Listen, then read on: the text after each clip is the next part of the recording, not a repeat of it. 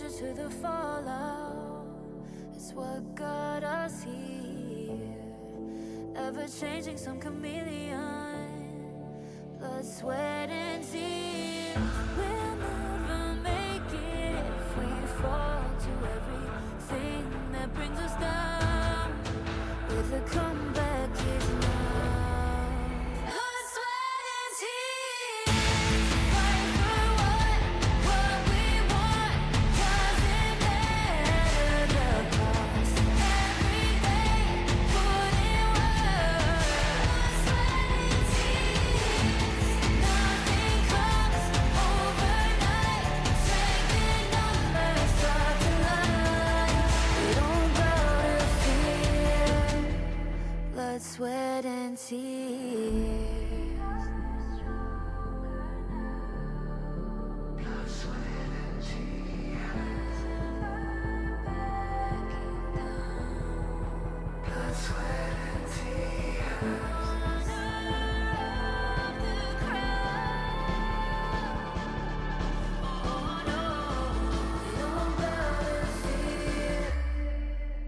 sweat, and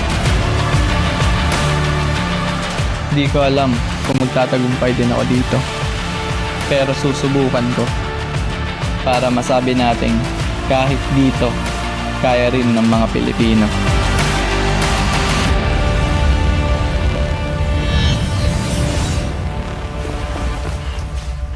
Dumating na po siya. Simulan na ang pag-ensayo.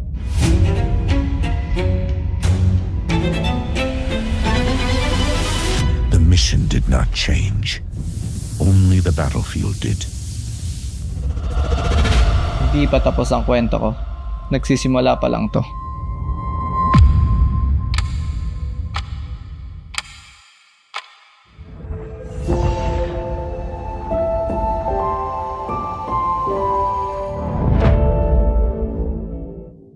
Sino ang tatagos? Gang versus gang. Kaninong hood ang mas malakas dito? 3-0 by Central Blade Steel on Season 2.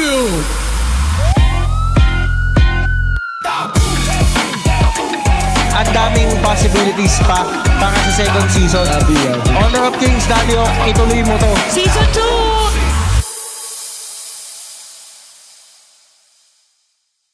2! Hey, where's your safe place? A place where ideas ignite, where laughter lingers, where work feels light. This is mine, and I'm not gatekeeping it. A chair isn't just a chair. It carries me through wins, through setbacks, through every step forward.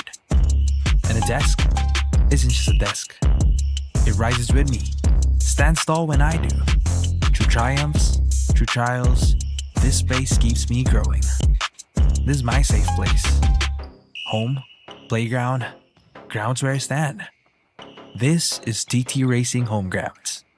For every dream I chase, every battle I face, TT Racing has my back. So I'll ask again, where's your safe place?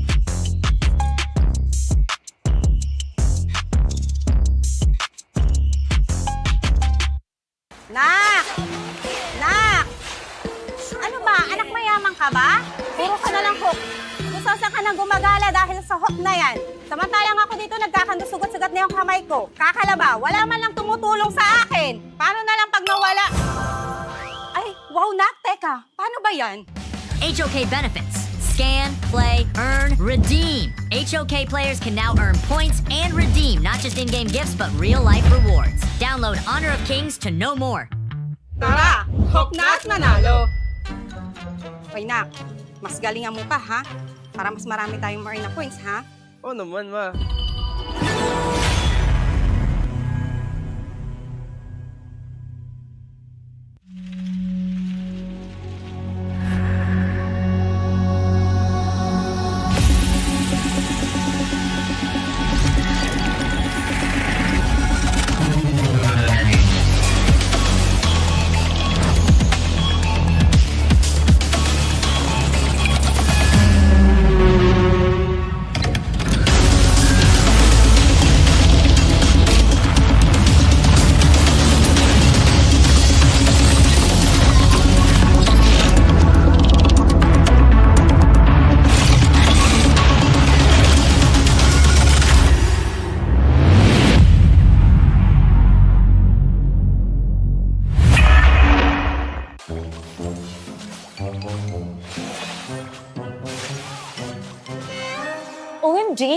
masusugatan dyan?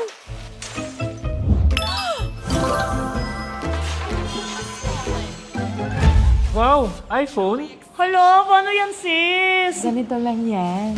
HOK benefits.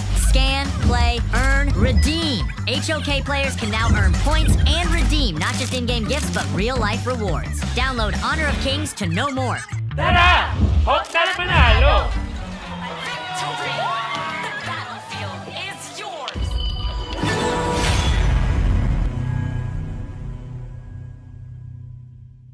Different shades, different moods, but somehow we just click. We all move through life differently, chasing dreams, finding calm, and growing in our own ways. For some, their energy burns brightest when they play. For others, calm is where their focus finds its rhythm. And for a few, growth simply happens when the mind is at ease. But even in our differences, we're all connected by the things that hold us steady or have our backs. No matter the hue, there's a color that feels like you. So let me ask you this. What's your color?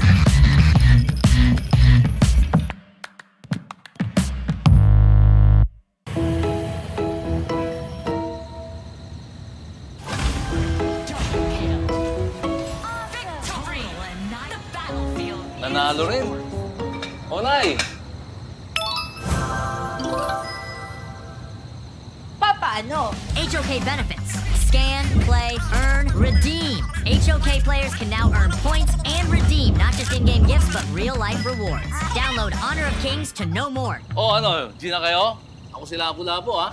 Pa, kulang na lang ng isa. 5 man na. Tara, Hawk.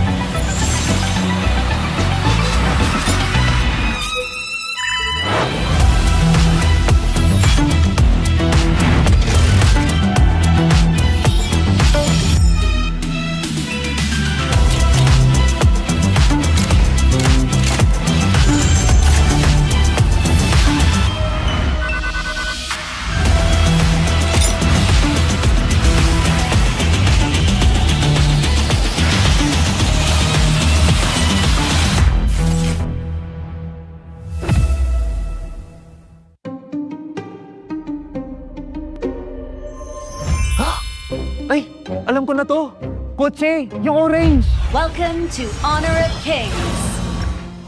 Dreaming of a car? Let's make that a reality with HOK benefits. Just go to nearby HOK benefits locations near you. Play HOK and complete daily objectives. Earn points and get a chance to win your own MG1 car. Tara, Hawk na at manalo. Get a chance to redeem other gifts too. Download HOK now to know more.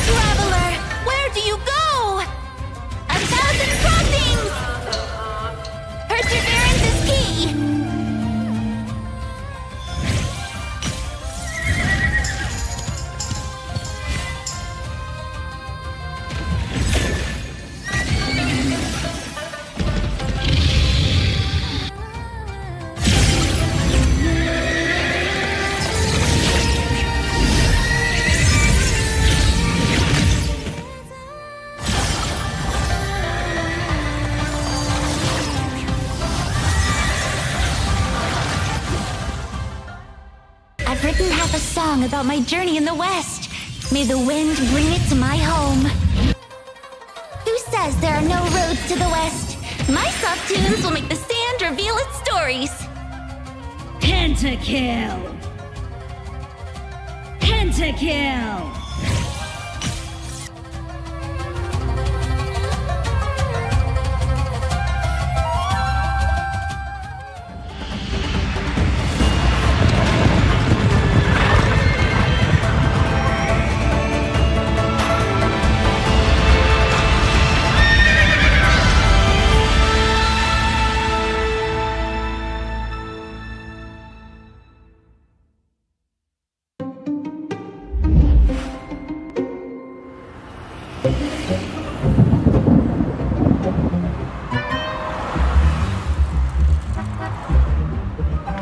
Pagod na ako! Welcome to Honor of Kings. Hawk? Pagod ka na ba ng commute? Change your life with HOK benefits. Just go to nearby HOK benefits locations near you. Play HOK and complete daily objectives. Earn points and get a chance to win your own MG1 car. Yes! Tara! Hawk na't manalo! Get a chance to redeem other gifts too, like token top-up pins, fast food vouchers, smartphones, and home appliances. Download HOK now to know more.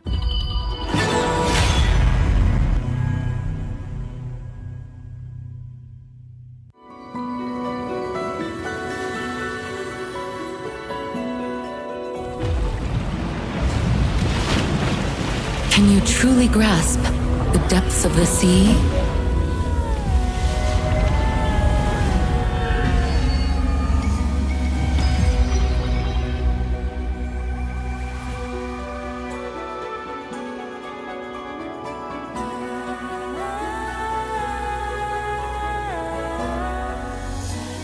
Tides rise and fall.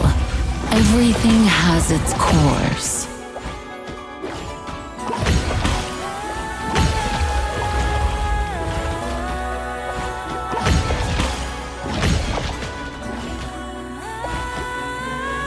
The ocean's throne knows but one ruler, me.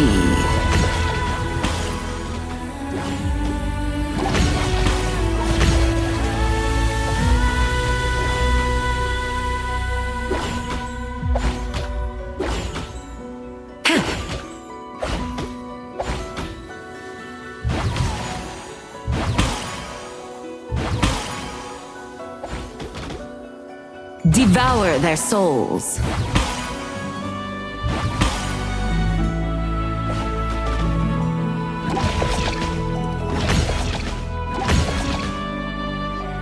The prophecy echoes.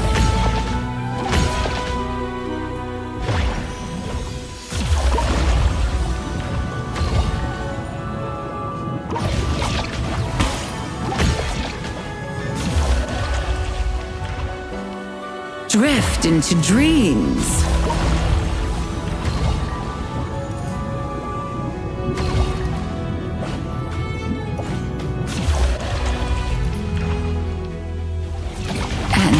And trying to shake the ocean? How absurd. Godlike! Rest now, forever in my abyss. Legendary!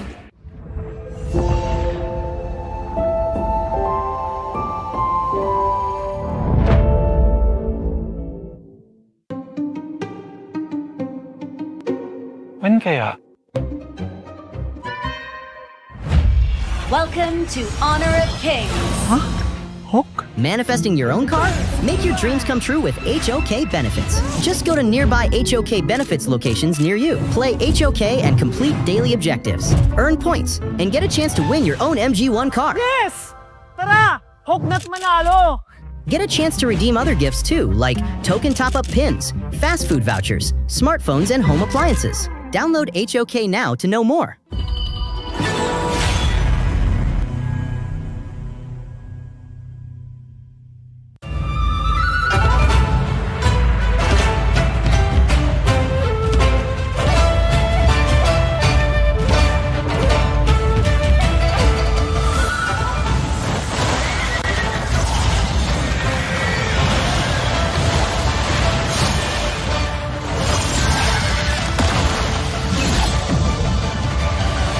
opening roads to last the ages and unite all lands.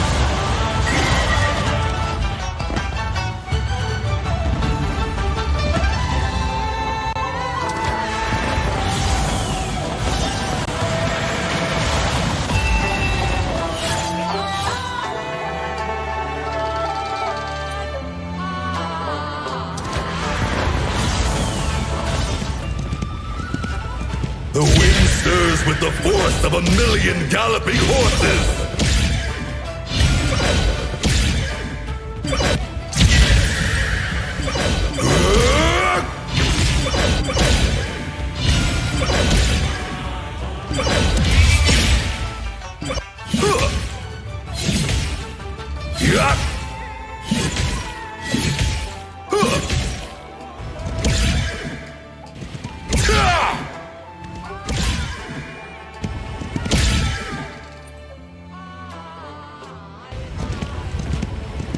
I promised your ancestors I would protect the seas of Min.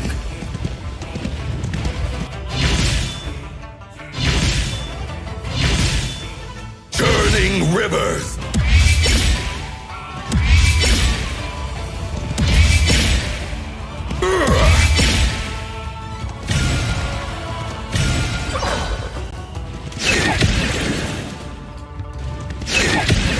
Pero hindi tayo yan. Toward the horizon. 10:30 tayo. Sayang yung TNT, pre. Kaya nila itong tingin mo? Kaya no? Kaya Anong plano, Kuya Dash? Ba't meron talent 3?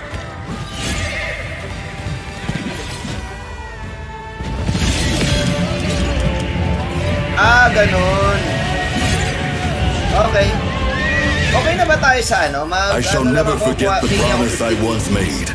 The wind stirs with the force of 1,000,000 galloping horses. Pentakill!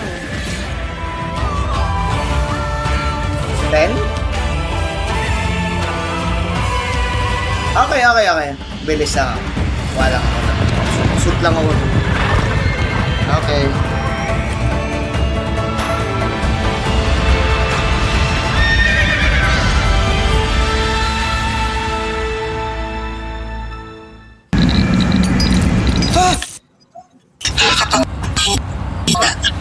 Ang mahina yung connection mo, Kuya Ed. Kung ako sa'yo, mag-TNT ka para wala masyadong lag. Lipat at load na sa TNT.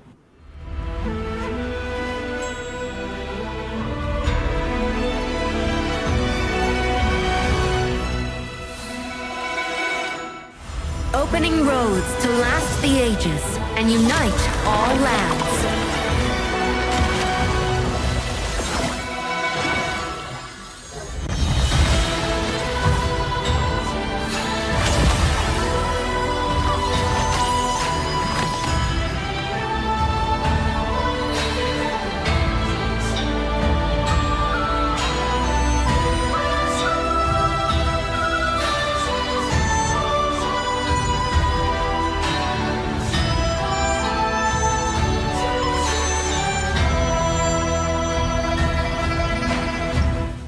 Where do you come from? Yeah! I'll send a cup over. Ah!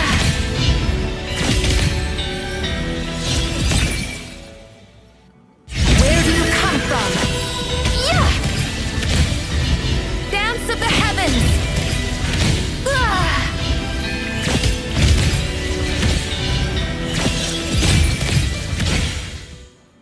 Yep.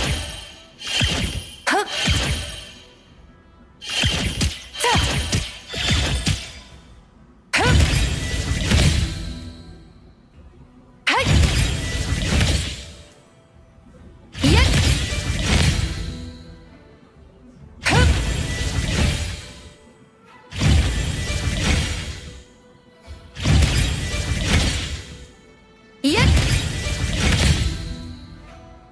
I'll send a cup over. Dance of the heavens. Yeah. Huh? Ah. Where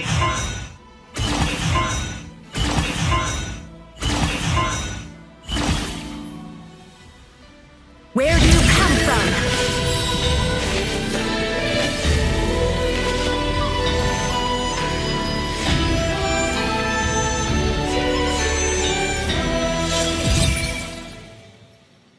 Where do you come from?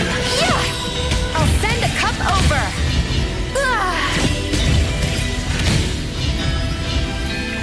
Dance of the heavens! Behold the might of Xinhua!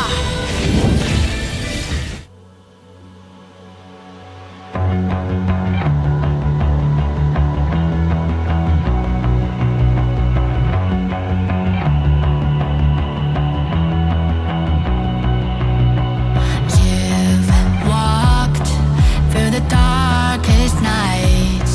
You've heard the crowd, felt the blinding light.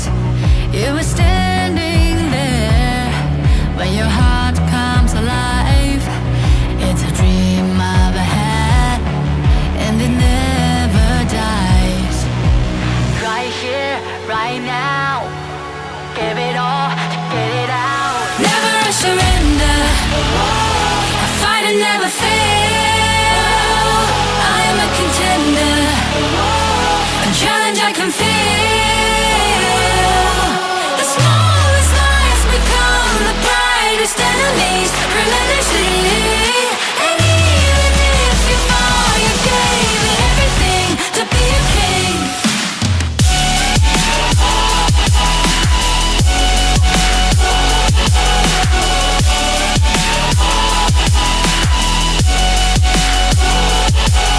The smallest lies become the brightest enemies. Relentlessly. And even if you fall, you gave it everything to be a king. You carved your way with a sharp attack. You watched it all burn, and you never looked back. There will come a day when your fears will rise. You protect your crown, so it never dies. Never surrender. I fight and never fail. I'm a contender.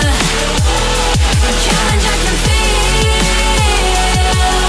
The smallest lies become the brightest enemies. Relentlessly. And even if you fall, you gave it everything to be a king. On my way, on my way. Find my way, find my way. On my way, on my way. Dream my way, dream my way. Never a surrender. I fight and never fail. I'm a contender. And challenge I can feel. The smallest lies become the brightest enemies. Relentlessly. And even if you fall, you gave it everything to be a king.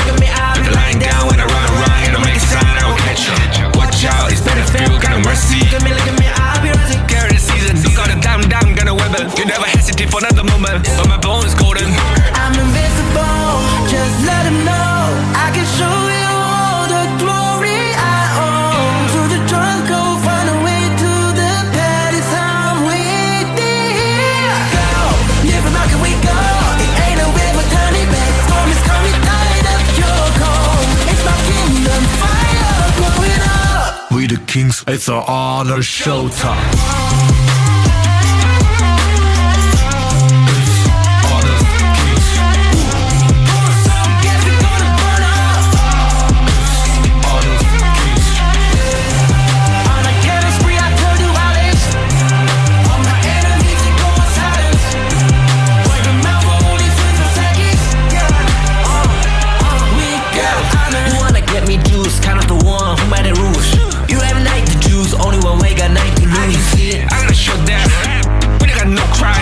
We barely fight, that's one crashing pieces you can cheat. First blood, double trouble, then I take a pen, I kill. All you do is sweat and look at me still with the rain. Say. I've triggered my soul down. For my pace. We the champions, screaming, I'm invincible. Just let them know I can show you all the glory I own. To the drunk, go find a way to the pad, it's how we did. Go, live from how can we go? It ain't a river, turn it back. Storm is coming, tired of your cold. It's my kingdom, fire, blow it up. We the Kings, it's an honor showtime.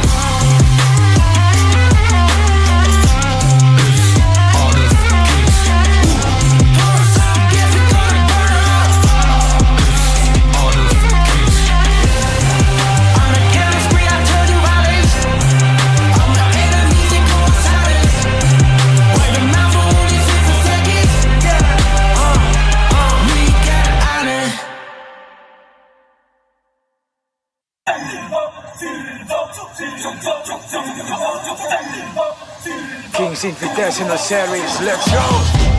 Bertahun-tahun ku ditempa, harap yang karang murka, enemy di setiap langkah, gantian datang mencoba, panggil ku Woman Army, satu orang 1000 nyali, Bel spirit dalam nadi, sini maju ku ladeni. Langkah sudah jauh, mereka pikirku mau mundur dan buang sau. Kehormatan yang utama di puncakku pertama, berdiri hantam balik semua yang halangi arah. Pikir-pikir lagi kalau kau mau halangi genderang perang sebab bunyi sini hadapi old school tank mentally dia takkan berhenti, bukan instan limitasi. Coba ku lihat sapu cara bermain agak lain dengan strategi yang saya desain. Aku lah mastermind di balik kekacauan. Satu punchline sapu ku mundur semua lawan. Insting tepurku deteksi ancaman, enemy ku libas seperti Anoman. Show satu pukulan tangan kosong, musuh jatuh runtuh panggil aku Wukong. Masih strong power hantam lawan yang menghadap. Sapu cakar lebih tajam lebih dari kopong pedang. Yang saya incar turawana bukan tata singgah sana. Maka wajar apabila dong bilang sampai jasana. Siapa yang berani mendekat kemari? Sayang kesana atau kau yang kesini? Jutaan kalian pun saya terakan lari. Seranganku cepat sulit kau hindari. Dominasi ku kendali, berotasi ke tiap sisi ku ambil alih. Saatnya kita untuk eksekusi. For my party, push. Everybody move. Ya move. Saat datang dengan mode brutal, kendalikan setiap titik vital. Damage magic, serang mental fisik, 1000 taktik, kau kalah cerdik. Mau coba jatuhkan sama mana bisa. Siasatmu sudah saya analisa, terdapat selak gerak geriku sulit tu dilabrak. Game over, hancurkan semua tawa. Kombinasi skill dan power, teleportasi ala Enoku yang LOK. Kau tahu ku tak bisa redam, pula tekadku yang takkan padam. Tu kehormatan yang tak bisa dibeli, saat saya genggam jangan harap kembali. Adu mekanik tingkat tinggi.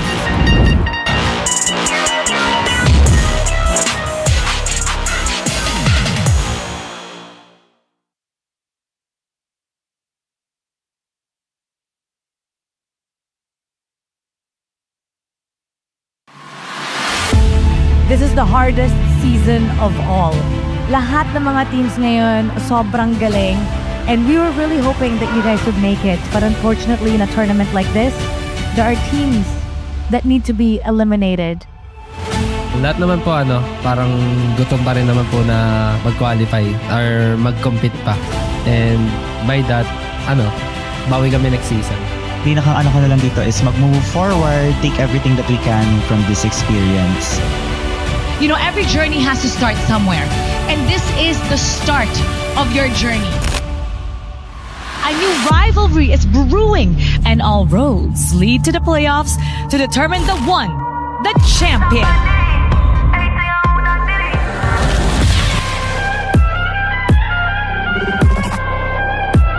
Tinanggal namin sa mindset namin yung high expectation.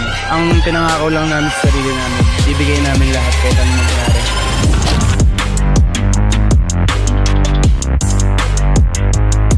Boom Esports, galingan natin. Bigyan natin ng magandang laban na PKL. In-expect ko talaga na makakapasok kami because of our lineup.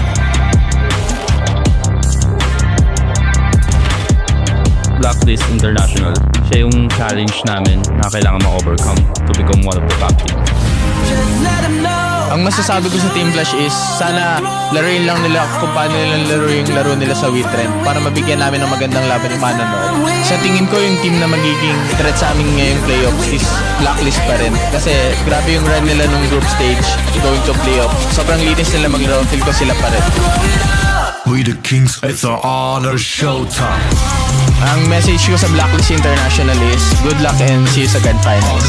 2025 na spring din season. Pwede kami talo nun. Kaso yun, natalo kami ng Grand Finals. Na-underestimate namin yung boom nun. So ngayon, same pa din, confident, pero hindi na siguro maging overconfident.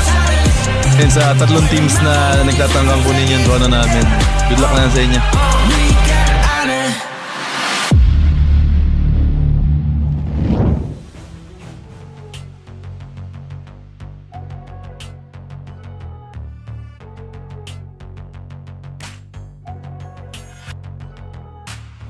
Every match brings us closer to the crown. And yesterday has reminded us of one thing, that underdogs have earned their place, pushing champions to their limits and breaking expectations. Now the stakes are even higher. In the upper bracket finals, we'll witness the defending champions Blacklist International going up against a miracle run that has stunned us all, Flash Philippines. But those who fall will get another life. One more chance to challenge for their trophy, as waiting down below in the lower bracket semis will be PKL's very first champion, Boom Esports, going up against TNT Tropang Alab, an underdog that wants to carve their name in history. Two teams will have to say goodbye, and two will continue their dream. This is the Philippine Kings League Spring Season 2026, Day 2 Playoffs. Pagkakataon mo na!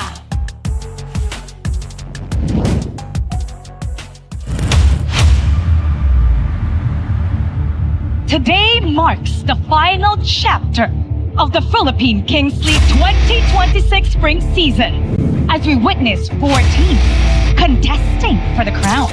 Welcome to the Philippine Kings League 2026 Spring! Pagkakataon mo na!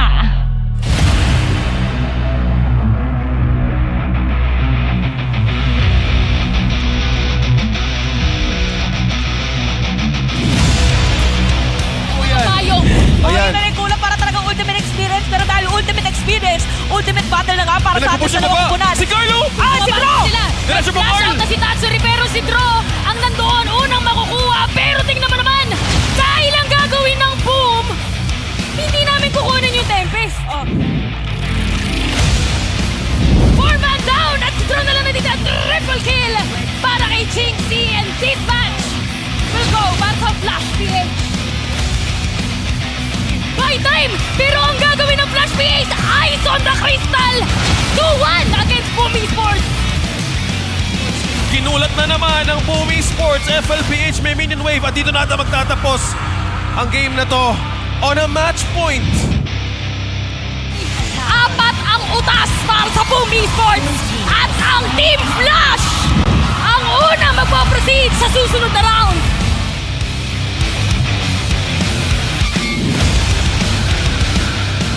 Dalawa ang nawawala sa blacklist pero wala pang wave ang TNT. Tingnan natin kung madedepensahan pa to, and impressive has been impressive all throughout this game number 1. Habang nagiging impressive ang kanilang simula from early game to Wala finish ka! naman kay Gold Lead na kwento na ata. Crystal lock na lang ang gagawin ng TNT. Double kill pa, souvenir. TNT Tropang Alab 2-0 para sa ating series. And a Blacklist International, despite the 2 points sa best of 7 na to, naka-reset ang code. And that's it moment na nga para sa TNT Tropang Alab match point. tuloy-tuloy lang ang pagkabante ng Blacklist International. It's an ace at extended ang ating araw. Blacklist International. Blacklist pushing it to an ultimate battle. Welcome to the ultimate Battle! At mukhang this is it sa hinaba-haba na naging laban natin ngayong araw sa kwento ng Blacklist International at ng TNT Tropang Alab. Blacklist ang magwawangi!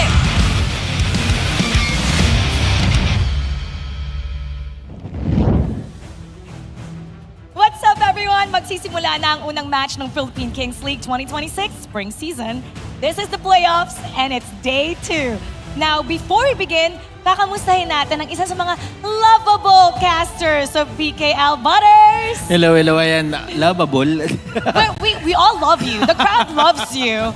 You are like the most popular caster hero. You are. Hindi ko alam, pero thank you. Sige. Butters, alam ko nagpunta ka dito kahapon. He Yeah. was here to watch the game. At kailangan natin i-recap ng konti yung nangyari because a lot of us were shocked by what happened. So first, pag-usapan muna natin yung unang nangyari. And that's Flash Philippines beating Boom Esports 4-1.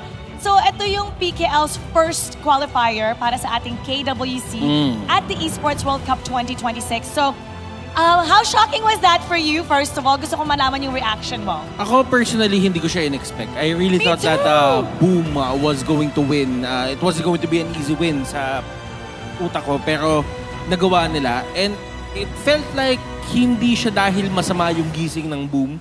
It was more on mas ready yung side ng Flash kahapon na kalabanin yung Boom. And I felt like ang laki ng naging epekto nung patch na nangyari. Kasi nung pumasok yung patch, doon na simula nanalo yung Team Flash. So parang hindi pa nakapag-adjust yung Boom, yun yung nasa isip ko eh. Pero madaming haka-haka kung ano talaga nangyari. Pero alam mo, Boom lang talaga yung makakasagot kung ano nangyari sa kanila. One thing that I noticed at nakuusap namin si Evilis after that they just really came in here more together. Hindi nila actually in-expect yung result, but they came in here just enjoying each other's company. At doon nakita natin talagang activated yung dalawang import. And they really deserve to win that one because they came in more prepared. And who doesn't like the story of an underdog expected to lose to come on top and taking down a champion? So Flash Philippines definitely nagkaroon sila ng more fans. Pero ito, yung series din ng Blacklist International kontra TNT Tropang Alab, it went to an ultimate battle. Game 7! And eventually, Blacklist won. Pero who would have thunk that TNT would give them such a hard time? Para sa akin kasi, pagka sinabi mong best of 5s, it's a different scale as to a best of 7. And I feel like yun yung somewhat our top teams are really having a hard time closing out best of 7s. Kasi kailangan nilang ayusin yung pagpili nila ng mga hero eh. Pero I feel like ito din yung kagandahan ng pag-shift natin from a best of 3 to a best of 5 nung regular season. Because it really shaped up a lot of these teams. At yung dalawang team na nakikita natin ngayon, yung TNT, Tropang Alab, putting Blacklist into a Game 7, Flash beating Boom. So parang these are things that you won't expect. It should have been, alam ko, iniisip natin lahat, it should have been a short day. Pero naabutan tayo ng pagpatay ng aircon. Patay na yung aircon, close na lahat ng shops. At sabi ko nga nung sinusulat ko yung extra ko, nilagay ko talaga doon na para tayo nasa alternate reality. Yeah. It's another reality where hindi natin na-expect na itong mga behemoths of a team would have such a hard time against teams na almost ma-eliminate. Almost hindi na makapasok sa play-ins. Pero kita naman na you know what? They deserve to be here. They have their right. They've earned their badge. At dapat talaga, the teams now look up to them. Yeah, it's actually a testament kung ano yung growth ng scene. Hindi, usually kasi ang nakikita natin, yung growth lang ng Blacklist, yung growth ng Boom. Ngayon, nasama na sa equation yung growth ng Flash na kakalabanin ng Boom mamaya. Dito talaga natin makikita kung ano yung itsura ng growth ng Flash. Kasi natalo nila yung Boom. Nagulat tayo lahat. Pero kung matalo nila dito yung Blacklist Oh my International, gosh. kakaiba na yun. Kakaibang Flash. growth na yun. Talagang iba na. We will praise you so much. Kasi itong Flash Philippines, they had flashes of brilliance. And it is destiny to face the first two teams that they faced in their first week that gained 0-6. Kasi nga kung maalala natin, we started the season, they had a hard time because champions kaagad na nakatapat nila. Boom and Blacklist. So, how fitting is that now, fast forward, dito sa ating playoffs, unang makakalaban nila ng dalawang teams are those very two teams that they had a hard time in the beginning, but now I don't think they're gonna have a hard time. Alam mo, ang ngayon, it's crazy to think that this all happened because Archives beat Rough RW. World Era Hive. Yun yung nangyari. That's exactly what happened. Flash wasn't even supposed to be part of the play-ins. Yes! Wala silang points to even make it in. Ang daming kailangan mangyari for them to even put themselves in that play-ins. Tapos yung play-ins pa, nobody expected them to beat JGE. It's like fate. Fate has aligned and put everything perfectly the way it's supposed to be. So, thank you. It's destined talaga to happen. Oo. So, there's a higher purpose for Flash Philippines and now we're seeing it. Now, yung may interview tayo with Calm and yung sinabi niya, they just wanted to win one game. And now, they're one match away from making it to the grand finals. Imagine that, from just wanting to better the communication with the team, kasi nga meron silang mga imports, and they're just taking it one game at a time kasi they started, just a reminder, they started the first weeks, the first games, matches, 0-6 sila. Yep. 0-6.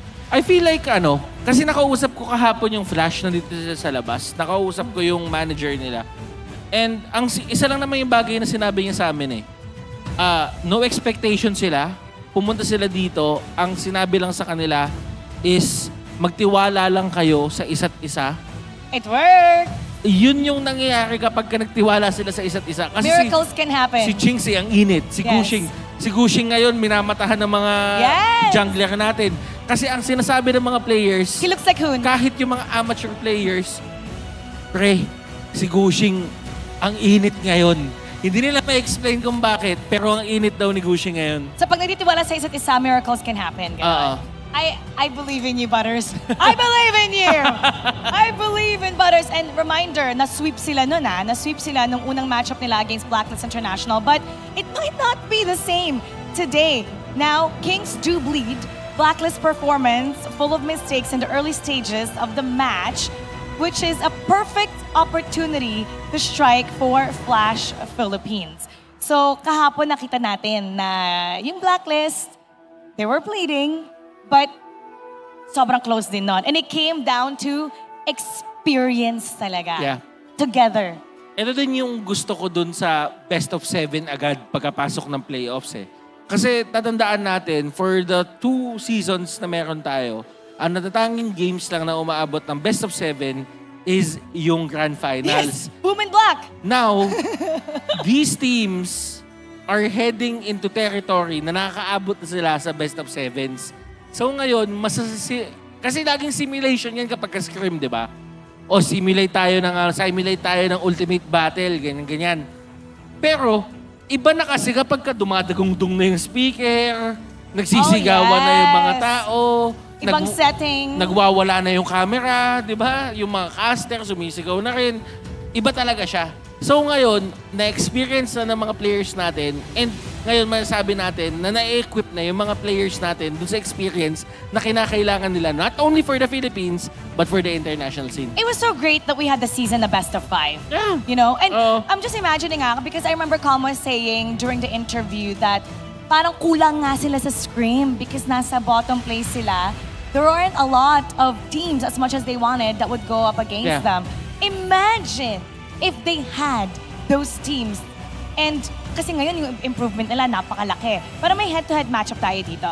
It'll be Chami 1 versus Calm. Actually, itong dalawang players na to, kung iisipin these are both medyo balanced na clash laner para sa akin si Chami. Kaya siya talaga yung nare-regard as the best. Yes! The MVP! best clash lane na meron sa Pilipinas.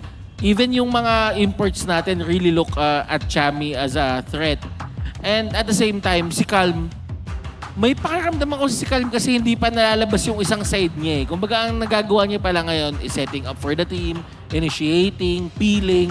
Pero hindi pa natin nakikita yung carrying capability na meron si Calm eh. So may pakiramdam ako na possible ba for Blacklist International somewhat malabas nga yung side na yon to go up against Chami? Kasi feeling ko, kapag kalaban mo si Chami 1, kailangan ilabas mo lahat ng kaya mo. You know, since nandun ako sa mga international tournaments, pag tinatanong ko sa mga international teams sa Malaysia, sa Indonesia, sino nga ba yung ina-idolize or sino talaga nire-respect nyo na player mula sa Philippines? Ang sagot palagi nila, Chami 1. So Chami 1 is actually a contender sa ating King of the Gorge. He has one of the most MVPs and he might win, we don't know.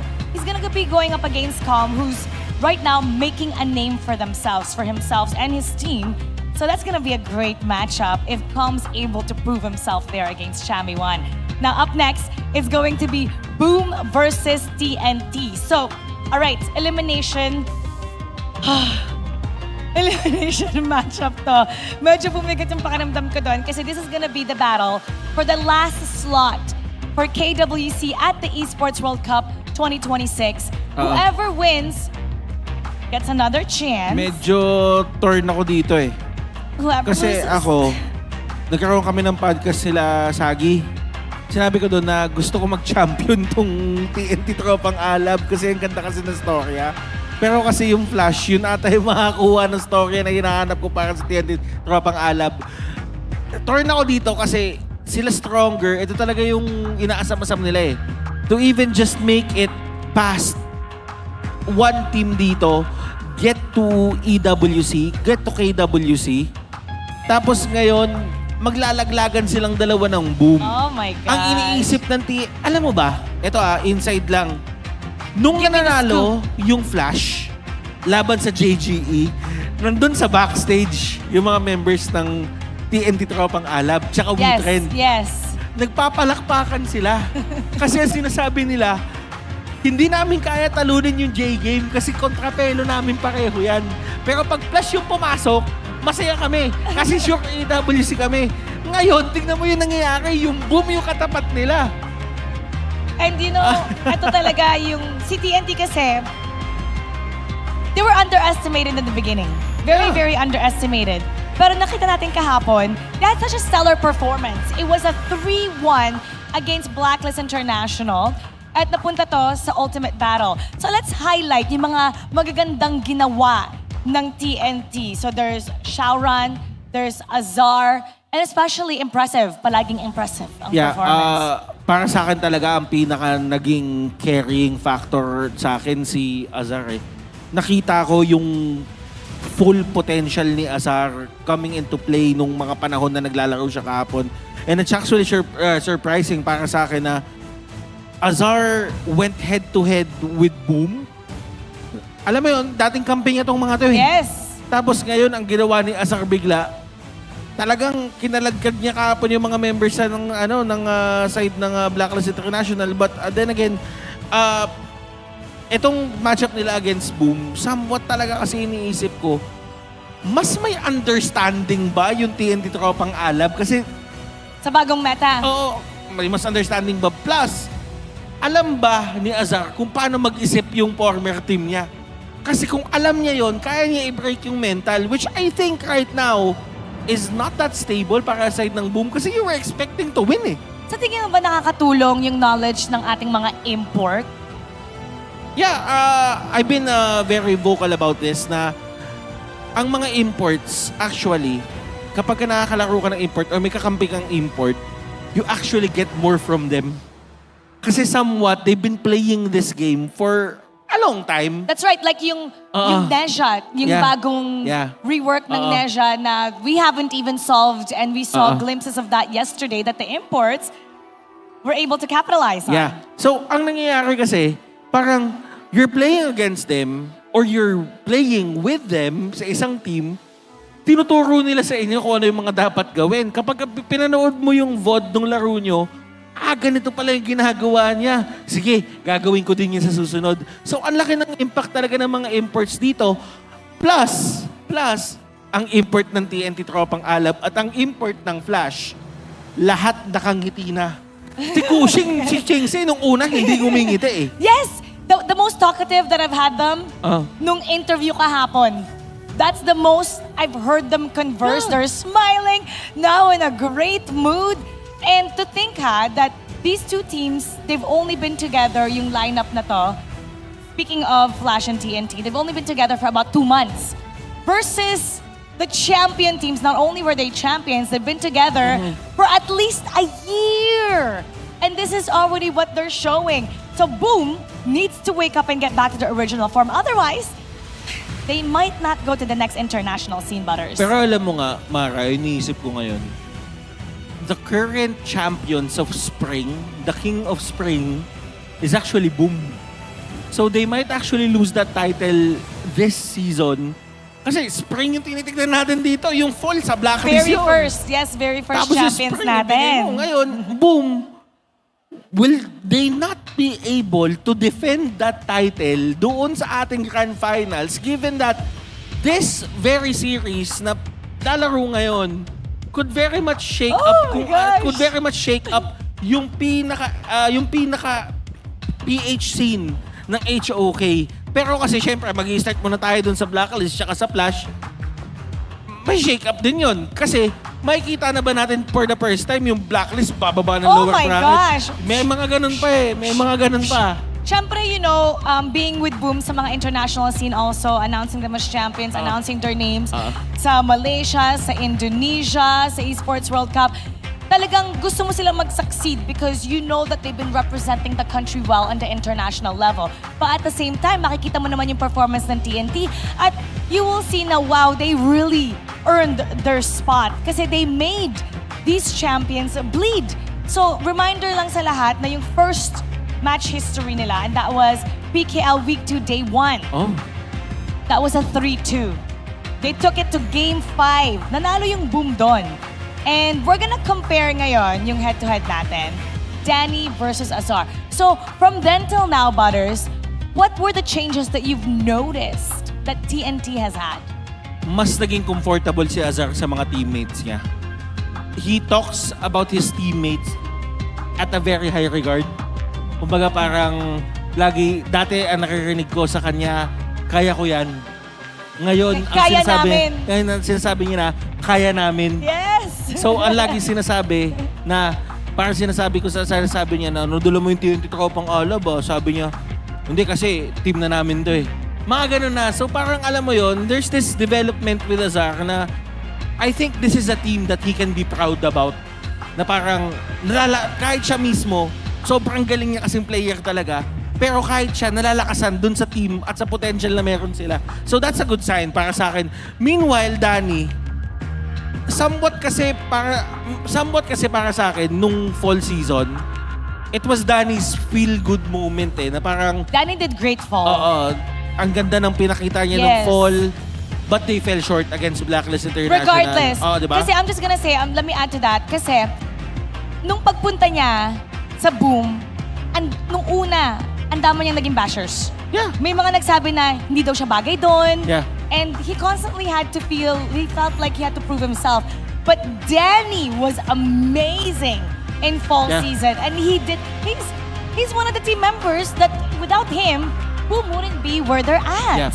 At ako din, isa din ako dun sa mga taong nakarinig. Actually, even from pro players. From other players, from other contemporaries, talaga na parang hindi siya bagay, but he proved them wrong. Yes. But this time around, against Azar, he needs to prove something na hindi ako kaya ng explosiveness ni Azar. Kasi itong matchup na to, Danny is calm. Siya yung kalmadong player, siya yung maghahanap ng play, siya yung matalinong player dito na kalmado lang. Meanwhile, itong si Azar, matalino rin. Pero kapag ka nakita ni Azar na may opening kayo, ititake yan ng ititake yun. Ganun siya klaseng player. Kaya nga sinasabi natin, di ba? Walang flash out kay Azar. Meron lang flash in. Kasi pumapasok talaga siya sa lahat. Sugat ng sugat. Go Oo. lang ng go. Tsaka ano mo, Butters, napansin ko yesterday. So, nag-reach tayo ng Game 7. And nanalo yung Blacklist International. Itong TNT, nakita mo sa kanila yung heartbreak na hindi nila kaagad na secure yung EWC. At kita doon talagang you would feel bad. Yeah. I mean, kudos to Blacklist International. But when you see TNT Tropang Alab dun sa stage, talagang nakita mo yung bagsak kasi they almost had it. And I think they're gonna use that drive today and get that vengeance this time against Boom Esports. Actually, nung umabot ng Ultimate Battle, I somewhat felt na Blacklist International na talaga siya. Because you don't go to an Ultimate Battle with Blacklist International. If that was the first time na napatid sila sa isang Ultimate Battle, sige, pwede. Baka makuha niyo yung panalo. That happened against Boom nung spring season natin last year. But, nung na-experience nila yung talo na yon, they got better sa mga Ultimate Battle. So that's why I thought, parang Blacklist na to But at the same time also, naisip ko doon is, naku, activated na lahat ng heroes ni Sharon. Di ba? Pero now, i-activate natin ang ating community because we want to feature you guys. And meron tayong mananalo dito later on kung sino nga bang ating TNT comment of the day. First, we're gonna start off sa ating community. Ito kay Ambidex, our beloved Ambidex. Sabi niya, Game 7 na, Ate Chantel. Ano, stress ka ba sa upuan? Blacklist versus TNT Tropang Alab. Actually, I'm happy na, hindi na lang ako yung nakakatikim ng Ultimate Battle this time around Kasi noong 2025, record-breaking 12 Ultimate Battles in a year. and you know, the crowd was really happy with that. Ito naman, galing kay Jericho Miller, upset of the year. Nobody was expecting that. Everybody thought boom, boom, boom, boom, boom pa rin. Boom talaga. Walang tatalo sa boom. Pero when it happened, you had to be there. You had to be on stream. You had a friend na nagsabi sa'yo, pre, natalo ng Flash yung boom. 4-1. What? Kasi sa ganung paraan ko din nalaman na natalo ng Flash yung boom.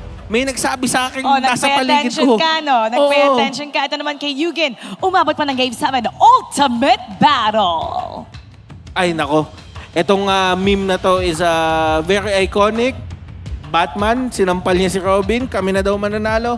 May Game 7 pa tayo. Siyempre, hindi naman papayag yung Blacklist International na matalo lang sila. Talagang tutulak ka niyan. That was a good one. And now, ito kay Emerson Fadrikilan. Wala na akong no choice. Hindi. Si Daniel naman talaga. Kung hindi nyo kilala si Daniel, isa to sa mga pinakamasisipag na ranked game grinders sa Honor of Kings. Dito sa server natin, sobrang sipag niyan. Play-ins to, play-ins. Oo, Just a reminder, play-ins yan. this is not playoffs, this is play-ins. Pero kasi yung panahon na yan, kaya din pinasok si Daniel pala dyan, is because naaurahan na talaga ng todo si Ismora. Yeah. Umiyak si Ismora noon. Oh my gosh. Umiyak siya. Congratulations! You won 1,000 pesos TNT load. 1,000. At meron din tayo nanalo ng 1,000 pesos TNT load kay Kay. Her name is Casey Villasanta. Gumawa siya ng Chayan, handmade niya to. It's a crochet. Nandito siya kahapon. And I'm so happy. Thank you so much, Kay. She gave this one to me. She knows that I'm a Kayan main. So, thank you so much. You won 1,000 pesos TNT load. At tinanong niya doon, guess who's next? Tignan natin kung sino ang next. Sinabi niya sa akin kung sino yung next. Sabihin ko ba? Sige, sabihin mo na. Sabi niya, it's going to be Menki. She's gonna handmake that. It takes her about 1 week. She handmakes that and then she's going to give it to you. Yan. Inaabangan ko yan. I-display ko sa bahay yan. Sure yan. At tuloy po rin ang ating giveaway mula sa ating official telco partner, TNT. All you have to do is mag-submit lang ng entry sa ating official groups at mag-caption with the hashtag TNTXPKL. Once again, ito yung hashtag TNTXPKL. At itag ang TNT Philippines on facebook.com/TNT para manalo ng 1,000 pesos TNT load.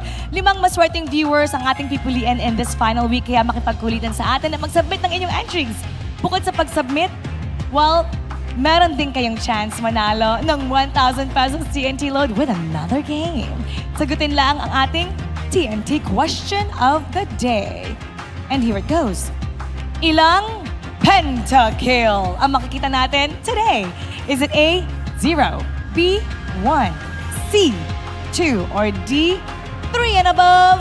Comment down below with your answers. Actually, you can start commenting right now because you never know. We might pick it right now. And again, use the hashtag TNTXPKL on all of our live platforms. That's on Facebook, YouTube, and TikTok, so you get more chances of winning. Now, pwede na kayong maghula ngayon. Napatuloy lang manood ng PKL para malaman ang tamang sagot. I-reveal natin the right answer at the end of our show. And now, it's the second day of PKL Spring Season 2026 playoffs. Of course, we're gonna give you another chance para manalo ng this. Oh my God, this is such a good prize, I have to tell you. Swift X 2020 Dawn from TT Racing! Ang kailangan nyo lang gawin ay bilangin or hulaan kung ilang beses lalabas ang TT Racing gaming chair sa inyong screen na parang ganito. Ayan, ayan. Dun, dun, dun, dun, dun, dun. TT Racing, TT Racing. Sample lang to. So this is not counted yet, alright? So comment down below and you have to use this hashtag.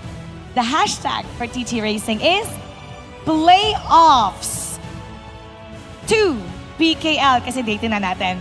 Playoffs 2 PKL on all of our live platforms para may chances kayong manalo because you know what? You never know where we're gonna pick. It could be YouTube, it could be Facebook, and it could be TikTok. So pwede kayong humula sa simula. But lalabas yung mga TT Racing chairs all over throughout the show. Kaya patuloy lang manood ng PKL para mabilang kung ilang beses nga ba lalabas ang TT Racing para makuha niya yan. Alright, so we're gonna be taking a look at the tournament bracket, Butters. Let's take a look at what has happened. This is a timeline. This wasn't on my Q1 2026 bingo card. Ayan. Flash PH versus Blacklist International upper bracket finals. Alam mo kung ano malupit dito, Mara? What is malupit? Ang Flash is international org, pero sila yung may PH. Yung Blacklist is a Filipino org, pero sila yung may international. Medyo, medyo nakakagulat yan. And at the same time, ito hindi ko talaga in-expect. Boom versus TNT. Ooh, lower bracket. Alam mo, Mara, kung sino man ang malaglag dyan, malungkot ako. Pag TNT ang nalaglag, malungkot ako para doon kaila Bavane, kaila Asar, kaila Stronger. Sobrang lungkot ko para sa kanila. Pero kapag ka naglaglag ang Boom, malungkot ako dun sa isang co-caster namin. Okay. Magiging malungkot talaga ako. Now, we're going to start the first series of the day. It's gonna be between Flash Philippines and Blacklist International. Let's get it going! Casters, paso! As we all say, everybody, dreams could be shattered in this tournament that we have today. It is going to be a time for us to all be sad because one of the teams today will go home and literally be eliminated from this tournament. But again, everybody, we are going to be your shoutcasters for today. My name is Dash, and I'm here with Mr. Manjin Faldas together with me here in the English broadcast. Welcome, brother. How are you doing today? What's up? Finally, Dash, we've been talking about this. Maybe someday we can get to cast together, and we didn't expect that it's going to be in the English stream. So right now we're in layman's term, in the Tagalog term, we're spokening in dollars. You know, we're spokening in Benjamins for today's elimination matches. It's gonna be like a long day of HOK. I was watching last night. For sure, everyone tuned in. Everyone was pouring their hearts out to those games, and I'm quite excited. Two big names, Blacklist International and Boom Esports, yet again being part of the top four. But the story to tell is the miracle runs, right? For TNT, and right now we're having Team Flash PH. Yeah, let's be honest. The road yesterday was pretty hard for our former kings right here. Yeah. Blacklist, Boom Esports got sent to the lower brackets. Blacklist still stays on the upper brackets, but the fight yesterday was pretty hard. It was a 4-3 ultimate battle against TNT. Yeah. And now TNT will be facing against Boom later on, but first and foremost, we're going to be starting today with the upper brackets because we are going to be focusing on Blacklist and Team Flash. What were your expectations from yesterday, Manjin? Because yesterday was kind of tough. Yeah, we didn't really expected Team Flash to get here, right? They were, if I'm not mistaken, 7th place or probably juggling into 8, 6, 7. Yeah. Right, 6, 7. So they were like, they were literally like the meme, you know? Like, they were literally like, are we 6? Are we 7? Yeah. But that's what the kids do nowadays, 6, 7. Yes, sir. Yes, sir. And then Archives happened, RWE happened, and they were like, oh, the stars aligned for us. Last season, I think, is it spring, is it fall? But last season, last PKL season, they were eliminated. That was definitely a new team. This is a new team, I mean. And they rebuilt their roster. And right after that, the stars aligned, and finally they're here. They didn't let Boom play their play, specifically Carl on that jungle role. We were talking about it earlier that Carl didn't really get to play. They were actually targeting Tats and Carl yesterday. So I was like, are they gonna do it again? Are they gonna target a specific player? But now Blacklist International, it's a different type of beast. You can't really target one, like, you know, because what I like about Blacklist International this season, specifically the mid laner like Dragon, everybody stepped up. Yeah. Everyone stepped up, you know, like everyone put their A game, and you can't really, again, target one specific player. Yeah, everybody from the side of Blacklist International have been stepping up, and that's the reason why they are one of the best teams that we have here in the tournament. But on the other end of things though, Team Flash PH, let's talk about them. Right now, Gushing. Butters talked about it a while ago. He was saying that everybody doesn't understand why Gushing has been really good today. He has woken up from his slumber. During the regular season, we didn't see this version of Gushing. But this time, let's take a look at the players first, because they are going to be on your cams right now, everybody. These are the players. They're getting ready for our drafting. They're getting ready for the game. We're starting early today, Manji. Yes, sir. I'm pretty sure Blacklist International still has wounds from that previous game that they had last night, you know. I'm not sure if there's a fatigue factor coming in to this game, especially for Blacklist International. For your information, Dash, usually the teams here, they woke up like around 11 and 12 to start their scrims, right? Around this is not gamer time. Yeah, this is not gamer time. So I'm not sure if it affects them, you know. But then again, going back to what you said about Gushing, I kind of feel like with the first stages of the regular season, there's always this communication effect, you know. There's always this lack of communication because of the language that they have, for sure. But then again, you always have this tendency to make it in the end, you know, and understand how your team feels. And with that grind, Team Flash, they really did study the opponents that they went through. Like, first of all, they went to J Game Esports. And that was 4-2. And then Boom Esports 4-1. Yeah, it was a long start of the play-ins there for the side of Team Flash. They won against J Game, as you said, and this time against the top 2 team that destroyed them during the regular season 3-0. But this time they defeated them 4-1. The question is, was it because of the draft? Was it because the players were actually that crazy good from yesterday's game? Because from what we've seen from yesterday, it doesn't feel like Boom had a woke up on the wrong side of the bed. I think they were doing well, but Team Flash was just doing better. Yeah, they were definitely ready for Boom Esports. That play-ins game definitely gave them the momentum that they want, especially up against Boom Esports. Boom Esports actually is struggling in the regular season, and Team Flash exploited that struggle. And also, I want to mention the new patch, right? The 3 starter sprite links, if you know what I mean, right? The Coolio water type, Bigly fire type, and Runcy grass type. Definitely, it affected the game a lot. I know that you do it in your ranked games. That Runcy Spriteling is a game changer for sure. Yeah, people have been picking up the Runcy a lot, but also from the pros, other than the Runcy, some of them also pick up the Bigly. It's like the second level. First, top 1 is always going to be Runcy, top 2 is going to be Bigly. The choices runs on if they are going to be dived on or if they are going to die. Because having that extra 10% HP is really helpful. So that's why sometimes the Bigly is good.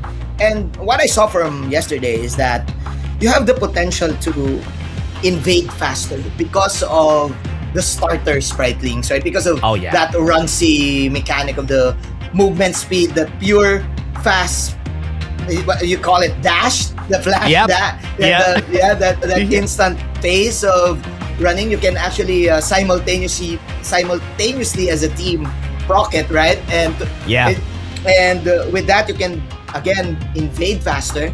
Plus you have the knockback, right?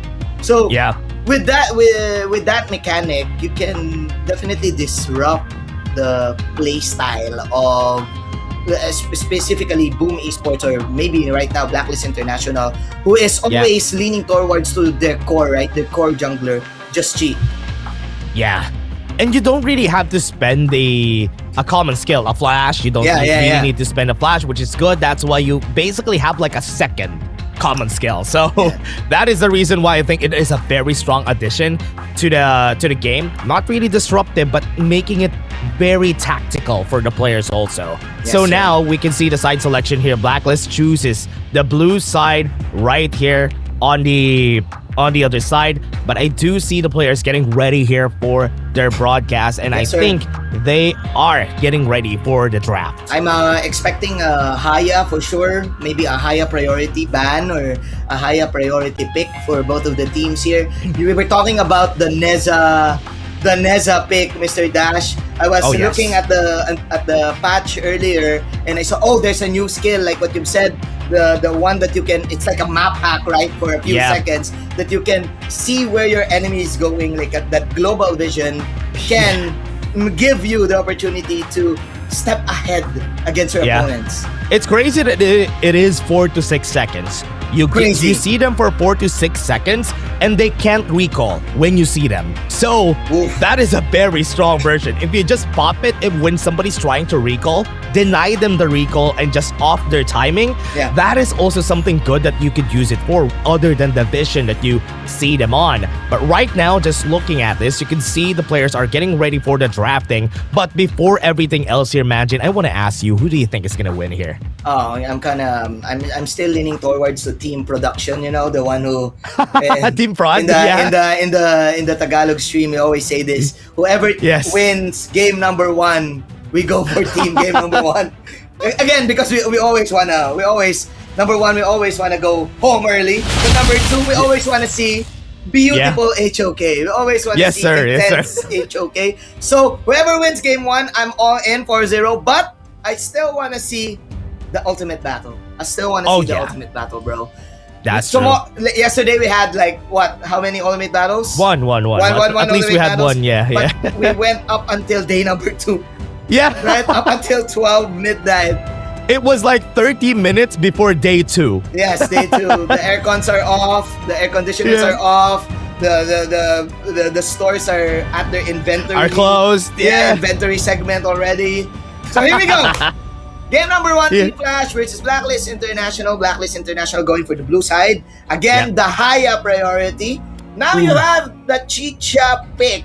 And that's a flex for sure. That's a lot of strong picks that we're seeing right now from the side of Blacklist International. Very early into the draft, Yesterday, I think one of their problems was because their first rap wasn't really that strong. That's why they started very slow on their side. Now, they're trying to take things in a different light here. Let's try to start it strong with the Chicha, with the Haya. This hero, Haya Evernight Aspiration, has been such a strong addition to the game that she is always going to be the priority. It's not the Mai show anymore, it's the Haya show this time. Yeah, that easy other dimension, other multiverse, he's gonna, that type of hero can easily, number one, set the pickup for your team or just disrupt the team fight entirely. Usually you get the assassin, right? Especially for big objectives, right? Like for overlords, for the tyrants, you just go ahead and ulti the assassin and the jungler. Then your team can easily win that objective game.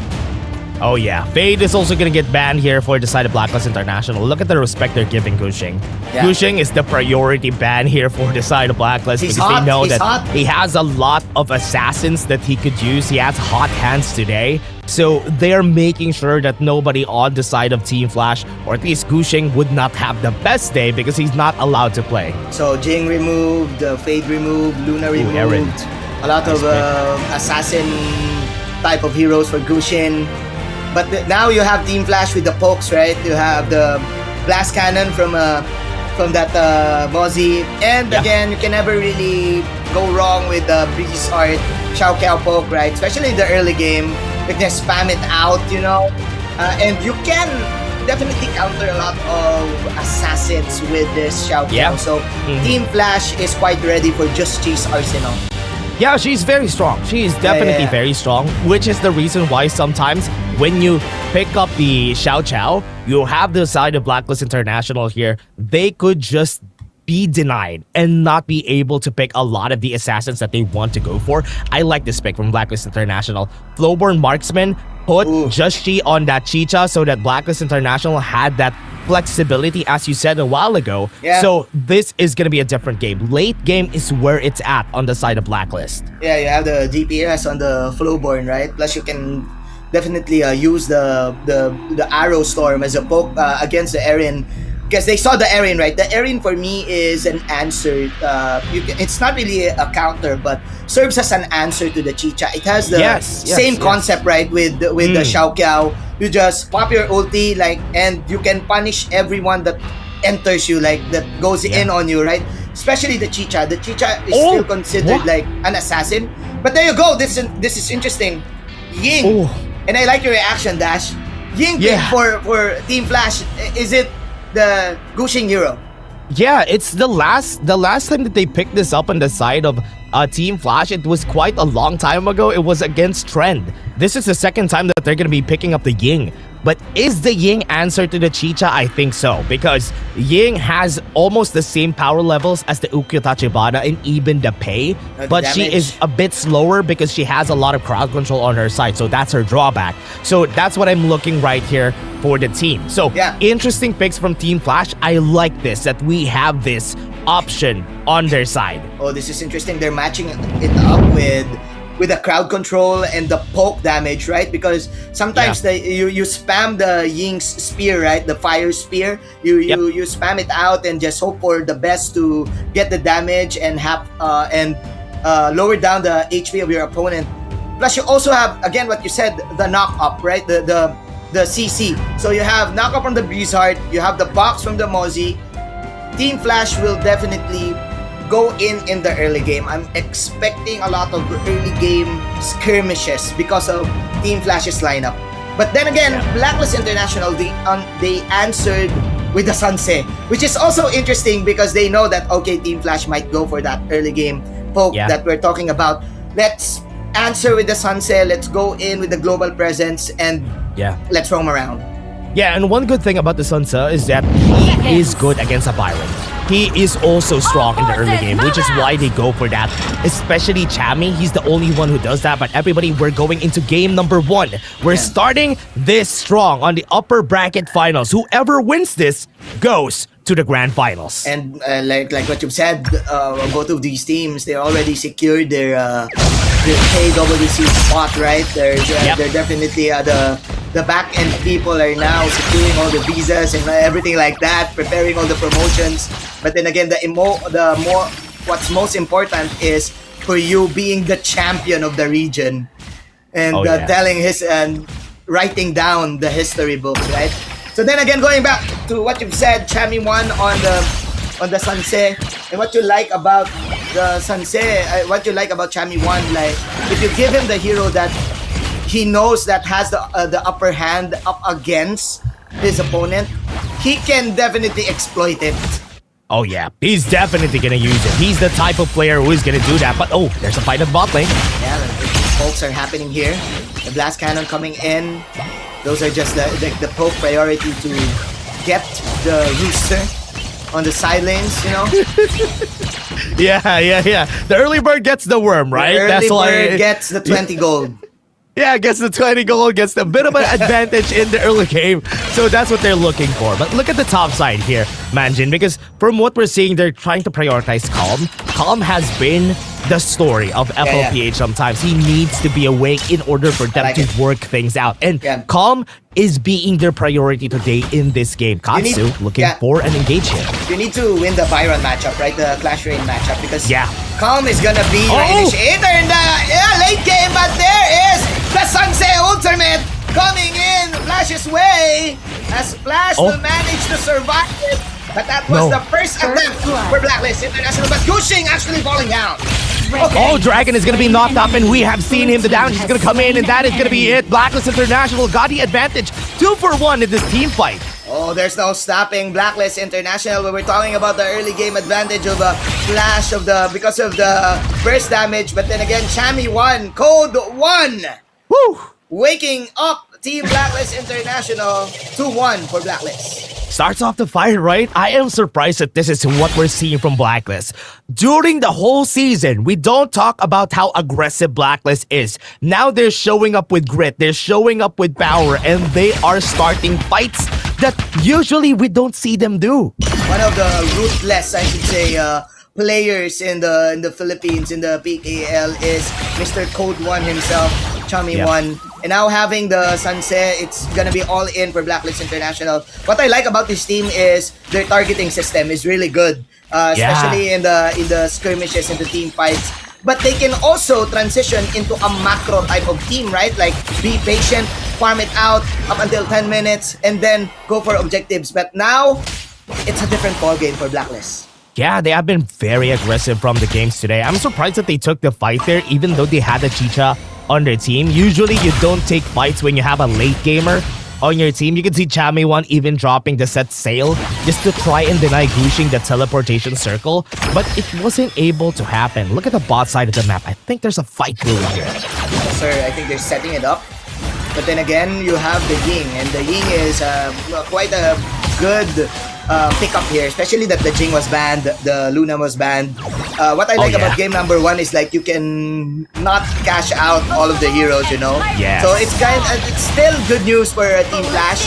Not that quite of advantage for Blacklist International, but okay, there's a fight coming in. Dragon catching one, but there is the meteor shower from the Blizzard. Those are pickoffs of Flash. Flash cannon coming in to the Chicha, but Arrow Storm counter go for Golden Kite.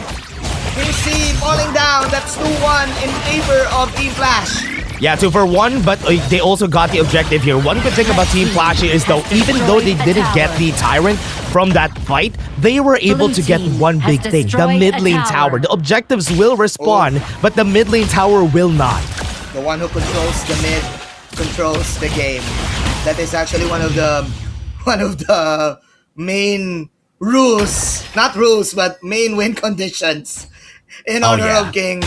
Yeah. And so they're definitely gonna rotate faster here with Flash's opportunity to putting a hole in that mid lane tower. And meanwhile, Blacklist International, they need to move. There's the stun, but okay, nice dodge from Calm. So no casualties whatsoever. Sunset ultimate coming in also. The Seafarer, Chami 1. Blacklist International will just disengage. Yeah, look at the rotate here from the side of FLPH. They're trying to be going to where their side on the knockup. These are folks. Go to the team setting up her for the Overlord, but that is the aggression from Team Flash coming in with the Blizzard ultimate. Team Flash missing all of those kills, but they will now go in transition to the push. Quincy just pushing up the tower. Boom! There's a stun again from the Lapu-Lapu. Blacklist International clapping back. What? Another stun. Arrow Storm. Flash in from Golden Kite. Golden Kite with the triple kill. The Golden Boy putting on a show here in the top lane. Is it gonna be a quadra? Yes, it is, but not that type of kill. 4 heroes falling down for Flash. Blacklist International with a counter go.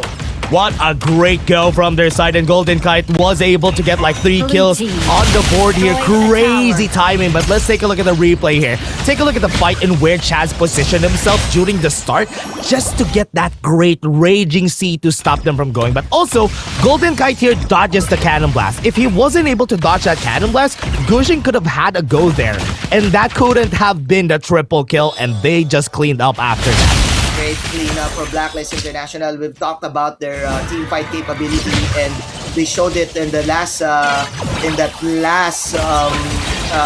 fight, that last bout. 7-3 is the scoreline. I really thought that Team Flash has it because they were pushing the tower, they were in position, but unfortunately that Blizzard meteor shower was on cooldown, and Blacklist, like what you've said, the positioning also for Blacklist International was better.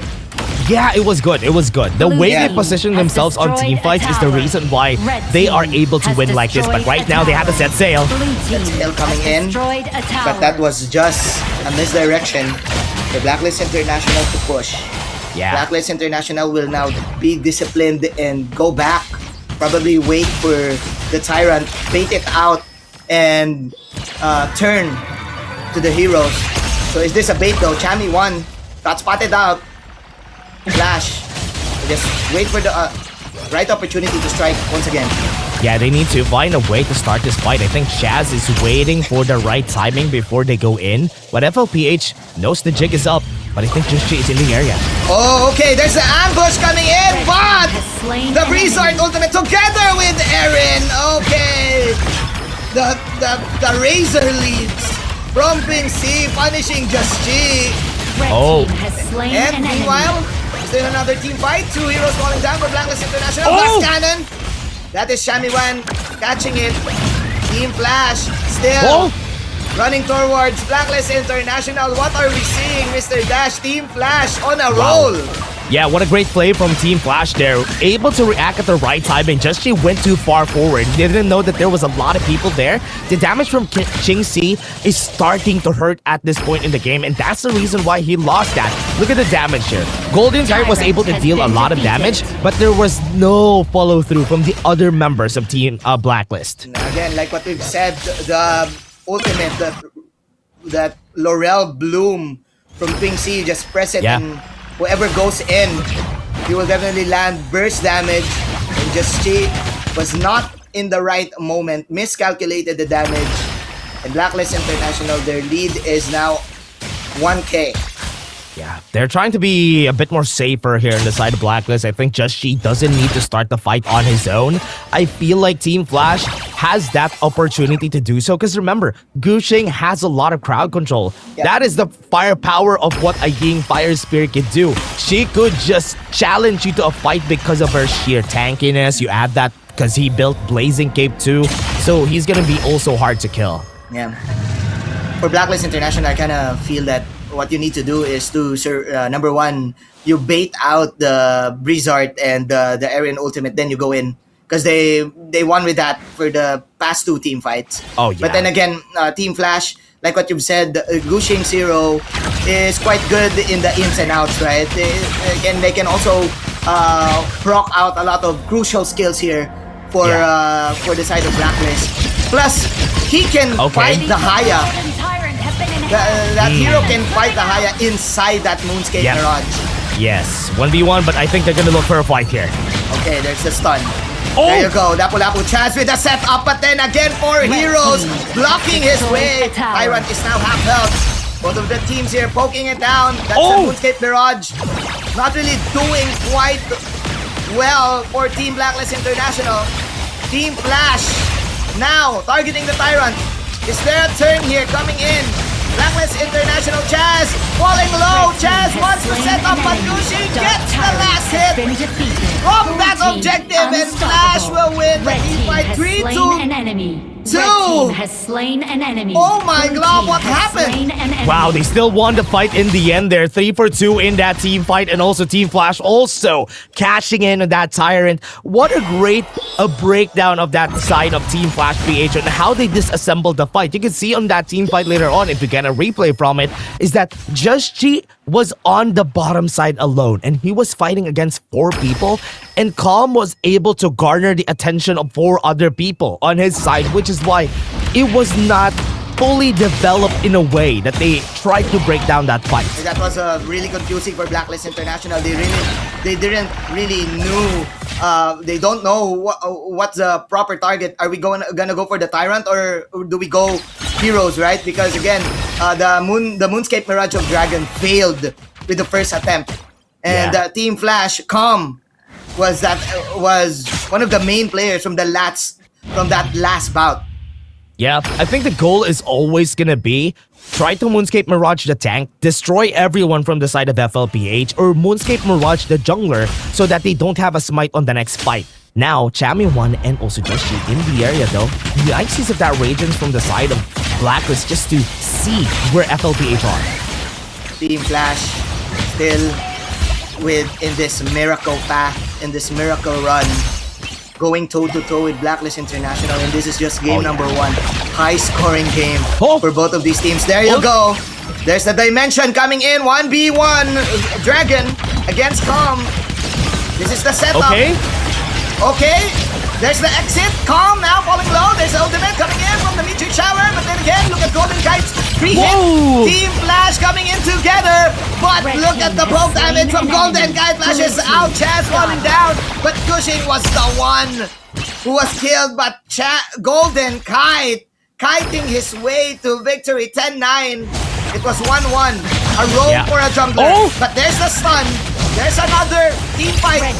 Team Flash initiating another one, but there's a damage from Just G. 1 for 1, an eye for an eye. But Team Flash not really backing off. Chami 1, cold 1. Oh! What a splendor! What? The damage is still too much. Just G and Chami 1 chasing down Ivalis. Ivalis trying to survive. Has slain an enemy. But Just G, the jungler, still Blacklist International getting that fight. Great ace from the boys here from the side of Blacklist International. That fight from Chami and Just G, that 2v3. Chami went for that flash even though it missed. Honey Sweet Breeze also missed. Gushing is gonna go for a fight here. I think he might die on the area. Oh man, that was a long drawn team fight for Blacklist International. Good thing that you have 2 carries here for the side of Blacklist. Yeah, let's take a look at the replay here, everyone. It was nice. Look at the flash here from Katsu to catch and take down the shutdown on his side. But look at what Chami's gonna do here. He went in, flashes backward, was able to dodge the ult, right, or the Honey Sweet Breeze. If he got hit by the Honey Sweet Breeze there, that could have been death for both of them. I thought that was Flash's game. I thought that was Flash's team fight because number 1, the Splendor dodge also was good. But then again, the Chami 1 dodge was better. Right? Okay, backline. Back from Chami 1 backline. But there's still a tower in the mid lane. Oh no, what? Golden Kite will just change the target. That was the risk Blacklist International took. Okay. Calm also being punished by Blacklist International. So no Chami 1, no Calm. No Clash laners here for both of the teams. Blacklist International still in control, still in the driver's seat. Chaz also still has the ultimate, so can still set something up. Okay. Folks coming in from the Arrow Storm. But that is, of course, the Bloom, the Laurel Bloom. Team Flash will manage to get 3 heroes. But then again, mission accomplished for Blacklist International. That was just a tower for their team. Oh no, they got 2 towers out of that. They got traded 2 lives for 2 towers. They're gonna get chased down. Cannon blast! Okay! Can they do it though? Team Flash, Katsu with the flash in, but Chami 1, okay, nice surrender there from Katsu. There's going to be a Blue chase team here from Team has C. destroyed a No tower. chase. Like what we've said, Blacklist International destroying all of the towers. Topside though. What? Topside tower is getting destroyed while this is all happening. I think they're going to be chasing Chami 1 here. Oh my. But a Tyrant is going to be on the side of Team Flash PH. Good There's fights no that we've stop. seen from them. But Chami 1 still has to set sail to try and take them. But remember, Manji, all towers are down already. So, mission complete for Blacklist. There's no stopping Blacklist International from destroying the towers. But I also like, it's also interesting that Team Flash is forcing, like, every situation there is that they can. Yeah. They're forcing tyrants. They're forcing chase downs. They know that the towers are already destroyed, so they just want to get what they can get. Yeah, I think that's the right idea, right? Get something because we need to trade something for all these towers that have fell. But remember, was it enough though? Good question, because I think the answer is no. It's right still now, 1.5. The lead is still 1.5. They have no towers. Yeah. It's gonna be they need to be faithful here. Yeah, they're keeping it close. They're keeping it close. As long as they keep it close, there's a possibility that one team fight could turn things around. Look at where Chami is and Just G. Here we go. They're hoping for a flank. Can they get a flank here? Okay. Chaz? Okay, I was afraid. I think Chaz had a good angle there to go in. You can fake it out, right? The Chaz ultimate. Let's see. We need to hold our horses. Because Team Flash, they're really aggressive here, you know? Like, they're not really... They're keeping their composure, not really getting the... They're not really putting Blacklist on the pedestal, you know? Yeah, okay. I think they're gonna go in with calm, but with what we're seeing right now, I think Chaz has an opportunity to go in. Everybody has Flash on their side, but now set sail has been used. Okay, there's the setup from the Haya.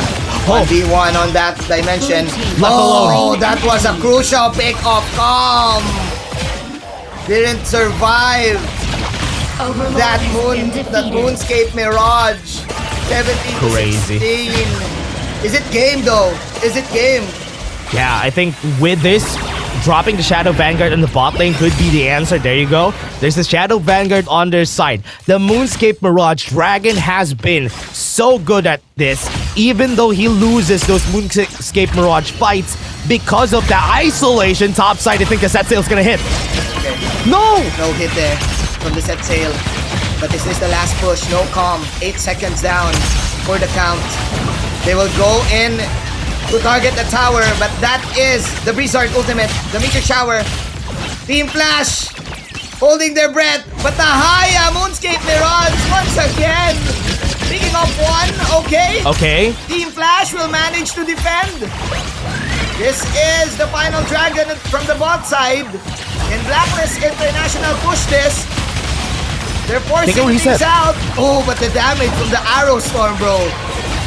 The Arrow Storm damage. Yeah, here comes the next wave. Then again, that is Team Flash defending their base. That's good. That's good. They were able to hold on for another team fight here. 15 seconds. We're going to have, or rather, 1 more minute. We're going to have the Tempest right here on the bottom side of the map. And FLPH being able to do this is good. Looking at what we're seeing from Blacklist, they're having that opportunity to just stop from fighting. They don't need to do it. We can wait for another bout. We have all their towers down, so no pressure. We don't need to rush this. Yeah, no rush. Patience is always a virtue. Team Flash. Now, both of the teams waiting for the Tempest Dragon. It's time to rumble, everyone. 20 seconds left, Mr. Dash. And we're on standby, right? Oh, yeah. We're on standby for the Tempest. The Tempest Dragon is going to be coming in, everybody. We have 10 more seconds. And he is coming in. And now topside, all half HP on Chami, so they have to be careful Here we about go. this, though. There you go, the cinematics Tempest Dragon of the Tempest Dragon. Woo! Look at our venue, of course. Beautiful. Beautiful. Oh, call. Shout out to Gateway 2. Okay, here we go. Tempest Dragon team fight coming your way. Yushin falling down, spends that resurrection, but he manages to survive. But then again, look at Ivoles falling low. Arrow Storm coming in. Splendor being used. Golden Kite dashes in. Falls low. Easy. Oh! Those are 2 kills. Golden Kite still. Finishing! Still with the fight, but that was the finish. Blacklist International segue their way in the top lane. Blacklist gets the game. What a great turn from their side. From what we've seen there from Blacklist International, that was not an easy game. You can see them. They were not happy about that game, everybody. From what we've seen there, they did a lot of effort here. It was a lot of good timings. That was why Gushing ran away, didn't finish the fight, had the Destiny pop. I need to go back because Chammy is gonna finish the game. And he did. It was the backdoor. It was the split push segue, right? Of Blacklist International. We were hoping for the Tempest team fight to happen, but again, it was too late. The tower's already destroyed for the side of Team Flash. But what I like about this team is they didn't give up, and seeing the trait of Team Flash for this series at game number 1, I am now expecting probably an ultimate battle. Oh yeah. This is gonna be a long one. Unless it goes long for the next 4 games, I think it's possible for Team Flash to also clutch the next few games that we're gonna have today. It was a very hard one. There was a lot of effort. The light at the end of the tunnel was there for FLPH, but remember, all the T3 towers are down. So it was harder for them to finish this, and Blacklist just played their game again. Let's not focus on that objective. Let's focus on finishing this game because that is what's gonna matter, winning game number 1. Yeah, I want to commend Dragon here also on the Haya, being really patient on who to target with the Moonscape. Just always target the initiator, right? So it's either the initiator, Calm, or again the smite holder for Team Flash. So Haya, but also the Golden, the what do you call them? The brothers. Yeah. The twins. The Kite, the Heart brothers, right? The Heart brothers. Yeah. In this game, Golden Kite really is good with those arrow storms and really good with those convergence procs to put in the damage and to punish all of the frontliners of Team Flash. And with all of the long drawn team fights, he's always there putting in the damage. Yeah, it was pretty hard for them to do anything in this fights, but from what we've seen there, Just also had a hard time this game. He was able to find those moments in where he can go in and just chuck on everybody, but because we have the Eren, we have the Xiao Chao on the other team, it was hard for Just to just damage and go in. Because remember, when you're playing the Chicha, you need to get close to deal damage. Yeah, you need to catch her out, right? Like really maybe stun the hero and everything like that. So Team Flash is really considering a lot of aspects here, a lot of conditions here to really win those skirmishes. But it was Code 1. We call it the aura factor, right? Like aura farming, right? In Gen Z terms right now. In the Philippines, there's a term like we call aura. You just aura your opponent in the lane and maybe aura them, aura farm them before the start of the matchup. So Chammy 1 has woken up. You don't give him these type of heroes who can flank, and Sansei is one of the perfect heroes for him. There's always the Byron also. But then again, Blacklist International, this is a gruesome game for them. It's not really one-sided.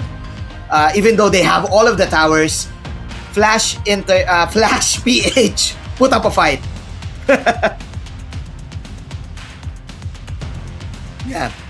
Yep. Then again, looking at the stats here for both of these teams, Flash PH still, it's just game number 1.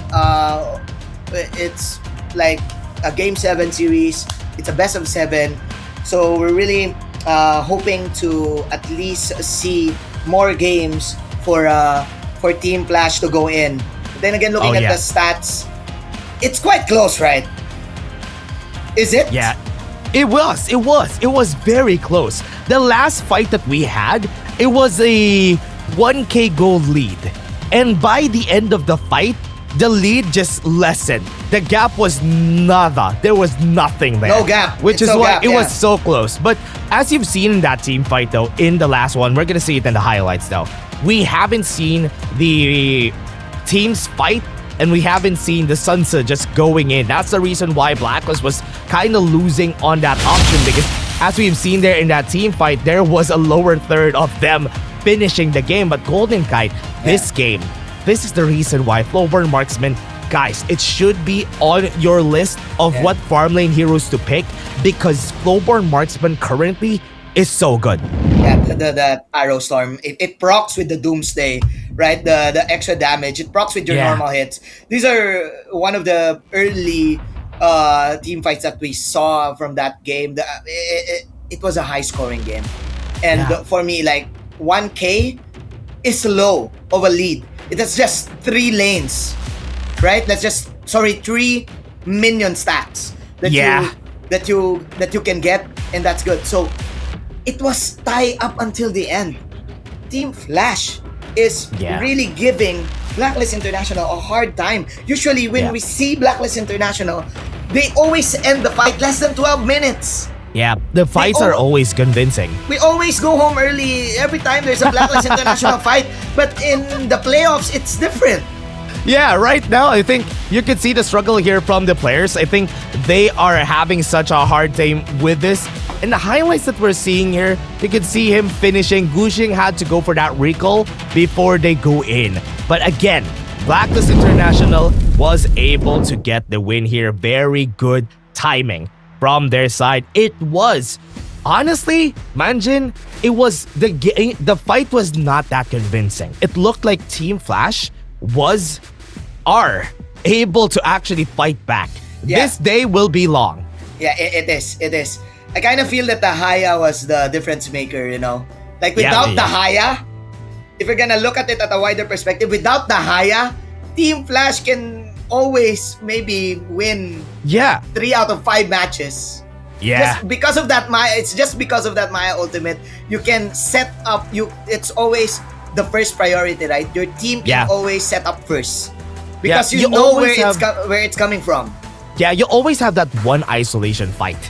That is the most important thing about the Haya. One good thing about her is that somebody's gonna get isolated. If you have a front-to-back composition, that formation will be broken just because somebody got sent to the next dimension. And it was multiverse, it is hard. Yeah.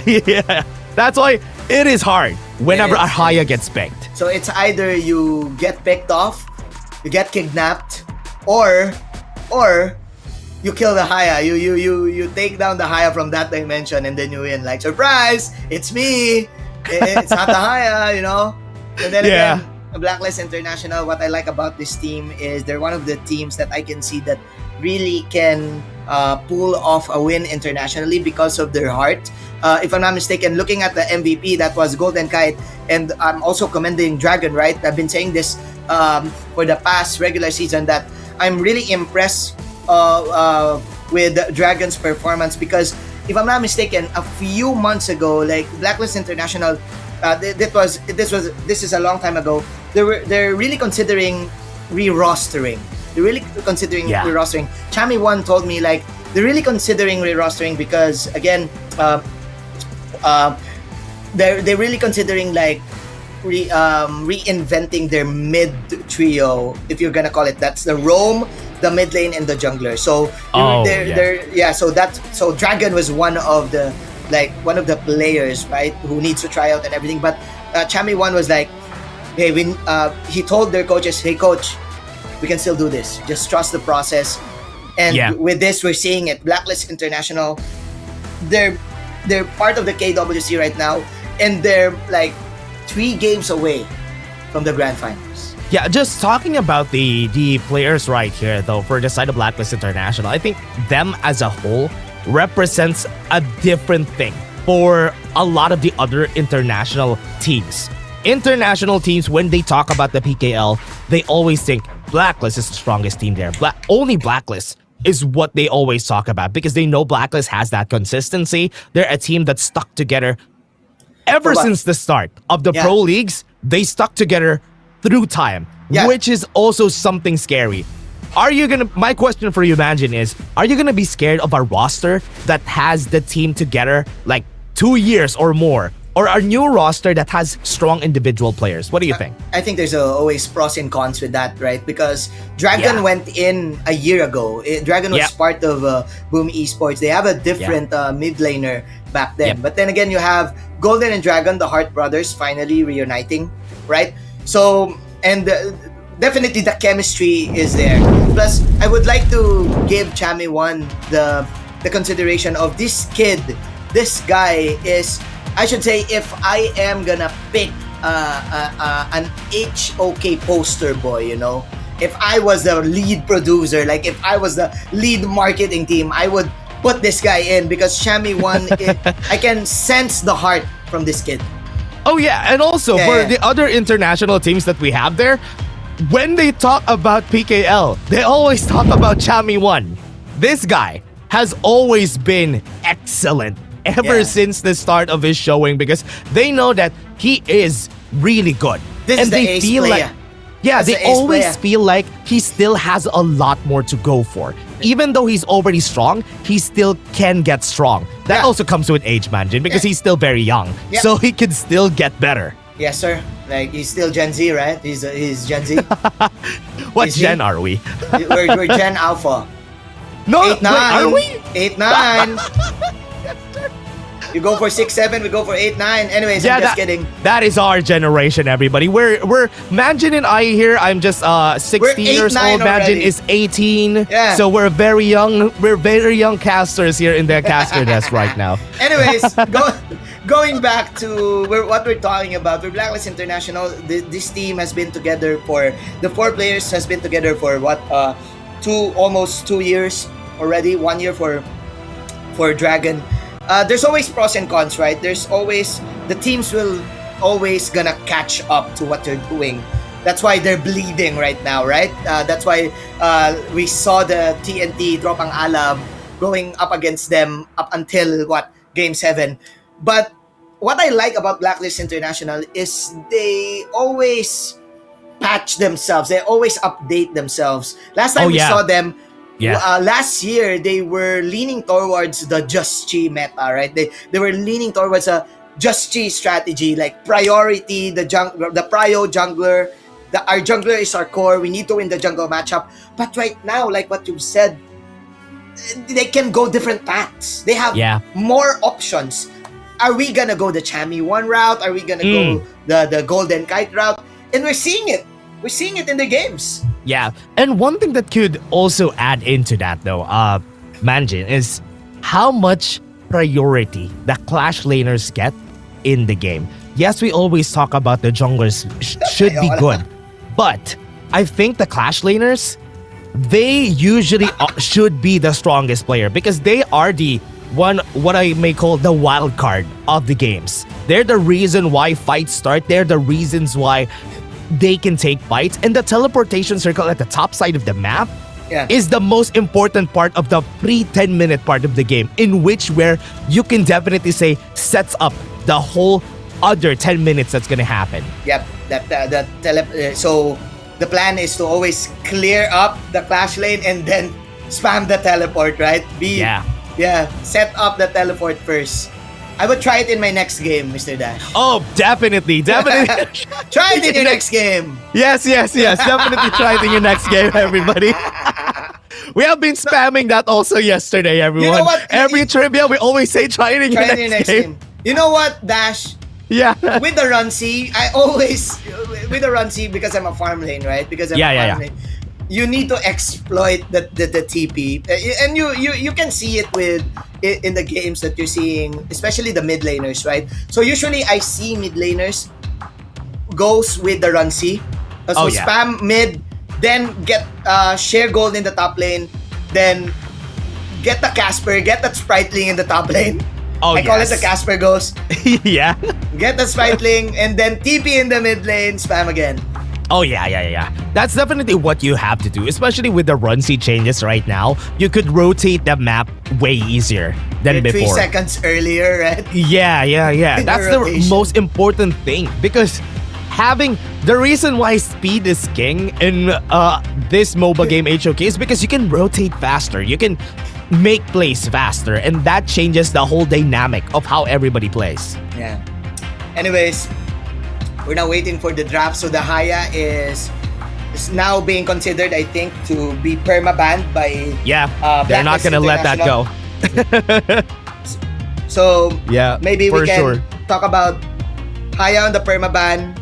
And then, do you still ban Assassins though if you're Blacklist International? Because Just Chi is also comfortable playing utility type of heroes, right? He still has the Menki in his arsenal. The Agodo is still part of the pool of Blacklist International. Sometimes they pair it up with healing heroes like Yuhuan also. So they give it away. I think they should be careful because the time that where FLPH started winning yesterday was when they got Gushing on a Jing, on a Fade. That is when they start winning. That's why it's always scary to fight against FLPH, to give them this types of junglers. Even Luna. I'm scared of Gushing's Luna too. Yeah. So that is something that they should be scared about. But for now, with the games that we have here, Manjin, I'm scared of what Team Flash could bring. Because that game number 1, not convincing win. I'm not convinced that was the Blacklist that we are expecting today. Yeah, I agree. I agree that was not the Blacklist International 12-minute ender that we always see in their games. But now, the Haya for me is such a big factor. Oh yeah. So now without the Haya, for sure Flash is ready. For sure Flash is expecting, okay, they got the blue in the early stages, in the early game, in that previous game. Now we don't have the Haya. The Luna can be priority pick, right? Oh, the Luna can also be banned. So we are now expecting more kills for sure for Team Flash because they know, we punched him, we landed a huge punch at round number 1. We can still hit them. We can still bring on the fight. Yeah, I'm just scared of the fact that in the early parts of the draft, when you pick up the Luna, there's still a lot of counters though. So remember, there's still the Liang, there's still the Dongwang that people have been using recently. I've seen 2 Dongwangs yesterday, which I'm surprised of because I've seen them twice. Once I'm okay with, but twice I'm not sure. But again, everybody, before we go into the broadcast, we are just going to be taking a short break. And once we head into that short break, we're going to be back here. But before everything else, everyone, for now, we are just going to be talking a little bit more. Because with what happened a while ago, will we see another time for Team Flash to actually win against our Kings right here from the broadcast here? But again, everyone, let's just go to a short break. See you guys in just a bit.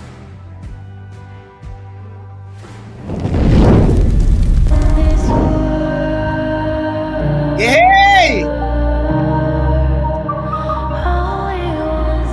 Call out my name. Cut through the sound of the rain. No matter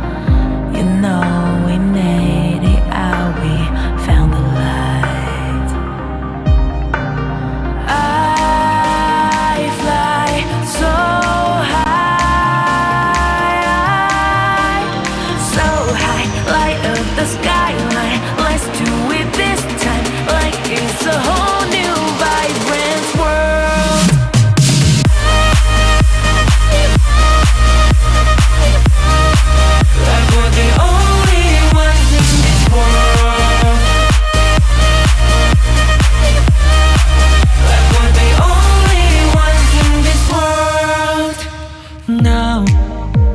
Now I see that I got everything I need. It's alright, I'm on fire, I'm alive, 'cause now I fly so high, so high. Light up the skyline, let's do it this time, like it's a whole new colorful world.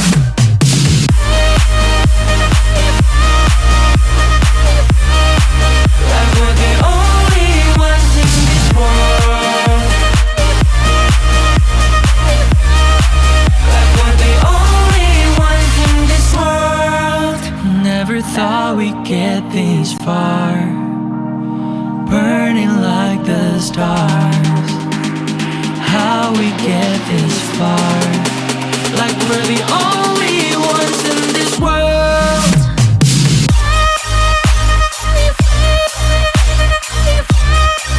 Like we're the only ones in this world. Like we're the only ones in this world.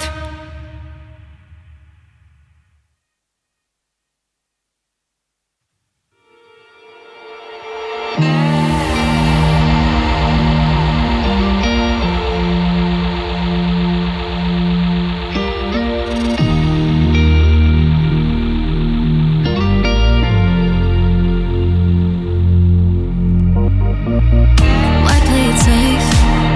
Lost in the noise, caught in the motion, still I feel alive. I'm not backing down, coming from higher ground, higher ground. So tell me, are you ready to run?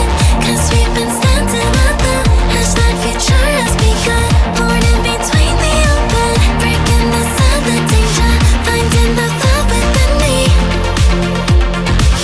It's time to break through the light. Don't wanna know the world's crashing down in front of our eyes. We gotta go, leave all the shadows and chains behind. No more rules held deep inside. You and I, against the tide, I'll flow with you.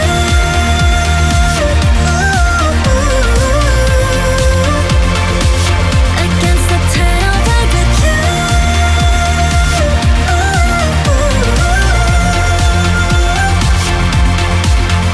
Take my hand and say it's alright, alright, alright. Yeah, this rhythm moving all night, all night, all night. The tide, I'll flow with you.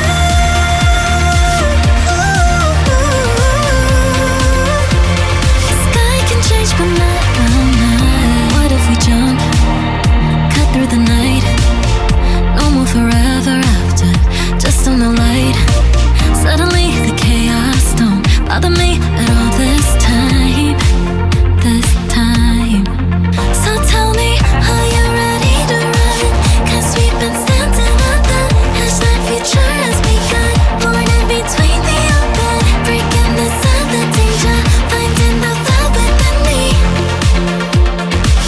It's time to break through the light. Don't wanna know the world's crashing down in front of our eyes.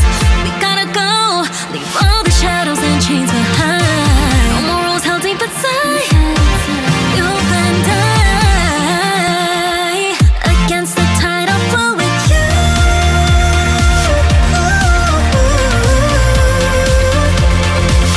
Against the tide, I'll ride with you.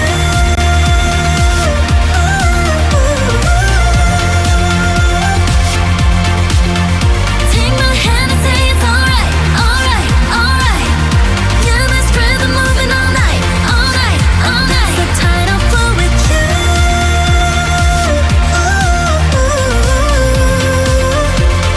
Sky can change, but not night.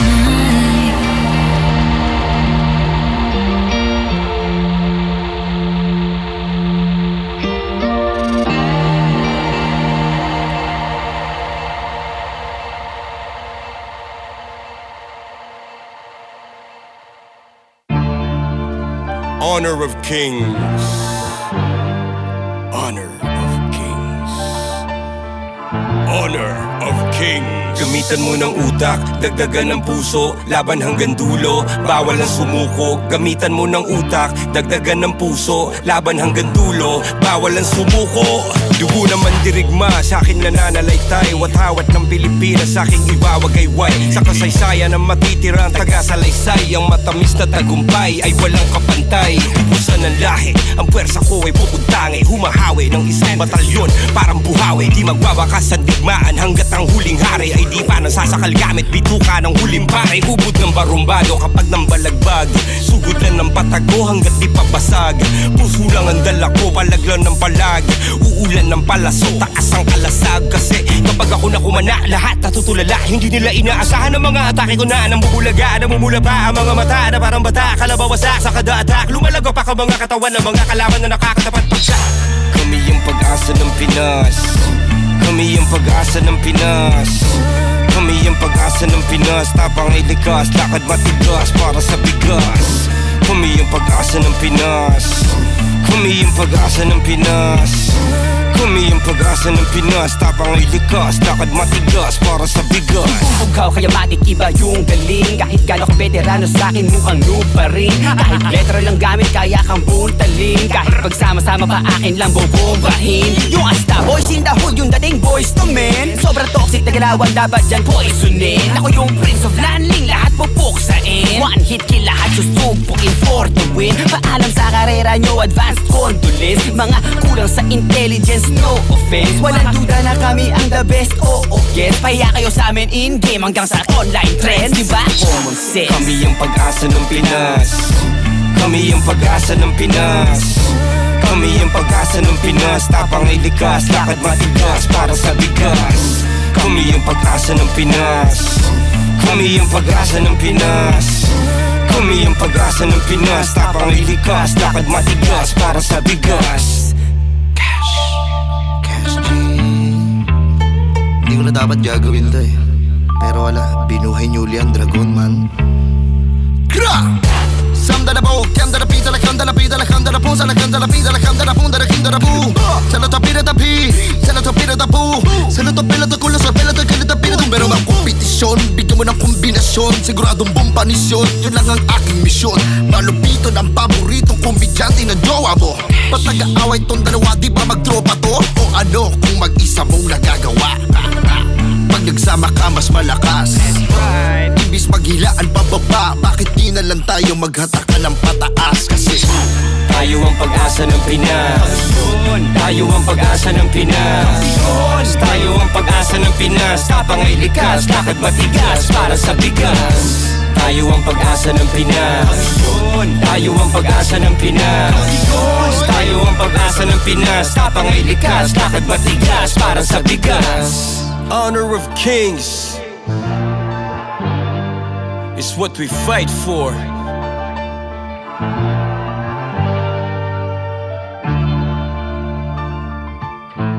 Looney, Abra, Malupiton, 2025.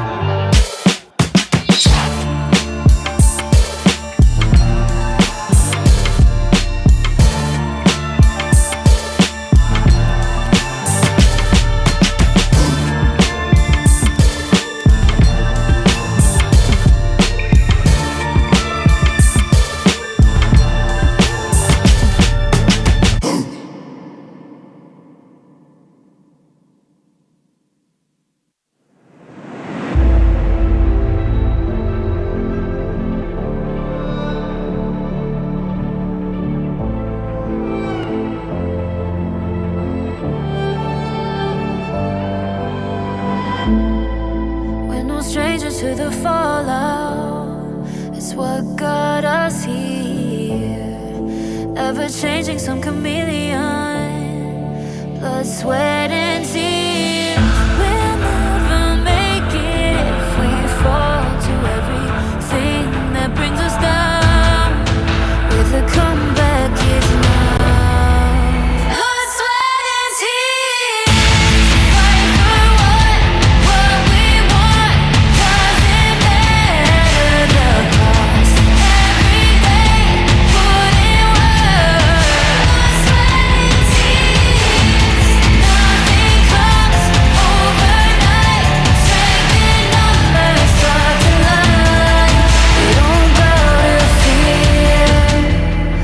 blood, sweat, and tears.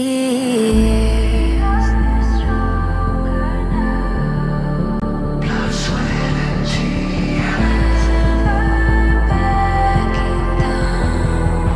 Blood, sweat, and tears.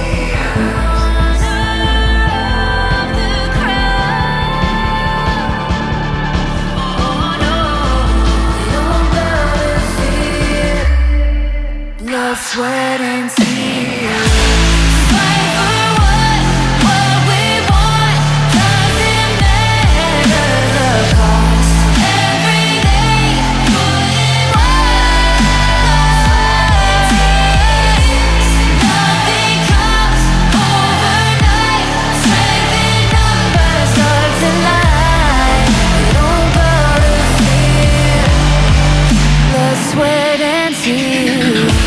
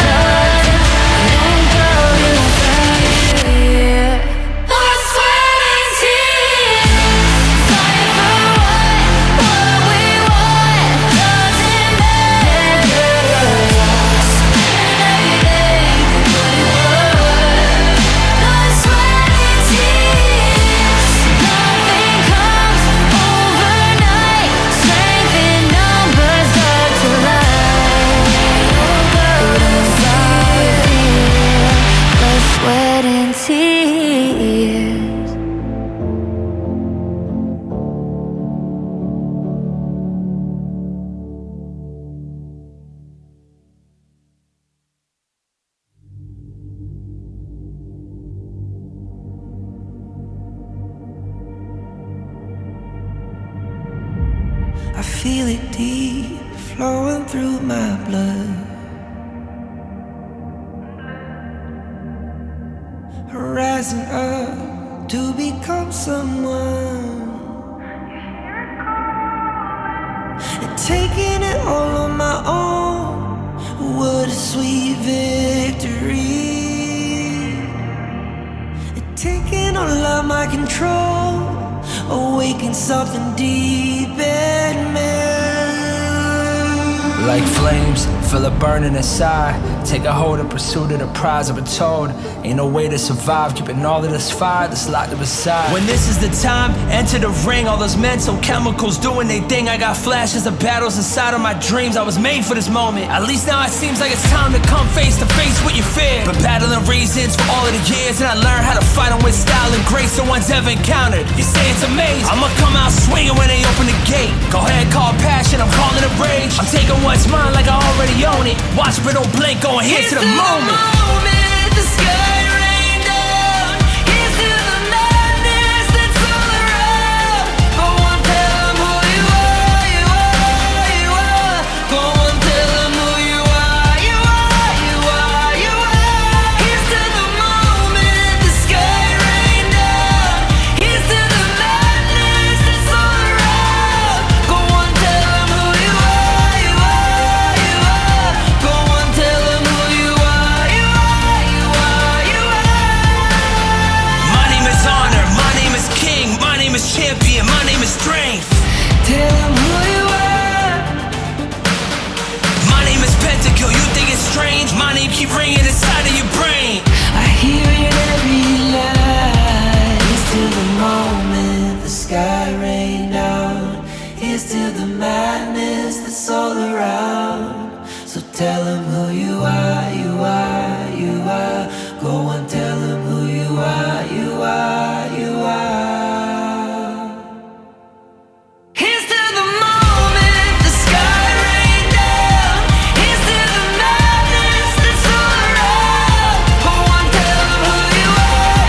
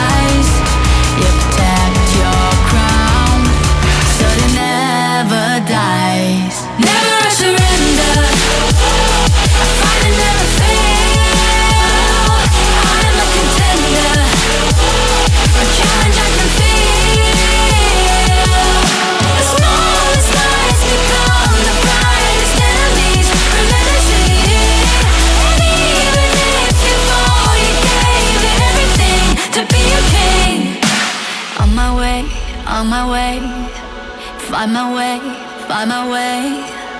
On my way, on my way. Dream my way, dream my way. Never a surrender.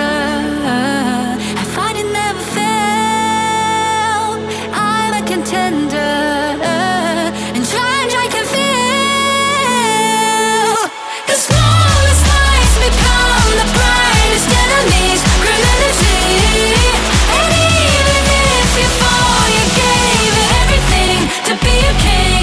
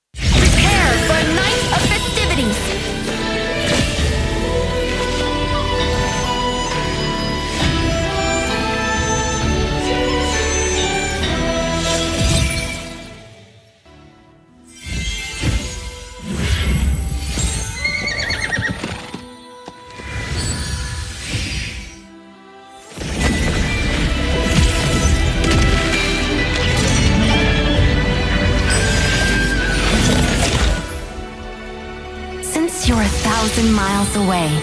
This letter shall express my longing. We may be forging our own paths.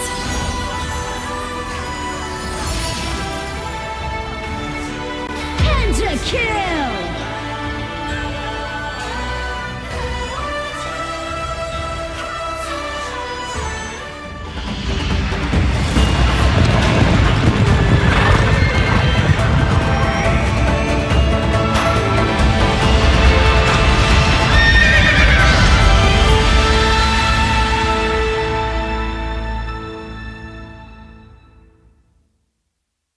Lapit mga katropa, may mga biyayang darating.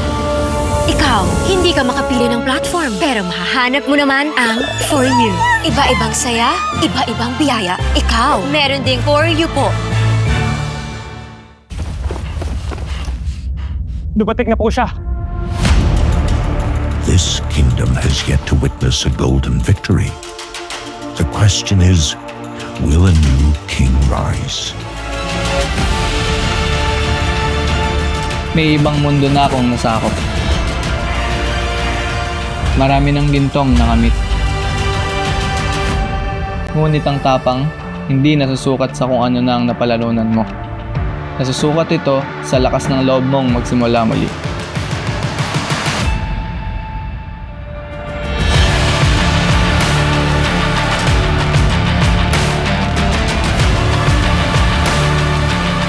Di ko alam kung magtatagumpay din ako dito.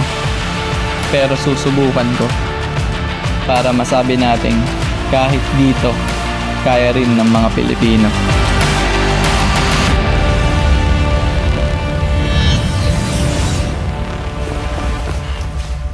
Dumating na po siya. Simulan na ang pag-ensayo.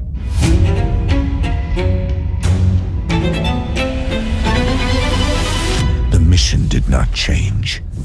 Only the battlefield did. Hindi pa tapos ang kwento ko. Nagsisimula pa lang to.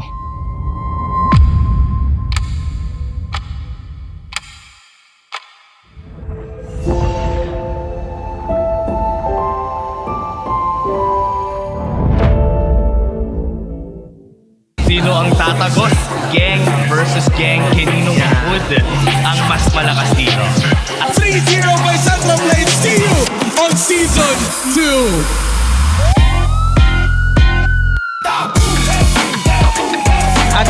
possibilities pa para sa second season. Honor of Kings, Daddy Oak, ituloy mo to. Season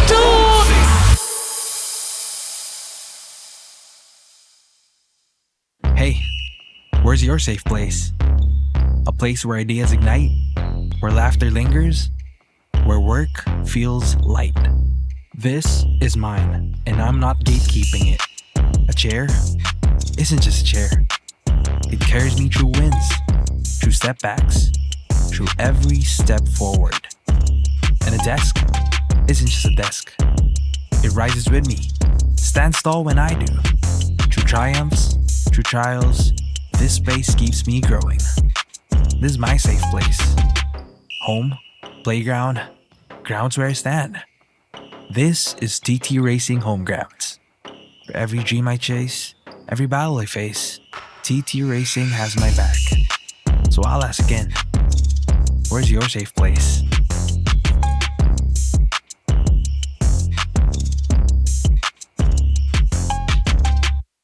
Nak! Nak! Ano ba? Anak mayaman ka ba? Puro ka na lang hook. Gusto ka nang gumagala dahil sa hook na yan. Samantalang ako dito nagkakandusugot-sugat na yung kamay ko. Kakalaba, wala man lang tumutulong sa akin. Paano na lang pag nawala? Ay, wow, Nak, teka. Paano ba yan? HOK benefits. Scan, play, earn, redeem. HOK players can now earn points and redeem not just in-game gifts but real-life rewards. Download Honor of Kings to know more. Tara, hook na at manalo. Hoy, Nak, mas galingan mo pa, ha? Para mas marami tayong ma-earn na points, ha? Oo naman, ma.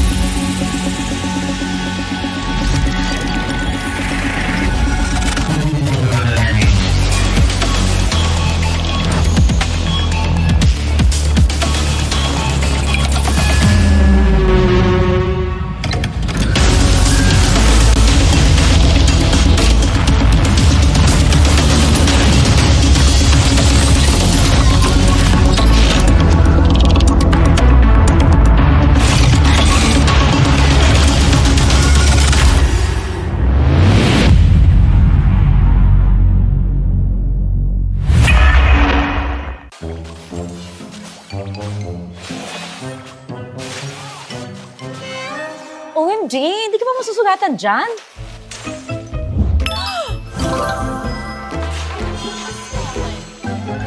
Wow, iPhone? Hala, paano yan, sis? Ganito lang yan. HOK benefits.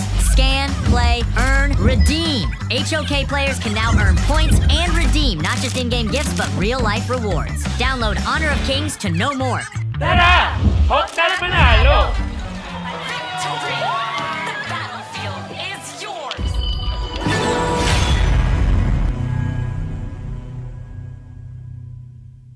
Different shades, different moods, but somehow we just click.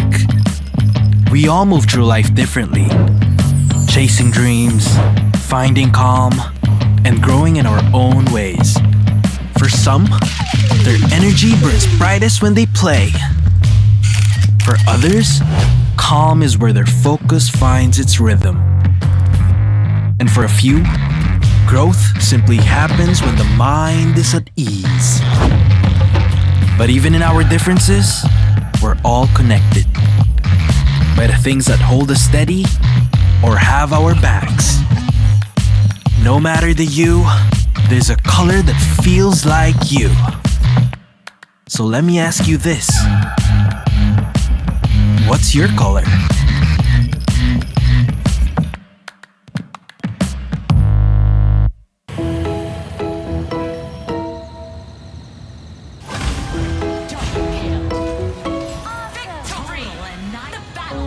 Nanalo rin. Onay!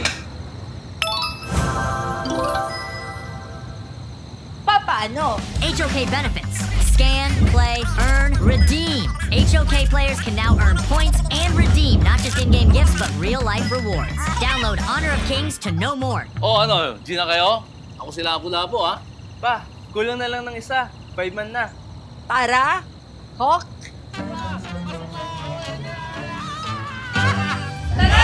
Huwag na at manalo!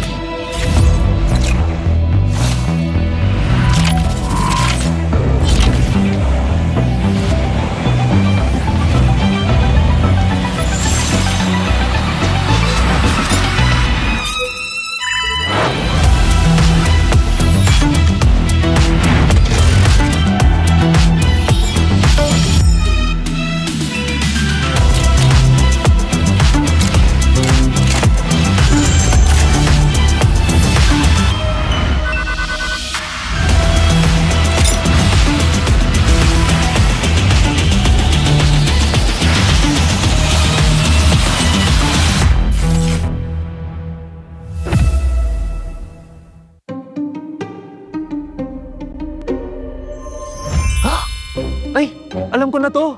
Kotse, yung orange. Welcome to Honor of Kings. Hawk?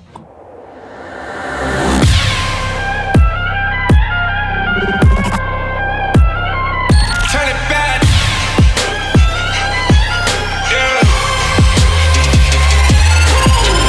Gear out a weapon, getting ready, coming down. Pay attention to the challenge, tell me where you from. Gotta be tough, gotta be strong, gotta be savage like animal. Every time you tryna push me down. Look at me, I'll be lying down when I run around. And I make a sign, I will catch you. Watch out, it's better feel, got no mercy. Look at me, I'll be rising. Carry the season, you got a damn, gonna wibble. You never hesitate for another moment, but my bone is golden. I'm invincible, just let him know I can show you all the glory I own. To the drunk, go find a way to the palace. I'm waiting here. Go, live and rock and we go. It ain't a river, turning back. Storm is coming, tired of your cold. It's my kingdom, fire blowing up. We the kings, it's our honor showtime.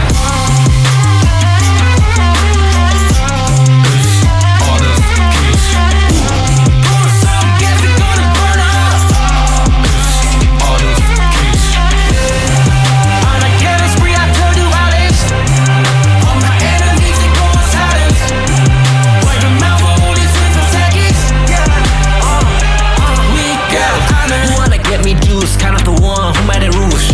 You have night to choose, only one way, got night to lose. I can see it, I gotta show them. We got no cry. We bout it 5 as 1, crash in pieces, you can G.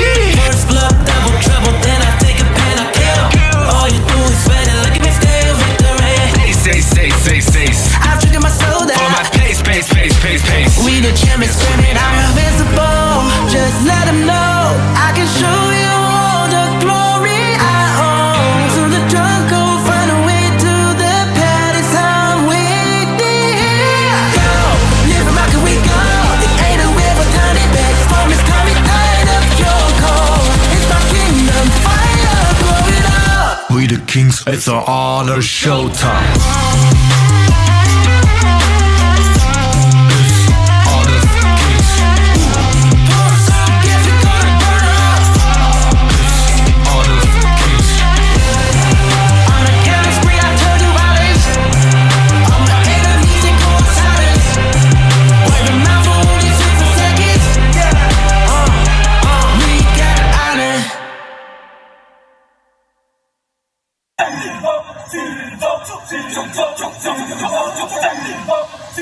Kings Invitational Series, let's go!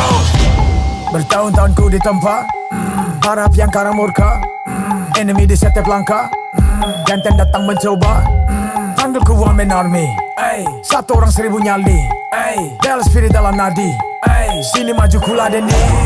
Langkah sudah jauh, mereka pikirku mau mundur dan buang sauk. Kehormatan yang utama, di puncakku pertama, berdiri hantam balik semua yang halangi arah. Pikir-pikir lagi kalau kau mau halangi, genderang perang sebab bunyi sini hadapi. Old school tank mentally, dia takkan berhenti, bukan instan imitasi. Coba kau lihat sapu cara bermain agak lain dengan strategi yang saya desain. Akulah mastermind di balik kekacauan. Satu punchline sapu ku mundur semua lawan. Insting tepukku deteksi ancaman, enemiku libas seperti Anoman. Show satu pukulan tangan kosong, musuh jatuh runtuh panggil aku Wukong. Masih strong di power, hantam lawan yang menghadap. Sapu cakar lebih tajam, lebih dari kopong pedang. Yang saya incar tuh rawana, bukan tata singgah sana. Maka wajar apabila dong bilang sampai jasana. Siapa yang berani mendekat kemari? Sayang kesana atau kau yang kesini? Jutaan kalian pun satrakan lari. Seranganku cepat sulit kau hindari. Dominasi, ku kendali, berotasi ke tiap sisi, ku ambil alih. Saatnya kita untuk eksekusi. For my party, push, push, push, push, push, push. Ladies and gentlemen, welcome back to the Honor of Kings PKL playoffs. Right now, we're seeing the global ban and pick after game 1 of Team Flash PH and Blacklist International. The game went on up until 20 minutes max, and it seems like Blacklist International, it's not the usual easy game for them. We are back, Manjin Padas, together with Dash. Hello, Dash. Yeah, it was not an easy game, but hello, Manjin, we're back. Everybody, we just had a bit of technical issues right here, and now we're gonna go back into the game. So I'm hoping that everything is settled right now because we want to see what's next for us in this series because Blacklist and Flash PH had a very, very tough match, if I may say. Dash, you were talking about that you're now scared of what Team Flash might bring to the table after game number 1. But again, for me, one thing is for sure for me, that Haya played a major role in that game. And now I'm really considering it to be permabanned in the game. So for me, there's always this, I call this like the S tier. In the Philippines, you call it lason picks. Lason has no direct, like, it's poison, but poison. The term that I wanna say is that there's always this game changer either picks, right? So the Haya is one of them. For me, last season, the Young John Dolia was one of them. So now we're not gonna see it, and we're not gonna factor it out in the next few matches. So I kind of feel like I agree with you that Team Flash might make Blacklist International bleed. Yeah, remember, there is still that option to go for. Because the reason why, as we call it also in the Filipino broadcast, it's YJD. Young Jandoya doesn't work currently. The reason why it doesn't work currently is because of the presence of the Haya. So if the Haya gets picked out, you can now pick the Young Jandoya again. Because they are still that strong. But let's take a look at this picks that we have right now, everybody. I think we are going to go to the side selection. FLPH is going to go for the blue side, so they go for the first pick. So there's no momentum whatsoever for Blacklist International right after game number 1. Again, we had quite a long break with this. Then again, blue side for Flash. I was suggesting the Luna, but you told me that okay, it might go with they might go with the Luna, but then again, you still have a lot of counter picks. So do you go safe here right now as the first pick? Do you still put in flex picks? Like, for example, Blacklist International went in for the Chicha flex. Flash can actually go for the Chicha flex. Yuho1 is still open. Dolia is still open. Oh yeah, and that is going to be the options here. I think Manjin, ever since, right, Dolia has been quite a pick.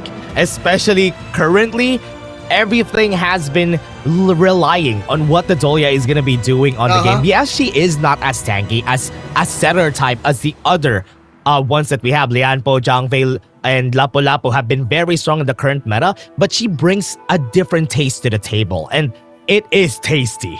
Yeah, that is, of course, the Dolia reset for your team, that sustain in the lane that the Dolia provides. You kind of think if you played HOK for the first time, the Dolia is quite squishy, but no. It's a really tanky type of mermaid, I should say. Yeah. Now we're looking at Team Flash on the blue side. So who's your first here? Do you have any predictions here? I think the Haya should be banned, right? If it is not going to be Haya, I think for the side of Team Flash PH here, they would want to get the Maestro Nui probably for the first pick.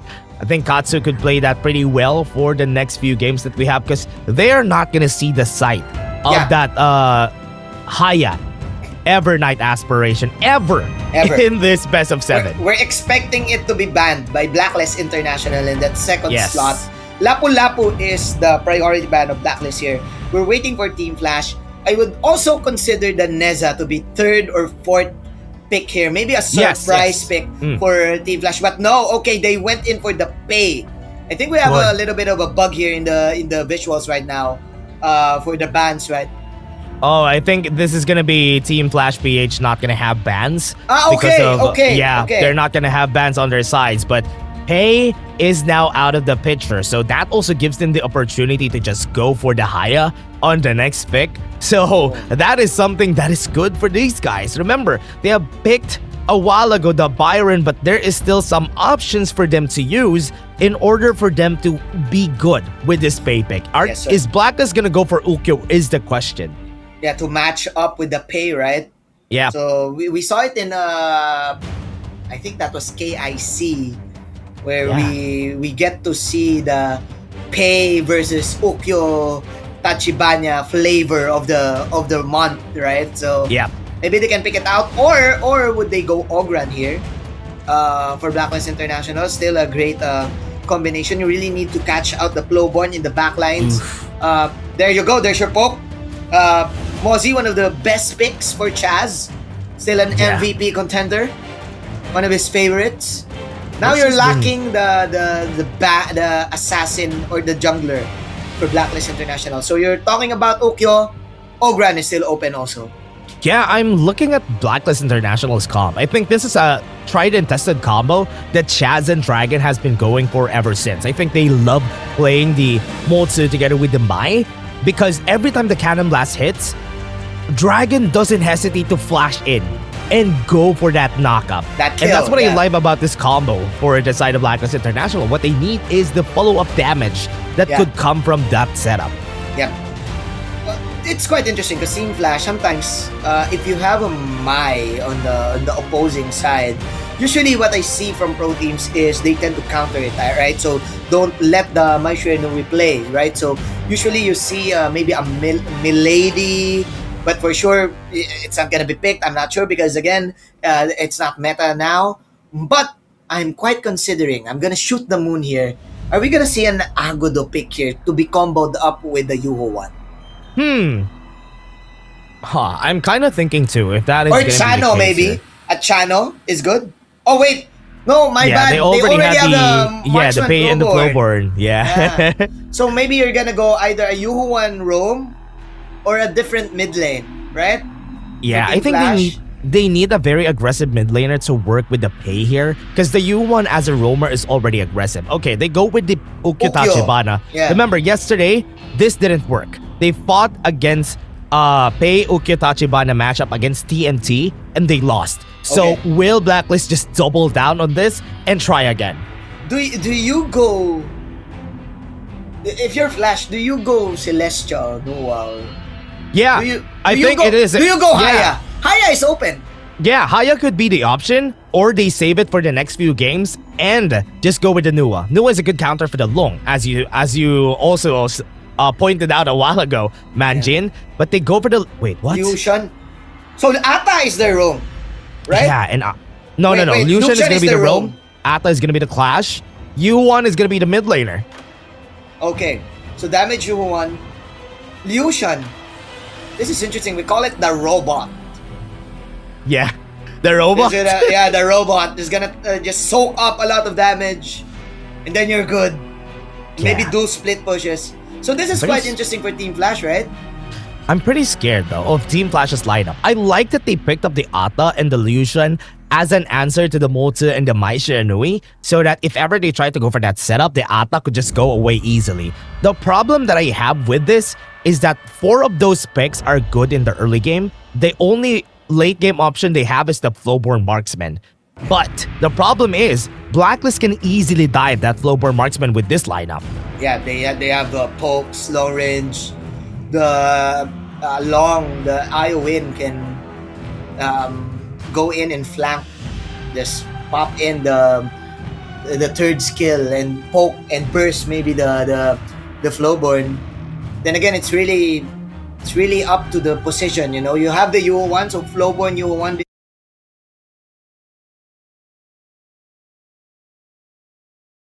Max out my convergence passive, right? So the more units you have, the more Flowborn passive that you can get, easily proc those dashes. But it's quite interesting, bro, because look at the sustain from Team Flash. Ata is a really sustainable hero. Yuhuan also. And you have the robot, Liu Shan, up against... are we gonna see it? Are we gonna see the Ultraman skin here for Blacklist International? I think so. I think Chaz has it. I think Chaz has that skin specifically that he has already here. So that is something that is still available, everybody. If you want the Ultraman skin, you can get it right now on our draws. So you can go for that. But take a look at the Flash composition here. It's still hard to actually pinpoint the targets here on their side. The only viable targets you could go for is going to be the Flowborn and the Pay. And what I like about their comp is that 4 of them will hold the early game so that Flowborn Marksman could just run for that path that this 4 will give. So the idea is executable for their side. Yes, sir. The idea is just 4 protect 1, right? If I'm not mistaken. So just protect the Flowborn. I'm definitely gonna try this in my next game, Dash. I have a tournament coming up, and Flowborn is in there. Flowborn is showing up in the picks and bans. I always see it in this tournament lately, and it's quite good. I kind of see the Flowborn, not the best answer, but still an answer to the Okyo, because you can easily target the Okyo every time the Okyo misses the skill. He can land those arrow storm, and plus the dodge, right? The Flowborn. Sometimes if you're playing the Flowborn, sometimes you're really unconscious of, I dodged that because of my normal and then dash. The arrow of no return is very strong though. That's what I want to say, because the skill 2, the dash from that is instant. It doesn't have it's instant, not like a lot of the other dashes that we have here, in where you will expect them from one direction. His skill 2, instant. You're just gonna see him on the other side after that, right? Just a quick dash, you know? Like maybe a quick silver type of instant dash from the Flowborn Marksman. So it's gonna be quite interesting here. 4 protect 1 on the lineup of Team Flash. Again, their push capability is also strong because of that robot. Sometimes that robot is really irritating in game, you know, especially in your ranked games. Then again, this is the usual Blacklist International best picks. This is what they usually pick. I think this is, especially Golden Kite yesterday on the Ultimate Battle, went with this Long. So he's definitely confident on picking up this Long against this matchup.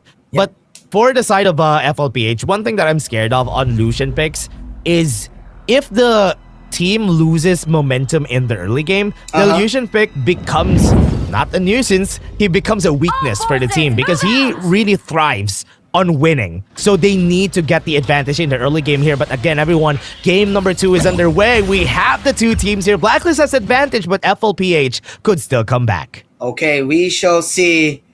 Ladies and gentlemen, that was a long break that we had. Blacklist International still has the momentum, and Team Flash, they gave up all of the best picks for Blacklist International. Ukyo Tachibanya here for Just Cheat. There's Let's the Ultraman. see. Look at, of course, the wave clear spam for both of the teams. And of course, Golden Kite with his favorite Dragon hero. His favorite. Definitely his favorite. Is it still the same build, Mr. Dash? He actually goes... some of them go for that if they know they're gonna get died. And Golden Kite yesterday on the Ultimate Battle went with that build. The Frostcars, the Siegebreaker, that's what he went for because he needed the extra armor. And looking at the items right now, I think he's gonna go for that build. And now, look at the pull. There's Sir Attempt coming in from Blacklist International in the top lane. Blast Cannon missing. But the main mission is just to get the Spriting in the top lane and control the teleport. As Blacklist International will relax and will just get all the farm. Chaz rotating in the bottom side to help out the Golden Kite. Again, this robot, Ivalice, can be really tanky in all stages of the game. Yeah, I think Osiris went up with a really great point right yesterday from our match. Because the reason why we are considering... we are considering this. I think they're not gonna fight this, right? Okay, Yeah. let's go back. With my point is that because of the run C, I think Ivalice will have an easier time catching targets. That's why I believe is the reason why Delusion gets picked right now in the pro scene. Because of that Spriteling. Yeah. That's interesting because besides the fact that you can target one, you can just knock up one, get one. Yeah. You can also run. Yeah. Without the Spriteling, the Illusion can run far. But Yeah. now, with Can run the faster. Spriteling, it's more faster Yeah. and it's more irritating. Yeah, it's way hard. Oh, kind of blessed. There you go. There's a run. See, there's a extra knock-up coming out. Knockback, I mean. So, yeah, those are pokes. Just pokes. To Yeah. both of the squads. Nice pop from their side though. Blacklist International, even with this matchup on the top side, I think Chammy1 is not gonna have a hard time here if Gushing is not gonna go and focus his top side. It's looking like they're now putting their eyes on Chammy1 here because they need to give him the advantage. If you happy Chammy1 is a happy Blacklist. Yeah. You just let him flank. You just let him be the initiator of your game, right? Because that's what's happening, right? With Blacklist International. Coming into the late game, Chammy1 is the one starting out the team fights, not Chaz. Chaz is just a secondary or maybe the answer. Meanwhile, there's the spin here from the robot out of the box. There you go! The Kaigu is down! Plus there's the extra dragon coming in from Blacklist International. Wow. One left is calm, but he ain't calm no more. 3-0. Blacklist International starting off strong. Nice take on that Infinite Vastus also from Golden Kite, just using it to just push back the last remember standing right here from the side of FLPH. And now on the back line. Great Oh, he flag here, missed. but there's the flash coming in from Quincy. Nice dodge. Blacklist International ruthless aggression once again. Wow. We're seeing it in the first stages of the game. 2.4k gold lead. That's a big lead, man, Jin. This early in the game, if you get this type of lead, it just balloons out of control. And from the pace that they're playing here from the side of Blacklist, losing the early game shouldn't be the case here for Team Flash because Gushing wants the early game and he wants to snowball. But it's looking like it's tipping the other way and Blacklist is the one taking the lead. And now you also have extra items for Blacklist International. Eternity Blade already up for Golden Kite. He's going for that what I call it the right click build. You know, like maybe go for the Daybreaker next to counter out this robot, this Lucian. Maybe going in and get that the Mortal Punisher. But then again, Blacklist International with a huge lead. You don't give this up early if you're up against this team. Force the ult though. The unending sword is nowhere to be found now. Katsu doesn't have that. So the next fight, I think Blacklist is gonna go flash in and try to take him down if ever they can. Yeah. And from what we're seeing, look at them. They're forcing FLPH to react. Okay, there's the knock up. Slain an enemy. And that is an easy snap to Blacklist International. Nice use of the pushback also from Chaz, pushing him back through his teammates so that Ivalice will be sent with a red ribbon to the side of Blacklist. Blacklist International also now targeting the tower. So it's an easy peasy tower take Has destroyed for a the tower. squad as Blacklist will now disengage, farm up once again, and maybe get pickoffs after pickoffs after pickoffs. Yeah, Magic, this is what I'm saying. If you are playing Illusion on your team and if you're losing the early game, you're just losing a lot of the game. Yeah? And it is not good. You need that early game so that he can make use of his passive and take down towers. But that's not the case here. Yeah. For the first 6 minutes of this game, you don't really want to, like, Blacklist International is a scary team, and if you give them their favorite picks, they're more aggressive to you. The mastery from this team is really good, especially with this type of lineup. Meanwhile, in the bottom side, folks are coming in. There's the push in the top lane. Just G running away. There's the anchor. Okay, Gushin finally on the board. That's the pick off. Team Flash now having their first score. Nice catch from the side of Team FLPH, making use of the no vision that they're seeing on the map on the bottom side. And now they're going to be taking down the tower right here in the bottom lane. They already took down one in the mid lane, so they're keeping things steady. They're keeping things at an okay pace on the side of Flash. So this can still be their game. Still good. The DPS is still good. Quincy having the wow. Destroyed a tower. The extra item, the Doomsday, now can definitely get things going with the damage. Especially with those Arrow Storm pokes here. So still, Flash going toe-to-toe. Yeah. Evening up this game. Punishment was very fast though. One mistake from the side of Blacklist, 2 towers on the bottom lane got taken down. And that's a T2 tower who is out of the way for their side now. So, Calm. Okay. Calm. Initiating the team fight. There's an infinite vastness. There's a stun coming in from the Yuhuan, but Gushing now coming in with the flank right here, but that has been blocked by Blacklist International. Calm falling down. Ibel is also not in the vicinity. There's a stun from Chaz, but it will miss. Blacklist International gets the team fight. What a great wall from Chami though. He was in front so that everybody from FLPH, once Ibalis went in, there was no follow-up from their side. So very smart playstyle. Again, Blacklist just making sure that FLPH is not confident on those team fights. Where is this version of Blacklist from yesterday's match? Oh, Blacklist International, today is our gamer timers. We don't care about the fatigue. We can still play. We can do this all day. Yeah. We can do this all week. Brother, it's not gamer hours right now, and they are still playing pretty well here from the side of Blacklist. Oh, Gushing. Okay, flank from Gushin. Golden though. Dragon though. Dragon is just a different level right now in this season. Oh, double stun coming in from the blast cannon. There you go, folks. From Dragon, the chosen. I believe in 6 the Tyrant, but there's a punish Chinese one falling down. Great punish from Calm and company. Grushin and company is trying to go for the chase, maybe pushing this side lane as Team Flash is still complete. And they're running towards this side lane tower. Yeah, T3, 10 seconds is going to be on Chami though. I think FLPH is going to force this. Are they though? Okay. 6 seconds on Chami. Nice but the burst damage from the flaming bomb. There's your Arrow Storm. Box will miss. Blast Cannon will connect. No follow over Blacklist International. Flash will just get away with the blue. As Flash will just will rob Blacklist International from their momentum. Yeah, look at the placing here from the side of Blacklist. After just one punishment from their side though, they are taking some of the jungle here on the side of Flash PH. Top side is going to be where they go because this is where they want to get the takedown and answer for that T2 takedown on the bottom side of the lane. Okay, Blacklist International still wants to be aggressive here. They didn't want to give up their lead. Okay, 2 knockups coming in, but oh man, Ivalis is just too tanky of a robot. And there's your counter damage from Quincy the Blowhorn. Infinite vastness being popped here. 7-3, that was a failed attempt for Blacklist International. Now we're seeing the robot coming in. Yeah, Shadow the robot Variants is are now now online. Yeah, they are now out. Gushing stun! Okay. Ooh! Red team, that was the punish though. Chami won. Trying his best to get Gushing, but Gushing falling though. 4v4 situation. Dash. Okay.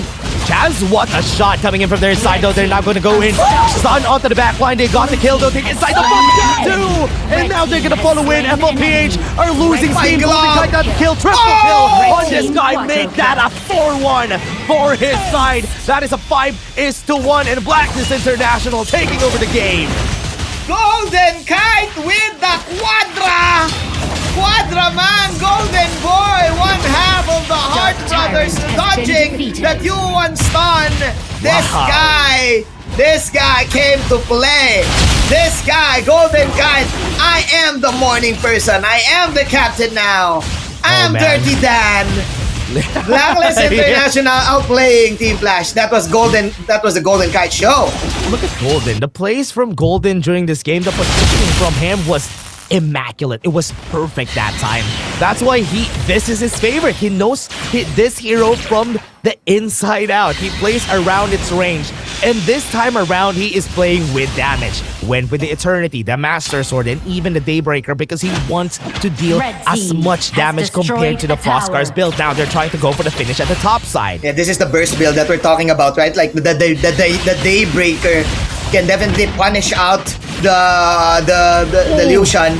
And now we're looking at Blacklist International's timers here. This is the time that they want to end the game. 12 minutes is their timer. 12 minutes is their alarm clock. 5 to 12, 6.7k. This is huge. Tower down on the top lane. Blacklist International Chami in the driver's seat. There's a stun counter go. Oh, great bait though. Still, the sustain from Flash is still consistent. Still online, but look at the damage output from Just G. And Golden Guy flash in from Golden Flaming. Boom, boom, boom. One more hit. But then again, still Blacklist International leading. 3 heroes down. That's it. I think that's game, bro. Yeah, that's gonna be a 3-4-1 is what happened in our team fight. This might be the last fight right here for the side of Flash PH. Could be the ender for their side, but I think it's not yet over, Manjin. They're gonna go in with an ending sword. Got the Dragon onto the back line. They have to take inside the box. Catches Gushing, but it's not gonna matter because the kill is not gonna happen. Low HP on one person, but from the back line he goes. Snipes it again on the hands of Golden Kite. Golden featuring Just Chi. Blacklist International. They won't end the game. Flash will manage to defend, but still Blacklist International are the ones up top thanks to Mr. Golden Boy.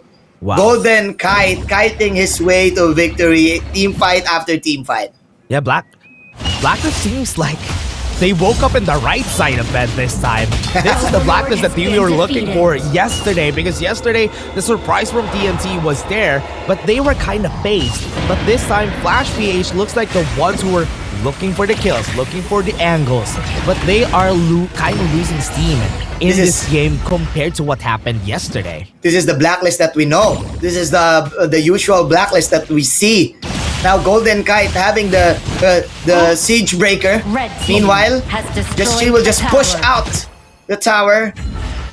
Can Flash defend though? That's the question. Good question. They might be able to go in for the fight here, but right now they're waiting for any engages from their side. They are trying to take this down. One Shadow Vanguard is going to come in. Just She might be caught, but the bot lane, look at the push here. The Shadow Vanguard is going to come in. No, they're just waiting for the Vanguard. Maybe just wait for another Vanguard to push out. Then the Long can just push out and target the tower and go away. Then the fade away Flaming Palm is still available. One more. Yeah, one more fade away Flaming Palm is good. Fade away. Okay, we shall see. He's just going in for the poke here. Oh, look at the damage. A true damage from those Dragon Bombs. There you go. There's the push. Easy, more shot. Okay, he can just backdoor it, right? But then again, okay. They can. Great defense, though. Great defense. I think they're having a hard time because members of Flash PH are just pushing them away. EG, Calm, and Evilis are doing it for their team. And now the Tyrant is on their eyes here. Blacklist International on their face. But look at the top side, Manjin. Top side is where Gucci is, so they're not going to contest this. They're going to use this. Blacklist International will exploit all of the mega minions that they have right now. They will exploit, of course, how small the map is for the side of Team Flash right now. We're gonna have a pause here. We're gonna take a breather as a Blacklist International gets the Tyrant, and they're hoping to end this here now. Yeah, we're waiting for the players here to get ready on their side. I think right now Blacklist is posturing to finish this game. They still have that hotness from them, but I think right now there might be a problem on their side. We're just fixing this technical issue right now, everybody, and we're gonna be bringing you back in the game later. Yes, sir. Can Flash make a miracle comeback though from this game? It's quite hard. Number one, you have a really farmed up Long, plus the Long gets the Doomsday as his last item. Oh yeah. So he wants to, whoever you are, no matter how tanky you are as a Lucian, it don't matter, bro. Yeah, and for the questions here for everybody, I think usually whenever we're talking about a Long, we always talk about how much he has burst damage. He doesn't have DPS, he has burst. Big burst of damage. compared to the usual that you see from marksmen like Floper marksmen. You deal a lot of DPS, which is why sometimes we question the fact that picking the Long against Ata for the Lucian, because he would not be able to shred them. But at this point in the game, I think shredding the Ata is easy enough for him because he went with that crit build that people have been going for even during the start. This crit build could actually deal good damage even against the tanks. Yeah, it's really good. This is the game for Golden. This is his game, right? After this game, the momentum is still gonna go up, and he's gonna be Golden, right? Oh yeah, he is gonna be Golden. Yes, he's gonna be Golden. Yeah. It took me a If you bit know of what I time mean. to If get you know it, what but I mean. I get what If you mean. know- I get what if you you know mean. what Yes. I tried. Yes. I tried. Good. Was I hope everybody. Was that the proper lyric though? Good. Yeah. Good reference. Good Going reference. Up. Gonna be Golden. They were Golden. Anyways, coming back. Now, just Chi as the Sanctuary. Okay, this is tough. This is tough for Red team. That's gonna be a tower. This is gonna be the last fight, I think. Okay. Too much for the pause though. Is there a momentum breaker here for Blacklist International? 9.6k is the gold lead. And Blacklist is just taking their time to end this game. Yeah, looking for the finisher, looking for the angle. I think the wave on the mid lane, the other waves that are coming in is gonna be the starter, and they're gonna go with a fight. Okay. All waves coming in simultaneously. Here we go. Is this the last push for Blacklist International? Golden popping the flaming bomb. That's the anchor coming in. But the burst damage. Just Chi with the big lead to actually survive the potential pick off. Dragon falling down. 44 seconds down for the count. Team Flash. Great defense, successful defense on the probably the last moment of the game. Nice flash from Chingsi there. Was able to dodge out a lot of the damage coming in from the side of Blacklist. And his arrow storms have been very annoying for Dragon because whenever he gets hit by the arrow storms, he's on like 1/4 HP before the fight even happens. So Blacklist needs to trigger the fights faster if they want to finish this. Blacklist International went for the siege minions all in, 12 minions together to probably confuse Flash to push. Meanwhile, there's your DPS from those arrow storms. Extra stun, extra setup. Chami 1 down for the count. Extra stun once again, extra damage from Yushin. That lion, the tiger, scratching him down. Just another stun from Katsu. Stuns after stuns after stuns. Blacklist International are falling down one by one. Oh my glove! 45 seconds and just Chi. Is this enough though to end? Could go for the finisher right here. Flash PH might be able to turn things around. 15 seconds on the clock. We have Dragon onto the backline who wants to clear the wave right here that you're seeing. Oh, no. I think the goal here is for Chaz to finish this wave. If it finishes this wave, this could be a potential hold for their side though. They might be able to finish this. Flash PH ends the game.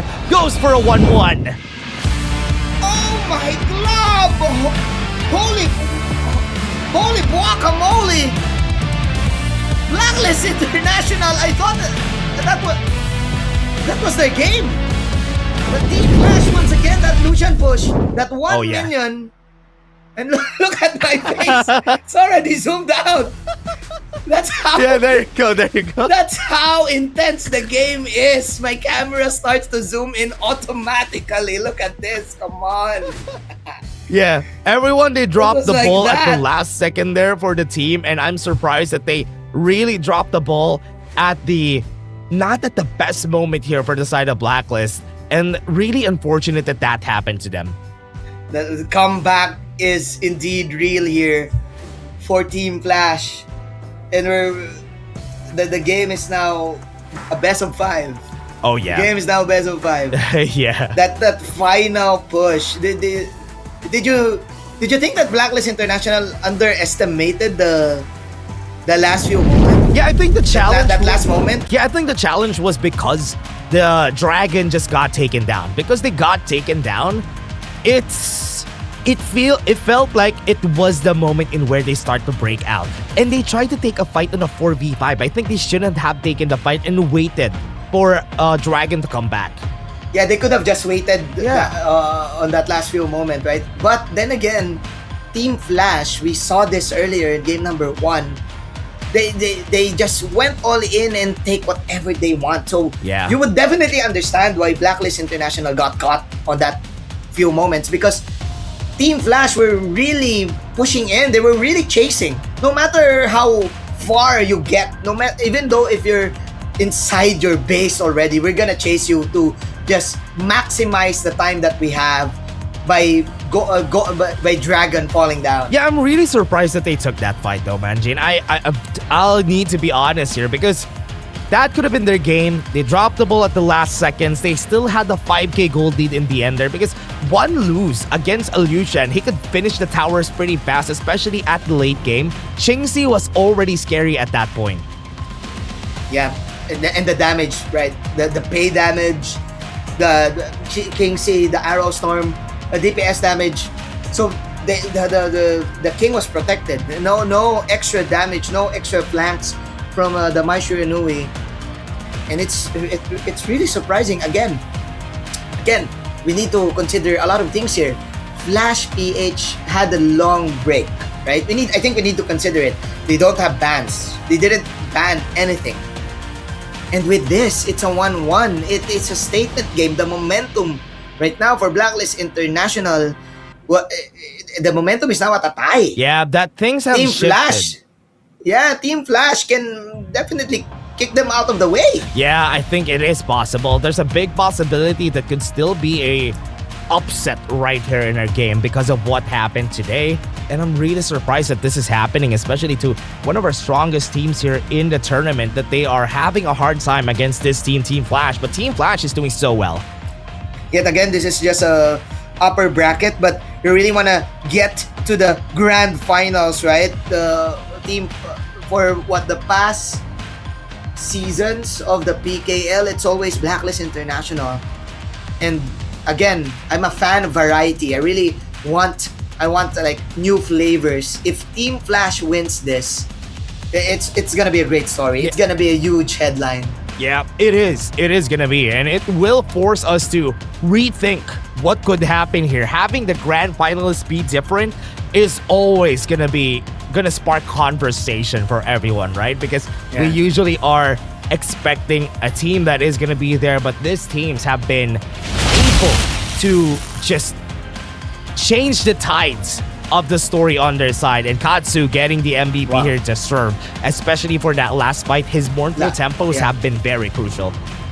3 more mournful tempos to catch like the core heroes, that mournful stun, factoring in the last few moments. Katsu on this Yuho one, wow, it's just really surprising for me to see that comeback. You don't usually see comeback games, well, as far as my career goes, in HOK. Like sometimes if I see Blacklist, I'm usually like, I tend towards okay 4-0, okay 3-0, but now it's different. Yeah, really different. The expectations right now are gonna be different every time, right, Manjin? Because right now it's a very different era we're seeing. Boom Esports got defeated by Team Flash. Maybe Blacklist International could also be an easy way out for them. Look at this. It was a beautiful setup that we've seen there. Chami wasn't able to move because of that ghost ship from Calm. Yeah. Flash also, there you go. There's the tempo. 3 tempos! 3 stuns! Yeah. Great capture for Katsu right there. Wow. Yeah, this is a great series, bro. This is a what great a series. swing that we've seen right there, everybody. It was crazy that we are gonna be seeing this for their side, getting a 1-1 support, something here. But man, let us see what's gonna happen here next for this game. It was a nice time to see a new day. We're having everybody that they are winning against Blacklist. Yeah, we're really happy to see brand new faces, and I'm really proud of the achievement that Ivalis actually is having right now. This kid is one of, I should say, the core player, the core persona of his previous team, of giving in, having the discipline. If I'm not mistaken, last time Ivalis was not part of Flash, right? I think he was. Is he part of Elevate? Is he Elevate? Elevate or TNT? He was. But no matter what his team is, it doesn't matter. This kid does not really is not just a player. He also contributes at the back end of the team. Sometimes he considers the budget. Sometimes he looks at like the team budget and everything like that. So I'm really proud of the achievement that this kid has, going into KWC and now potentially being in the grand final. Yeah, what a very big win that they have here, everyone. And I love it. I love that we're seeing something different here. I'm very happy to see something new. And as we all say, we all love new flavors because it is a great time to be a fan of HOK if you're seeing games like this. Very beautiful games. So far, beautiful Hawk playoffs, this has been the greatest because we have seen so big, comebacks, close games on this playoff. So this is great. It seems like this is one of the most intense seasons that we have. It is in HOK. HOK is still quite young in the Philippines. The global server came in around August 2024, so 24, 25. We're almost 2 years in, and we're seeing huge potential and great upgrades, great achievements from the teams and from the players, and it makes me want to see them succeed more, right? So this is so interesting. I'm really hoping for a Game 7. Yeah, I hope this is going to be an ultimate battle though. Starting the game with an ultimate battle. But again, everybody, before we head into the next game, we're just going to take a short break. See you guys in just a bit. Karamurka, enemy di setiap langkah, Ganteng datang mencoba, panggil ku Woman Army. Satu orang 1000 nyali, Bel spirit dalam nadi. Sini maju kuladeni. Langkah sudah jauh, mereka pikirku mau mundur dan buang sau. Kehormatan yang utama di puncakku pertama. Berdiri hantam balik semua yang halangi arah. Pikir-pikir lagi kalau kau mau halangi. Genderang perang sebab bunyi sini hadapi. Old school tank mentally dia takkan berhenti. Bukan instan imitasi. Coba kau lihat sapu cara bermain agak lain dengan strategi yang saya desain. Akulah mastermind di balik kekacauan. Satu punchline sapu ku mundur semua lawan. Insting tepurku deteksi ancaman. Enemiku libas seperti Anoman. Show satu pukulan tangan kosong. Musuh jatuh runtuh panggil aku Wukong. Masih strong di power hantam lawan yang menghadap. Sapu cakar lebih tajam lebih dari kopong pedang. Yang saya incar turawana bukan tata singgah sana. Maka wajar apabila dong bilang sampai jasana. Siapa yang berani mendekat kemari? Saya yang kesana atau kau yang kesini? Jutaan kalian pun saya terakan lari. Seranganku cepat sulit kau hindari. Dominasi, ku kendali. Berotasi, ke tiap sisi ku ambil alih. Saatnya kita untuk eksekusi. For my party, push, push, push, push, push, push. Everybody, move, move, move, move, move, move, yeah, move, move. Saat datang dengan mode brutal, kendalikan setiap titik vital. Damage magic, serang mental fisik. 1000 taktik, kau kalah cerdik. Mau coba jatuhkan sama mana bisa. Siasatmu sudah saya analisa. Terdapat selak, gerak geriku sulit tu dilabrak. Game over, hancurkan semua tawa. Kombinasi skill dan power. Teleportasi ala Enoku yang LOK. Kau tahu ku tak bisa redam. Pula tekadku yang takkan padam. Tu kehormatan yang tak bisa dibeli. Saat saya genggam jangan harap kembali. Adu mekanik tingkat tinggi. Siapa paling berani? Aku paling gigi. Pedang raja yang kuhulus. Tebasannya bak angin menghembus. Long life the king. Akulah raja. Dentuman zira. Ini mental baja. Akulah hukum dalam wujud nyata. Seni tempurku susah tu kau baca. Y'all better run. I've already won. Nowhere to run. Your time is done. Tidak bisa kau atasi. Berat untuk kau hadapi. Kalah pedangku menari. Kau balik kanan dan lari.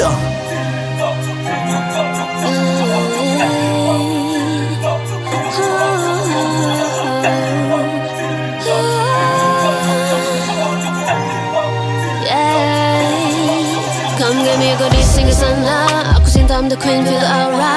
Orang jajali tanya lain dah. If you want me, provide me way mas. Siapa tadi panggil, cause I'm ready. Siapa bilang aku tak punya nyali. Don't try me ni, aku sebut api. Yes my melody, you can touch me. You ready, you jajali. Lagi coba lagi. Tegak berdiri. dan kuatkan lagi. Bukan yang paling cepat, bukan yang paling tinggi. Ini menguji kepala, bukan sekadar jari. Di tangan kiri murka, kanan kehormatan. Aku datang sebagai bentuk perlawanan. Bujuk rayu nafsu ego aku kalahkan. Biarkanlah aku menjemput kemenangan. Di tangan kiri murka, kanan kehormatan. Aku datang sebagai bentuk perlawanan. Bujuk rayu nafsu ego aku kalahkan. Biarkanlah aku menjemput kemenangan.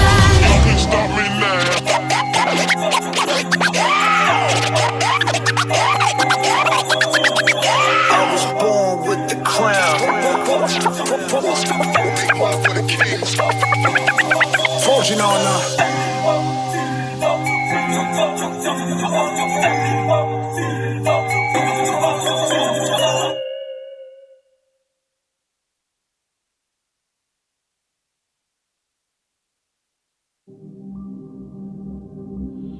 In this world,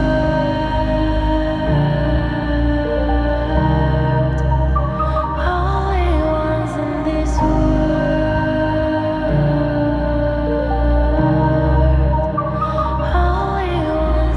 call out my name, cut through the sound of the rain. No matter how I feed the flame, you know I feel the darkness and the pain.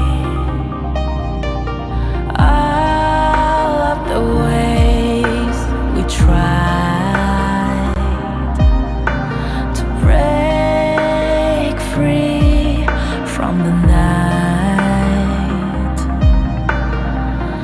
you know we made it out, we found the light. I fly so high, light up the skyline. Let's do it this time, like it's a whole new vibrant world.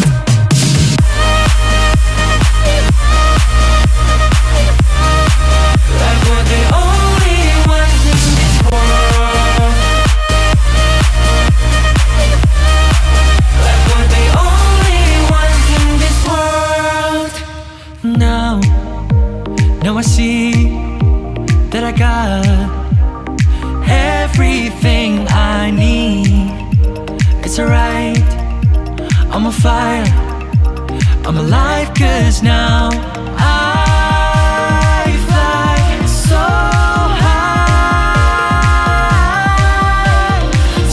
high, light up the skyline. Let's do it this time, like it's a whole new colorful world.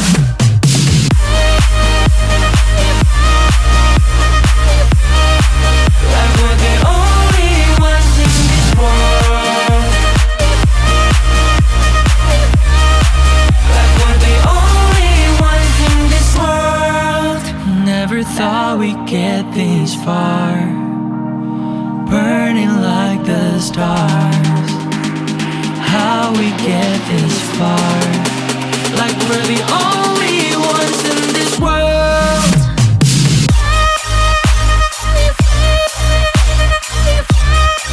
Like we're the only ones in this world. Like we're the only ones in this world.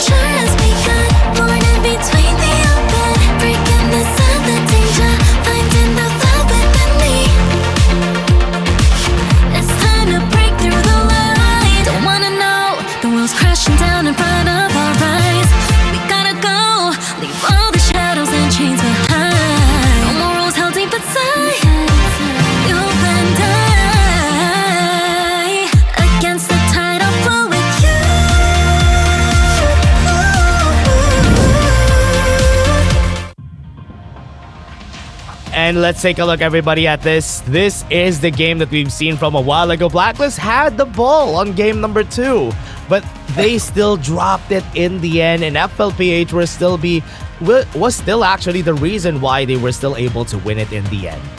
Yes, sir.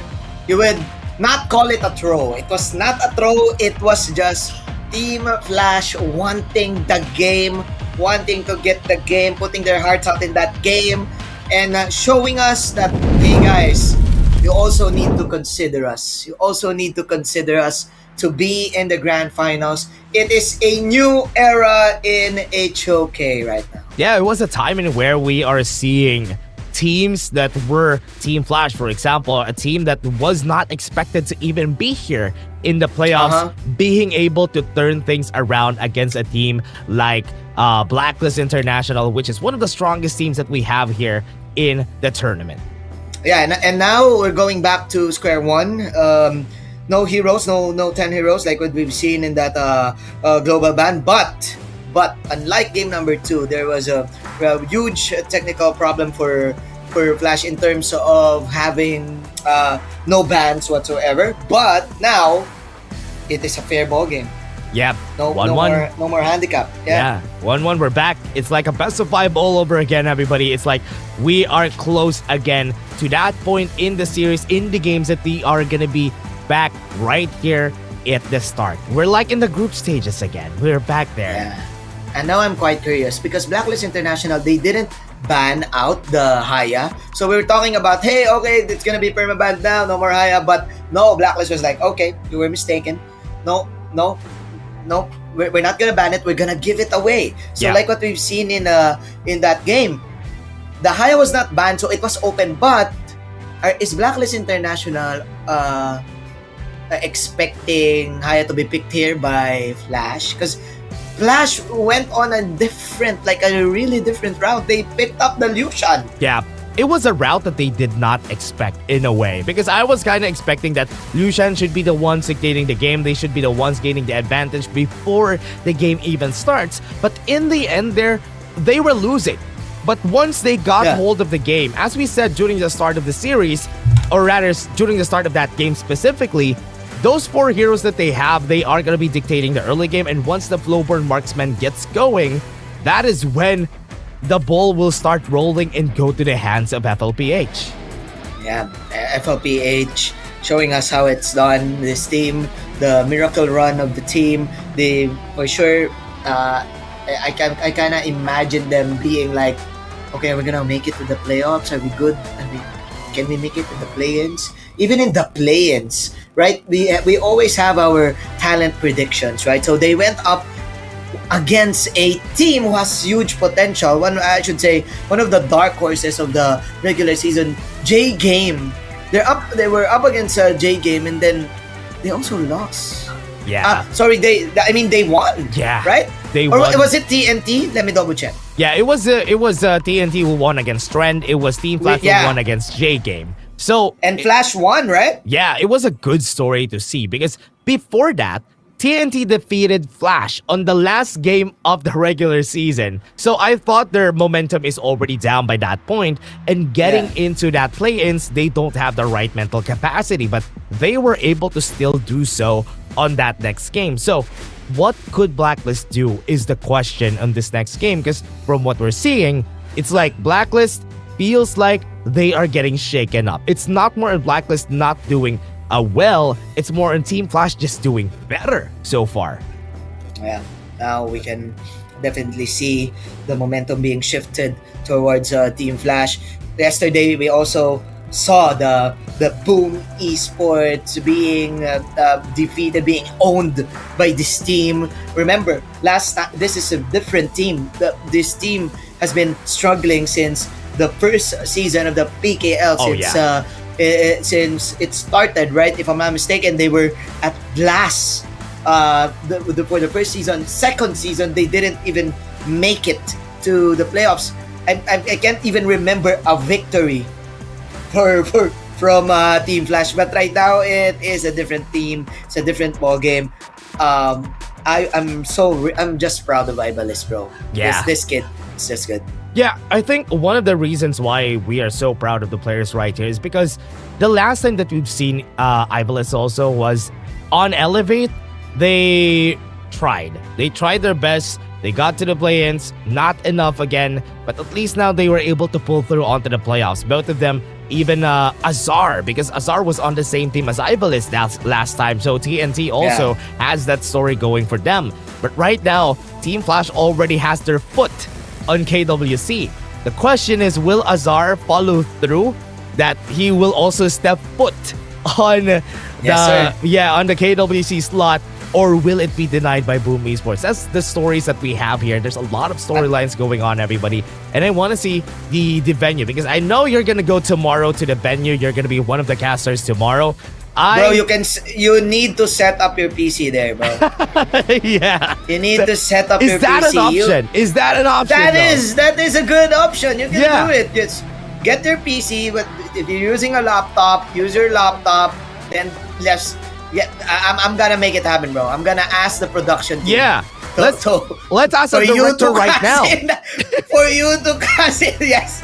For you to cast in the venue in the English stream, just online, maybe at least there you can hear the crowd, right? Just bring your own setup, bro. That's your true. own setup. I should just bring my own set. This whole setup that I have right now, I'm just gonna bring it there, and I'm gonna ask them. Now. Yeah. You should bring your own setup. Option 1. Yeah. Option 1, you cast inside the venue, bring your own setup. Yeah. Or option 2, you cast backstage. Oh yeah. I think I'm also okay with casting backstage. I don't mind. As long as I'm there, I'm happy. Yeah. Make it happen, Daddy Hawk. Make it happen, Daddy HOK. Daddy HOK, it's possible. It's easy. It's easy to set up. Right? We can do that. You just have to give me a call, and we're gonna set it up for you. Just give Dash a table and a stable internet. We're good. Yeah, that is Dash possible. has the headset, right? Have the mic. I have the mic. I have the camera. Oh man. Everyone, this is not the end yet. We are still just at the start of the series. Time check, it's 1 p.m. already, everyone, and I hope everybody's feeling it that we're gonna be in for a long day. It's lunchtime, HOK lunchtime in the Philippines. So go ahead, grab your lunch. Did you eat? I haven't eaten my lunch yet. So maybe after this series, then I eat my lunch. Yeah, if we're gonna have a break. If we're gonna have a break, that is the question. Right? Okay. So looking at the body languages of both of the squads, it seems like Team Flash is more confident in their body languages and having fist bumps here and there, and also smiling. Look at this. Now in the drafting phase, I didn't actually see who got the blue. There you go. There's the blue side. Blacklist International, the blue side. Black now banning the Haya. There's your Haya ban. Oh, Dolia, first pick for Blacklist International. Will Team Flash go for the denial on that Youngjin? Because that is usually the answer whenever they get the win there. So it could be an option. This could also be a good option. I think a Guanyi is a good answer if there is a Dolia on the other side. Because if they pick up the Youngjin, they are going to get pushed forward. Because yes, he has a bit of CC immunity, but if he gets pushed forward, he doesn't have a way to get out. Yep, I definitely agree on that, Dash. Meanwhile, though, okay, there you have it. The Neza pick for Team Flash. You're waiting for that. You told me that this is one of the main strats of Team Flash, if I'm not mistaken. That Gushin with this pick. Let's see how will it fare up against Blacklist International. Still, the Young John is still in the pool, as Blacklist will not yet pick it. Yeah, he brought it up also a while ago, though. They brought it up on the side. Oh, Blacklist International is not going to be picking the Youngjin on the Youngjin, picks. Yeah, they picked up the Dolia. They pick up an Arlie and a Charlotte.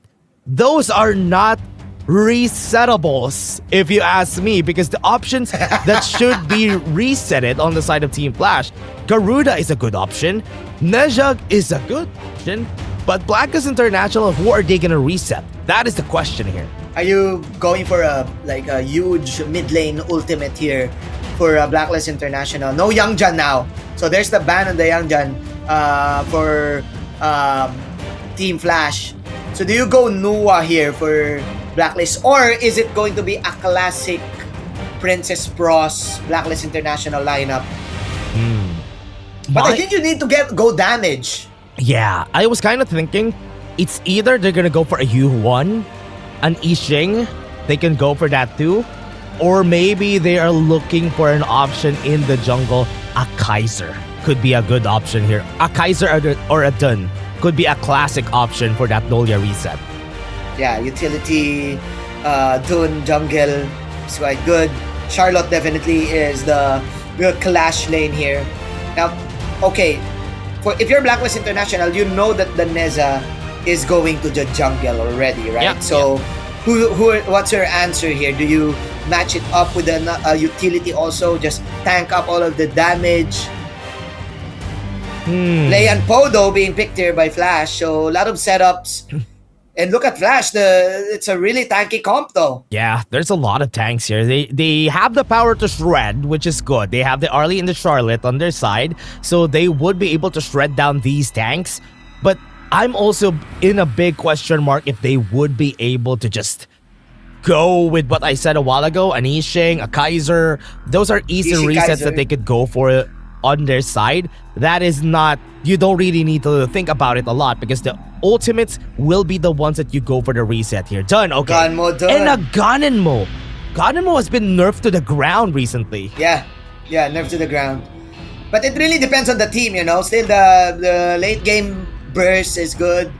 But I kind of get what you're saying because sometimes these tanky items also really provides the opposing side to soak up that Gunmo Shadow Nails damage, if you get what I mean. Yeah, yeah, I think so. But it took a lot of time now with the Garden mode to get going. I think second item is where he starts to be like the same Garden mode from back then. The latest Sun pick from the side of Team Flash is a very good pick against the Arlie. I think the advantage of a Lady Sun is the advantage with the range. You can burst down an Arlie before an Arlie gets close to you first. Gets to. Yeah.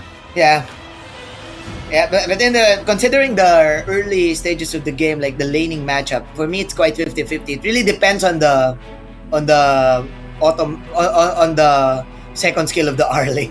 Oh yeah. Every time the second skill is on cooldown, go in with the Lady Sun. Yeah. Every time it's not, just wait for it. Or maybe the Arlie can just also dodge out the bomb of the Lady Sun. But I get what you mean. In the late game, for sure, the Lady Sun can be the first one who can shred down the Arlie, right? Because when you're the Arlie, you really want to like spam your skills also to confuse the opponents where you're going, right? Yeah. So, yeah, we shall see. It really depends also on the team. Because this is so interesting because the Gunmo right now, like what you said, is nerfed. And Dragon is still confident. Like, I don't care. Yeah, he's still going for it. We can still do it, yeah. Yeah, I think he is confident that he will be able to do it and bring it on against the other team. And now from what we're seeing, look at this. Arlie Lady Sun is going to be the where we are at in this game. But I also want to see how Dragon is going to play this game because, you know, it is going to be hard for him to clear the wave compared to before. Look at this. Look at how fast they go for it. And Katsu already got damage already, but getting the level 2 was important in this team fight. He can go for the kill.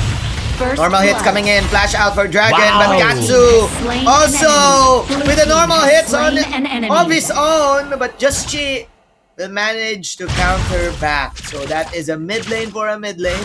But somebody died there. Yeah, it is a 2-for-1.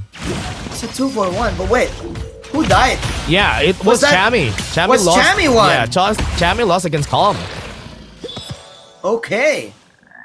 So that's interesting. Calm getting a score there. Yeah. Up against Code 1. Getting a pretty nice push though. That was the reason why he was able to get the lead there on that team fight. But what I'm pretty scared of is this matchup in the bot lane. Look at that. Golden Kite is going to get bullied by Chingsi here even if he has the level lead.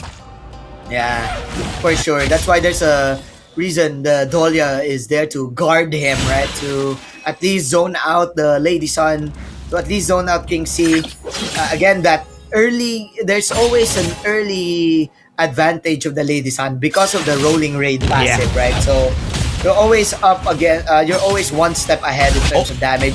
There you go, Neza ult coming in. Chami 1. Oh, the fidget spinner is there to block him, but there's the flash out from Chami.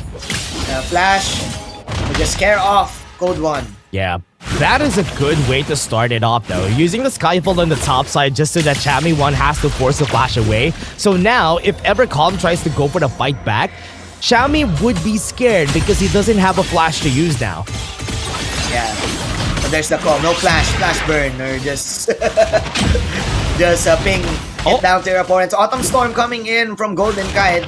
Then again, no casualties in this bottom side. This is both of the players are just farming.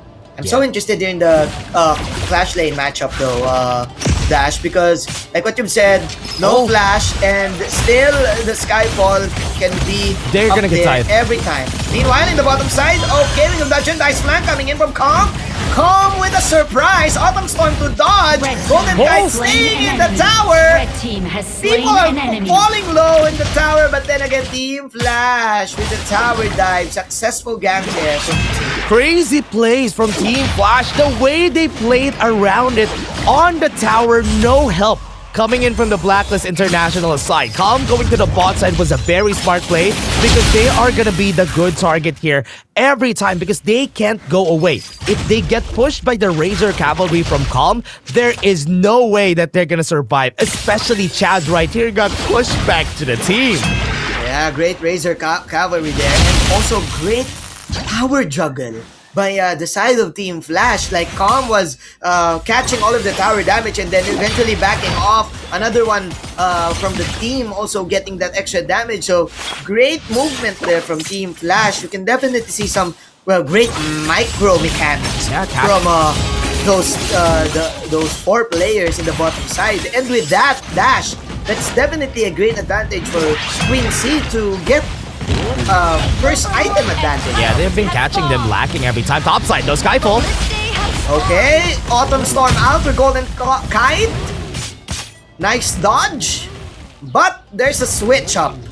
So Chami 1 will go to the bottom side and Golden to the top side. That's interesting. Oh yeah. Universe Ring is gonna get used. Skyfall is not available because they used it a while ago on the top side. So they won't be able to get this Tyrant. Right now, teams are not really looking on getting that Tyrant at the 5-minute mark is where they might start. But FLPH are already in position to go for it. Okay. Again, this Neza pick really is quite a game changer because of the vision that you can get, right? Like that's every time you get that vision, then you can go, you can set everything up with the rotation because you have the advantage. So 500 gold lead for Flash. Blacklist International still holding the line, even though their tower has been destroyed in the bottom side. Yeah, the Universe Ring has been so good for them. I think Chami 1 is quite struggling on just defending this by himself, and FLPH are just making sure that they are not going to be able to go to their own side of the jungle. Is this going to be a 5-man fight here in the bot side? Because Flash PH are kind of posturing to do so. Yeah, they're always setting something up right. They're really maneuvering the wheel here in this game, dictating each team fight. But then again, Blacklist International still being disciplined. Okay, burst damage, not gonna happen. But then again, there's an extra kill from Blacklist International. Wing of Judgment coming in. Ivalis at low health. There's your light step in. Extra kill for Mr. Golden. So the Heart Brothers. Yeah. From Blacklist International, putting Blacklist on the scoreboard. I think you see the damage there. Look at the damage charts. Katsu and Chingsi are the ones dealing so much damage on the side of Flash PH. If that fight stayed for long, if the Gushing and Calm stayed alive for longer, or rather Gushing stayed longer and Ivalis stayed longer in the team fight, that could have been a game. Chingsi. Oh, he wins this. Oh my. Blue team great has outplay destroyed there. a tower. Chingsi with a rolling raid. Extra bomb. Okay, Golden Kite, light step out. Great dodge, goes back in. Second Nice skill, dodge. normal hit. Shaken and bacon, Golden Kite. Yeah, that is the reason why it's hard. It's going to be hard for Calm to just take him off of the charts. I think the biggest targets that he could go for is going to be Dragon and Chaz. Those are the big targets. If you put him in front of your team, they're going to get eaten up. Yes, sir. Red team has Quincy, destroyed though, a having tower. the time of his life now with the Axe of Torment, so the burst is no. gonna be Chingsi's felt dead. here for sure. Chingsi? No, not yet. Chingsi with a great position, just trying to catch him out. Okay, there's the anchor. No. That's a dead Ivalis. Chingsi being cornered here. Where are you going? Clap, clap, clap. You're going down. Oh! Great pickup here from Blacklist International. Just boxing him out. Yeah. I think Colin wants to go for Just She here. Okay. Stun! He's dead. Oh! There you go. Freshly forged combo. Just She and Dragon. Yeah. It's an easy target setup for the gun in mode. Wow, Golden Kite showing us the moves right there. Red team Great has swag slain there an from enemy. Golden Kite. And now the tides is leaning towards Blacklist International. Great catch on Gushing though. Was able to get the kill on Skyfall. On Golden Kite, he had nowhere to go there. Especially if you're targeted by the Skyfall. If you don't have any dashes and he used it all up, you're gonna be dead for sure. So nice catch for FLPH, but they still got the second tier tower on the bot side. Yes, sir. It's still Blacklist International. They know the ins and outs of the game, the mastery of the macro. They've been here. They've been the international representatives from for the Philippines for almost 2 years now. That's why you really don't give them a little bit of a chance, you know. Even though you're leading, you don't want to give like a small hole for Blacklist International to enter and get the momentum going. Colin has a nice position though. I think this is gonna be a scary fight. There you go, that's a blue. Okay, great. Autumn Storm here for Golden Kite, but the Skyfall is just too much for Dragon. As a Golden, Chaz will not survive it. Team Flash, but great setup from Chammy and Just G. What the play? One happened. That is the signature play. Chammy won. With an outplay. What a play from Chammy 1. Onto the backline he goes, and the knockup hits 3. And because of that, let's take a look at the replay, everybody. Let's break down the fight. It was a 3v4. And I was surprised that they didn't continue for the fight here. Look at the start of this. Skyfall onto Dragon. He's dead for sure. But the way Golden Kite kited them, literally was able to just bait out 4 so that they can get the win/knock-up from the ult and also from Just G. What a great play from Blacklist. What a play. Kind of like alley-oop play right there from Just G to Chammy 1. Again, Blacklist International, all of these, all of the players here putting on a show, really having each player having a highlight reel of their own. As Golden Kite also with those dodges in that last skirmish. Blacklist International on the lead. Now, man, how do you come back into Flash? Yeah, there's still an easy Still not comeback. over though. They did that a while ago. Game number 2, so it is still possible. Look at where Calm is. That is the comeback angle that I'm looking at because he might be able to get a great flank here. Okay, but Chammy 1 is the first one with the side flank here. Wings of Judgment being flanked, being popped. Calm here, not really showing himself. Universe Ring saw them all though, so I think they're kind of looking for where Calm is. I think the time is to start from the side of FLPH. This could be their option, but the bot side is pushing. They're looking for Calm here. Chaz is looking for Calm. They saw Calm. Now, revealing himself. Okay, there's the outplay. Golden Kite pops the Autumn Storm. Meanwhile, Chammy 1 still getting Ivalis, poking Ivalis down. Oh, that was great from Blacklist International. Not forcing anything. Yeah. And trying to look for the Guan Yu. Great use of Chammy 1 in that team fight. He was bullying the members of FLPH so that they cannot commit. If ever Calm finds the angle, they cannot fight because they're too far away because Chammy was bullying them and now they're gonna go for the fight here and they are now taking over the FLPH jungle. 9-8. The score is almost the same, but look at the macro, Blacklist International. They're not even forcing team fights. They're just waiting for Flash to reveal themselves and get the proper position to execute. There's always the spam capability by the Wings of Judgment though. So Blacklist is still gonna have a hard time to push out certain towers. And what they need right now is a pick-off. Yeah. You need to think about this next fight though. They have the Tyrant 30 seconds before the Primal Bond dissipates. They now have the Overlord on their sights. Ivalice has always been in front, and Justy, they're the ones trying to make fights. They're the ones mending, they're the one making the fights because they're trying to bait each other out from just catching or eating the bait. Yeah.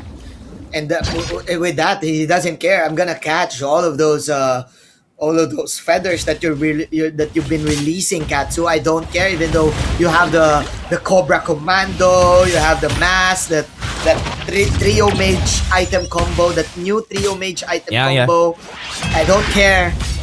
I'm just gonna soak up all of the damage and let my teammates do the work. Yeah, the map is getting smaller for Flash PH because look at the tower top side. Nobody's gonna be able to defend that because they have no vision on the top side jungle here on Blacklist, but Chaz in position to actually try this. I think mid lane should be the next.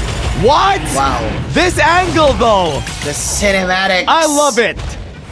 Cinematics, bro. I give it a 10. I give it a 10 too. Wow. Wow.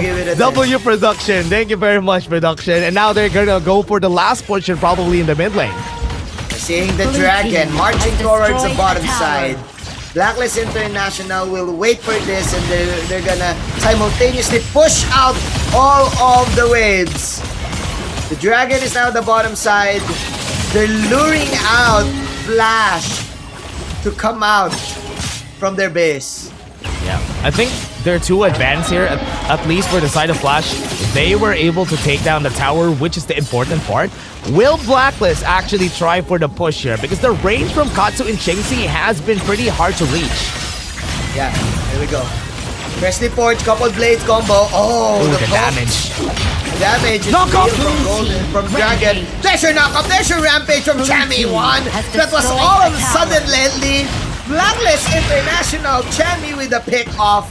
And they will also take down the tower in the mid lane. Oh man. Now they will disengage. This is clearly a Blacklist International game. Oh, the wind slash to the power gradation combo has always been good. They have been catching the right people at the right time. I think Katsu overstepped a little bit there, but now the top side is also in danger. Even without minions, they can push that. Has destroyed a there you tower. go, tower.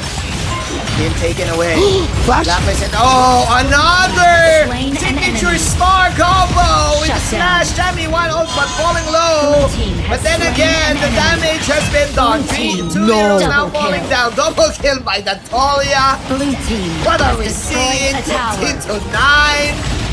7.9k. Autumn Storm in. That's the end. We're gonna call game.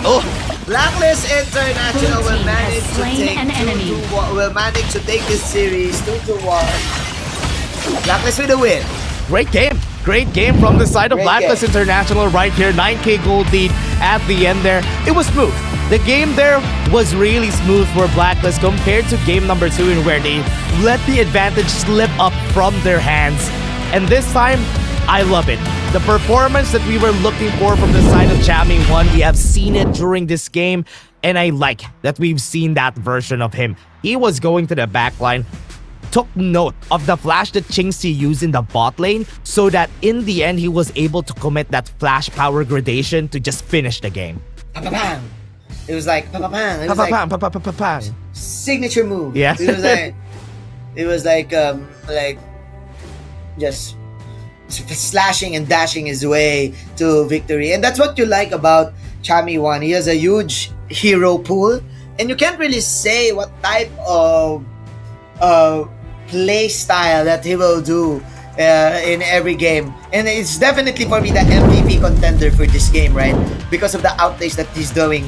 But also, would like to commend 0 deaths onto Just G. Look at that. 12 assists. Oh. You've called this, Dash. You've told us that, okay, they might go for the Dune. And there's always a reset on the Dune, right? Especially with the Dahlia. The combo. The combo is so good, and Blacklist International exploited that combo up until the end. Doesn't matter, even though Flash has the advantage in the early game, it's still the aura factor, I should say, from Blacklist who got this game. Yeah, even though during the game we haven't seen much of that highlight, I was kind of expecting more of highlights from the Dun just getting the win slash. It is really low-key highlights, everyone, that he has been doing. The knockups on 3 people, the unruly blade on the right targets. But I also want to add to the mix is this guy. Chami1 during this game went way ahead again.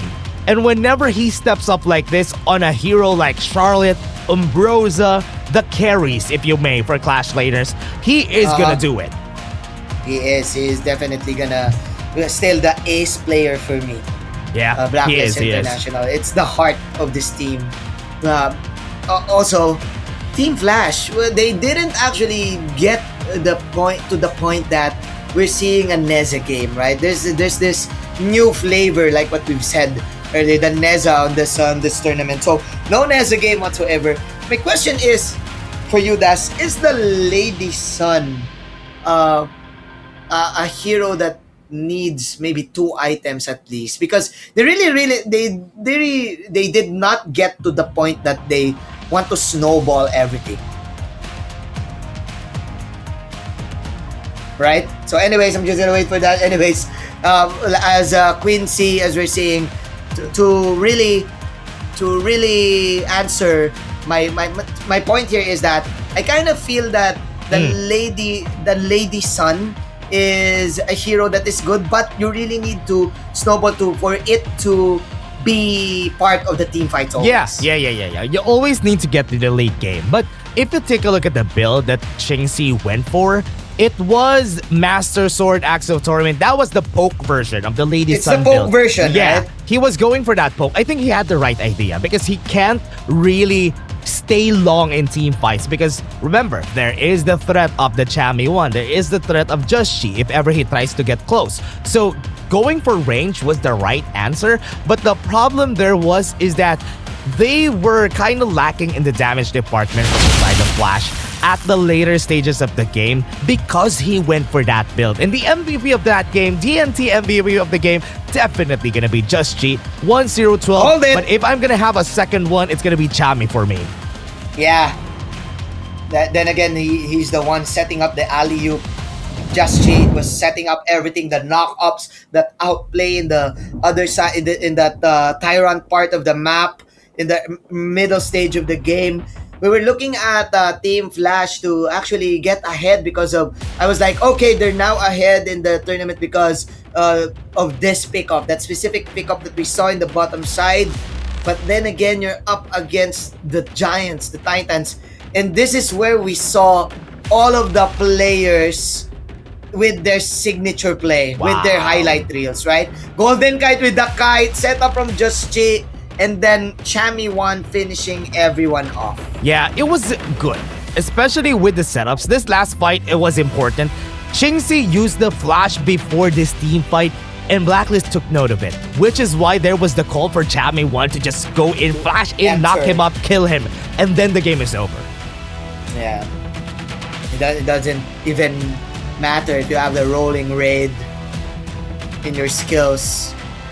So now we're resetting once again. We're going to game. What game are we? Game number 4? Game number 4. So now we saw the El Clasico Vintage Blacklist International easy game. Yeah. Not an easy game, but I should say fast game. Yeah, it was not as easy as we expected, right? We have these expectations as casters every time the game starts, every time the series starts. But right now, it's very different that we are seeing these types of games from Flash PH, from TNT. Where was this during the regular season? I mean, I always ask that. But this evolution of TNT and Flash just tells us that the league evolved on itself because of this trailblazers that we call them. Blacklist and Boom were so ahead before, but now the bridge has been the gap has been bridged. Sorry, the bridge has been gapped. The gap has been bridged. That's understandable, bro. The gap has been bridged. Yeah. The bridge has been bridge gap. Anyways, no matter how you call it, we're definitely interested and proud of how these teams are stepping up to the plate. If you are Blacklist International, there's always a target.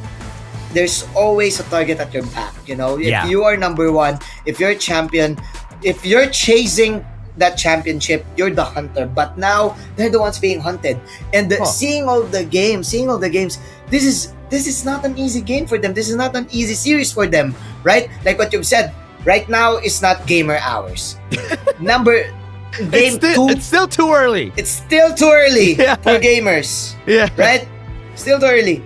Game 2, huge comeback from Team Flash. Game 3, still, it's not that easy for Blacklist International. So, Team Flash, I should say, they need to go back to the drawing board again and look for answers. Look for, okay, when did we lose that? I kind of feel that they lost right after the pick off in the top lane. When King C was picked off, the momentum shifted towards Blacklist International side. Yeah, the game was not that convincing again. I mean, right now, game number 3, a lot more convincing compared to game number 1. Game number 2 should have been their game, but it has been turned around by FLPH, and that just means a lot of things. We could just think about what these players are thinking right now, but I believe that FLPH are still confident moving forward to the next games because they are putting up a good fight against Blacklist. They can even just win this if they want to. I agree. They still have a lot of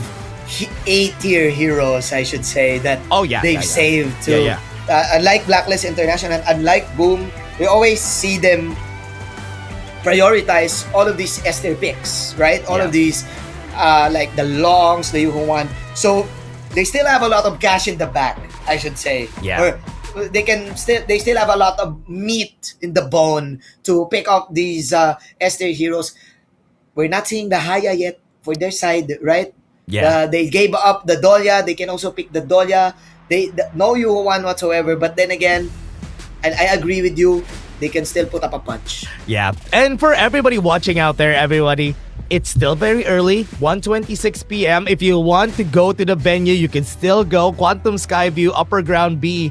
Gateway 2! Gateway Mall 2. Yeah. There you go. It's in Cubao, everyone. It is... All roads lead to Cubao. Wherever you are in Luzon, you can get to Cubao if ever you want to. So if you want to enjoy the weekend, go to the PKL. We have a lot of freebies on the venue. We have a lot of the KOLs, the casters, the cosplayers. If you want pictures with them, you can get a picture with them. Cubao is the center of the Metro Manila, I should say. Yeah. It's the center. It's basically the Luzon. center of Luzon. You can go to Cubao wherever you are. Definitely the center of Luzon. If you're gonna look at the map, just look at the map, bro. It's right in the center also. That's true. That's true. Oh, that's interesting. Yeah. So go ahead, get to Cubao, get to Gateway. Cheer for your favorite player, meet your favorite cosplayer, meet your caster, take pictures with them. Don't listen to Butters. Just don't listen to him. Maybe you can listen to Dash. Listen to Dash. Don't listen to Butters. Maybe you can ask Butters for an honor pass if you go there. You ask him, dap him up. Butters gonna get an honor pass or something like that. Check him out at Opa Butters, everyone. Yes, he has a store for tokens, so you can ask for free tokens. Yeah, you can ask for free tokens for Butters. He told us that. So he is in a venue right now. So you can go there and ask him for the token. Real talk. We're not yapping. No cap. Yeah. No cap. Yeah, we had a thing going here with Osiris yesterday. We had just giving away free tokens. Oh yeah, he is. We had a thing here yesterday that all the casters, you can check us out, everybody. We're gonna be giving free honor passes. Check me out at Bibimbap. Go to my page. Yeah, go to my page and ask me for honor passes and go ahead, tokens. Go to at Bibimbap. Yeah. And ask for tokens. That's it. No cap. Yeah, no joking, everybody. It's real. It's real. It's real. It's real. Yeah. It's real. Now And I coming hope we into we see the venue, and also I hope you enjoy tomorrow for the venue. Bro, because the venue is beautiful. Bro, you should go. You should I should go. I should put my setup there. You should go, bro. If you're using a laptop, you can. Yeah. I'm sure. I'm pretty sure. Even in just the backstage, I'm pretty sure that you can. They have a space there on the backstage that I can cast the backstage. with. Yeah. You can cast with. It's Butters Just that I'm give going to it- be casting with tomorrow. So we can go there, get together. We have, I don't know if we have enough space for both of us. Bro, you can. You can definitely can. I'm gonna make it happen, Daddy Hawk. Come on. Oh, Make yes, it yes, happen. please. Anyways. Oh, there you go. Now, global pick and ban. Like what we said. If we're gonna look at the picks here for the side of Blacklist International, a lot of these heroes are in the meta, or I should say, like S tier picks, right? The Haya, the Long, the Maishu Anui. For the side of Flash, they can still pick these heroes. They can still like, okay, let's take the strong heroes and use it to our advantage. Yeah. Flash PH is going to be choosing the blue side here. As you said, there's still a lot of things that they could pick here in order for them to win. I like that we're going back and forth here, Manjin, that we are going win for one, lose for one, then win the next one. Then is it going to be a trend that we are going to go alternate on who's going to win each game? Yeah, it's well, if that's gonna happen, it just means that we're at a different level of HOK in the Philippines. Yep, I think if that happens, like if we see game 1 win, game 2 lose, game 1 win, game 2 lose, and then we have an ultimate battle, I can definitely say that the Filipinos are there up top in the global scene. Yeah, I love it. I love it that we're popping right now, if you may, because we are really upgrading. The teams are getting better. Everyone is getting better. This is a sign, everybody. If Team Flash and also TNT are playing like this when they were in the 5th and 7th place before week number 5 ended, man, this is good. The 7th placer fighting toe-to-toe against the top 1 team during week 5. Yes, sir. And they're making the gods bleed. Yeah. And it's not even a drop of blood, right? Yeah. It's unlike Thanos and Iron Man, right? Yeah. It is really a strong blow that we're seeing right here that they're doing, Manji. They are making it hard for Blacklist International the whole way around. If this was fall season, Blacklist International is gonna cruise through everyone. But now in the new spring season of 2026, everybody is fighting really well. Bro, if this was like last year, I think it's already for sorry. Yeah, game's already over at this point. It's already point. for sorry. In the Philippines, we call it for sorry. Yeah. Not 4-0. You don't usually hear that internationally, right? Yeah. For sorry. It is a Filipino term that we use whenever it's a fast game. But it makes sense, right? Yeah. For You just say sorry to the other team because they lost so hard. Makes sense. Okay, Leon Po, Chano. Okay, one of the heroes that Golden Kite has been picking lately. Also, Chano. Oh man, there's the signature Chami, the signature Dharma. It's here. Look at also the bans here. Look at the focus on Qingxi. Qingxi on the last few games that we have and Gusheng have been pretty strong. So Blacklist knows where to put their eggs on. Their eggs on a one basket. It's gonna be on the Qingxi basket. We just not let Qingxi pick this up and force Gusheng to use the Chicha. So that's what they want to do here. Yes, the Chicha is flexible, but if you don't really have options to pick on the other marksman, you have to force this on the jungle or you have to force this on Qingxi. Yeah. You have to make amendments, right? You need, yeah. Okay. Now, Fade. Fourth pick, Nuwa. Also, the Celestial. Do you have any suggestions here, Dash, for Team Flash? For Team Flash? They're lacking an assassin. There you go. I was just about to say it. Yeah. They're lacking an assassin. The Jing is here. So assassin versus assassin. It's gonna be interesting. Don't sleep also, everyone, on the Fatih. Fatih right now, so strong. So Low-key. strong. He is very strong right now in the meta that he is the most considered pick on Ultimate Battles. Yesterday, we saw that from Chami 1. So this body, good against the Byron, good against the Dharma, so he will be winning that lane for sure. And there's your counter go actually. Xiao Kiao, the Blizzard to counter out the Jing. Maybe sometimes the Fatty also, if the Fatty wants to go in. But this is interesting. Just looking at the lineup, I'm really leaning towards Team Flash's composition here, Mr. Dash. Because maybe of the Jing. Is this we call it the shotgun Jing. Oh yeah. You call it the damage one? The damage one, like the easy burst. Just use your ultimate, bang, easy kill. But with the Blizzard in the pool, at least Blacklist International has a little bit of an answer to it, right? Like to scare it off, maybe. But then again, I kind of feel it's 2-2. Yeah, it is big. With the comp. Really possible, especially with Gushing on his Jing. He has been excellent with this Jing, even showing up better than Carl. Yesterday, they defeated Carl's Jing, won with the Jing the next few games, which is why I'm pretty scared also of their side. But also remember, Manjin, they have 3 divers. Chicha, I consider her a short-range marksman also. So the Xiao Qiao covers those 3. Yeah. Chicha that's why there's a reason why you flex the Chicha onto the jungle, sometimes farm lane, even sometimes clash lane, right? Because it's still considered as an assassin, I should say, right?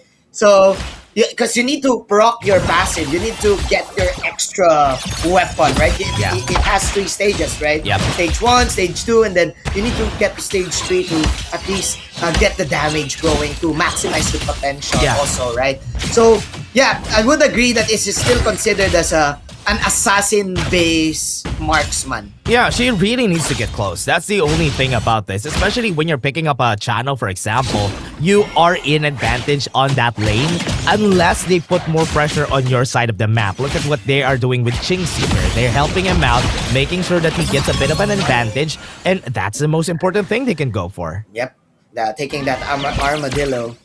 By the way, if you're a Chicha, you can kind of say that you would like to have extra units as your opponents also, right? To proc your passive. So those dogs will definitely help out the Chicha gain a little bit of 2 hits, 3 hits to proc out the passive, I should say. Then again, there's the leap poke that Golden Kite can do. Then again, Chicha is still tanky. But looking at the other lanes also, I'm quite interested with this Gushing Jing. I'm really a fan of that shotgun Jing combo. Yeah, I want to see how they do it. Look at what they're doing here. It's so smart that they're doing this for the side of Blacklist. You got the wave on the top side for Just G. Give him more waves on the mid lane so he gets to a different level advantage for their side. And they're trying to bait out a reaction out of FLPH. They're kind of looking for a fight in this mid lane. They're getting out the Peppa Pigs right there. Okay, calm. There's a sneakily trying to flank there in the mid side. Now Dharma, Chami going back to the lane. There's always a priority of clearing the waves for you to rotate. And now the match is even. 2 minutes. Yeah, still very equal. Blacklist tried to poke the bear that game, but Chingsi, he moved forward. Okay. That was scary. Oh, he has Ivalice also. That's why he's confident coming in. Plus, again, those units are helping him. Yeah, he had to use the Runzi. Had to use the Runzi also. Yeah. So no casualties for the first 2 minutes of the game, unlike game number 1 and game number 2. So these are just pokes, I should say, for both of the squads to get that early clear. Maybe at 6 minutes or maybe at the first 4 minutes, then the Tyrant. We're gonna see the first huge team fight. Yeah, you can see here the movement from the side of Blacklist. A lot of them on the top side. Xiao Qiao will be clearing this. Dragon will help the clear on Just G. They want to get this Tyrant first because you pick the Fade because you want to get objectives. So that is the goal, right? You want to get the advantage, you want to get the objective, but Gushing also has double smite. So that is something that you also need to think about here moving forward. But Just G in position to get that level 8, so he has level advantage on this Tyrant fight. Yeah, I like it. Just She doesn't care. I don't care if you have that extra extra stun, you know. It's my time to get that extra level. Meanwhile, in the top lane, okay, folks coming in from the cheat. There you go. They will initiate it out. Calm. Wow. Getting the healing do. As Calm will survive. Had to flash away. We still have the Tower of Shields right now, but the teleport is gonna be there. Look at the run from Chami 1 in this area, but they're still gonna get this pretty fast.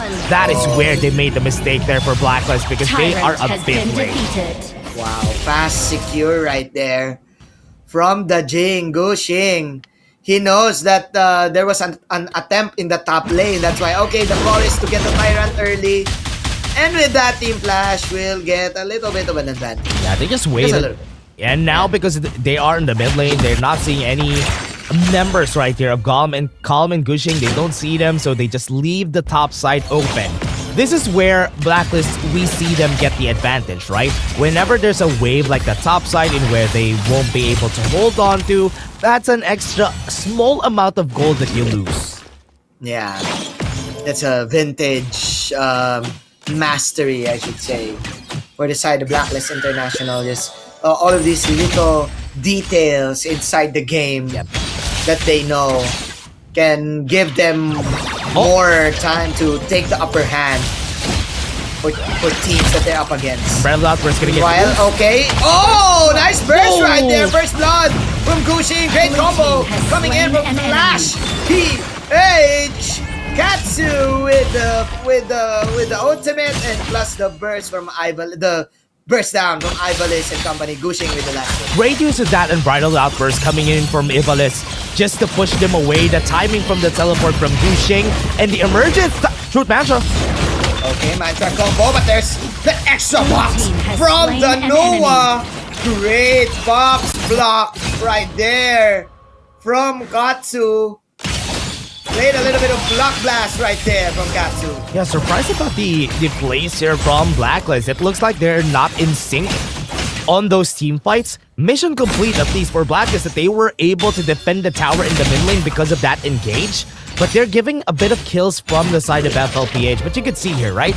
Even with those losses, they still don't have a massive lead. But they're going to be pushing this. There you go, Chain Mirror Domain. Half health onto Golden Kite. There's your push. Has destroyed a for the side of Flash PH. Great usage of the Jing ult there. Meanwhile, okay, Katsu with the emergence. Oh! It's Calm trying to catch Just Chi. Fighting it out. Just Chi pops ultimate also. No casualties for both of the squads. Unbridled. Flash. Oh, great outburst! And plus the ultimate from the Nuwa. But the retaliation laser ultimate is not gonna be enough for them to take out Just Chi.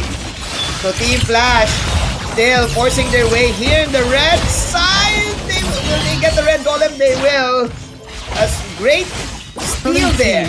Coming in from PC.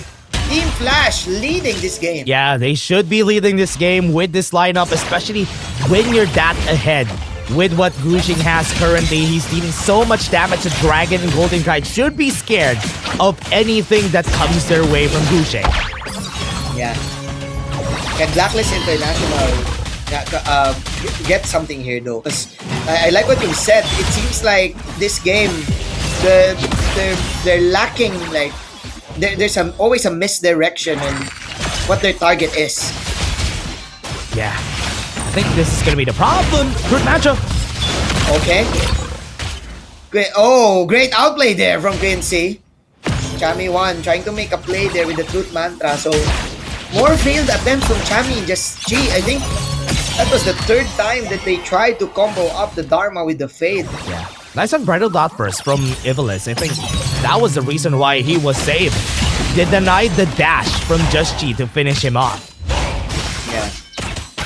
23k is still, I mean, 500 is still a low gold advantage for the side of Flash.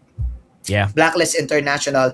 It's still a game not far for them to take away. But I should say the zone coming in from the Nua, the Celestial, the tankiness of the Chicha, plus the outbursts from Ibalis is really paving the way for Team Flash to slowly climb up to the ladder, to slowly take this game away from Blacklist International. It's kind of hard for Blacklist International to even try to go for those fights a while ago. I think they really need to wait for the timing because compared to the Jing, the Fade really needs a bit more time for them to try and take those fight backs. But the problem there was I was kind of expecting two people from two objectives go to the side of Blacklist just because of the Fade on their hands. But slowly but surely, Flash PH are getting the map. They're the ones holding the advantage currently. Yeah, they're the one dictating the fights. Maybe because of course, the global presence of the NUA, right? So every time there's a NUA, every time the emergence is online and is available, you would ask your teammate to, okay, try to poke them down, try to bait them down so that they would force a skill or force a team fight. Then I'm gonna go in with the emergence, scare them off maybe, or just maybe we can go for the kill. That long range stun from Ivalish, you don't usually see it from players, right? So some players use the outburst to counter go, right? To counter stun. But with this, Ivalish is using it as an initiating tool for his team. Yeah. That's why it's good. That is the reason why Dongfei is such a good pick. Whenever you're making somebody like Ivalice, we're making somebody like Chaz hold onto the Dongfei, you're always gonna find ways to win those team fights just out of just one outburst. So I was kind of thinking that's gonna be the way here for Team Flash now. I think they're getting ready to start the game again. Yeah, alright. I think we're starting out again. But now, Team Flash getting in the heads, I should say, of Blacklist International all throughout this series. Oh, there you go. Like I should say, the three games that we saw was not really a one-sided game. Yeah. But like what you've said, okay, Tyrant on Joshi. Okay. Yeah, I was looking for that. I think they're fighting on the bot side though. There you go. Okay. They're trying to steal away the red golem. Successfully. But Joshi will they got it. Yeah, they got it. Okay. Overlord is now available, alright? Yeah, 8 minutes and 50 seconds. We're going for the fight here, I think. Okay, mid tower falling low. There you have it. As Team Flash will take advantage. Chami 1 is now for the count. Team Flash pushing away the tower in the mid lane also with the Jing glass cannon. Folks from the outburst, folks from the NUA. Team Flash finally having a 1.4k. Yeah, big lead for the team. I want to see what items Chami's going for here because you can see that he is always putting his body forward. Went with the Blazing Cape and Axe of Torment here. So there's not really a lot of damage for their side. They had to play it defensively on both of them because they're kind of afraid of the damage that FLPH are going to be bringing this game. That's why there is disrespect on building that Blazing Cape. Yeah, oh man, Blacklist International respecting of course, also Team Flash's ability to maybe push out more towers. And yes, I do agree with you. Great itemization there. Team Flash though, can they hold on to this lead? That's the question. Will they be able to? We have the Tyrant and Overlord already. Looking at the positioning of Flash PH, they're already positioning themselves to go for that bot lane push. And Calm is trying to push Justin away from this objective. Oh, okay. Nice push there. We can see. But there you go. Golden Guide will take away Ivalice. So no extra stuns here for the side of Flash 4v5 situation.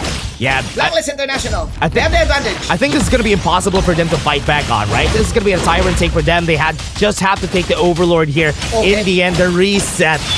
Oh no, because of that reset, they're not going to take this as fast. Look at the objective. It's very tanky at this point, everyone. So it is really hard to take.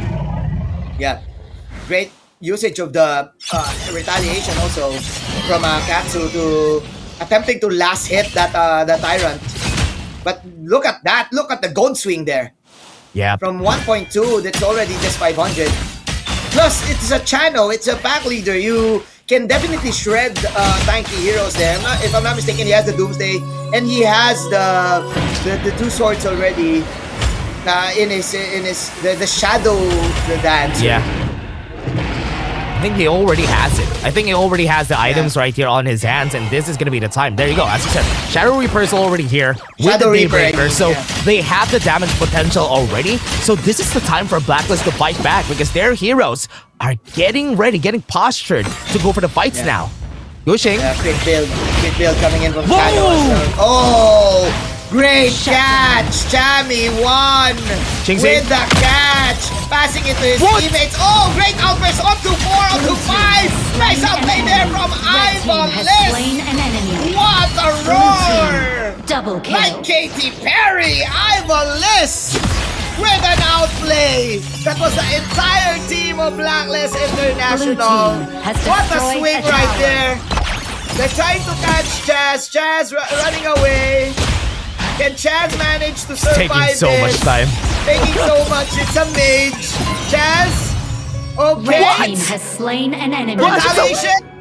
Flash? Okay, Chaz survives. He survives. Chaz survives. Oh man, that is crazy. Okay. He dodged that too.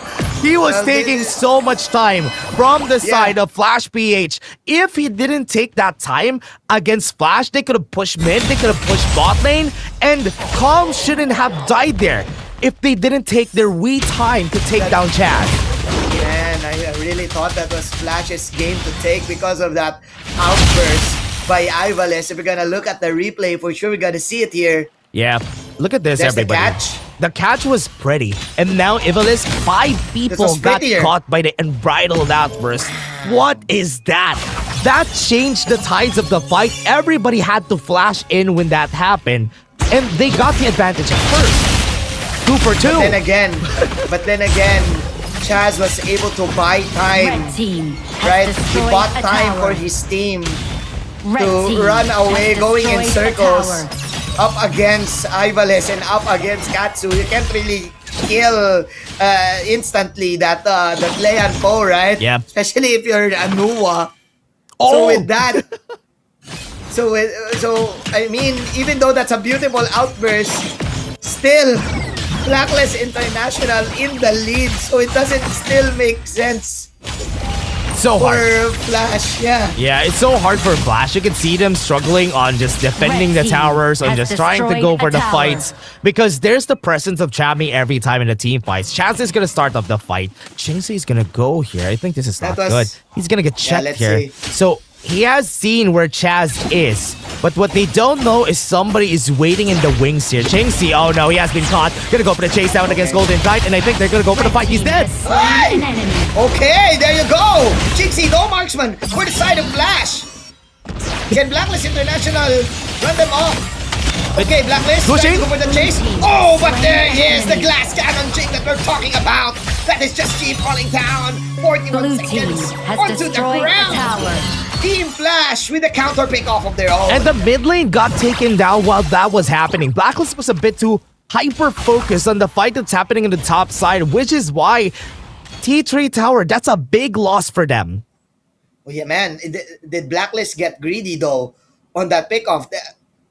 I'm not sure they saw where Kingsley is coming, but I'm definitely sure that Just G, I think, miscalculated in terms of the damage that the Jing can pull off.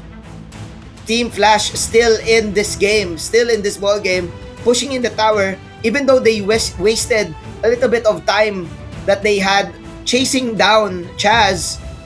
Now they have the driver's seat once again. Yeah, Flash PH got it back.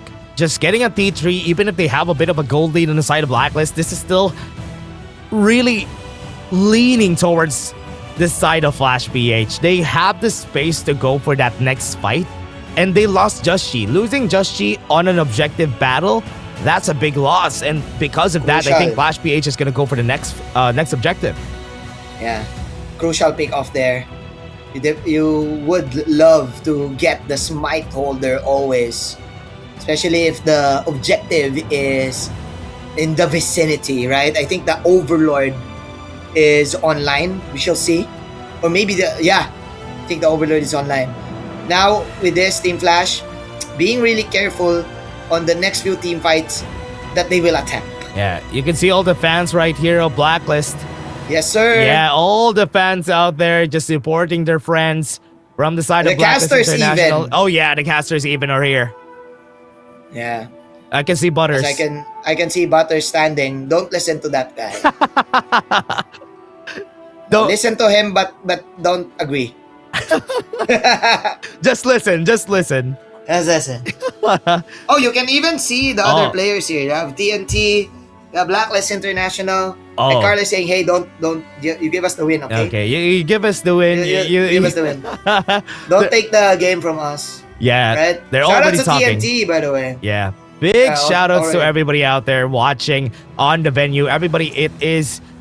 There's still some places there in the venue. You can still go in. So if you're in the area or you are close to Cubao, please go to Gateway Mall to Quantum Skyview. You will be able to see it. But again, back to the game, everybody. Yep. Okay.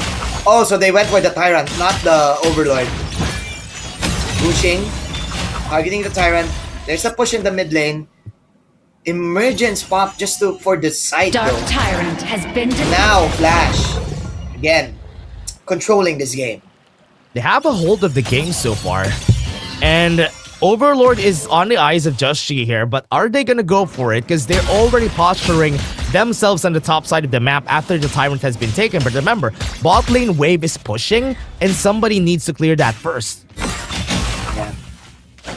Team Flash though, the question is for Team Flash, how will they end the game? Because sometimes that's a very strategic problem too for teams, right? Like the way for you to end the game, there's always this next level of knowledge that you need to have, right? Do you siege down simultaneously all of the lanes? Do you freeze the lane, wait for your opponents?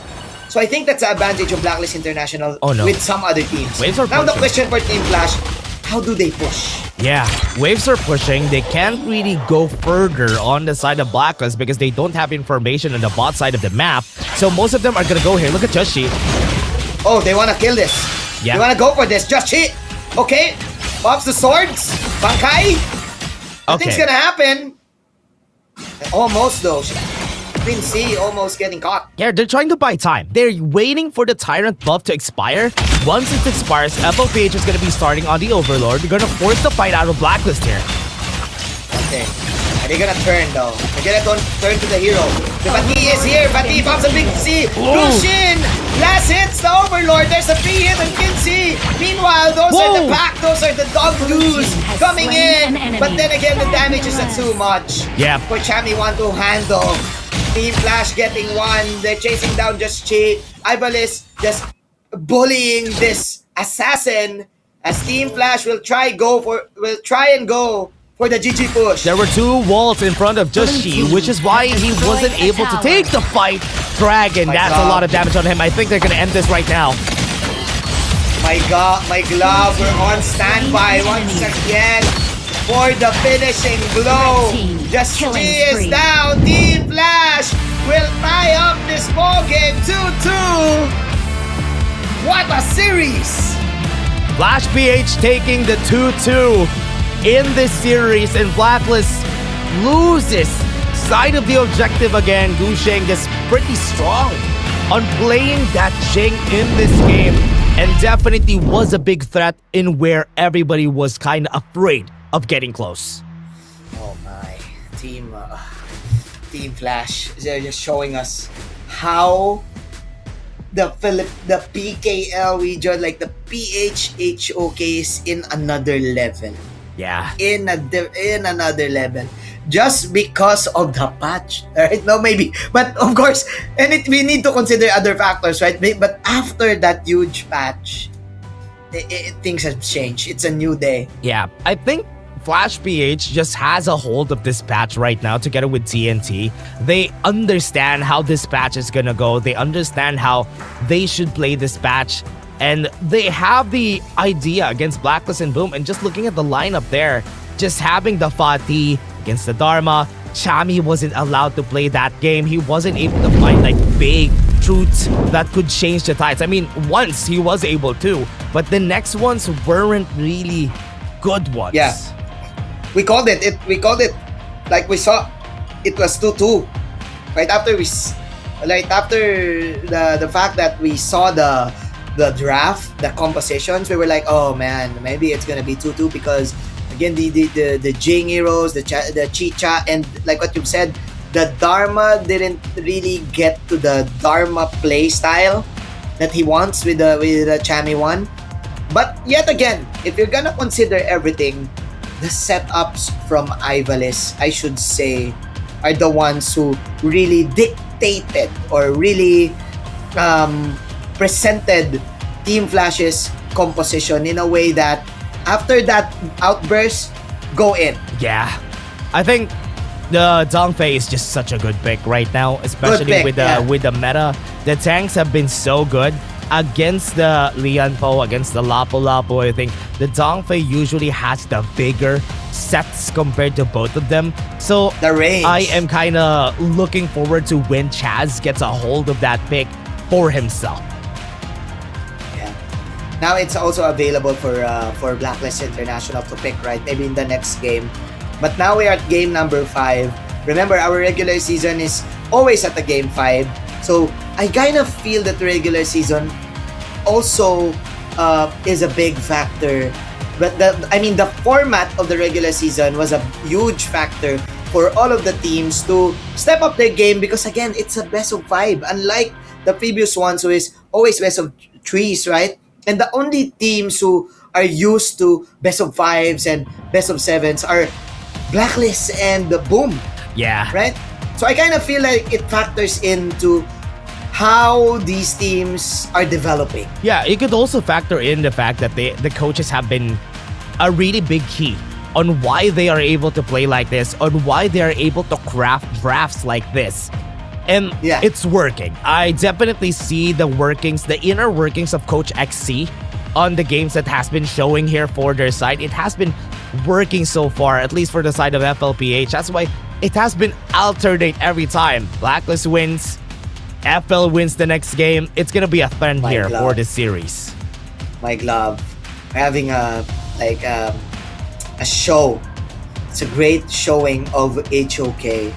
In layman's term, in the Filipino term, beautiful hawk. Beautiful HOK. Is what we're seeing. Yes. Beautiful HOK is what we're seeing. Team Flash, their story, the miracle story of this team. And this guy, the setups from the Beast. Yeah. Definitely the best of the Beast is what he is. The Beast of the best.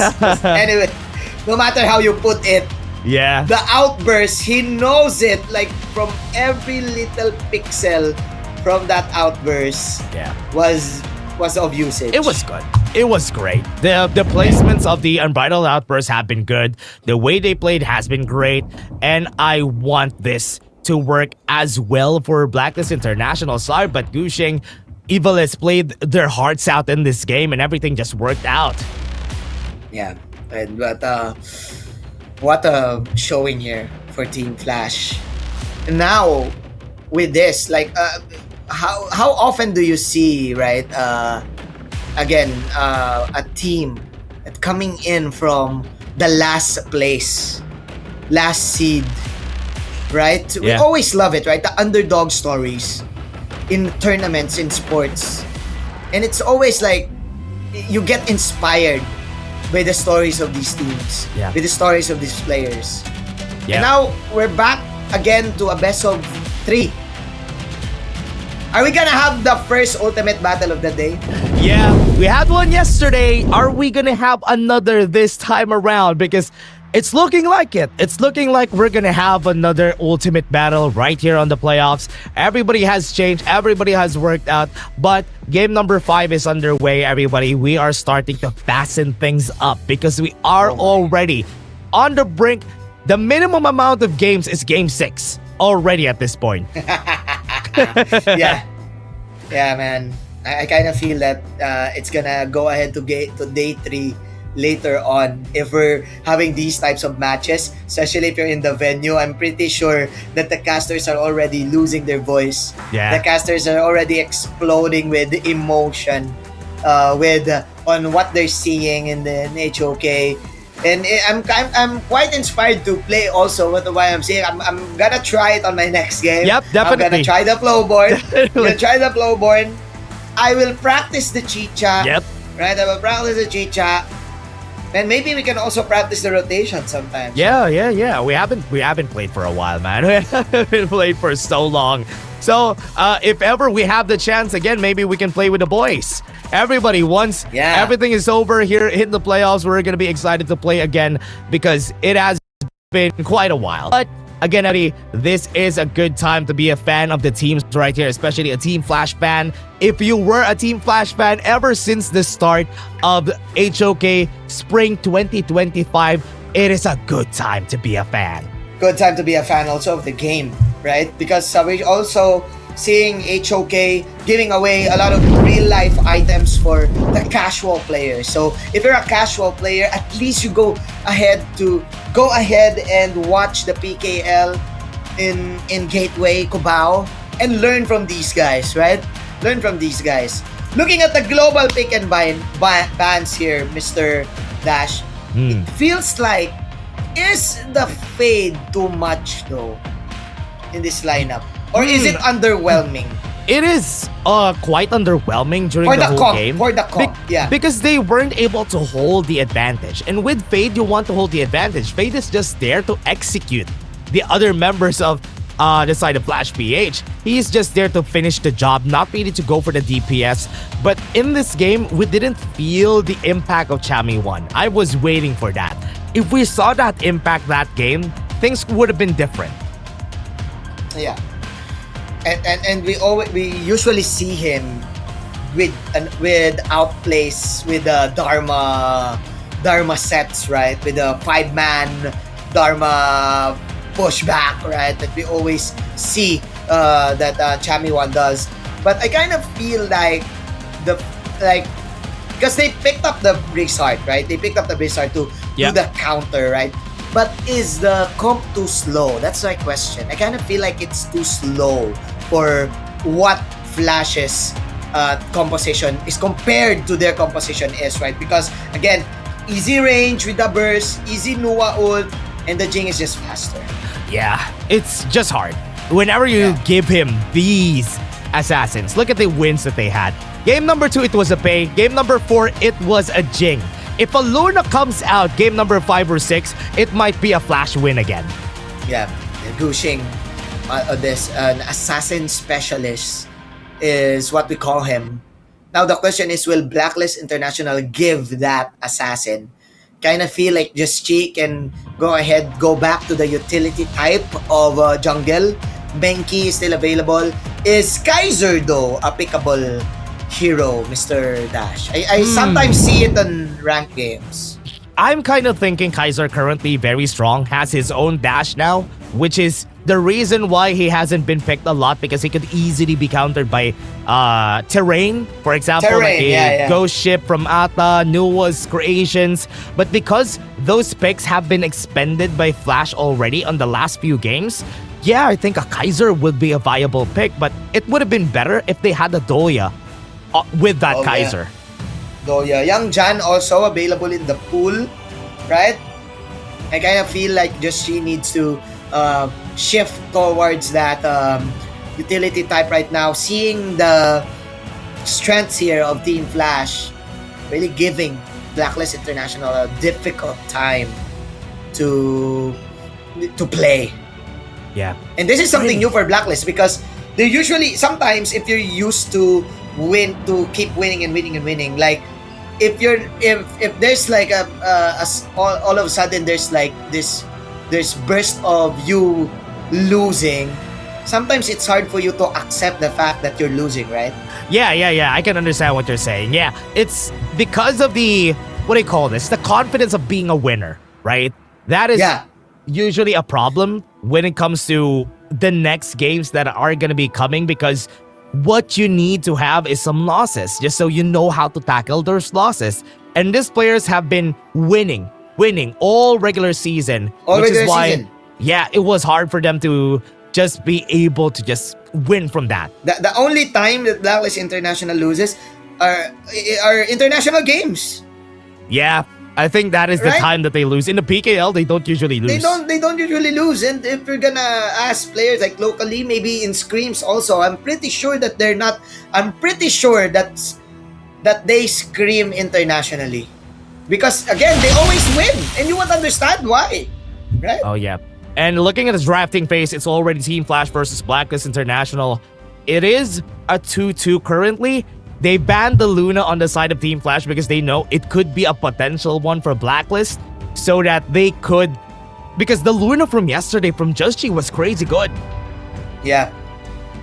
But again, we're not gonna see the Luna. The Luna is now banned for Team Flash.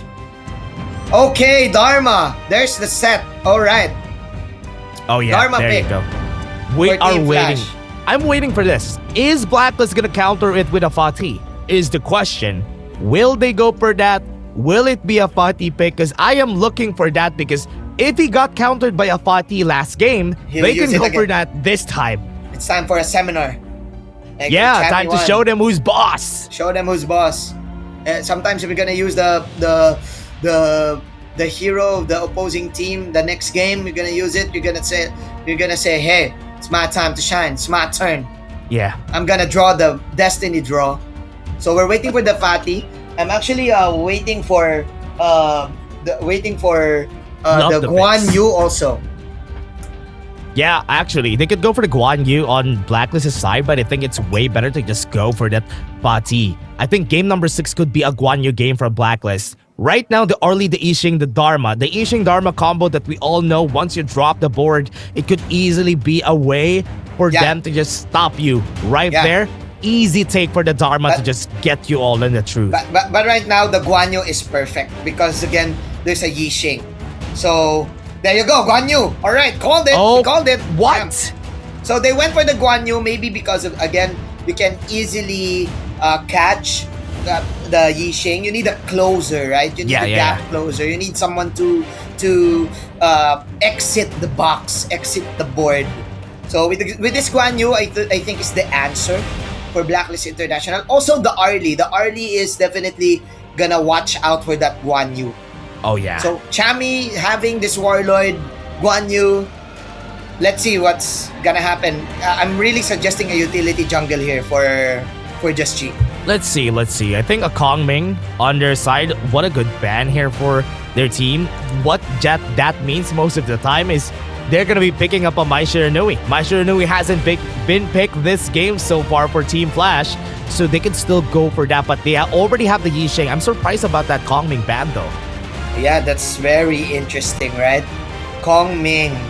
You don't usually see it in sometimes you see it in PKL, but you usually see those easily burst type heroes, right? Because again, the Kong Ming has a condition, right? So I definitely agree on that ban. I mean on that, how interesting the ban is. But meanwhile, Blacklist International taking their time in this 24 seconds. Lady Zhen is the pick. They picked that up without knowing what the other picks are right here from the side of Team Flash, which is usually Lady Zhen is conditional. It's because she counters a lot of tanks. But if she doesn't have a tank on her hands, or at least a tank to counter, usually she has a hard time making sure that she's gonna survive, because an assassin could burst her easily. Yeah, she needs to have a great position for that not to happen. Lapu-Lapu is the pick. Looking at the lineup of Team Flash, it has all the ingredients. The early game, the mid game, the late game. I like the Ogran. It is the simplest draft that you can get, but it works. I like it. It works. The simpler, the better, bro. Yeah, one thing that you can see here, everybody, it's a triple duo that we're seeing here for Team Flash. A triple double, because the Arlie and the Lapu-Lapu are gonna play well. Usually, you just put a tank in front of the Arlie, and she can do well. The other thing is the Yixing Dharma Ogren. That combo classic. We have seen them before. Because Triple double. once everybody's trapped, this 3 will just destroy you after that. So Blacklist International went with the reactive pick on the Musashi against the Ogren and the Arlie. So he counters 2 in 1, which is good, but our counter is that good if the composition works well. Composition, it's a basic type of lineup for the side of Flash, and I love these types of lineup. These are the lineups that I want to watch because, again, keeping it simple, have the early game, have the late game, and also have extra damage in your arsenal is good. You also have great amount of stuns. You have huge control with the Yixing, huge DPS magic damage. You're good, right? So even though you go to late game, even though you lose the early game, at least you have an investment. You have an investment insurance of damage in the late game. Meanwhile, for Blacklist International, Guan Yu, that flank, we're gonna definitely watch out for that. Plus also, Dash, you requested this. You requested the Zhang Fei onto Chaz. Yeah. I think it is time. We have seen Ivalis use it on the last game, and Chaz, you guys branded him as the Filipino Roar when he was playing this hero back in the day. Really? So, yeah. I can't remember. So that's why seeing him play this, one of his iconic heroes, him and Impressive are actually the ones who were playing this before. And that's why I think this is the time for them to win. But just leaning on the draft, Manjin, I'll be honest with you, I love Flash PH's draft. Me too. It's the usual type that we see, right? Yeah. Because the Arnie is gonna be safe. You know what they want to do. Yeah, you know what they want to do. It's not one-dimensional. It's basic, but it's good. Look at that. And sometimes, you know what? Even if we call it basic is good. Basic Most is good. of the Like, time. Sometimes vanilla is good. Don't add the chocolate. Yeah. You don't need to add toppings sometimes. Don't add toppings. Don't add sprinkles. Right? The kids next door will catch you for that. Sometimes, just go for the plain. That. Do the kids know that nowadays? No, they don't know. Bro, Okay. We're Gen Z, bro. We're Gen Z. Okay, yeah. I think they don't know it. We know it. We know it. We don't put sprinkles in ice cream. Yes. Number They hate one that. is gonna They be hate mad. that. Yeah, they hate that. Oh man, we're seeing it, and we're having a bit of a comeback story here, a history lesson for you guys. History lesson. So what we mean is that, like, sometimes for you don't just put ad-libs, right? You just sometimes the easiest way is just to keep it simple, you know? Yeah. Then again, Blacklist International reacted. They also have a simple lineup. But then again, there's more conditions in terms of angles, in terms of catching who.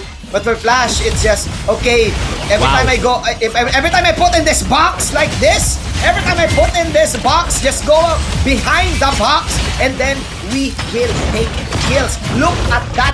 Look at that early game. The pokes, brother. The pokes are real. Okay, outburst coming in. There is the storm. Golden. Okay. That is still Blacklist International taking the win. Yeah, they still got the first blood in the end.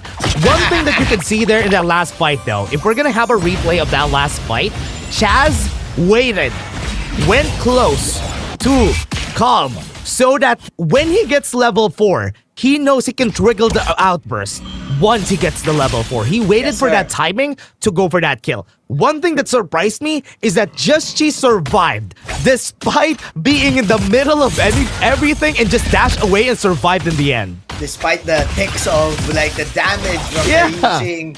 I kind of thought I was overhyping Team Flash's comp. They still have no damage in the early stages. Yeah. But I was mistaken. It was Dragon also with the support as well. So still, again, we're talking about the lineup of Flash. It's easy. It may be because of our skill level also, right? Like it's easy to pull off. But Blacklist International still, we know it's easy. We know it's simple. And we know how to deal with it. Yeah, they know the answers. We know how to counter it, Yeah, they know how to deal with the compositions like this. And from what I'm seeing from Blacklist, what they want from the composition is the question mark, the wild card of Chami in this game. is gonna go big because they want to take the early game because Musashi, the DNJ gets to the mid game, the Musashi only scales up to the mid game. Also, they're gonna lose the late game, so they need to make this game fast. Yeah, they need to like come in early and then go home early. Yeah. That's it. Early in, early out. Yeah. yeah. There it is. Shout out to our 8 to 5 boys. Shout out to our corporate boys. Who's watching. Yeah, that's what we want to have, right? And also early for everyone, in, early out, bro. Shout outs to everyone because I think it's gonna be a long weekend soon. That's why we're telling you, go to the playoffs. It's gonna be a long weekend next week. You start the long weekend with a week of HOK. So go to Quantum Skyview Gateway Mall and watch these games live because you can. Okay. Nice flash. Man, What?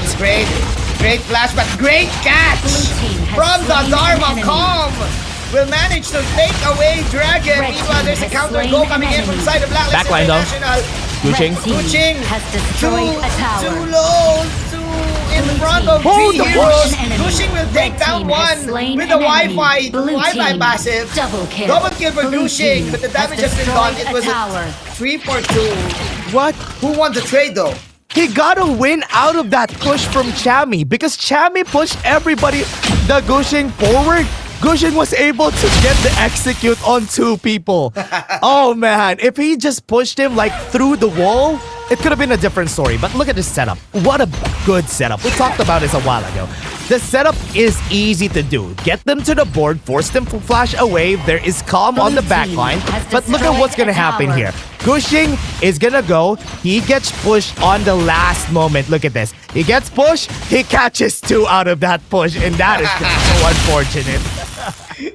Dharma, I mean, that Cham started out that fight catching 1, but Chami kind of like ended the fight for them because of the push. But then again, I kind of give it to Flash, even though Blacklist has the gold lead. Flash is still the one determining when's the team fight gonna start. Yeah, they're gonna be the ones determining where they want to start, when they want to start. And right now, Chaz wants to do that by himself because they're threatening this blue buff. Okay, there's the threat. There's the outburst coming in. Blue buff was stolen away. Wow. Nice might from Team Chaz. Flash. There you go, like what we've said. Nice might from Chaz. He was able to secure the blue buff just because of that outburst. Oh, so I thought he was still able to defend it, so it's good. He was able to deny it. That was the purpose of why FLPH wants to go there. I was mistaken. I thought it was Gushin with the smite, but yeah, there's the classic stun and then smite. Yeah. Go for the outburst and then smite. That is an easy way to go about it. Right? Basic. You stun it, you stun the enemy, I will smite. That's all. Yeah. But I will do it on my own. I can do it on my own. I have my stun and I have my smite. We have a double smite, so we can take objectives way faster. But now, let us take a look at this. The objective is here. 30 seconds on the clock is where we are going for the Tyrant.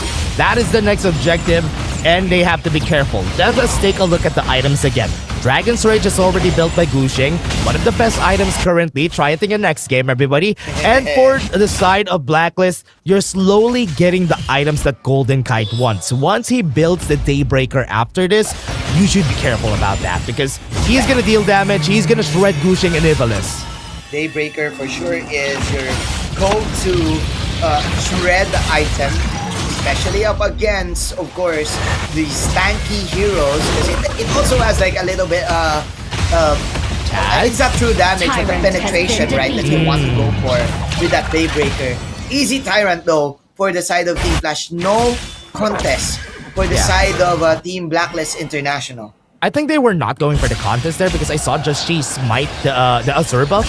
So they didn't really want to go, which is a question mark for me also because I thought that was the goal of having this composition, but maybe during the Shadow variants, that is where they're gonna try. Okay, as we can see here, is now Blacklist International's ball game. suddenly they're in control. Suddenly they're in the driver's seat. Oh, missed. Golden Kite missed the gold card. Could have been a poke damage or maybe a kill there. Yeah. That's what I like about him though. With this pick, like I would choose Golden Kite Renji, and maybe I mean, Golden Kite's Renji for sure is up par, is tied with the Golden Kite Long for me. What? Because what he does is he spams the card, the ultimate. Oh yeah. Why I said what there, guys? While that was happening, I was looking at Gushing. Gushing used the pad of passing, wasn't able to get back, used the ultimate to try to get back to the wall. He self-feed? Yeah, look at him. He doesn't have the ultimate, which is why I was like, wait, if Blacklist caught on that, he could have been dead. He could have been dead. Great selfie by Mr. Oh, Gushing. nice catch. He's just human. Meanwhile, board here coming in for the side of the Yixing for Katsu. Oh, okay. There's a setup though for Bomb. We shall see. Both of the teams setting up for the Tyrant. Meanwhile, Golden Kite just attacking the Tyrant. This is a free Tyrant though. Oh, stun and then smite. Oh, doesn't even need the smite. That's a last hit from Golden Kite. There you go. Meanwhile, just Stevens is going away. Golden Kite free hitting and getting all of the damage. Open Storm in from Quincy. But then again, no casualties for Blacklist International. 2 heroes are down for Flash. Golden Kite with Mr. Renji free hitting everyone. As we were saying a while ago, Chami 1 will be the reason why this fight turns to the favor of Blacklist. If we're gonna have a replay after this, it was crazy. He went to the back line, waited for Gushing and even Ivalice to get in position on that fight, then push them, even come to the team so that they are going to be out of position. Nobody from Flash was able to follow through because of the destructive deluge that Dragon also laid down in front of them. Plus he has the frigid charge also, right? So more ways to control the enemies here for Chami 1, setting up everything for his team. But they have Lady Zhen as well. Right. I think the Lady Zhen was the reason why it's gonna be hard, especially if you have an Ocarina. Lady Zhen is an easy counter, right? Easy counter, just drop the ult and that's it. Yeah, just flow the ult. Flow the ult. Yeah. Flowing ult. That's a skill, right? Flowing Sai. Flowing Sai? Yeah. What game do I Oh, this Dolia skill. Oh, this Dolia. Yeah, got it. Yeah. You got it. You were there. Yeah. Got it. I was memorizing the English names. Yeah. Anyways, Overlord is now on the side of Blacklist. There you go. There you go. Everyone control, Dragon control, Golden Kite free hit. Red So team it's now has the destroyed usual a tower. Blacklist leads game. Yeah. You know what's beautiful about PKL is that you can see a lot of fights. Yeah. You see a lot of team fights. Especially in the playoffs. Yeah. So far in the playoffs, you've seen quite a lot of team fights. And it's so good to see just the display of skill from these players. Sometimes in the regular season, we don't usually see team fights. Okay. Oh, There's a wait, zoom Director! in on the Dragon. Great angle there by the Director. Meanwhile, there's a pick up on the Gushin. Oh man, that was a really big loss from the combo. That was a great, Okay. That was a cinematic display of we almost didn't see the kill, but we saw it. And Blacklist International, we saw a glimpse of it. Blacklist International managed to pick off one, and that is Gushing. Yeah, this might be the time though. I'm seeing the light at the end of the tunnel here for Blacklist International. Shadow Vanguard on the top side. They might be able to push this. They just have to be careful about top. Free hit once again for Mr. Golden Kite. Pushing down the tower. And now they will disengage. Mission accomplished for Blacklist. This is scary. This is scary that this is happening for Flash. Man, the Dharma in these games that we haven't seen them shine. It's so hard to shine as a Dharma currently with how the players have been playing. Yeah, it's not the usual that we see, right? Because when HOK came in, we were like, oh, the Dharma is one of the scariest clash lanes there is because of the setup, because of the outplays, the damage, the goma, right? Yeah. Okay, half health on the Tyrant. Can Blacklist International steal this once again? Or can Flash contest? Let's see. Look at Chami 1 from behind. There you go. Chami comes in. Gushin with the last hit. Onto the Tyrant. Gatsu will take down somebody. Double kill from the Yishin. Even though that was a great flag, it is still Gushin and company taking away 4 heroes from Blacklist. Golden Kite with the double, but Gushin is the one laughing in the end, even stealing away the buff for bonus. They fought inside the pit. That is not good for the side of Blacklist International. Remember the amount of AoEs that Gushin could bring during those team fights. The only good thing about this is that the waves are pushing. 10 seconds, Just G is going to be back, and this game cannot be over. T3s are going to get taken, and they're going to try to go for this T3 at least, then back away after. Yeah, they're just gonna push. Team Flash will take that. They will take that win. That was a momentum swing coming in from Team Flash. And I thought that Chami 1 was gonna flank out the farm lane, but what happened is that he entered the pit, he entered the box, he entered the chessboard, and they got cut off with they got disrupted with Ogrand's ultimate also. Yeah, that's why they should be afraid of the amount of AoEs that Flash could bring, so they don't have to fight in the pit. They should fight out of it. But Gushin was still able to secure the objective, which is one of the reasons why they got the advantage there, giving them that extra oomph of damage. Now they're targeting the Overlord. This is the bait though that is Flash is doing. Are they gonna turn? They know where Chami 1 is. Quincy with the last hit. The outburst was late. Just G got out of Just G with the ultimate as well. Right to the small board right there. 2v4 situation. Just G was blocked. What a block. Great block from Flash. 2 heroes falling flat down. 40 seconds. They're gonna chase. Gushin and company, they're gonna chase. Are they gonna go for the counter chase here? The dragon. The Overlord Dragon is in the bottom side. Are they gonna end though? Is it endable? Yeah, they're escorting the members right here. I think Chami 1 would be able to clear this, but right now, they are just gonna be pushing them back to the tower to go in with a Raging Sea. They have the board inside. Golden Kite onto the backline is still surviving, tanking up a lot of damage, but with the Conductor of Souls, he might be dead. Sage Sanctuary is gonna be there. He's not gonna be dead. The tower is still here. Gushin's gonna be dead, and they are gonna follow through despite the knock-up, the stun onto the back. Katsu is gonna be pushed back. Splendor to get the timing, but the 3v4 went to their side, but mission complete from Team Flash because they still got the tower.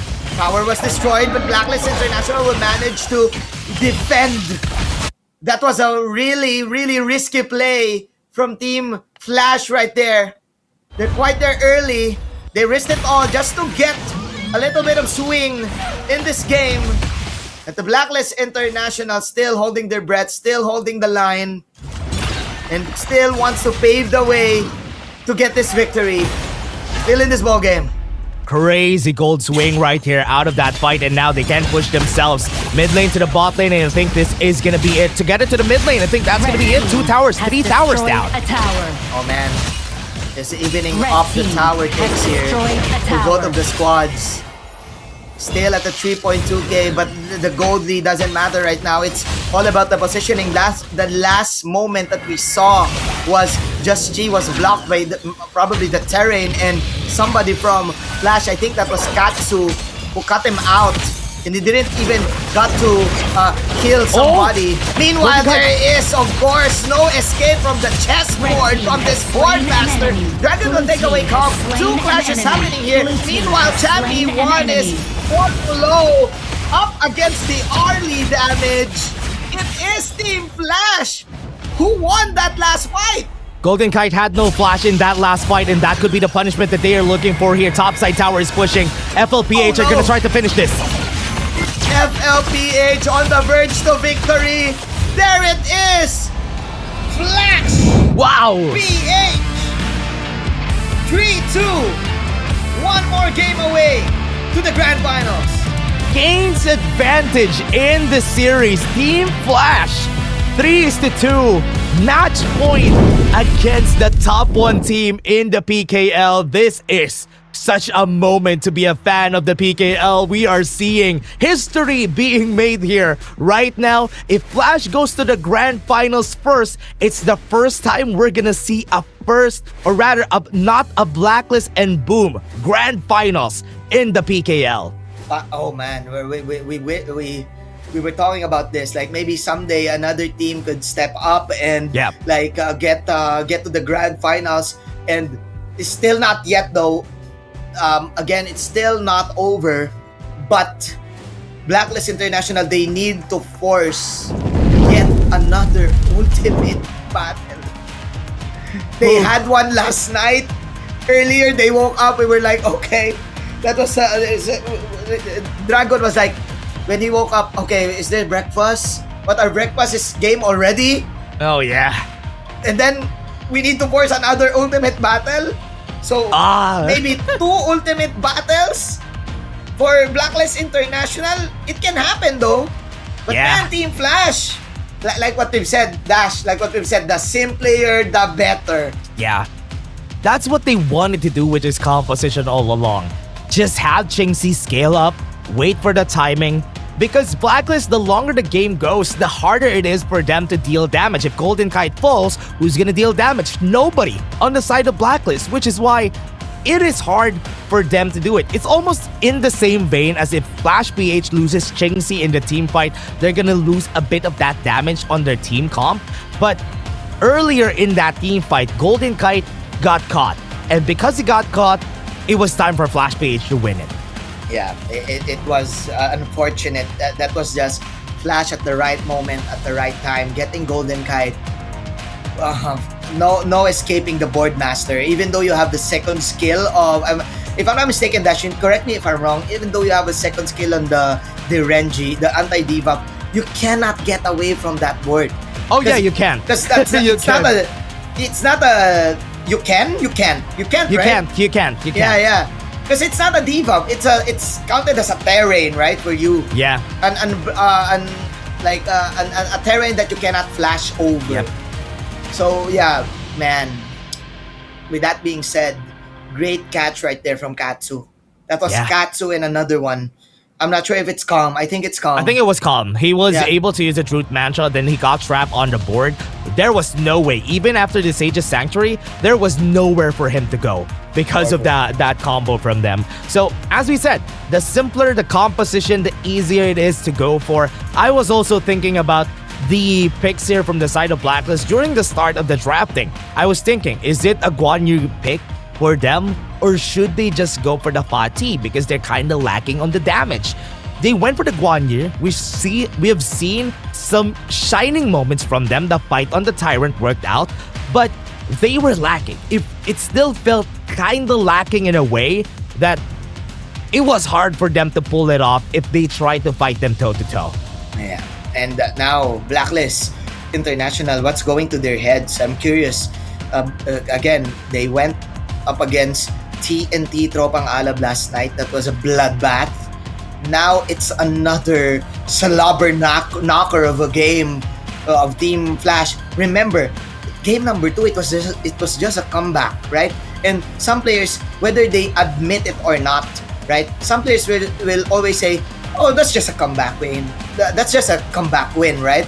Yeah. But then again, a win is a win. A score is a score.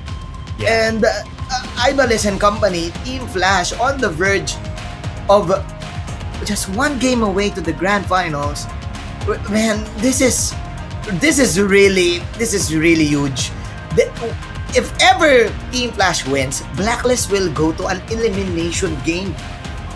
Yeah.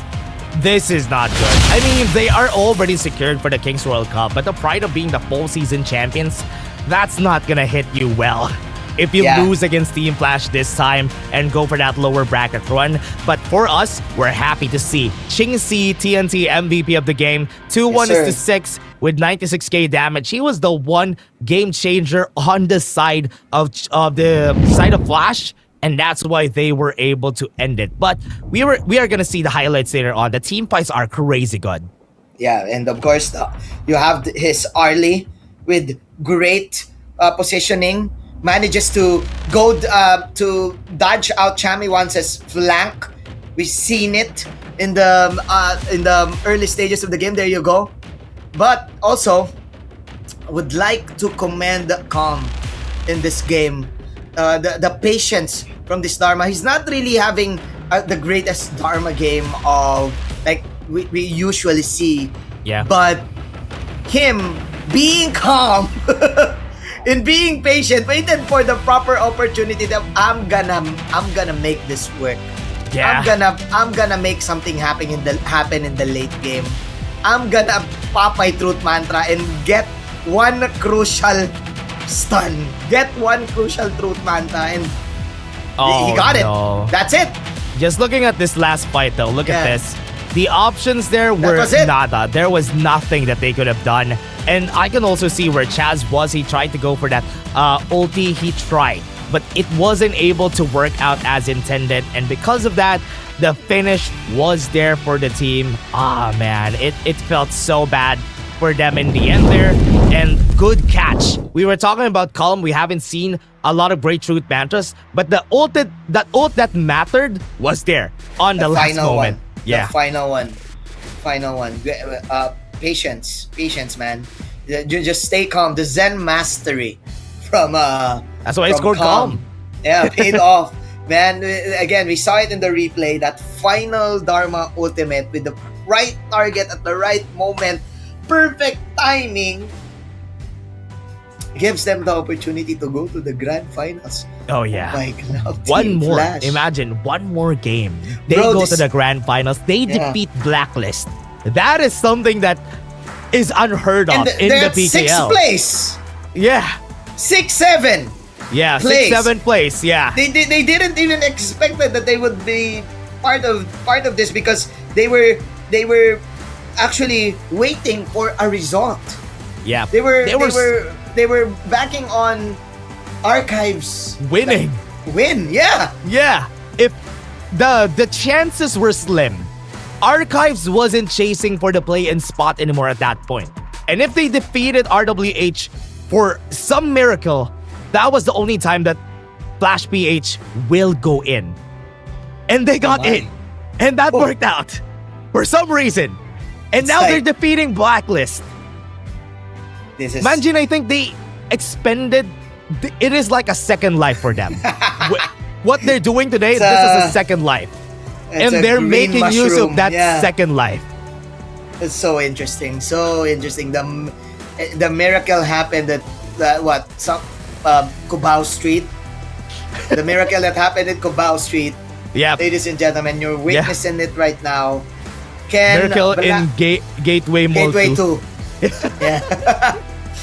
Can Blacklist pull off yet an ultimate battle?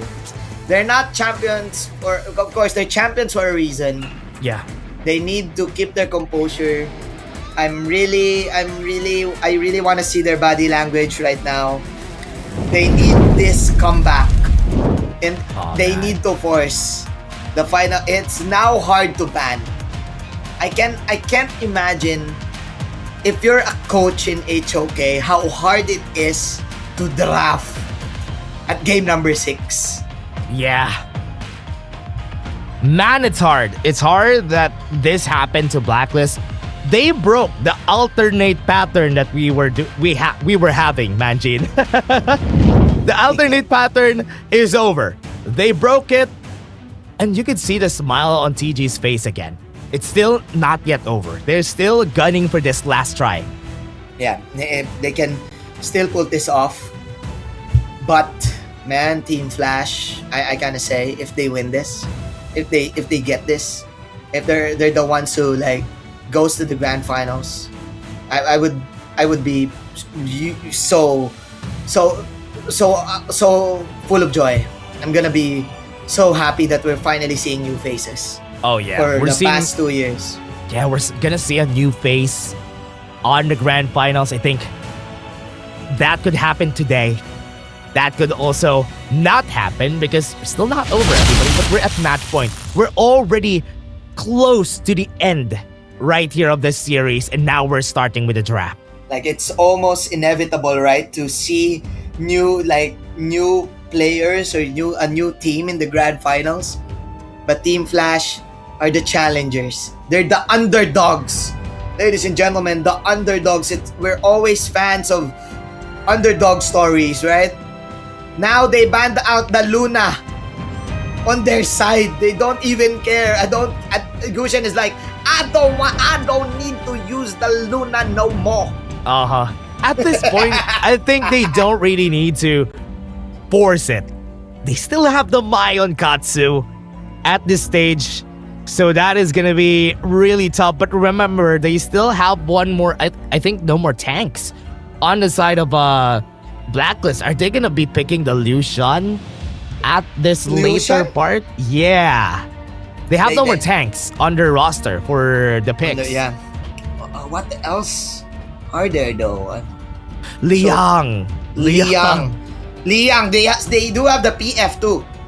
Yeah, they have the classic combo here on their side. What is going to be the counter here for Team Flash? And remember, this combo descales so fast if you won't be able to make use of the power word control as much as you can in the early game. And I like the Liang answer against the Mai Shiranui, right? So the Mai Shiranui will always look out for the power word control, the stun, the barriers, right? He will always definitely don't want to get caught up by those type of heroes. Those skills. But meanwhile, Team Flash having the Sanse of their own. So they want to be aggressive. They want to fight fire with fire here. Yeah, if this is gonna be the fight that they're going for, go for the Sansa. You have the Liang Princess Frost. They are trying to want to go for fights. And I love the Sansa answer because you would be able to just stop them on their tracks if ever they're kind of clumped up after the combo, so you can cancel it. But also, there's this option for the Liang to use the ultimate on Sansa while he is using the set sail. He's gonna be brought down from that boat. Yeah, from that boat. Yeah, I definitely agree on that because I saw that also. But I wanna see something new here for Team Flash. Maybe they're gonna surprise us with something different. Maybe someone that can combo up with the Sanse. So no more Mai Shiranui. So no more Mai Sanse. Actually, that is an option. Mai Shiranui Sanse. Mai will go in the set sail and maybe just flank out. That's easier for her to do, right? But maybe we can see something else here. What else? You don't what junglers are we looking at here for Team Flash? Yeah, there's still a lot though. The Luno is out of the picture now because they used no it a while Lamb ago. too. Yeah, there's no Lam Lubang combo that could happen here. A Fade is still open. Oh, never mind. Fade has been banned. So, I'm kind of thinking, what options did they still have here? They used a while ago. Umbrosa they used yesterday. Yeah. The Sanse can also be a Sanse viable in the jungle though. Is it a flex still though? Wait, they still haven't used the Dolya Yangjan. Oh yeah. So they can go Sanse Clash. Yeah. Then Julia just Yangjan. Pick up the Dolya Yangjan. And Yangjan will ride the set sail. Ooh. Yeah. They still haven't picked it for FLPH. Oh, they went with a way more aggressive pick. On Rome on Iblis? Wait. What's the Rome here? It's gonna be Sure. Yeah. So utility Rome. Yeah. Mage. And then you have Kongming. Is Kongming the jungle? Yeah. Kongming jungle. Mai Shiranui is gonna be the mid. Again, my request has been granted. Something new. Something uncalled for. This is cool. I love this. A different type of lineup. Something unique. Is this the entryway ticket? Is this the ticket to the grand finals? Kongming jungle, ladies and gentlemen. This is kind of volatile for their picks. I think it is still kind of volatile the too composition squishy. of Blacklist International is a lot safer. So, Team Flash needs to play this perfectly for this to work. I love the Umbrosa pick on their side just to deny any options for them to put the Sunsa on the roam and be able to pick the Umbrosa themselves or even put it in the jungle. So that also denied the option for Flash PH because I know that Gushing plays that. So they checked them in their own composition, but looking at Flash PH, as you said, it's a squishy comp. It's gonna be easy for Blacklist to just go in if ever they need to. So they need to snowball this game in order for them to work. Stop the Liang Princess Frost. I definitely agree. If you're pulling off something new like this, there's always a lot of things in your checklist, right? In the laundry list, right? So number one, you need to keep things going in the jungle. You don't want to get delayed. You want to snowball. Even though you have a lot of dashes, there's always a Liang who is always a threat with his dashing hero, just cut you off. So Team Flash, can they execute this right? Yeah. You can see what they're doing here. Execution will matter here, yeah. For Blacklist, with what we're seeing, look at where most of them are. They're spreading out of the mid lane so that Just She will be the one getting a lot of XP and also not focusing on Chats getting that level 4. Their focus is gonna be on Just She this game. Yeah. Ogran is the priority. Get that early level 4, get that early item, make him tanky enough to catch the magic damage that Team Flash has. So again, a lot of magic damage here for Team Flash. So you can definitely make like the Succubus Cloak your priority defensive item, and then you're good. Yeah, just get a Succubus Cloak and this is already good. But the problem also lies on Ivalice. Even if you get a Succubus Cloak, getting pulled twice is a strong crowd control. So you have to be careful about the Silky Imprints also from Ivalice. Yes, sir. Yes, sir. Now, Blacklist International staying calm, playing their rotation game, prioritizing Just Chi, giving Just Chi the Spriteling, giving Just Chi that TP priority. Oh no, Golden. To get the minions. They're setting up for Golden. Oh. Golden has a spider senses. Look at the spot here from Katsu. Katsu has a great spot. Ooh. Okay. And great traps though from the channel, from Quincy in the bottom side. And I still, the channel is a great laner, great spammer of the traps plus the extra units that you have to win the lane matchup for sure. Plus the Erin can't really spam out kill those dogs immediately, you know. So the Quincy is gonna have a great time here in the bottom side. Yeah, it's not gonna be that easy, but once they go to the late game, the amount of range also that from Blacklist has with this 3, it could also help out Golden Kai so that they can't go in. If there's a lot of people, that Cell's gonna get used, gets the pull, and the first blood comes in. Oh man, there's a pickup, counter pickup though with the Princess Frost ultimate. There is your Razor Leaf, Laurel Bloom, flash in from Demon Kite. Damage is real from the side of Blacklist International. There you go. Dragon will manage to defeat 1-2 in favor of Blacklist International. Wow, 2 for 1 still that Blacklist was able to pull off. Great pull on the trigger though for Flash PH because they knew that Chaz could be the option that we could go for here. No HP and Just Chi, but Katsu and Ivalice are waiting. I like what I'm seeing, Dash. This is always gonna happen. The pick off to a counter pick off, right? So yeah. Okay. There you go. Extra stun. Get your coffee. That's a long duration stun. The Laurel Bloom's Razor Leaf will not do anything. As the Sun says, just too tanky.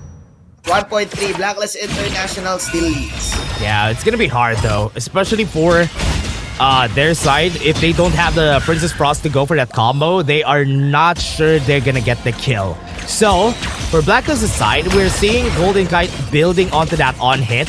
I think he's going for that classic on-hit build for his side when it comes to the pickings, but now the Tyrant, look at the positioning from Flash PH. They're already here. Most of Blacklist are on the top side, so they're looking for that tower. Tyrant has been defeated. Probably disrupt this jungle too. Like taking, of course, this lizard in the bottom side. So, but for sure, Quincy now has the items that he needs. Okay, he's gonna go for it. Almost, yeah. Dragon was besides him in that vicinity. So, like, round duration stun, plus the Winter is Here combo, can't really move. Red team. Bot's has leader stands very destroyed a early. tower. They got the Okay. tower already on the bot side and even the top side. So Yep. I think this is, or rather the top side. So that's a big win for Blacklist. 1-2 is the scoreline. Blacklist International being really careful on where to land the power word control combo. Actually, they can target anyone. Yeah, anybody is a good. It's an instant kill on Instant anybody. Yeah. Sometimes you just choose, right? Like, okay, just a two. That's hero is too tanky, can't really pull off the combo. But with this, 4 squishy heroes, anyone is good. Yeah, I think Gushing is starting to pick up steam here in this game. Insatiable Tome has been built, but Succubus Cloak on Justy is already built. Okay, there's the team fight that we're looking for Laurel Bloom coming in. Winter is here coming in as well. Calm will fall down. What was And that? Justy Blacklist actually survived that fight though, and he was able to just stay for so long. FLPH expended everything. They spent everything just to kill him, but it didn't happen. Cashing in everything there for Flash. So the damage is not yet enough. Just Chi has the Succubus Cloak already. Yeah. Maybe I that's the reason why he survived. I think he's gonna go for the Dragon's Rage for the next item. And once that happens, he's gonna get a bit more damage. So staying in fights is gonna be his goal here. Katsu in position. So now you can't really target Just Chi here for Flash. You kind of need more magic penetration here for the side of Flash, or maybe maybe build. You don't really need an anti-heal here, but then again, build all your magic damage and just burst him down. Or maybe there you go, a ticking damage like with the mass. Not really a lot of healing on the other team though. Yeah, you're right. Yeah. But they have the Insatiable Tome, so Dragon is just going for extra damage because they're gonna be lacking damage as the game goes on. So he is just bolstering it. So Flash PH would still be threatened. Oh, he went for the magic build. Golden Kite has Ardent Dominator. Red team. Okay. Set tail. Set sail. But okay. Set sail won't hit anyone. And set sail will just U-turn around. And yeah, I do agree with the magic damage also by Golden Kite. Yeah. You really wanna like insta kill the Kong Ming. Yeah, I Every time think it goes can in. though. You can go magic damage, especially on comps like this. If they don't have a tank, you can kill anybody on their team. So going magic. Okay, Black Beatles challenge. Can't really move. Killing. There you go, just like Chris Brown and T-Pain. They said freeze. And it's time for you to freeze. 2.7k. Yeah, that's it. That's going to be one more kill on their side, a lead on their team. Losing Ibelis, they might not be able to clear this wave in the mid lane. Yep. Bro, Dash, are we looking at a Red team 7? has destroyed. Yeah, I think so. a tower. I think this is it. That is the call. Golden Blade to the Ardent Dominator. They already have been there. I think this is going to be an ultimate battle. Just She already on the Dragon's Rage. Man, it's hard. It's super hard because they're not having the best options on their side for Flash PH. But man, we've seen this game number 2, right? Where Flash is almost losing, and then they manage to get like a miracle comeback. Yeah. But looking at it, like even the Sanse will be bursted down immediately. Yeah. It's hard. It's hard for them to even do anything. The tower in the T2 bot lane is going to go down. So that's it. Who will face Justy is the question. Yes, sir. Yes, sir. My question also is how many seconds is that exactly, right? So you have the power word control together with the I think it's the frozen passive of the Princess Pros, right? Yeah, that the you get Frigid freezed. Prison. Yeah, the Frigid Prison. So how many seconds is it exactly? 4 seconds? I think it's 4 to 5 seconds. 4 to 5 seconds? That's enough time to make coffee, bro. That's enough time to press a button and get coffee, bro. Right? That's enough time to put in your black coffee, like instant coffee, and then mix it up with water. That 4 was kinda seconds. That was scary, though. That was scary. They almost got it. I thought it was going to be a steal because Golden Kite was the one who got it. if they got it, they might be able to stand for a bit longer on the side of Flash. Let's see, can Flash create Red yet team has destroyed a tower. an unexplainable miracle again? Yeah. To come You know back. what? The answer here is all on Com's back, on his shoulders. If he finds a great setup and they get one, that is going to be the start because Chingsi is slowly getting that Daybreaker. Once he gets that Daybreaker, he will be dealing a ton of damage. Yeah. Definitely up against Just She also. Ladies and gentlemen, is there a Cygnus for Team Flash to come back? Oh, they're gonna go. They're even starting the team fight. Oh, that's the set sail. There you go. Just G taking the Overlord, but the damage output. Look at that. Big C with the damage. Just free hitting everyone. He will manage to get away from this, but okay, can he? No, he can't. But then again, 2 heroes will fall down. Still, Flash PH starting off the team fight. Flash will also maybe try to get this Azure Golem. Oh! Ray Gun! Gushing with an outplay! Great use of that winning strategy just for them to get that 3-for-3 in the end. He knew that Golden Kite is not going to survive that, but let's take a look at the replay on that team fight though. Great start coming from Calm. They knew who to target. They got the backline. After the Frigid Charge combo, Dragon was nowhere to be found. But Xiaomi 1 was taking so much pressure out of their side. Look at this play. He chases down Chingsi, goes for the finish just for them to get advantage. But let's take a look at the live now because we're trying to take the Tyrant. There's another team fight coming in this Tyrant. Okay, Tyrant 17k, 15k. Who's gonna take the last hit? Is it Flash? Flash Gushin? Oh my glove. Second highlight from Gushin. Shami trying to force his way with the damage out of the blades. Just she coming in, but is the Wi-Fi reach enough? No, it's not. QC will also die in that situation. The Blacklist will sacrifice 2 heroes. Flash will just defend.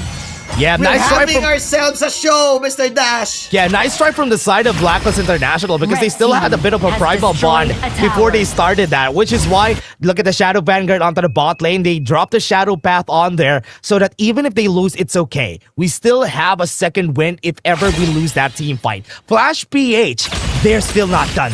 They can still come back from this. The confidence from Flash, unexplainable. Especially Guchin coming in. That was just Golden Kite was at full health, almost at full health back then, before the Tyrant happened, and he knew that okay, I can kill this guy.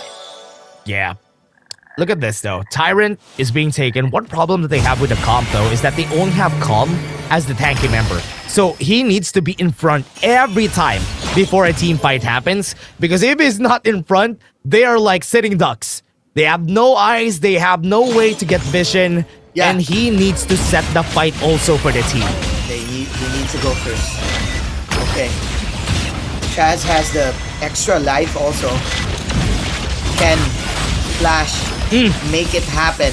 Folks coming in for the side of Blacklist International. Blacklist International just pushing down the mid in the top lane. Yeah. Golden's damage was scary. He already has Savant's Rod and Tome of Wisdom. That's why when he uses S1, the damage on the backline was crazy good. Okay. Just she? Okay. With their Seer coming in. But Just she falling low. 3 hit onto Chano. Just she will be the one who is taken down. 34 seconds. Calm also. Not in the team fight anymore. Yeah, 10 seconds of the clock. We have the objectives. The Overlord is going to be coming in. And now the time for Flash PH to try and take this fight. They have no setter. Ivalis needs to move forward in order for him to get the vision on the members here. But they are setting this up.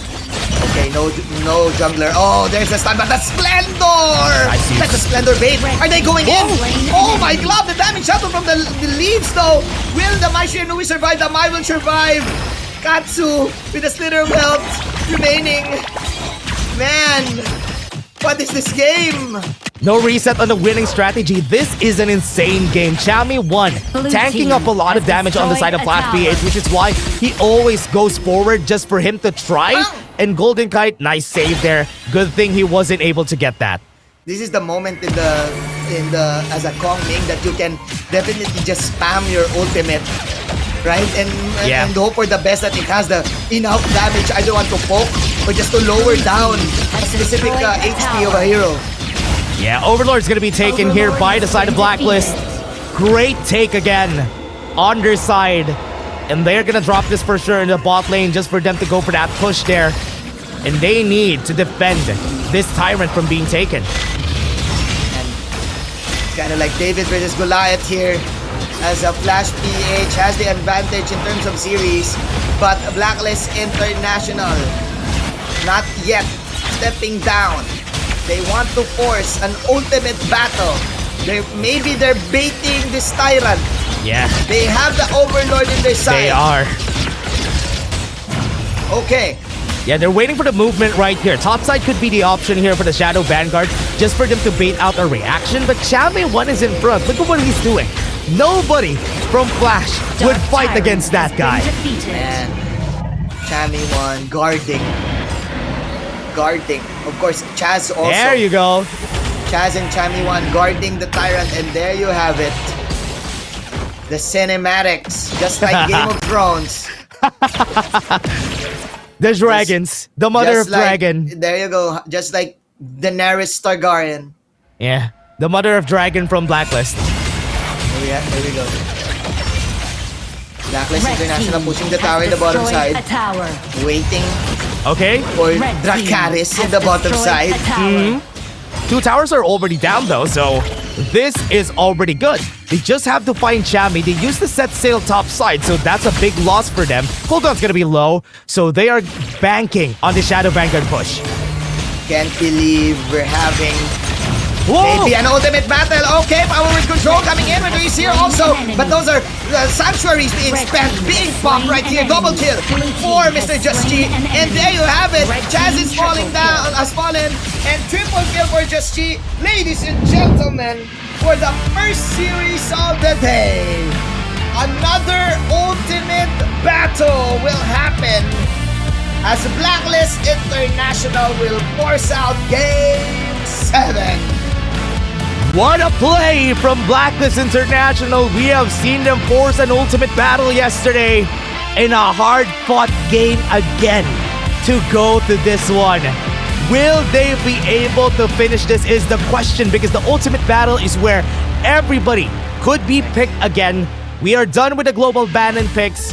We are going to be seeing them try to fight this. Now, both of the coaches are going to be in front, and we're going to see them pick their lines here, pick who or where they want to go. I can't believe my eyes. Mr. Dash. I can't believe it. There's a sickness happening. There's a sickness happening, bro. There's this uncontrolled, unexplainable, I don't know, unexplainable dilemma for the PKL teams that everybody is stepping up. Blue side Flash, red side Blacklist International. Okay. Let's do it. I don't want to cast anymore, bro. Let's just watch. We have 3 minutes. We have 3 minutes to think about what draft they're gonna go for here, Manjin. Okay. Yeah. Do you go fatigue? Do you go long? I think they might go for the same drafts here, but because Team Flash watched their game yesterday, they might be... I think the biggest chance for Chami is the Fati. The question is, will Calm also go for the Fati? And for sure, we're gonna see the Luna, right? It's either the Luna or the Jing for Gushin, right? I think it's gonna be Pei. Pei. Okay, yeah. Pei. I think it's gonna be Pei on one of them. Safer Jing. Pei. Yeah, Pei might be for Justy, and Gushing would go for the... I'm Jing. thinking Gushing could go for the Jing here. They can play around that Jing pick for their side. Yeah, I kind of feel like it's got either Luna for Gushing or Jing. And I kind of feel that Coach TG knows this. Jing will play his assassin. And Blacklist is gonna be ready. Blacklist take it because it's always pick your poison in an ultimate battle, right? High in the mid lane for sure. And as you said, yeah, that's right. Pick your poison. Do you want to counter the other team? Do you expect what they're going to be picking? Or do you just play your own game? Yeah. If I'm Blacklist International, I'm gonna counter. Yeah. I need to predict. Yeah. Because if I'm playing my own game, Team Flash really studied me already. I think you can go for the counter. Yeah, as you said, I think that is the right way to Counter go is the about best it. play. But do they know what Flash is gonna pick? Because they haven't played a single ultimate battle yet. With Flash. Yeah. I kind of feel that they have an idea that they're gonna go assassin. Because it seems like Flash go with just play what you want to play. Yeah. Because they have the momentum. They can go for that.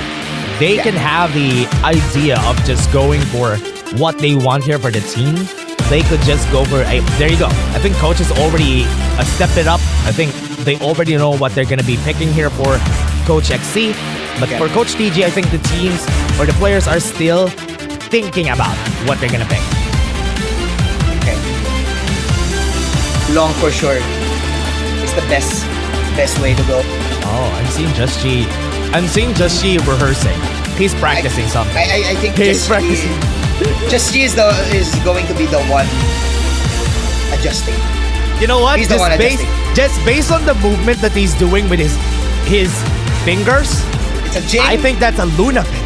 A Luna for Just G. Yeah. Or maybe a Pay. Bro, you can do that with a Pay also, man. You can do that with a Pay. But are they gonna expect it is the question for Team Flash. Team Flash might be thinking they might go for the same draft from yesterday. Bro, I can't believe that it's an ultimate battle. First game, ultimate battle. What time did we start? Brother, what time did we start? We started off 10:30. It's already 3. Yeah, we have been going in this series. Just this series alone. Remember, everyone, we still have 2 series after this. Yes, sir. And it's all best of 7. If I'm not mistaken. Yes, you're right. Is it all Yes, you're best of right. 7? Yes, you're right. There we go. Ultimate Okay. battle. Let's go. Shout out to our Cebuano casters as well. Oh, big shout outs to them. Shout out to you. They're just on the other room here, on the other room on my side, everybody. Studio on B. the other room. Studio B. Yeah. Oh my They're just god. here. We can knock on their doors though if we want to. So for everyone watching Ultimate Battle, if this is your first time watching an Ultimate Battle, nothing global ban and pick is now out. Anything that they picked from a while ago, cast that out. It's a best of one on who is gonna be picked. It's a blind pick. They don't know what the other team is gonna be picking, and they are fighting blind. They're gonna know what the other team has picked once they see it on the screens on their backs. Yeah, yes, sir. You know what? I kind of feel like Blacklist will take this. Blacklist. Because in terms of like the history, right? Blacklist International won a lot of ultimate battles already. Like they know what they're doing. They know what they're doing. They know how to deal with this. Yeah, and right now for the side of Blacklist International here, what are the stakes? But let's go back to the game right here, Manjin.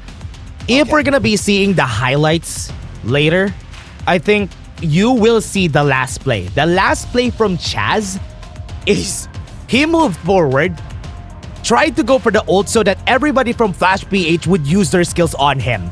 Yeah. But he had the Sage's Sanctuary and the Splendor. So anything that they do, he was ready for it. He wasted all of the skills of Flash. Like, I don't care. Fight me. He was like that. He was forcing them. He was just baiting them to use the skills on him so that everybody from Blacklist could collapse on the other team. And it was hard. Look at the damage taken of Justshi. I believe he's gonna get MVP this game because he was so hard to take down. Yeah. this is gonna be so jarring for Flash to go up against probably the most experienced ultimate battle team in the PKL, right? Because they won. Last time they lost was in the finals. Oh yeah. It was up against Boom. Yeah. And then they learned from that. Yes. Yeah, last year. Yes, sir. And then they learned from that. They were like, okay, this time we're not gonna go and use our best picks. We're gonna counter. Oh yeah. And so they every did. time they go on an ultimate battle, they always do it. They count. They counter you. They read your game for the first 6 games, and I think that's how methodical TG is as a coach. Yeah, he has been very smart about the picks, especially recently. He has been so good at drafting picks for Blacklist International during the regular season that the other team doesn't know to answer. I think XC just studied their games so much during the 5-day break that we had before this playoffs. So they did their assignment, they did well, but imagine, do you remember fall season ultimate battle, Blacklist Boom? They can go for that pick. The picks were Dharma, Agudo, Agudo was Long and Dolia. They countered the Mai. That was the crazy part because they were expecting it. But because there is the presence of Haya, this game, I think whoever picks the Haya will win by default. So they need to pick the Haya too. Maybe both of the teams will go Haya too. What happens if Haya and Haya ults each other? Oh, okay. So for everybody watching, I'm gonna try that in my next game. You should try it in your next game. But Haya, when he ults another Haya, you get sent to the first dimension, right? First Haya ults the other Haya, you get sent to the first dimension. Then when that Haya, who didn't use her ult yet, uses the ult, they get sent to a different dimension. So they go to 2 different dimensions. Yeah. But how about if they ult each other together? The other one is gonna get. I think the other one is gonna get cancelled if the timing is right. Okay. Because you get invulnerable, right? Before you go to the first dimension. So it's still like milliseconds of timing. Yeah. That you need to consider. Yeah, but I want to see that though. Like, let's see. Ult together simultaneously. Anyways. Yeah, the TNT MVP of the game, everybody, was Just Chi. He was able to get the MVP, as you all know, because look at what he's doing in this game. He was so hard to kill. Yes, early Succubus Cloak though was his priority item. That's why there's a lot of attempted kills for Flash that failed. But I also want to commend Gushin in this game, this pulling off this Kong Ming, really hard hero to pull off, especially in this patch, right, as the jungle. But yeah, Just Chi is just unremarkable in this Ogran pick. Yeah, very good. Very good pick from them. I want to see the last pick here, everyone. The last fight is where we've seen how strong the team is, especially with how much they believe Chaz on that last fight. Look at Chaz here. Goes in, has the Sage's Sanctuary, baits out everybody. Yes, he dies, but at what cost? They didn't have any skills to fight back to anymore at that point, which is why it was a nice bait from them, which is why they were able to end that game pretty easily in the end. Nice play. And you can see Chaz going ham after the finish there. Ladies and gentlemen, welcome to the PKL region. Welcome to the PKL region. We're like this here. Ultimate battle after ultimate battle after ultimate battle. Yeah. Who knows? We might see that today. Yeah, we can have that again today. The question is, who is gonna stay and go to the grand finals after this? But before that, everybody, before we go to the ultimate battle, we are just gonna let the players have a bit of a rest before they go into that ultimate battle. We're just gonna go to a short break. After the break, we bring you the ultimate battle. See you guys in just a bit. Caught in the motion, still I feel like I'm not back in town, coming from higher ground.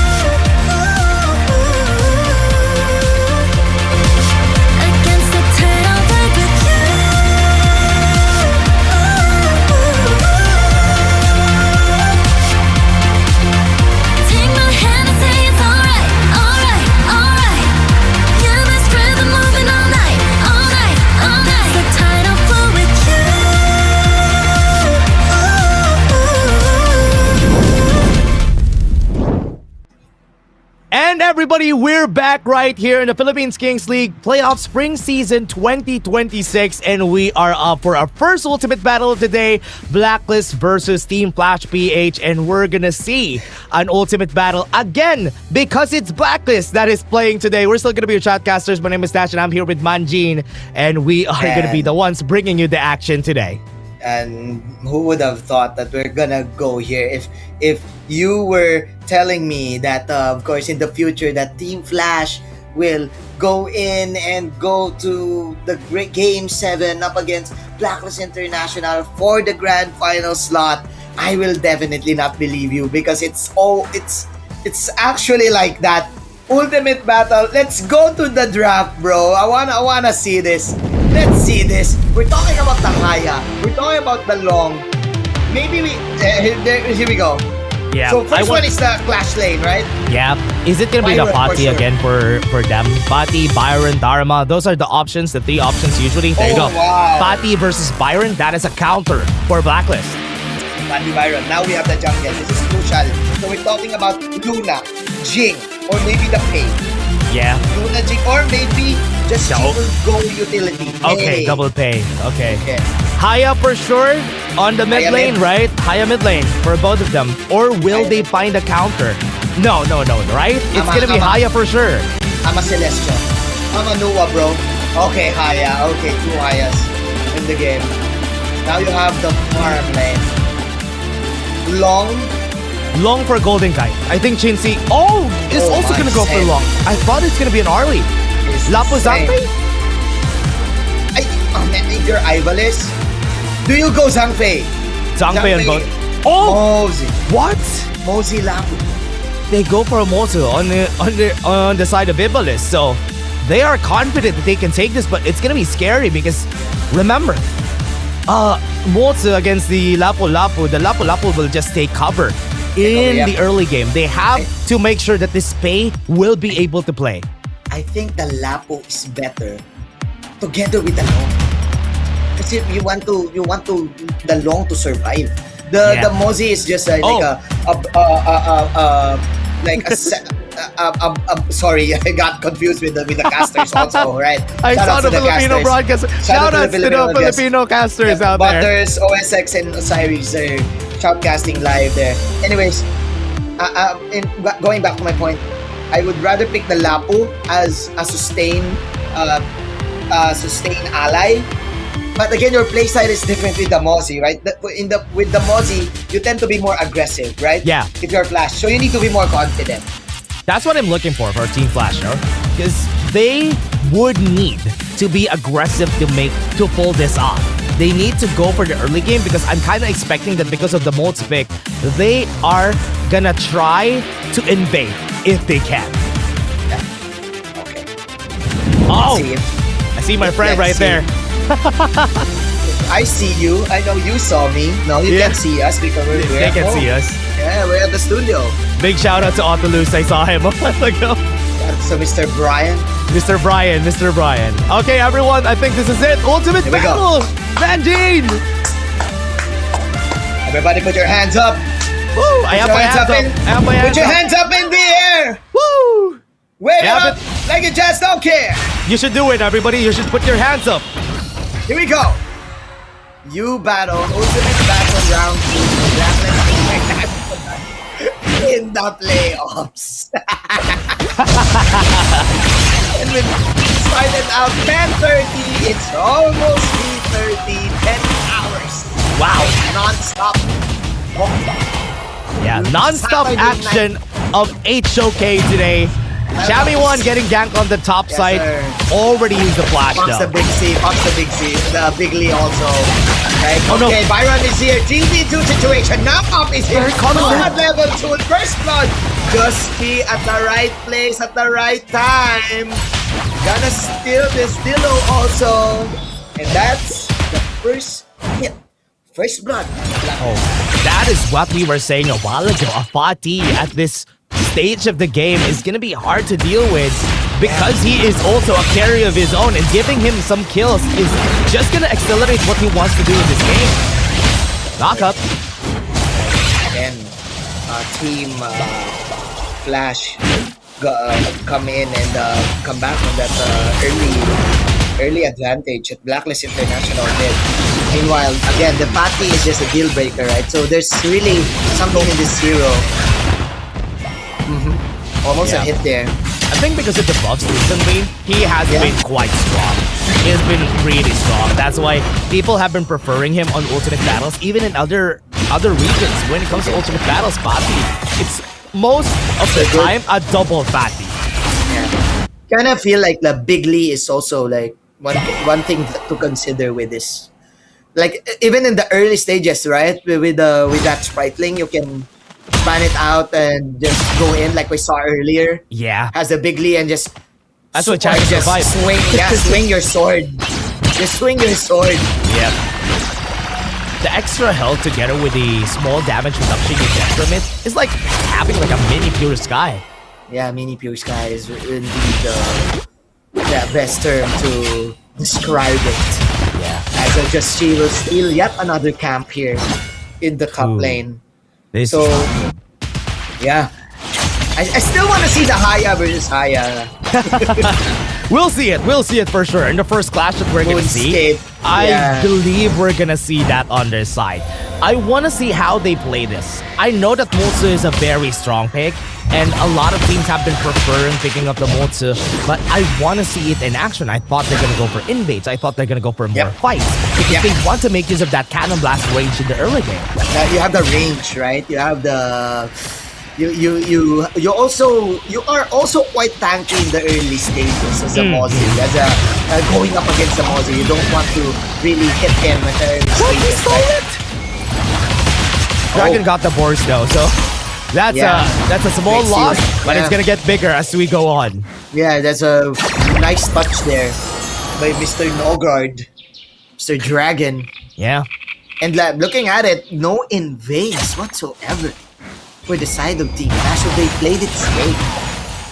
They just want the Mozzie to block out and maybe get visions.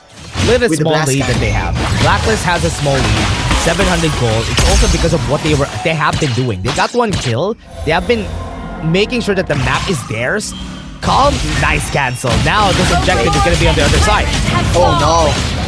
Okay, then again, I thought that he created something for himself. He cancelled out the TP, but he also cancelled out his life. Red team And that was happened because he also died from there. Now the T1 at the top side is going to get taken, and now Golden Kite could defend. No trades on the map. What a read there from just me. And Chami punishing out Tom, knowing that there's no flash. Power diving. Oh, Moonscape Mirage! There's the Moonscape Mirage. Onto Chami one. Can Chami survive it? Chami wins the big lead. Chami will get hit with the wave though. Oh, there's your ultimate Chaz. Flashes out. The Chaz will manage to escape. Blacklist International. Dragon is down, Chami is down. Great movement from Katsuno. Great play though. They won both of the Moonscape Mirages, so they got a win there, got the tower in the mid lane. That's a big loss for Blacklist. Yes, sir. Katsu making the plays for his team. Now with the Venomous staff already in his item pool. So he can definitely be confident on catching out Chami 1. Oh, and maybe Chaz. Look at Gushing. Right? Gushing. Oh, Gushing with a great flank. Gushing. Scratching. Dragon. Blue team has destroyed a tower. For Blacklist. But the push will come in the bottom side. Yeah, and look at the backs against the wall on the side of Blacklist International. They're holding on. The T2, the defense is now on their side. They're on the back foot in this game. Okay. 200 gold lead. Maybe just one Blue team wave has destroyed a tower. To the side of Flash.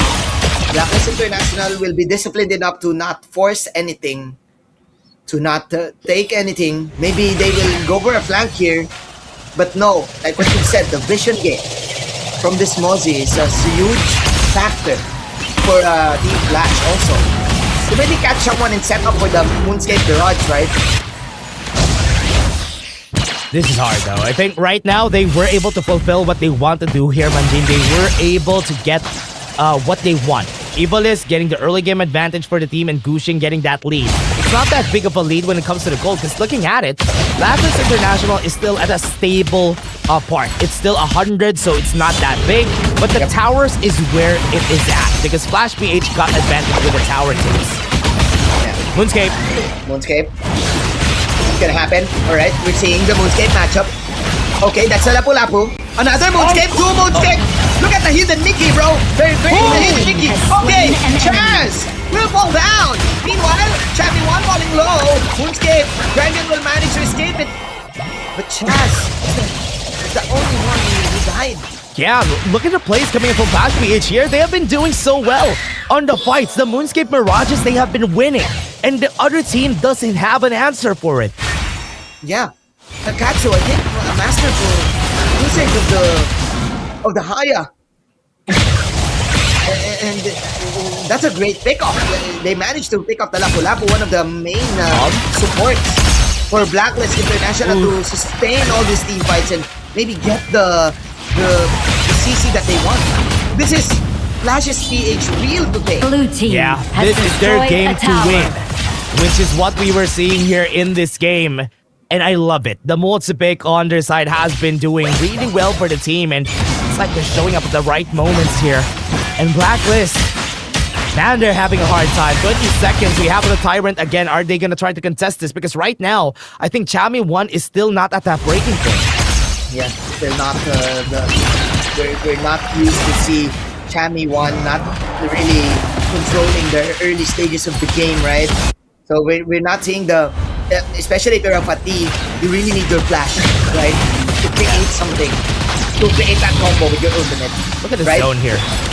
Okay. Pushing is in the area. They're not allowing Blacklist to get into their own jungle. They're denying them of their resource. Okay, knocked on the tower. Folks coming in, flaming pop from Golden Kite. There's your ultimate from Chaz. Okay, Dragon, Infinite Vastness, Grimsy coming in, but there's the Moonscape. Wow, once again, look at this, 1v1. That is Katsu, if I'm not mistaken, and Golden Kite one-on-one to the other side. There's the setup, Infinite Vastness will go away. Has destroyed a tower. Flash will just go for the push, and there's already two heroes who is now dead for the side of Blacklist International. 2 for 0, and there's nothing from the side of Blacklist that they could answer for. So far, they have been losing the team fights. They have been forced. Their hands have been forced a lot, and there is no slap back from their side. And Flash are just slowly getting the game in their favor. Shadow Barriers are going to be coming in for 45 seconds. You were talking about the Fatih, but the Fatih can't really do the code 1. Can't really code 1 here. And now, the Team Flash would like to comment calm on this Byron also. Yes, man, Katsu, Crucial, Moonscape Mirage. Yeah. That's been getting it right, though. And for now, I think most of Blacklist are just gonna force this fight. They are. Blue team has destroyed a tower. The hope from the blast cannon, also the vision from the Moza. You don't really need to invade the early stages of the game where you can create vision for the late game. You're good. Yeah, they're making it hard to even step away from their own jungle, their own space. If Blacklist doesn't pull the trigger here at the right point, it might be a loss for them. Remember, Flash from Chaz is available. They can make use of that to start any fights that they want currently. But the other team still has some flashes to use just to dodge it. 5-2, ladies and gentlemen. Flash PH is leading. And we're talking about the miracle. The miracle run that this team is doing right now in the tournament. How can you believe this? Yeah. We started off the season expecting yet again a Blacklist dominance and maybe a boom dominance. But we also wished for this. Yeah. We want other teams to win. We want other teams to get it going, to make a name for themselves. And now they're doing it. Bro, the damage from the flaming palm. Okay, here we go. Folks are coming in. Cammy still has the ultimate, not yet propping it. But the pokes from the flaming bomb to push. It is getting the job done. Okay, one more poke on that flaming palm. They have the Overlord on their sights though. 25 seconds on that objective, but they're trying to bait out Blacklist on going in. Okay, let's see. Blacklist. Will Blacklist create a play here? Can Chaz create the most crucial setup in his lifetime? He needs maybe a 5-man knock-up. Yeah, he needs to get the best one that he can get there.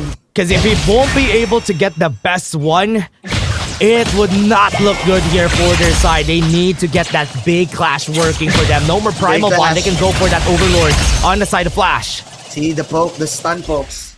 It's really giving Blacklist a hard time. Plus, the box also. Wow. I think the box is kind of like the difference maker against the pay. Yeah. I think right now with what is happening, if they don't find the clash and the Overlord gets taken, all their T3 towers are gonna be down. That is gonna be what's gonna happen in the next few minutes once they get the Overlord on the hands of Gushing. Now, what is gonna be the case here for Blacklist? What are their choices? Their choice, from what I'm seeing here, is that they need to find a way to start that team fight. Because if they don't, it will be a problem. Problem is it's too risky. I'm looking for options here. Will Dragon start off the team fight? Unfortunately, you can't. Why? Because the Byron and the Mozzie is in front of you. I mean, yeah, you go for the Byron, you can, but you need to kill it. But again, I think it's always Team Flash ahead of them in this specific game. I don't like what you said. The vision and the invade is much more present for the side of Team Flash. I think that's the answer that they were looking for. The reason why they pick up the Motsu for their side is to get that vision. Let's get this early game. If ever we find a way to get a lead, our map is gonna get wider because of that Motsu pick. And Evilist has been getting good cannon blast during the start of this game. And most of the Moonscape Mirage fights, they are winning. It started off with that. Yeah. It started off with the cannon blast. Yeah. Because again, how many stuns is that? Yeah, that's true. At this point, I think it's their game to lose. They can only throw the ball here on the hands of Blacklist. They have the advantage. They can finish the game. And I think they would in the next few minutes. Yeah, they can. Bro, they can. They have damage. Yeah. They have long damage, true damage, plus you have pay. If you're a long player, sometimes you go for the burst type build. If you have already like a shredder jungler, so that's the pay. So sometimes you would go for the Axe of Torment type of build. Yeah. For you to just burst down one. I don't care who you are. I'm just gonna flaming palm you out of the venue. Out of the venue. But you know what the story is here? If ever Blacklist, let's go forward in the stories though. Once Blacklist goes to the lower bracket, I think this is like this is also something that is new to us, that they're gonna go here to lower bracket and they're gonna go for that run in the lower bracket. Last time, the team that we saw in the lower bracket was Boom for 2 consecutive seasons, if I'm not mistaken. Yeah, you're right. For the first time, Boom won. Second time, Boom lost. There's always the players. They have this inside joke, and if you talk about them, like the ones who are number 1 in the regular season, there's a pattern that they're saying that those are the ones that are not winning. Oh yeah. Because season 1, season 2, it's the same. Yeah. It's Boom who won, it's Blacklist, it's always Blacklist that is gonna be the number 1 in the Blacklist was 1. Season. Yeah. When Blacklist was 1 in season 1. Yeah. Boom was 1, if I'm not mistaken, in 2. Was Boom 1?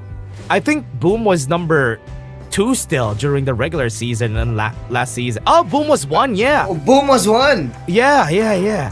Whoever wins their regular season top 1, they're gonna lose that season. Yeah. But that's just an inside joke of the players, you know? Yeah, I think that's true so far. Stats-wise, that's true. But correct us if we're wrong, ladies and gentlemen. Go ahead and check your facts. Yeah. I think it's right. I think you're right.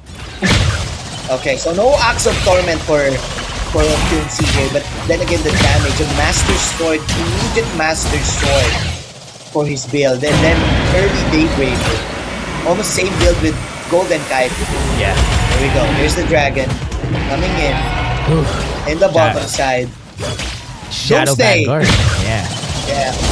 Doomsday now online for Goucher. Okay, he already is gonna be dealing a lot of damage. He already is dealing a lot of damage. 11k gold on this guy. Probably looking to get that full item at this point.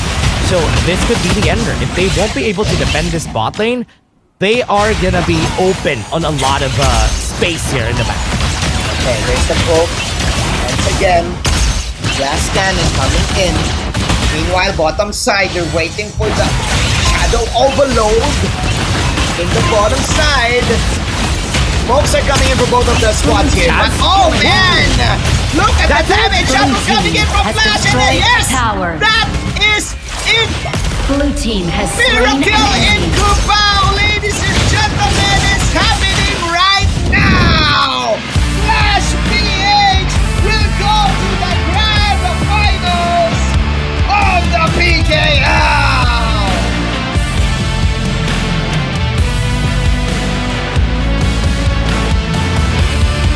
What a winner that we have seen. The old kings are now gone and there's a new name at the top. It's not Blacklist. It's not Boom. It's Team Flash. And while they're headed to the grand finals, everybody, we have some new kings on the board here. And wow, what a new storyline that we're gonna see here, everybody. A new page has turned in the history books of the PKL. Mind blown is real. Absolute cinema. Wow. Cinema HOK, ladies and gentlemen. The storyline, Team Flash from the 6-7 placer. Now in the grand finals. All thanks to them for sure. But to Archives, maybe? They should treat Archives dinner if they win. After this. After this, because they got the KWC slot first, but they should treat them to dinner because that's the reason why they're able to get that second life and able to get here on the grand finals. But jokes aside, the efforts of Flash are the efforts crazy are there. good. Crazy good. The efforts, the assignments that they made, they did their homework. They had everybody's number. It's in notes. They had Blacklist's number. They had Boom's number yesterday. So, man, it's so good to see new kings on the block here, waiting on the throne in the grand finals. Bro, we've been asking for this to happen. We need somebody new. We need somebody new to take the wheel, be the captain. Now the first one in the grand finals. They can go home early because if I'm not mistaken, tonight Blacklist International still has a match. They do have a match. Yeah, today. Today. And that's gonna happen today. That's gonna happen tonight. Ladies and gentlemen, that's it for us. Manjin Paldas and Dashcast. I'm not sure if it's gonna go back to us. But then again, let's go ahead into the stage. Throw it away to Mara Aquino in a while. Oh. Okay, in a while. There you go. Okay, there you go. The underdogs have proven that they can overpower the defending champs, everybody. Let's give Flash Philippines a big round of applause. You're heading to the grand finals. Ibalis, bakit mas malakas pa yung emotions ko sa inyo? Bakit mukhang kalmang-kalma kayo ngayon? Hindi rin namin alam. I mean, parang hindi naman namin ina-expect talaga na ano. Kaya syempre, given yung Blacklist number 1 ano talaga. So parang, ayun lang, pero nung nag-game 7 siguro, confident kami kasi sa buong scrim namin, ayun lang talaga pinapanalo namin eh. Yung practice ng game 7. Tapos the rest, puro talo na. So parang mas confident kami dun sa lineup na nabuo namin ng game 7. Speaking of game 7, pareho almost sa Blacklist International. There's Aoyin, there's Long, there's Haya. Ang pinagkaiba lang ang Biron and yung Motsi. Bakit yun ang pinili nyo doon? Kasi that's the only two heroes that's different from the Blacklist International lineup. Kasi yung sa Biron, parang signature hero na rin siya ni Calme. Yung mga signature hero niya kasi yung mga mauunat talaga. Then yung sa akin sa Mozi, ayun, since day one naman, Mozi talaga favorite na hero ko eh. So ayun yung pinaka-comfort ko na gamitin pag nag-ultimate battle. Pero yung sa totoo lang dapat, hindi siya Mozi nung una. Parang ang balak namin, mga Zhangpei, Lapu. Kaso sabi ko kay coach, mas kinakabahan ako pag tank yung gamit ko sa Game 7 eh. Mas gusto ko yung nagpo-poke lang. Kasi parang sure kami, yung mga ibang mag-ultimate battle, nakatank yung support nila eh. My gosh, you guys were so impressive. Chingxi, my goodness! You're going to the Grand Finals and you're going to the Esports World Cup! How is that like that you defeated the defending champions? I always tell my teammate, we are the challenger, right? Because last 2 seasons, we are the top bottom, right? So I always tell the teammate, we are the challenger, and then the enemy is the defender. So we are no stress. We already nothing can lose. That's why. Nothing to lose, everything to gain. And Katsu, alam mo parang, okay guys, rookie year ni Katsu, at he's going to be representing the Philippines. He's heading to the Grand Finals. How meaningful is that for you, Katsu? For me po, sobrang saya po kasi sabi niyo nga rin po, rookie lang ako dito. Then ngayon, i-represent ko na yung Philippines sa Esports World Cup. And may chance po bukas na maglaro sa Grand Finals. Sobrang masaya po. There's no chance. You are heading to the Grand Finals! May chance mag-champion ba? There's a chance to be the champion. And Gushing, earlier, what a lot of people don't know earlier, you weren't feeling well. You were feeling a little bit sick. How did you manage to go from not feeling so well to now composing yourself, putting yourself together to take it all the way to Game 7 and winning?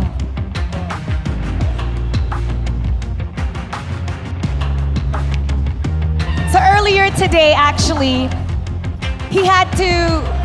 Ikaw mag-explain ko ano yung nangyari sa kanya. Kaninang umaga kasi, parang masama pakiramdam niya. Parang nasusuka-suka siya. So parang every game, kailangan niya mag-toilet kasi parang sa acid reflux.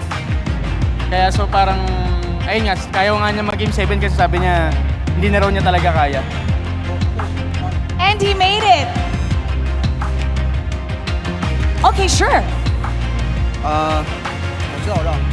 Sorry, my English is not good, so I need to speak Chinese. Let QC help me translate.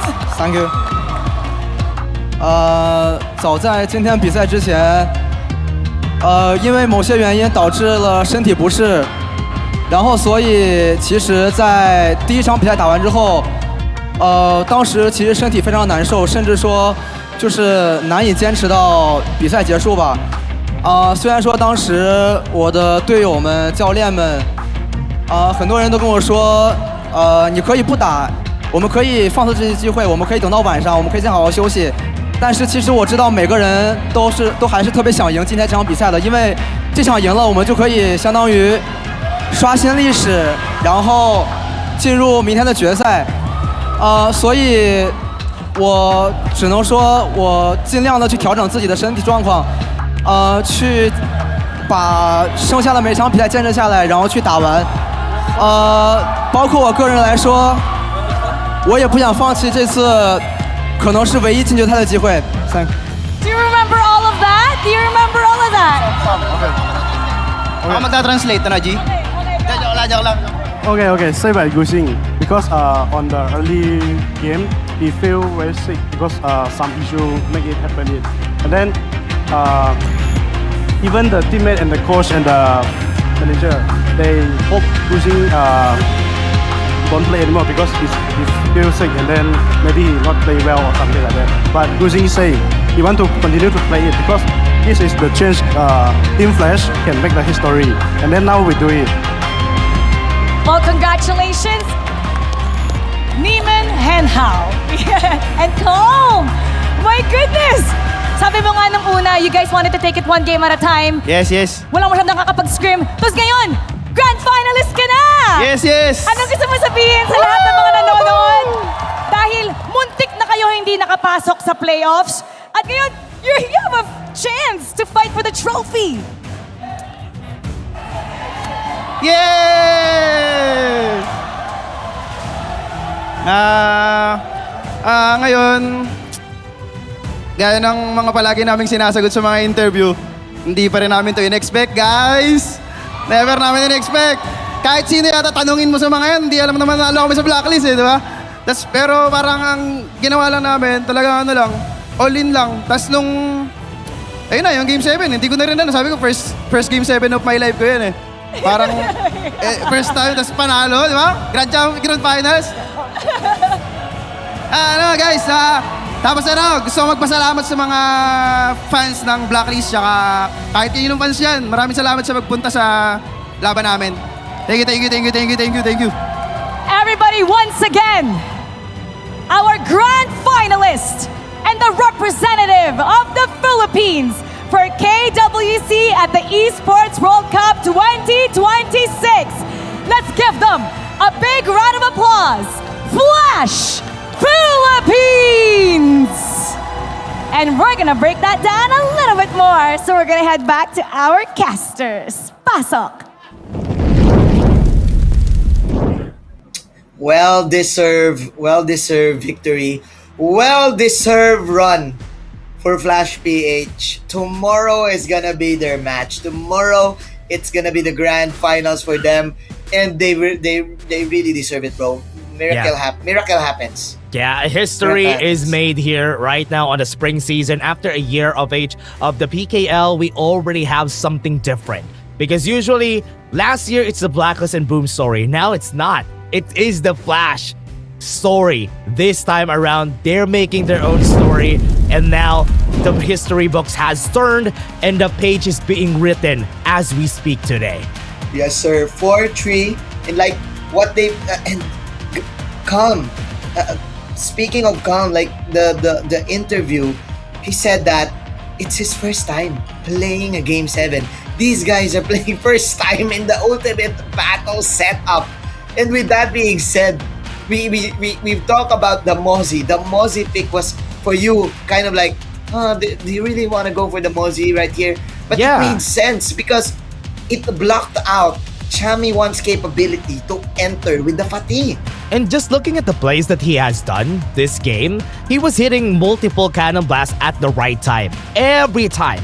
And he also talked about it a while ago, just a bit of a translation for our international audience out there. He's much more confident playing the Motsu compared to anything else. Like a Jongpei, a Lapu-Lapu, he doesn't want the pressure in Game 7. So they went with vibes, everybody, and they won with vibes from the side of FLPH. They just knew what could work on the ultimate battle, and it worked. Yeah, if it works, it works. And in the interview, he said that this one of his most picked heroes, one of his favorite heroes to pick when he started out playing HOK. Ladies and gentlemen, Flash happened from our eyes, and now Blacklist International, what is going through their minds? They're gonna wait for the next game. They still have a game to tonight. For sure, it's gonna happen tonight. The final match, whoever wins later with Boom up against TNT will go up against Blacklist. Yeah, remember Manjin, it's already 4 p.m. today. It's already 4 p.m. Flash PH will have their rest. Oh my god. So they're resting before the grand finals, and whoever is fighting later will be ending. And I don't know what time it is. So they have pressure going to the grand finals already. Yeah, they will definitely take note of that. pressure and take note of the long duration of games. Whoever wins later will have the momentum. Why? Because you came out of a win. Yeah. Right? So it's either you winning your previous games or the one who is rested. But all of the pressure right now is in Blacklist International's team because they're the champions. Yeah. They're the ones defending, and there a lot of criticisms will happen right after this match for sure. And there you have it. Look at this. The vision score. See? Look at that, 44-17. Yeah. For the Mozzie up against Chaz's Lapu-Lapu. We were talking about it. Yeah, they were just holding Chaz on his neck the whole game. He can't even fight a good setup when he tries to, because remember, there's a Haya on the other team. The Evernight Aspiration is constantly a threat. If he tries to go for a setup, the other team's Haya will just force the fight on him. So now the MVP of the game, Gushing, in the last part, 304 with 54k damage. Very well deserved for this guy. As they said a while ago, he had some stomach problems in the early parts, but he was still able to perform crazy well. It's not a flu game, but it's kind of like a flu game, you know? Gushin with this pay. We thought that we're gonna see the Luna, so no Luna game for Gushin. But the Jing was good. Game 2 was so huge for this team. Game 2 was the one who really turned the tides and gave them the opportunity that, we can really match up with Blacklist International. They're just humans too, like us. I really thought that it was going in the hands of Blacklist in the early stages of the game, because Blacklist are the ones who are starting off team fights, being aggressive in the early stages of the game. Yeah, but once they dropped the ball at some point in the game, this is when it started, and where they lost control of the game, because the way they played this is so good that it was hard for Blacklist to even fight back at the right timing. And look at this last fight. Last moment. When Chaz died here, it was the call for them to go in. Yes, sir. That's it. They know that it's over. No Lapu-Lapu, no stun. This was just a great way to end the series. A best of 7, ultimate battle, and a new grand finalist. It's a beautiful day for HOK. The miracle in Cubao happened, ladies and gentlemen. That's happened. It's been an honor to be casting with you in this in this English broadcast. Thank you for having me. I think this is like it's gonna be a long time again since before we cast again, right? Oh yeah. It's gonna be a long time. The last time we did was in the Filipino broadcast last year. So I hope we get to see each other again, even in the Filipino broadcast. But again, everybody, it was a nice time being with you here. Everyone, it's a great time to be a fan of the Philippine Kings League. We're gonna be having a lot of games still for you. This is still just Series 1. We still have Series 2 and Series number 3 after this. You're still gonna see Manjin after this, everyone. So this is still a good time to be a fan. Now, everybody, thank you very much for watching. Don't go away. We're just gonna have a break. Then we go to Series number 2. See you guys in just a bit.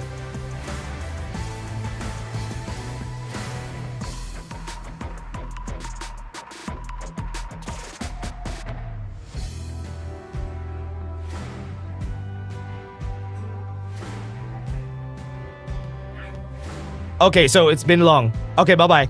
That's it. It's okay.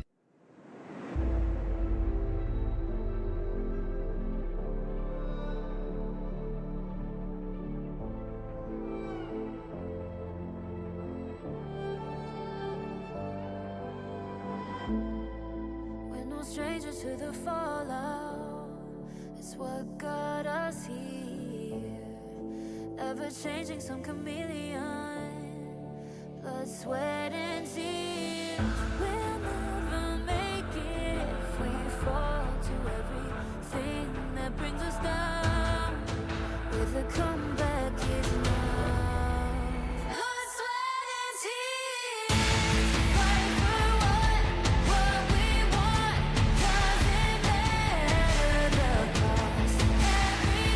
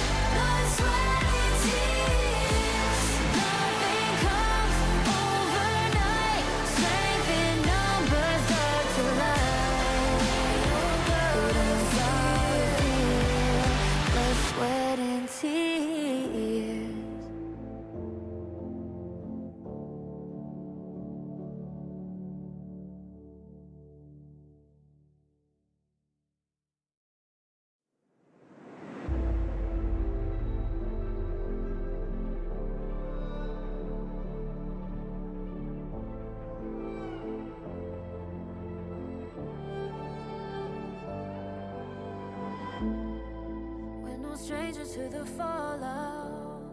It's what got us here. Ever changing, some chameleon. Blood, sweat, and tears. We'll never make it if we fall to everything that brings us down. With a comeback is now.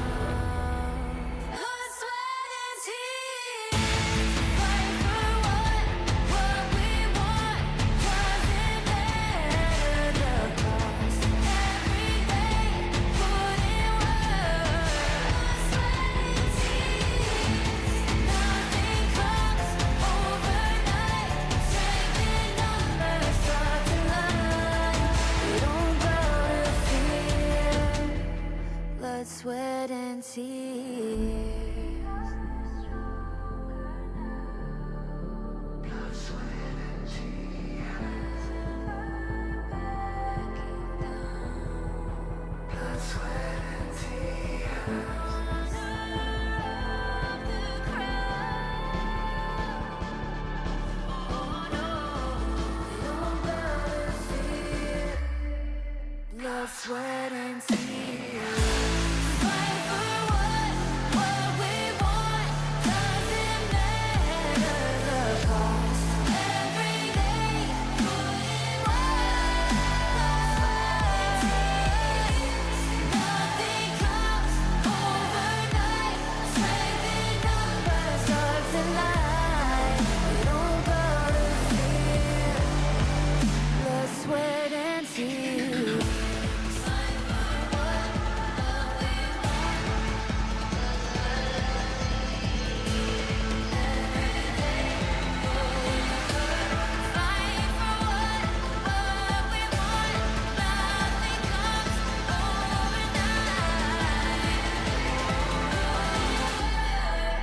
Blood, sweat, and tears.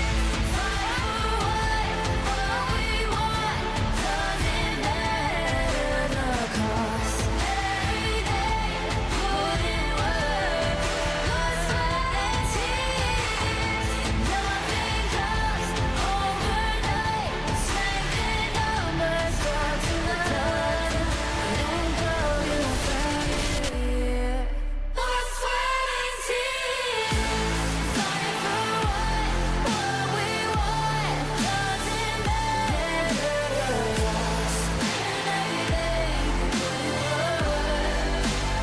sweat, and tears. Nothing comes overnight.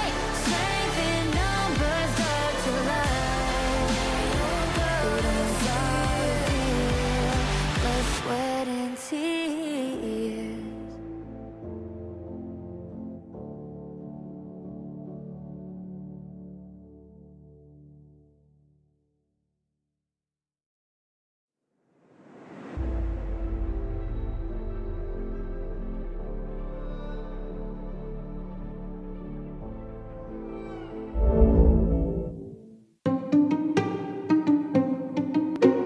When kaya?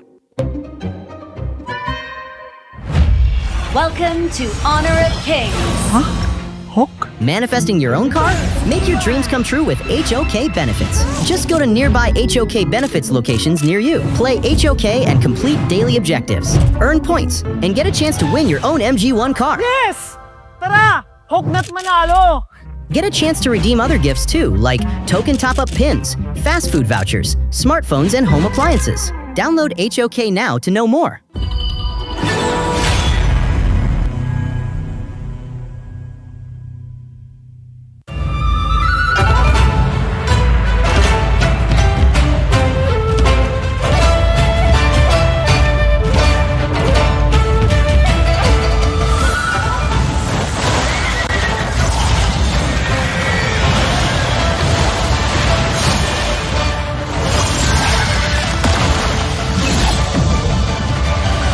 Opening roads to last the ages and unite all land.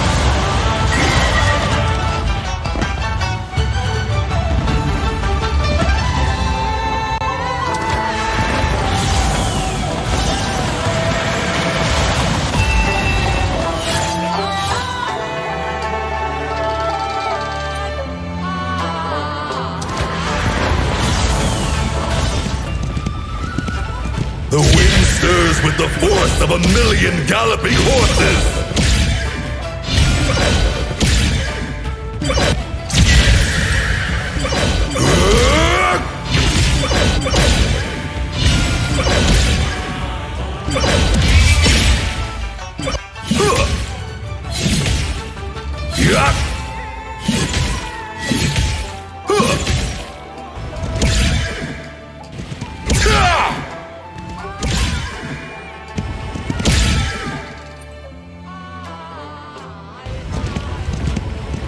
I promised your ancestors I would protect the seas of Min.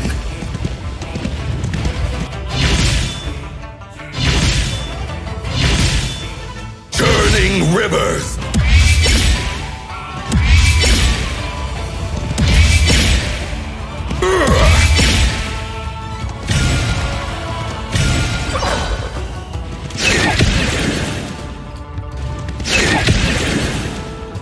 Toward the horizon.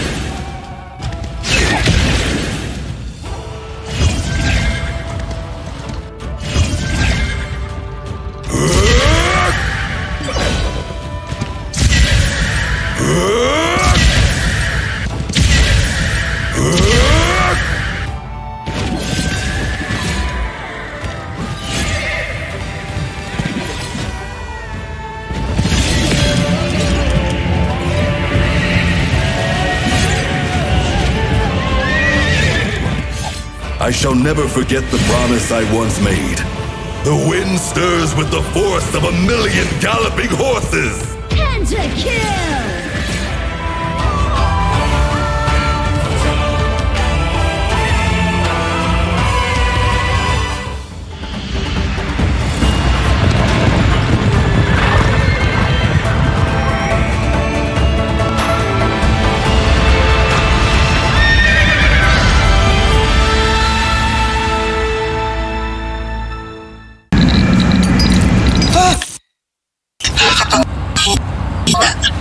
Ang mahina yung connection mo, Kuya Ed.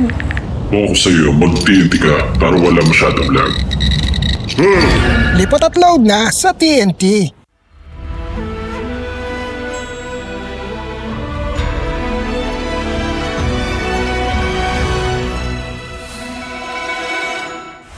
Opening roads to last the ages and unite all lands.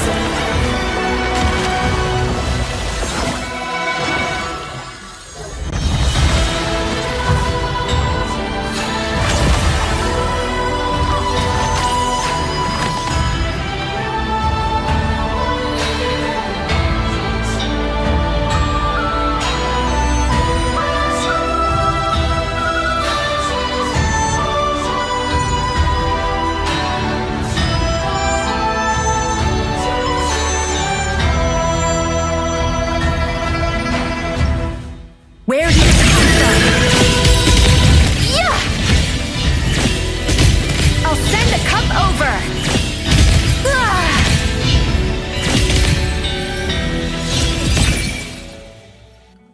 Where do you come from?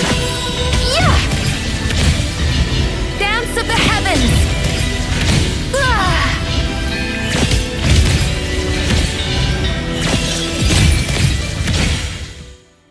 Yep. Huh. Ta.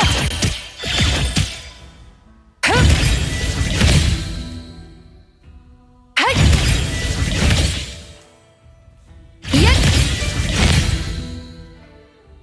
Huh.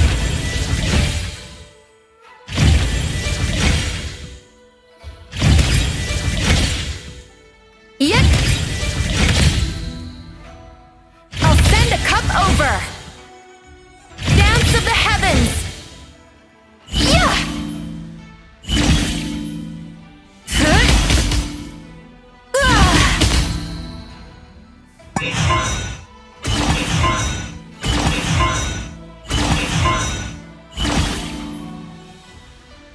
Where do you come from?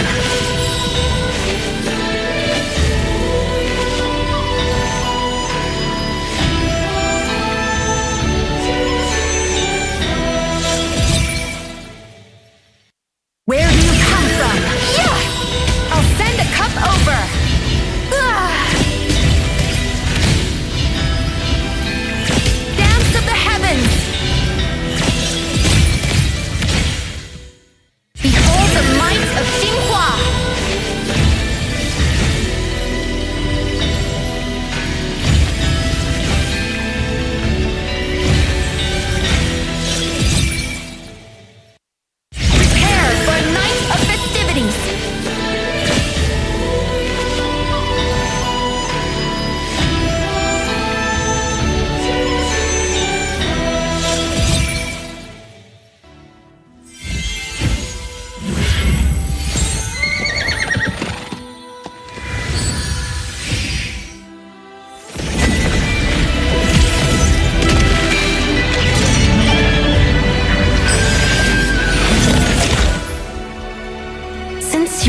1,000 miles away, this letter shall express my longing. We may be forging our own paths.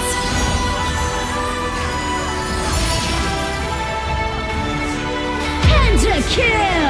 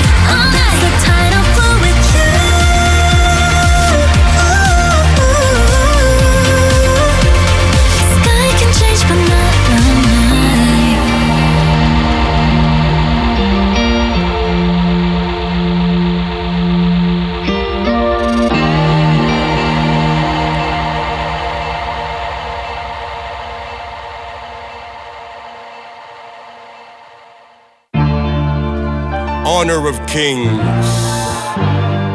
Honor of kings.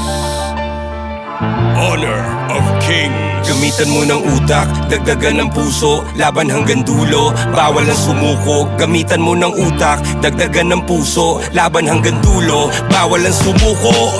Dugo naman dirigma, sa akin nananalaytay, watawat ng Pilipinas, sa aking ibawagayway. Sa kasaysayan ng matitirang taga-salaysay, ang matamis na tagumpay ay walang kapantay. Ipusan ng lahi, ang puwersa ko ay pupuntangi, humahawi ng isang batalyon, parang buhawi. Di magwawakas ang digmaan hanggat ang huling hari ay di pa nasasakal gamit bituka ng huling pare. Ubod ng barumbado kapag nang balagbag, sugutan ng patago hanggat di pabasag.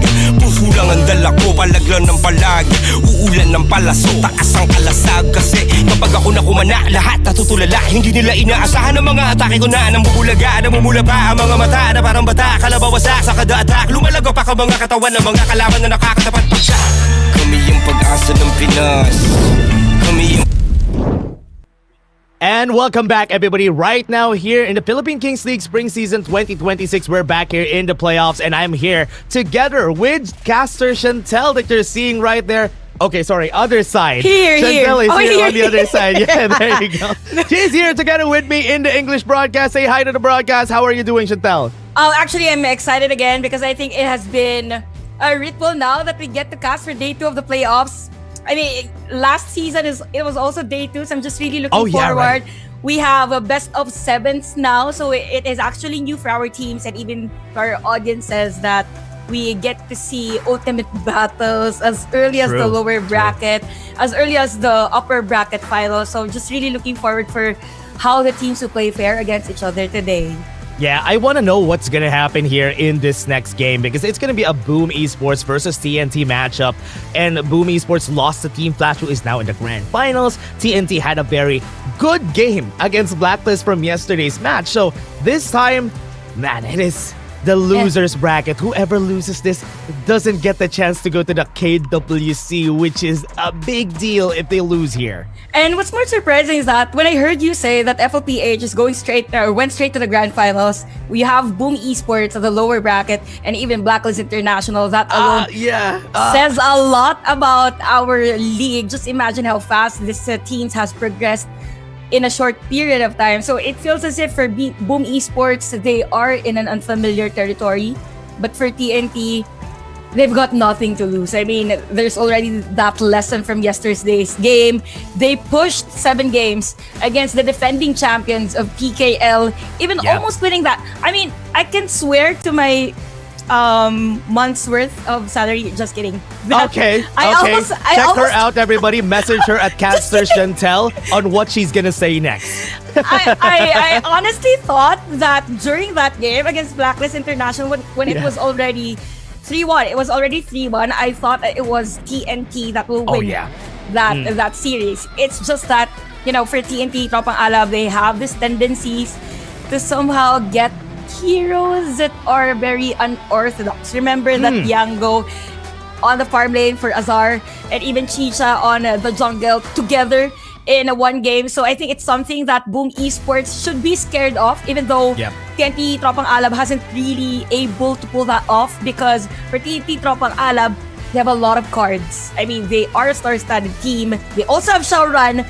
which is arguably the best import right now. Probably after him is Gushing. Yeah. Both of them are very good. Shaoran, Gushing, Qingxi, all of the international players that we do have here have been evolving. Shaoran has been here since the start of PKL, everyone. Since spring season 2025, he has been here and there from different teams. I love that here he found his team. He found the team that will make him work. And I think right now with TNT, with how strong they are, let's take a look at the players first. Who are going to be playing right now in our game? Let's talk about this first. Boom Esports, we have Miggy, Tatsuri, Carl, Danny, and Draw. Ever since the start, this was the squad. Yeah, definitely for Boom Esports, one of the teams that we really looked forward or we expected that will play excellently in the season. It's just that I think for Boom Esports, with the recent adjustments in their coaching staff, it took a toll for the team, but definitely for TNT Tropang Alab, given that a short period of time to somehow prepare with their imports, having a Shaoran leading the pack. It feels as if for TNT Tropang Alab, they're really prepared also because of Impressive's veterancy, and at the same time for Azar, I gotta say, Azar, this guy has been consistently building the Sage's Sanctuary just because he has the tendencies. But anyway, just looking at the team head-to-head, Boom Esports and TNT Tropang Alab, remind you guys that again, this is rank 2 versus rank 4. But I would like to believe that in terms of them facing each other, it is Boom Esports to be considered as the underdogs. I love this matchup that I'm seeing right now. Azar, Danny, and we are also going to talk about Impressive and Draw because they are the ones who were there before. Before PKL Spring Season 2025, it was Azar and Impressive who were in the side of Boom Esports. So right now, this is a story of this marksman. Look at the gold, look at the leads, but look at also at how Azar gets a lead on just that damage. But on the side of Danny, on the other things, the GPM, the KDA kill participation, he has the lead. Yeah, I think for this, since Azar has the higher average damage, it's because of the number of games also that they played all throughout the season. But now that I think about it, since Azar has played most games or longer games against Danny, it means that there's a high chance for him to have lower average damage. But anyway, TNT Tropang Alab chooses the blue side. Just really looking forward as to how these coaches will draft against each other. I mean, for Coach Stronger, I think there is a level of respect as to how Impressive really leads the team. Yeah. Impressive has been playing really well. We've mentioned that he is always one step ahead from his counterpart to any other teams that they played during the regular season. So I think for this, for Boom Esports, Bro has to step up his game. Oh yeah, they do have to step up their game. And I want to know from this Chantel, right, with what happened on yesterday's match, I want to know what your predictions are in this match. Like, just a rough prediction. No scores. Who do you think is gonna have the lead? Because I'll go first. Okay, sure, thank you. I believe because of the match against Blacklist from yesterday, TNT might be able to win against Boom.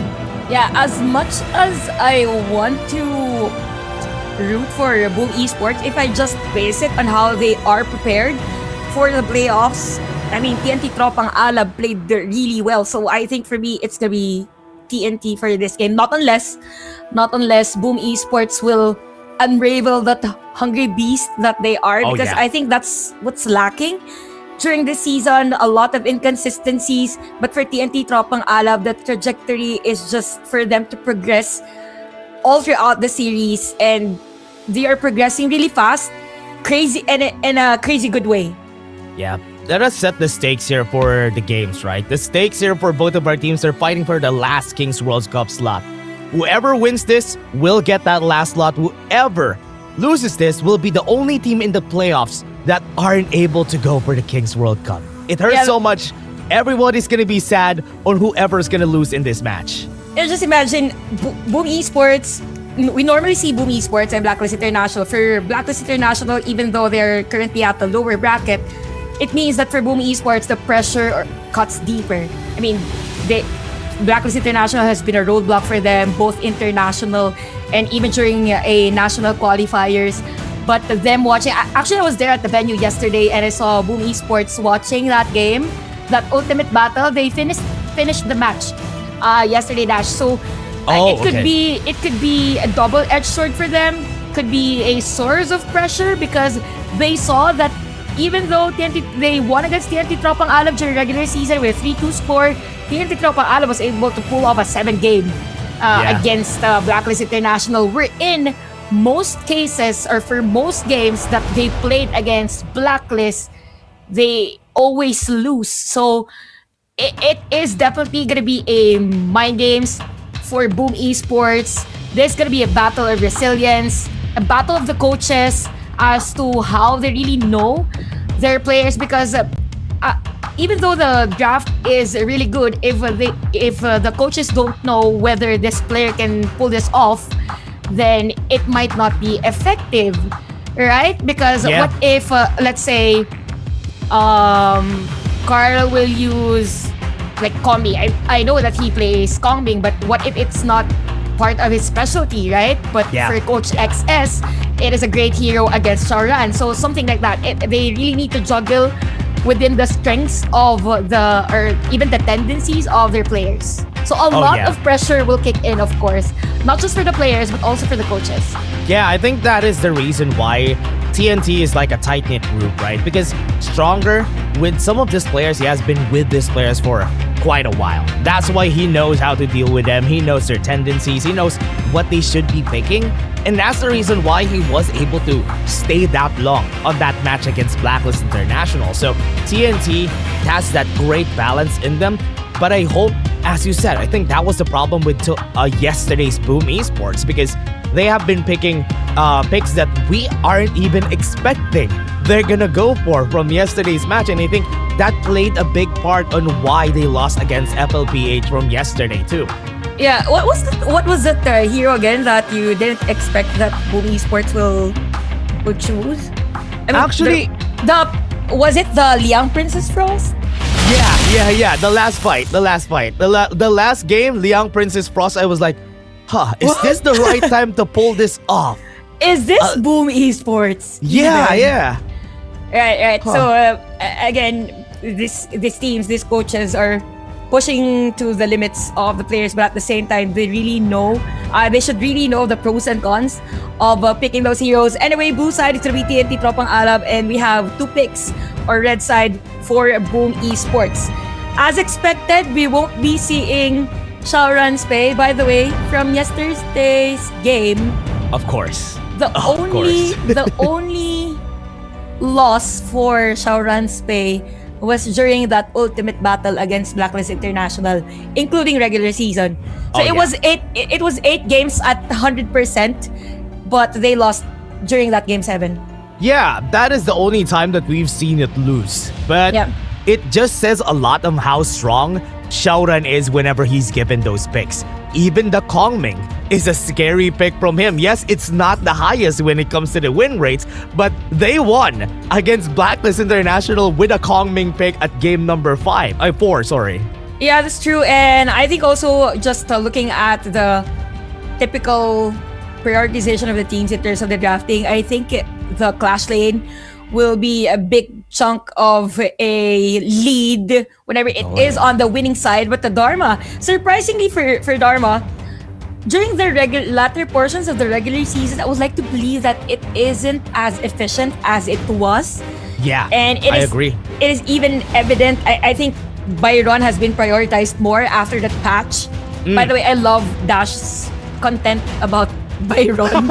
Try it in your next game, everybody. Try it on your next game. But yeah, Dharma isn't as efficient as before. But I think for Boom Esports, it's just the confidence that Miggy really played on this year. Anyway, TNT Tropang Alab, wow, Lady Zhen and even Neja on this lineup. And with the imports playing Neja, I think majority of our imports have been playing well with the Neja. And the answer for Boom Esports is a concert queue. Yeah, they're forcing Boom Esports in their own game. Based on what I'm seeing here, TNT Tropang Alab laid out the perfect trap. Lady Dunn and the Neza were picked on their side so that Boom Esports, are you gonna pick the Youngjan or no? Because these are 2 good counters against the Youngjan. Yeah, that's true. And it makes me believe that for Boom Esports, I mean, I'm not sure if they're gonna pick an assassin for this, because Dolia with the no hard CC at this. So it's gonna be Garuda for TNT Tropang Alab. So last time Boom Esports played, the Youngjan Dolia was during their last game of the regular season, and it wasn't really as efficient as the usual Youngjan Dolia that we see. So I'm thinking for Boom Esports, they might want to go for a different hero, but Ograni isn't a good option anymore. What are your thoughts, by the way, with Ganimo, with the recent changes in this hero? He honestly feels, because they're 2 people. Ganimo feels really weak currently. I'm not gonna sugarcoat it. Very weak, but once you get 2 items, that is when you start to go. But if we're talking about Tatsuri, I'm still scared of his Ganimo. So I can see why Coach Stronger still banned the Ganimo against them. Yeah, a lot of respect for Tatsuri, arguably the best mid laner right now in our league. So it feels as if for Boom Esports, they will still opt for that utility type of jungle because they still went for the U1. And I'm just not sure about the crowd control that this hero comp has. So we have Chicha and Sunbin to complete the lineup of TNT Tropang Alab. They will really want to go on those fast rotates. Although for Sunbin, it's really good on the late game. And we've mentioned about crowd control. We all know that for you to be able to counter out the Chicha, you want a hard CC, something that could lock this hero. So Boom Esports, they need 1 hero that could go up front. Could be a Flowborn as early as this Flowborn tank, maybe. I think could be a Flowborn tank answer, or they force the Youngjan. they could just go for that. Yeah. Because their composition does really need a tank. Yeah. Or a Dun Kaiser could be good for Boom. Yeah. There you go. Okay. There you go. Okay. There you go. We've been asking for belligerence all throughout the regular season. Now we see it at the playoffs. No, just looking at the drafts, I'm not really good in terms of drafting, but your thoughts whether which hero comp is easier to pull off? For the side of Boom Esports, I think they have the easier composition to pull off. Just the Dun, the Yuan, and the Concert Year as a counter against the Long. So those are the options that they have here. Yes, it's easy to pull off, but I like the TNT with their composition picking up a Sunbin, the Time Bender, at this stage, at the start.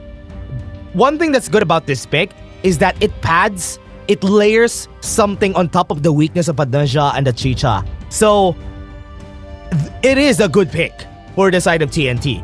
So Boom has the easier composition, but I'm kind of leaning towards how TNT will play this because this is an interesting game 1 composition. Yeah, I think for TNT Tropang Ala, they just don't want to be that predictable. Same goes with Boom Esports. I mean, is it the first time that we'll be seeing Carl play the Duns? I think with the regular season stats that we have. Yeah, it is. But and the Concert U, that is the first time. All right. So for Boom Esports, they made a huge reset overnight because of that loss against FLPH. And at this point, since all of our teams are playing really well and surprising everyone, you need to surprise the other team as well. So again, we are gonna we're gonna cover a best of 7, and I won't be surprised if this will be stretched into 7 games because TNT Tropang Alab, they're really prepared for this playoffs. Dongwang even could be picked by Impressive on this game. So why not? Yeah. But definitely game number 1 is gonna be the battle of momentum. Whoever wins game number 1 will definitely have the edge on the next game. But for Boom Esports, based on history, based on statistics, they tend to slack off if ever they lose game number 1, or they have the tendencies to drop game number 1. Oh yeah, and I do hope that they will be able to get this. Yesterday's game number 1 against Flash, it was won out of a backdoor. It was not honestly, it could have been Flash's win too. It could have been a 4-0, but because of that hero play from Carl, they were able to clutch that out for the side of Boom Esports. So they need to really find a way to step up in this game because looking at the composition alone, I think there's also a problem when it comes to damage. That is where this composition might be lacking. So that might be the hard thing that we have to look at here for Boom Esports' side. Okay, so now for TNT Tropang Alab and Boom Esports, I think also one of the critical things that they need to consider is of course the vision gaming. I mean, vision is the key, information is the key rather. But for Boom Esports, I think since they have squishy heroes and heavily relying on the sustain with this belligerence pick on their jungle, it feels as if for Draw and even for Tatsuri, they need to step up their game because Impressive, even though he's using squishy heroes, he has the tendency, I mean, word of the day is tendency because both teams have tendencies, honestly, but Impressive has been impressive on having that high vision score all throughout the playoffs, even with the usage of the ultimate from the Neja. Neja with the hands of Shaoran, I think will be an edge for TNT Tropang Alab. But anyway, for those watching our stream, please comment down who you think will win game number 1. And by the way, Dash, I saw your Crown Control content, like your predictions with Beam and Osiris, and You did? Yeah, No. I'm a fan of your trio. I'm a fan of your content. So for those watching, also Dash and the rest of my co-casters also has a content about this, and 2 of them actually predicted for TNT Tropang Alab. Yeah, it's Beam and I. You can check out Beam at BBMUp, guys. If we lose the predictions, she's gonna give you some honor pass. So check her out. Message her at BBMBap. She's gonna give you an honor pass if she loses the prediction. Only her. Yeah. Okay. By the way, our good friend Holler is also here with us. He's Shout out to you, Holler. Yep. So he has a question. who are we rooting for here? TNT for the chaos or Boom to meet Black in the anime story arc? Okay, I'm a fan of animes. I'm an otaku. So I You want am the story voting for arc.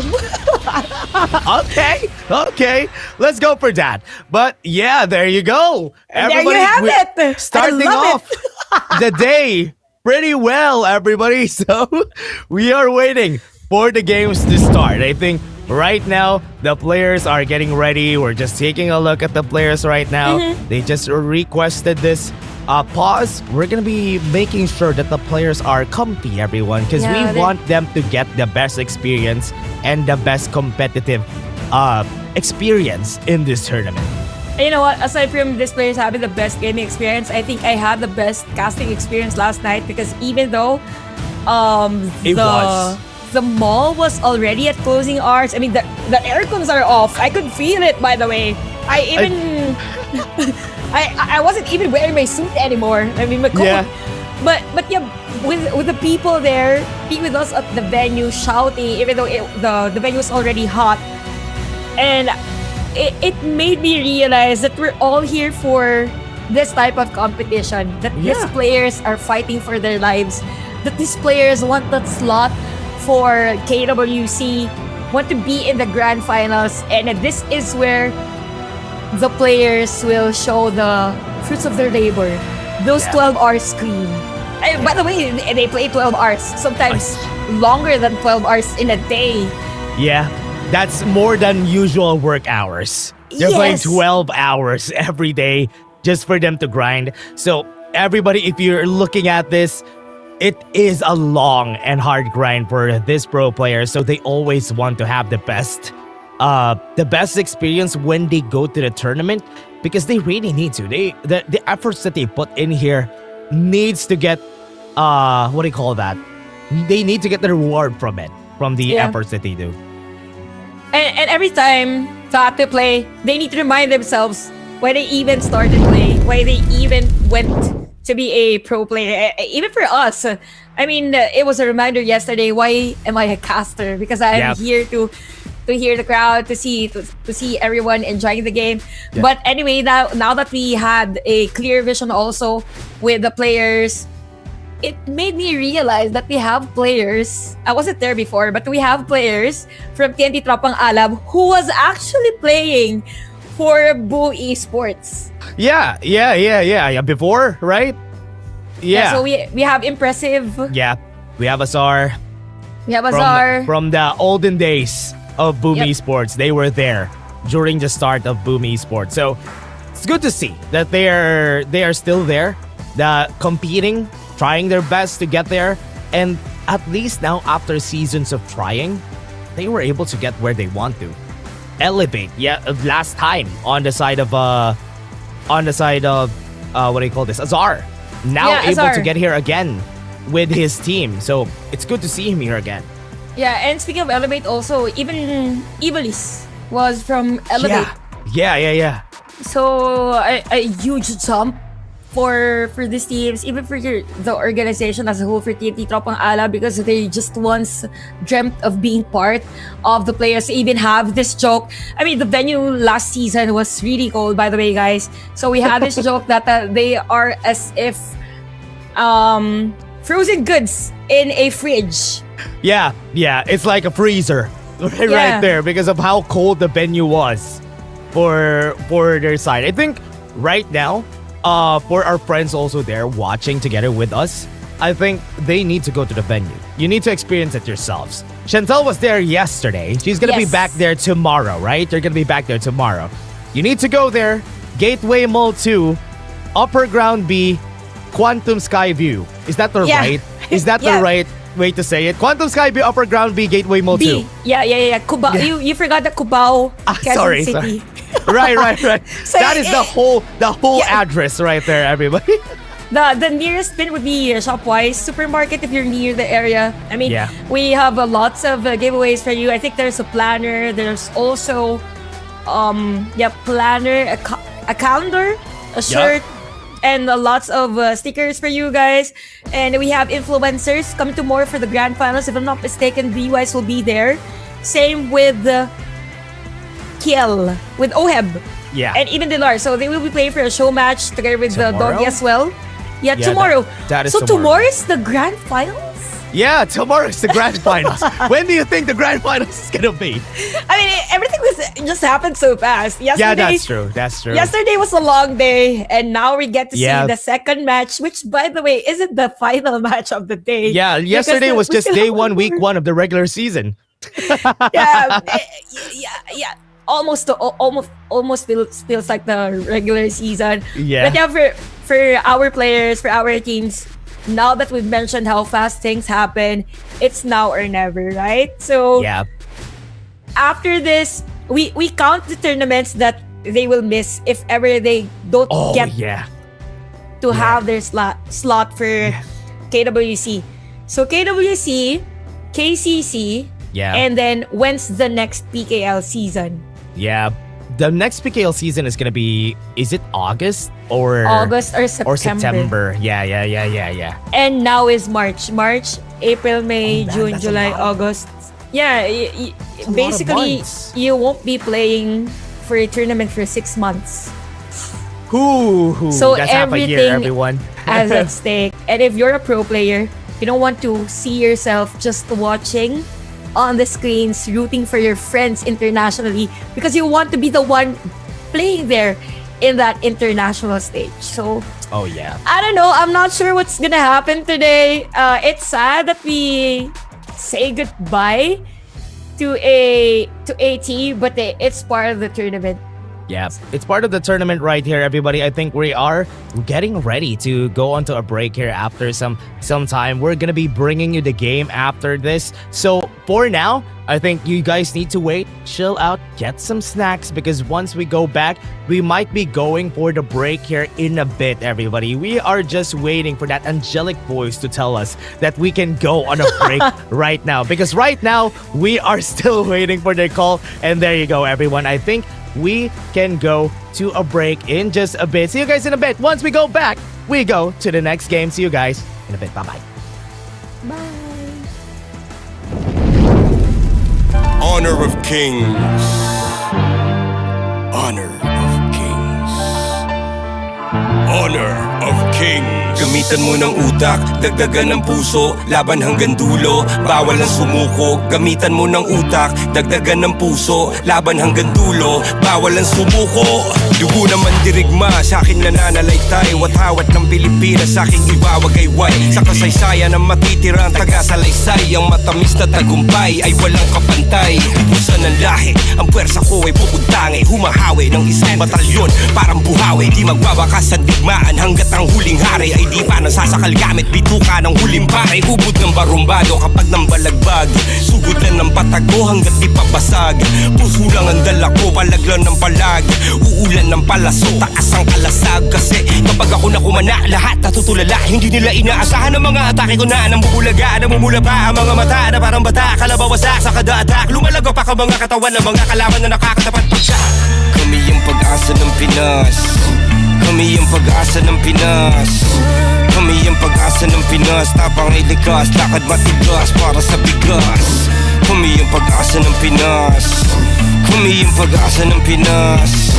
Kami yung pag-asa ng Pinas. Tapang ay likas, lakad matigas para sa bigas. Ikaw kaya matik iba yung galing. Kahit gano'ng veterano sa'kin mukhang noob pa rin. Kahit letra lang gamit kaya kang puntalin. Kahit pagsama-sama pa akin lang bobombahin. Yung asta boys in the hood, yung dating boys to men. Sobrang toxic na galawan dapat dyan poisonin. Ako yung prince of landing, lahat pupuksain. One hit kill lahat susubukin for the win. Paalam sa karera nyo, advanced condolence. Mga kulang sa intelligence, no offense. Walang duda na kami ang the best, oo yes. Pahiya kayo sa amin in-game hanggang sa online trends, diba? Common sense. Kami yung pag-asa ng Pinas. Kami yung pag-asa ng Pinas. Kami yung pag-asa ng Pinas. Tapang ay likas, lakad matigas para sa bigas. Kami yung pag-asa ng Pinas.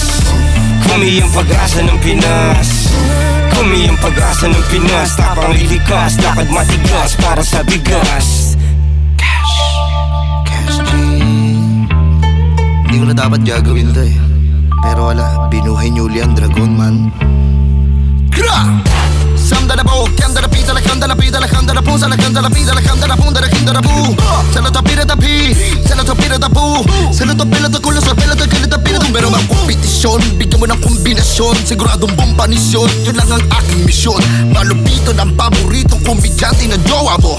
Ba't nag-aaway tong dalawa, di ba magtropa to? O ano kung mag-isa mong nagagawa? Pag nagsama ka mas malakas.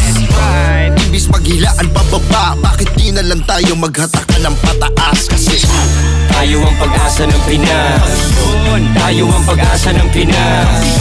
Tayo ang pag-asa ng Pinas. Tapang ay likas, lakad matigas para sa bigas. Tayo ang pag-asa ng Pinas. Tayo ang pag-asa ng Pinas. Tayo ang pag-asa ng Pinas. Tapang ay likas, lakad matigas para sa bigas. Honor of kings is what we fight for.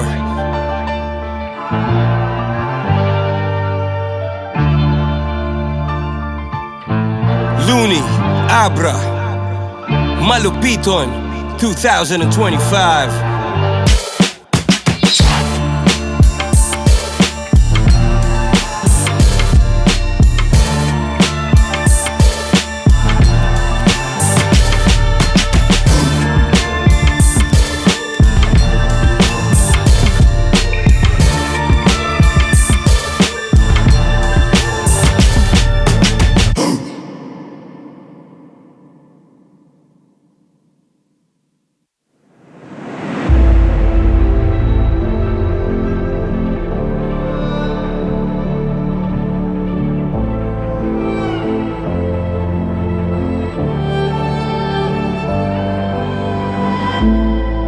We're no strangers to the fallout. It's what got us here. Ever changing, some chameleon. Blood, sweat, and tears. We'll never make it if we fall to everything that brings us down. With a comeback is now. Blood, sweat, and tears. Fight for what we want. Welcome back, ladies and gentlemen. You're still watching the English broadcast of the Philippine Kings League Spring Season 2026. Still your shoutcasters. Your elder sister Chantel together with me is Eugene Dash. It's Ate Chantel. So basically, it's your elder sister Chantel. So we have Eugene Dash Esteban. Why is the whole name there? But okay. It's part of it. It's part of it. By the way, during our break, we did a shout out already for Holler. We also have Blam Yo, at shout the outs to comment our section. friends So biggest shout outs. And here we go for our game number 1.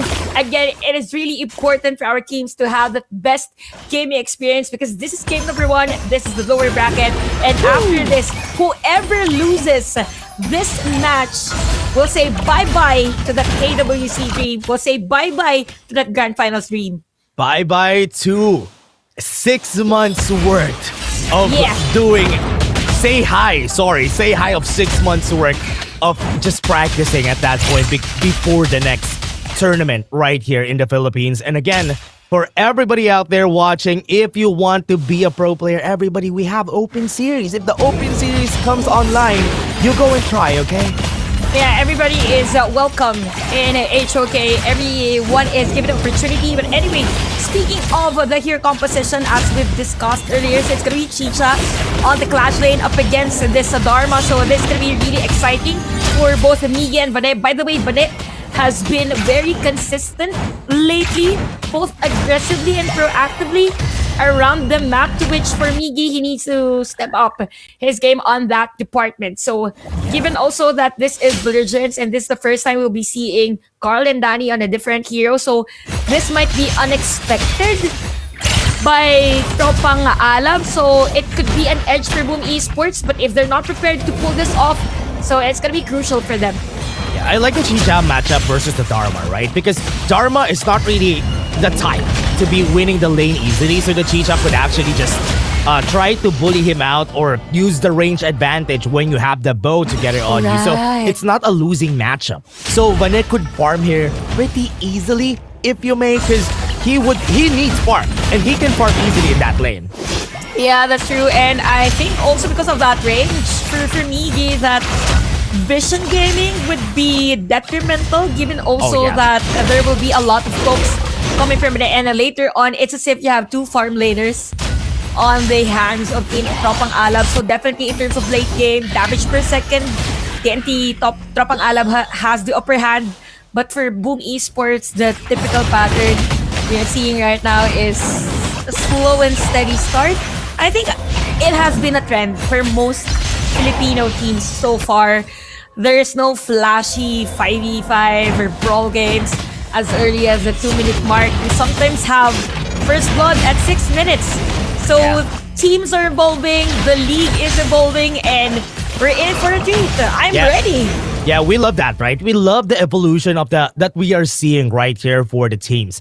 I like that the small things right here from Boom Esports are still keeping them ahead. They are still one of the championship caliber teams that we have here in the tournament, which is why they are kind of ahead when it comes to that goal. That small lead says a lot, everyone, on how they play their map, their macro, and how they are efficient with their goal. Yeah, and so far, for both teams, actually, the mid lane pressure has been very consistent, especially for Boom Esports, but good thing for TNT Tropang Alab, they are prepared for that. And I really love the position here for Miggy. Vision is one thing, but at the same time, giving information to your team could make TNT Tropang Alab a bit at a disadvantage for this game. I think Miggy had the right idea there. If ever somebody needs to rotate, it's going to be Vanet on the side of TNT. Now they're gonna go for this objective. Are they gonna go for the top side? Because most of the people from Boom are going to the top side of the map. Are they gonna contest this against TNT is the question, but it's looking like they might be able to go for that fight. Because Vanet won't be here, I think this is an advantage for Boom. They're just gonna take this. Yeah, I think there's no contest for TNT Tropang Alab. But while this was being taken by Boom Esports, the first item choice for Tatsuri was the Venomous Stab. But bottom lane, a lot of folks coming in from Boom Esports. Tatsuri already low on life. The ultimate for Azar has already been used. So Boom Esports, no unnecessary movements, even so for TNT Tropang Alab. Yeah, they had to use the Infinite Vastness and even the Unending Sorrow here on their side before the fight that we are seeing today. For now, TNT on the top side, you can see Vanet just farming up, has the Sparkforge Dagger already. Once he gets the Doomsday, that is when you will see him start to join these fights. And you know what, Besh, I think with the hero composition of the TNT Tropang Alab, it is expected that they won't be forcing a team fight as early as now. But because again, this is a Nesha, as much as possible, you need at least 2-3 items to wreak havoc against the other team. So here comes the ultimate. I think it's going to be a zone.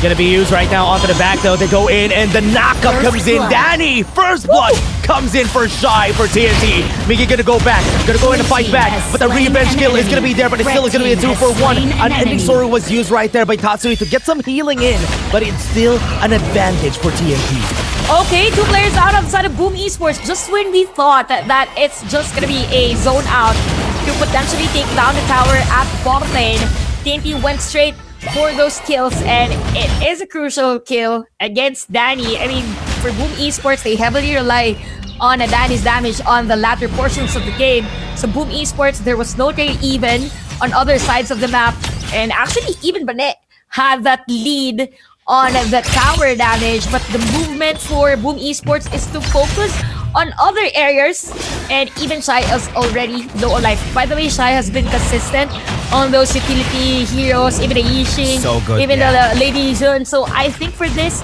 Boom Esports, they need to be mindful of the information that they give out before that ultimate of Nesha. Yeah, and also for them, I think he has been so good at this, especially on this composition that they have on the other side. Carl is not going to have the best day because once he goes in, Shy is just going to drop his ult and he might not be able to cast the skills that he wants to. Universe Ring is going to get popped by Xiaoran again to go to the top side. He has vision on most of the people here, but is he going to give this? Right now, I think they're not going to give it. They're going to try to go and fight against these members. Tatsuri still has his own. 5 members on their side for Boom Esports are here, but I think they missed on the mark. Xiaoran is going to survive for a bit, and he actually does. And now the comeback coming for the side of TNT. Knockups are going to be there. Tatsuri super low, had to use the flash. Okay, good thing for Boom Esports, there is a cross-map tower take at the top side, but Azar, the movement is going to be at the middle lane. Tatsuri is already low on life. for Boom, specifically Tatsuri even used that flash to force a damage against Shaoran, but Shaoran lives another day. The farm continues, and he is going to be a potential threat for Boom Esports later on. So Tatsuri went in for the Twilight Stream, so expect that splash damage on this U1.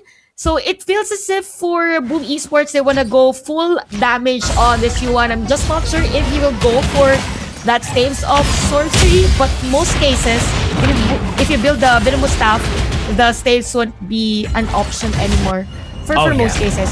Oh yeah, that's true. And from what we're seeing here for their side though, we are seeing them go for this fight on the bot lane. Shai's gonna be the target, gonna go for the knockoff. Destructive Deluge gonna be there. The time flux from Impressive has been so helpful. Yeah, I think for Impressive here, doing a great job on this time bender. So for Boom Esports, that is the main reason as to why they speed things up. But then again, Impressive is just there. Yeah, nice. Okay, just look at this flash damage for the TNT Tropang Alaw, but they are forced to back away because of the damage dealt against Azar. So we see the movement for Boom Esports on this Tyrant. I don't think TNT will try to force a team fight, not unless the Universe Ring will be used, but Tyrant has been secured by Carl of Boom Esports. Yeah, I think it's been okay for the side of Boom Esports. This phase of the game is what they want to do, but TNT is keeping it close. The game is close. Remember, they have a Chisha on your team. So, the late game is going to be there. Look at the damage. Sharpening Arrow with them. Almost going to go for the execute against Biggie. They have a lot of healing on their side though.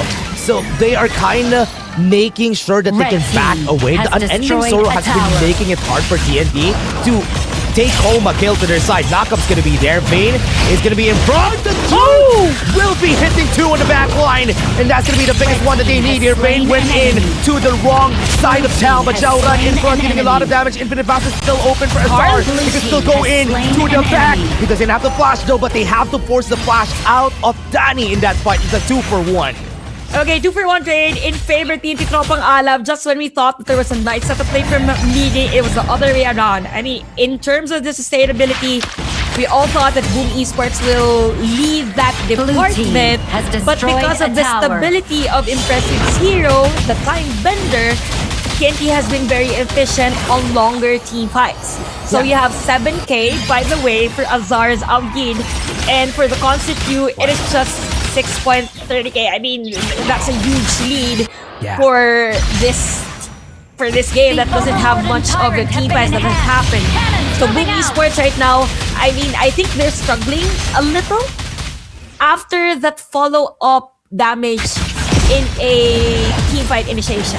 I think they're gonna go in. Skyfall onto the back line. Donnie's gonna be the target though. Shaoran onto the back, taking a lot of damage. Everybody's together, and they are sticking together. Shaoran is gonna be dying. You can see Vanet trying his best to actually get a kill here, but nothing's happening. They were able to push back Boom Esports. It's a 4v5, but they are the ones winning in this team fight. Azar wants to go in. Infinite Vastus against a lot of people. Danny is gonna get eaten up by the dragon, and they were able to get triple kill happen for Azar.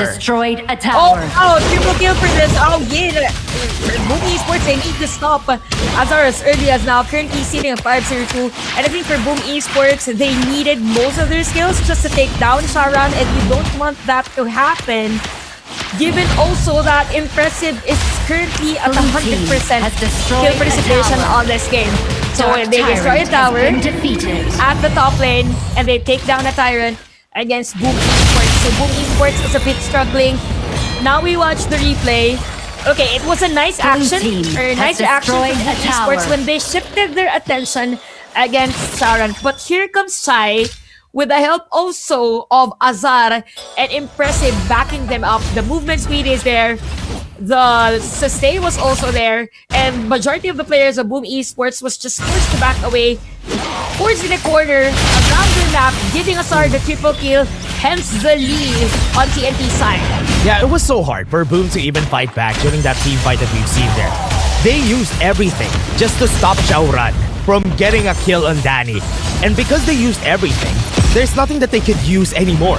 Once the second part of the fight was there. 4v5, but they were still the one pushing forward. Using the ultimate right there. But will they be continuing this? I think not, because they have the Primal Blood. Yeah, I don't think it's gonna be a good idea for TNT Tropang Alab. So they have the huge lead, 2.6k on this game. They have the vision of Boom side. I'm just not sure if they will force a team fight. Of course, they have the knowledge, they have the information. The rest of the players of Boom Esports are here, ready for the contest. Carl is at that Overlord, taken by Boom Esports. The Infinite Vastness has been used by Asari. We have Miggy down, one player down on the side of Boom Esports. Draw is the next target, and TNT takes him down as well. Godlike.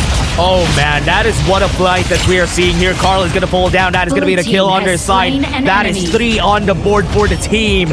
And as we're seeing here, everybody, they drop the Shadow Vanguard on the top side of the map. But the last laugh is still on the hands of TNT in that battle.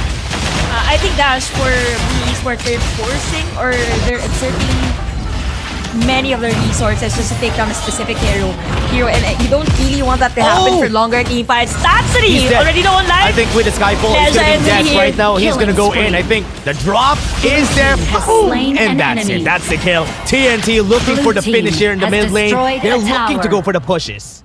Okay, TNT dropping that Nessa bomb on Sauron's hero. Boom Esports really needs to defend this high ground towers, and they're a bit struggling again on longer team fights, but they have the Dragon slowing at the bottom lane. Mid lane tower is gonna be the target, but top shifted at the top lane, and TNT successfully destroys that. And Boom Esports, wow, they need to close this gap as early as now. Tower in the bot lane. No way! No way did you just get that for free. They got a tower in the bot lane for free. The minions were there. Boom Esports at least got a trade. Yeah, and then we see the reaction from majority of the players from Boom Esports, and it feels as if they were smiling. I think it was part of the plan, maybe, because those dragons are just flowing out the bottom lane. So 13-3. Again, this is the evidence that for TNT Tropang Alab, they're winning the team fights. Boom Esports is struggling that area. So it is a battle of macro this time around.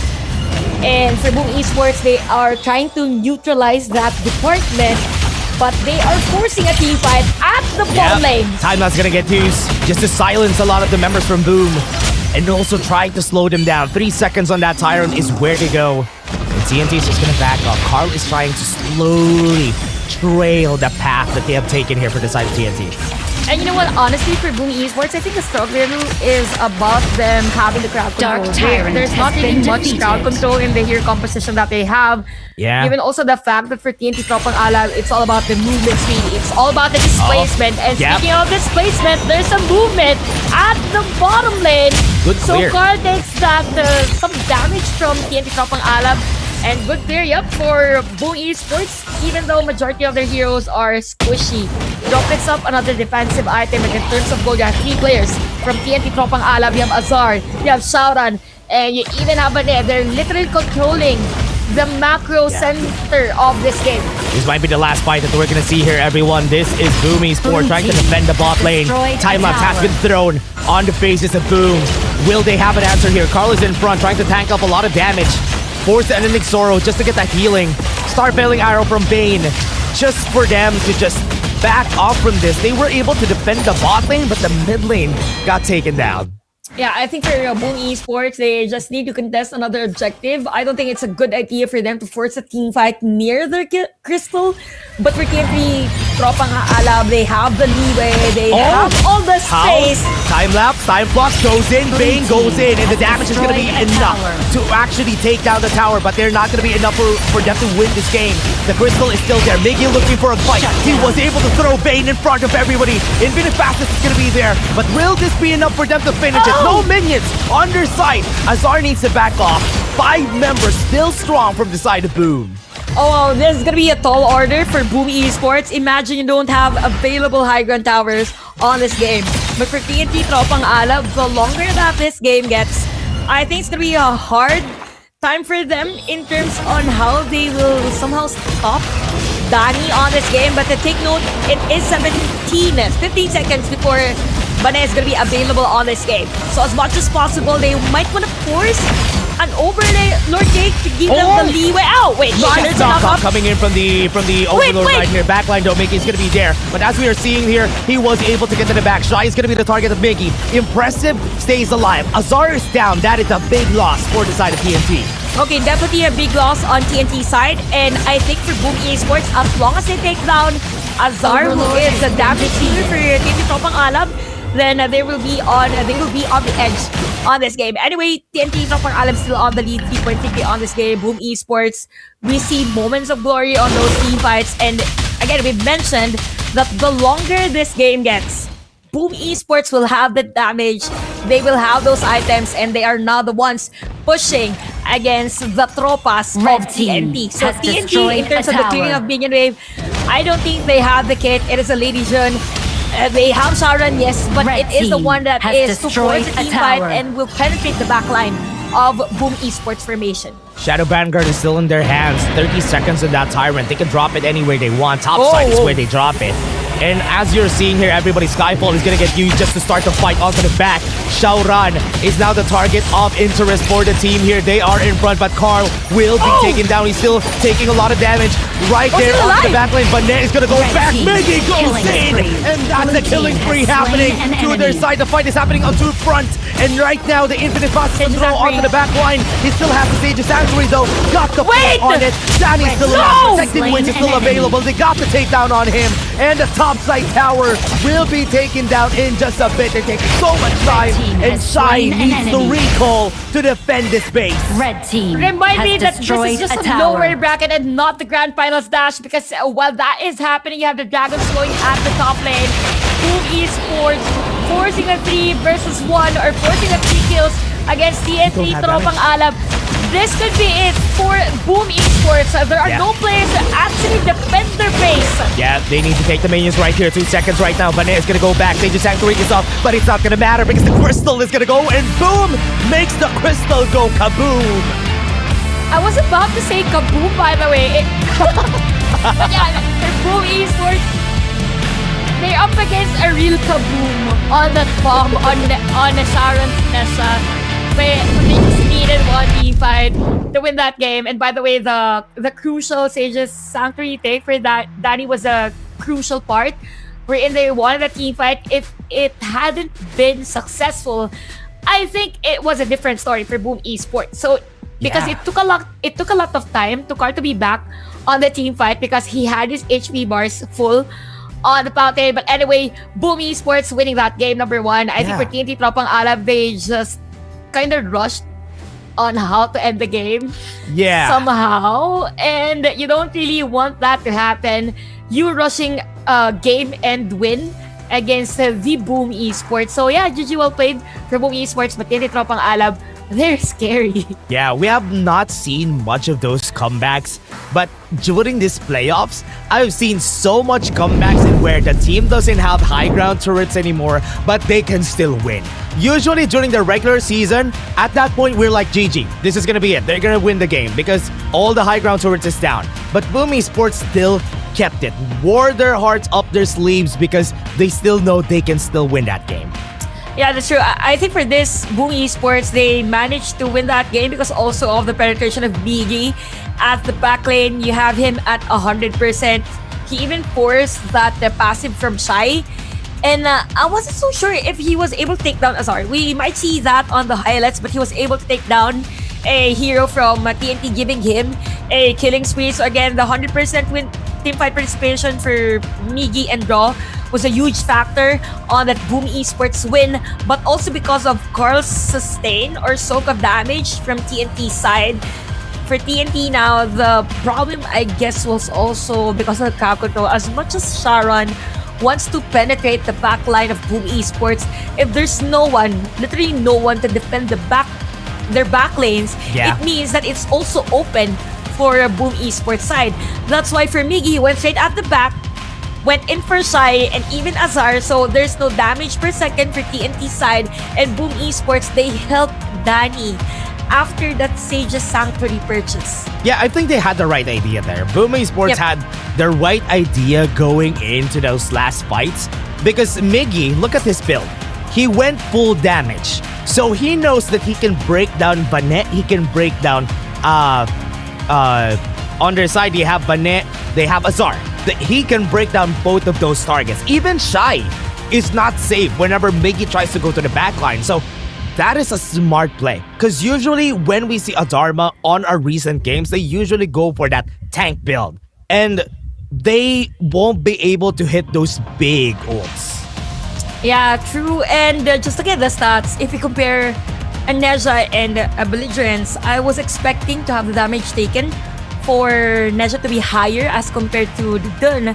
So I think at that department, Carl was very efficient. But looking at the utility heroes, I think for this, for Tatsuri, even though he went in for those burst damages, even having the Savant's Wrath, the Tome of Wisdom, and the Void Staff, he just went in full utility in terms of the positioning. Not as aggressive as most burst damagers, but it was very efficient. Given also that for KNT Tropang Alab, they are just swooshing in on their formation. Now, if we look at the concert queue and even Azar's hero, I think it was a matter of time for Danik to just force a crucial skill usage to somehow have TNT deplete majority of their skills. Yeah, I'll be honest with you. I think I was doubtful of that concert queue pick for Boom Esports because, yeah, it is a counter, but take a look at the MVP of the game, everybody. He deserves There you go. it. He's the reason why they were able to win those last fights because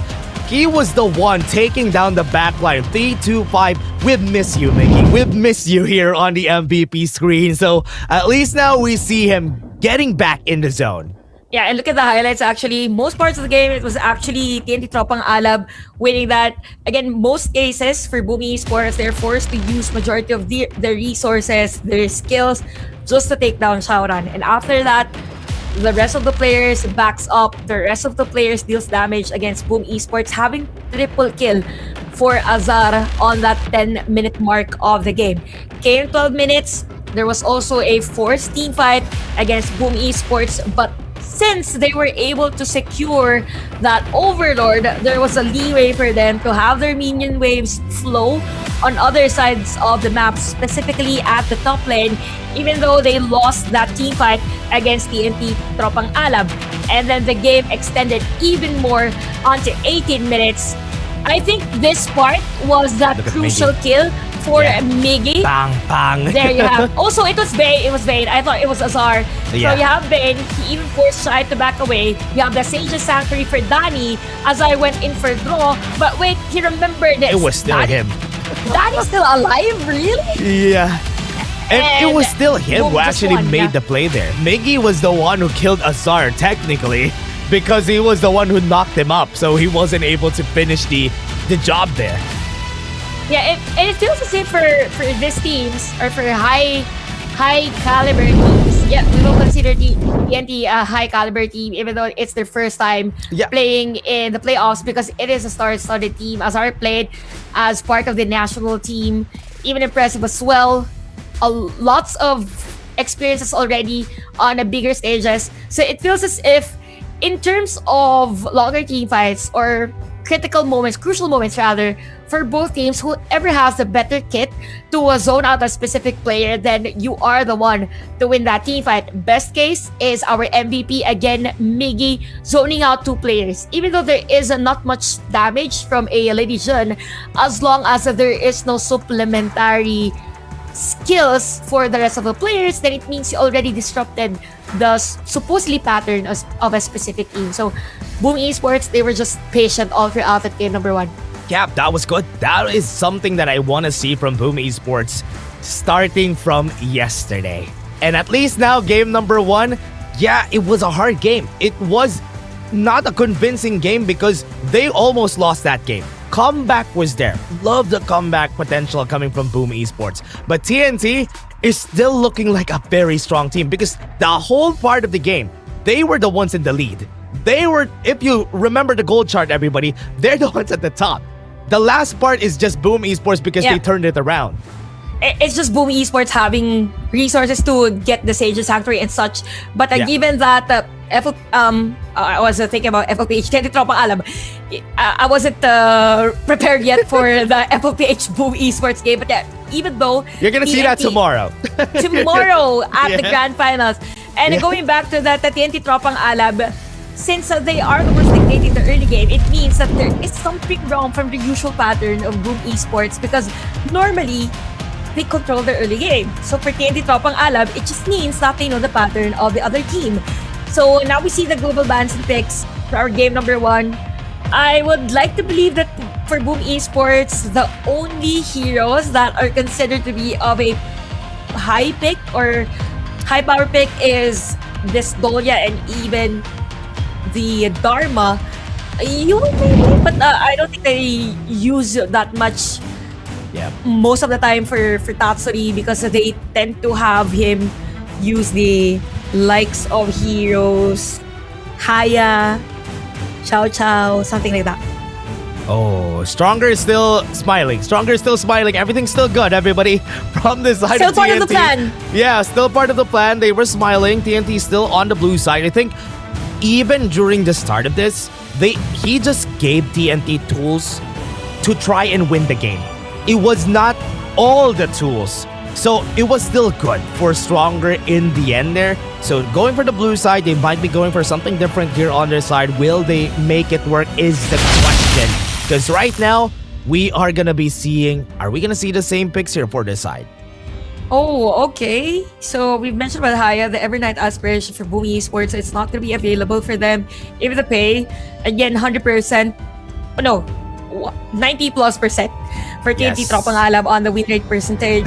So it feels as if You're right. it feels as if for TNT Tropang Alab here, they're still focusing on the hyper-aggressive mid lane. They want that Shy.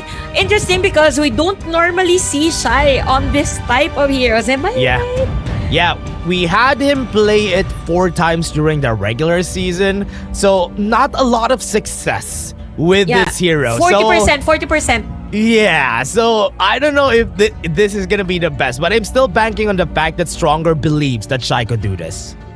Yeah, interesting. It's I think for this also for TNT Tropang Alab, since they are forcing Boom Esports and early team fights, that's why they went in for the Maishinanu. But I really love the hero comp here, or the next 2 picks for Boom Esports. You have the Lapu-Lapu and Charlotte. It's as if they want to force also a team fight early game because of the passive of this 3-fight Natu. Now, you have the Beast and the Flowborn on TNT Tropang Alab. By the way, I'm still not over that Azar Flowborn marksman yesterday that just focus fired on majority of the players of a Blacklist International. So we have huge crowd control, AOE on the Zhang Fei, and you have Yixing to control the tempo of the game.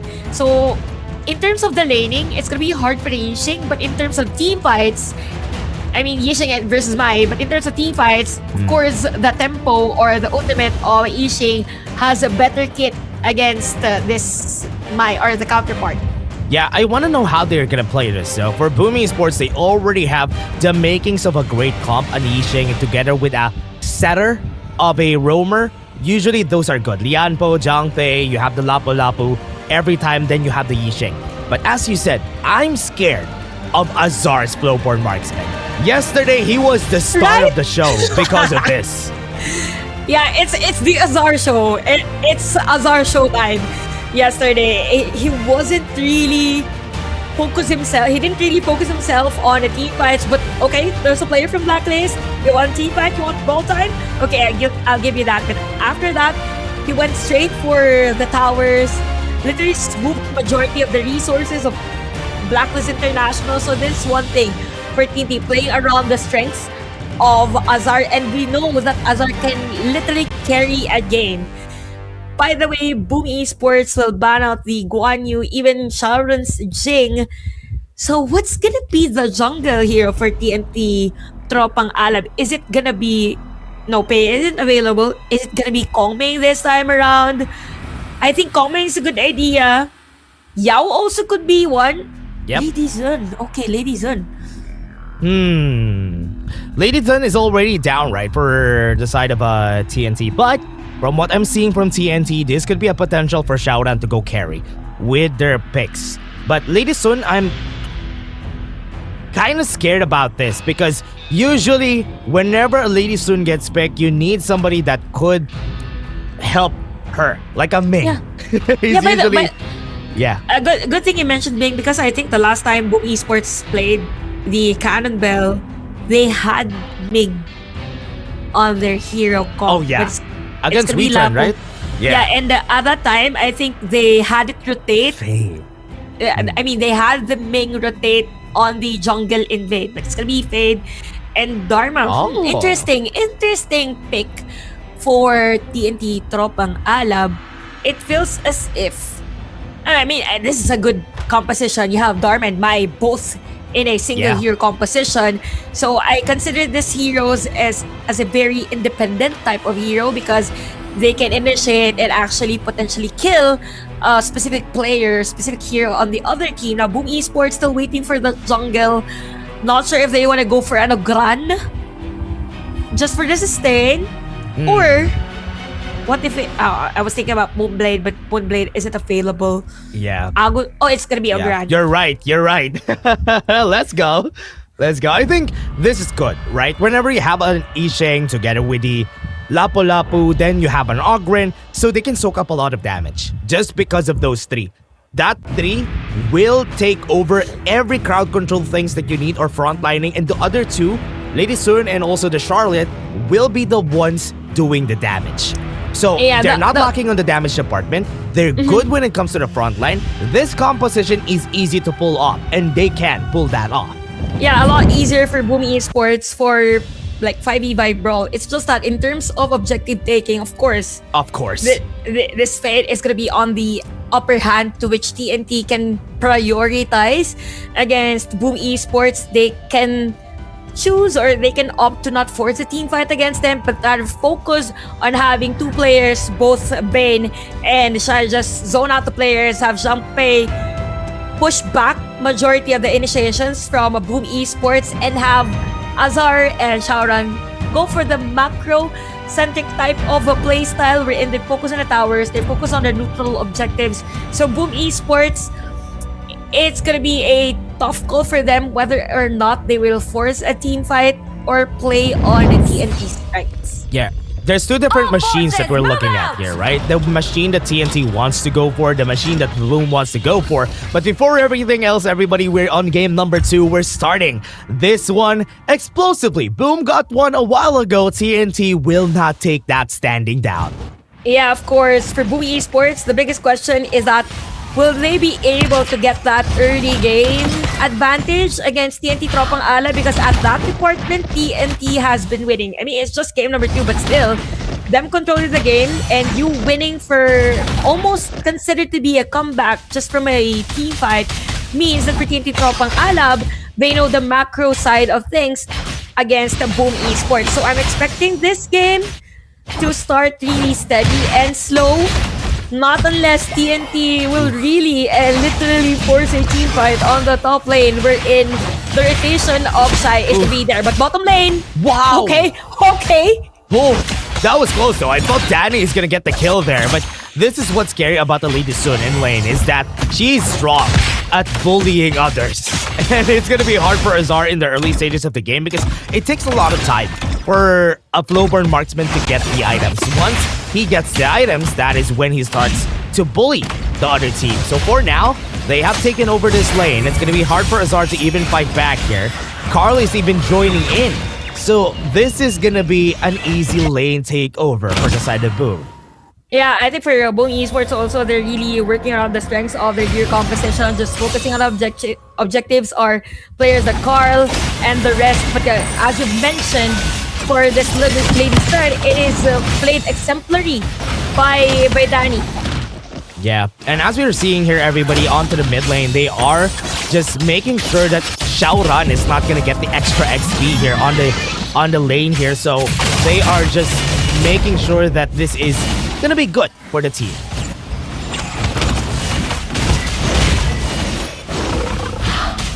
Yeah.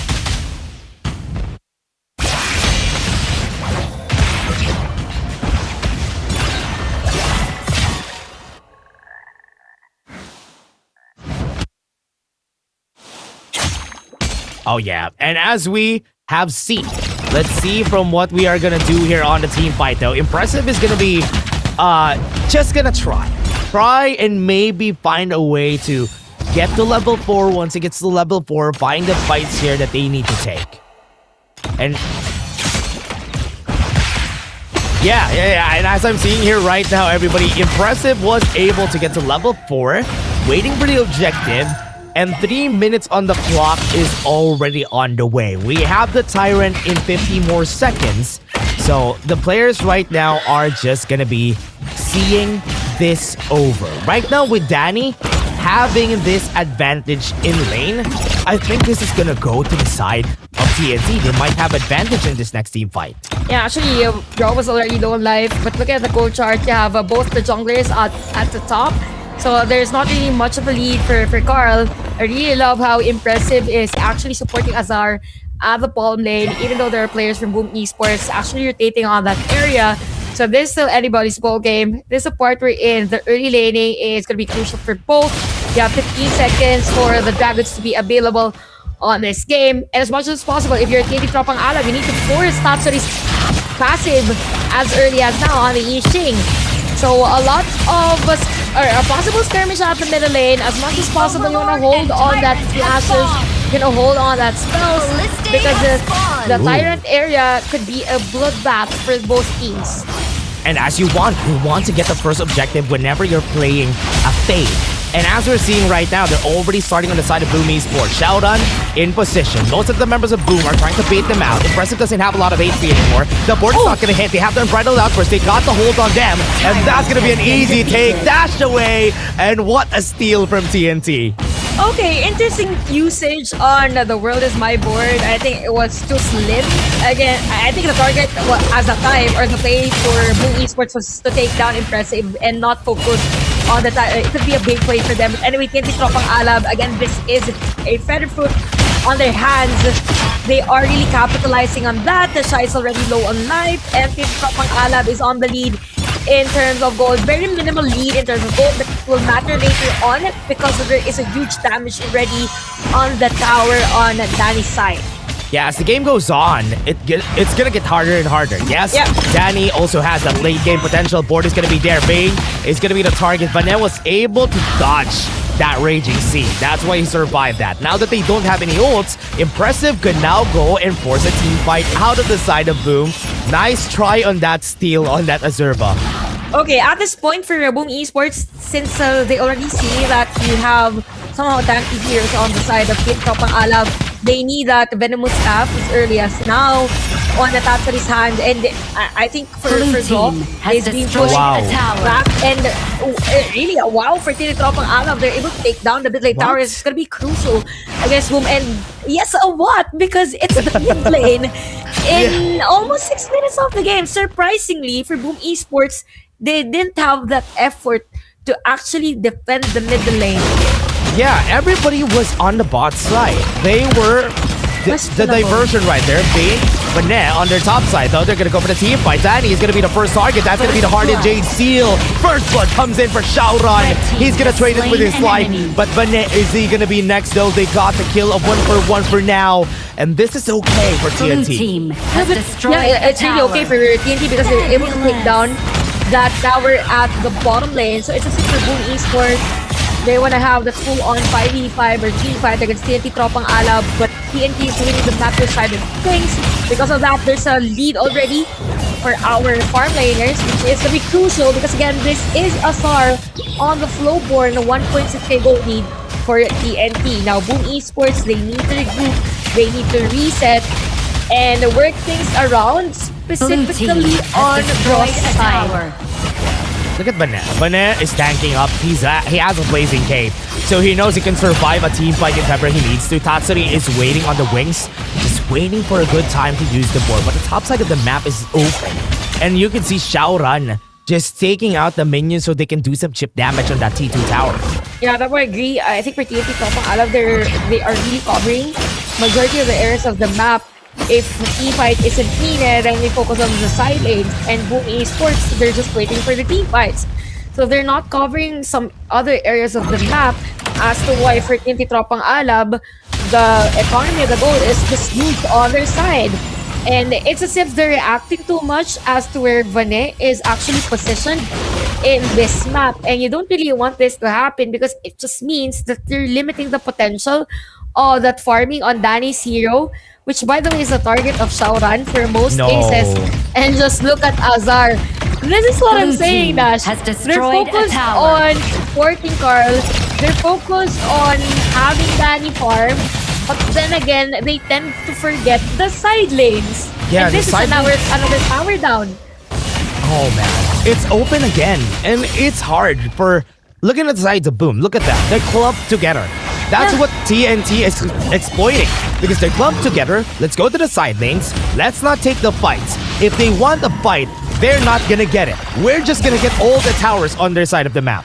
Yeah, best said because you have another dragon that it's forced to be defended by Migi.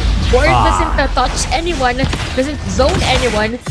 So at the end of Ala from the 2.2k goal lead, it's now almost at 3k. So Boom Esports is just hungry for the team fight, and TNT Tropang Alab isn't giving them any opportunity for that team fight. You have the middle lane almost low or probably risk to be pushed by TNT anytime soon as Shaoran.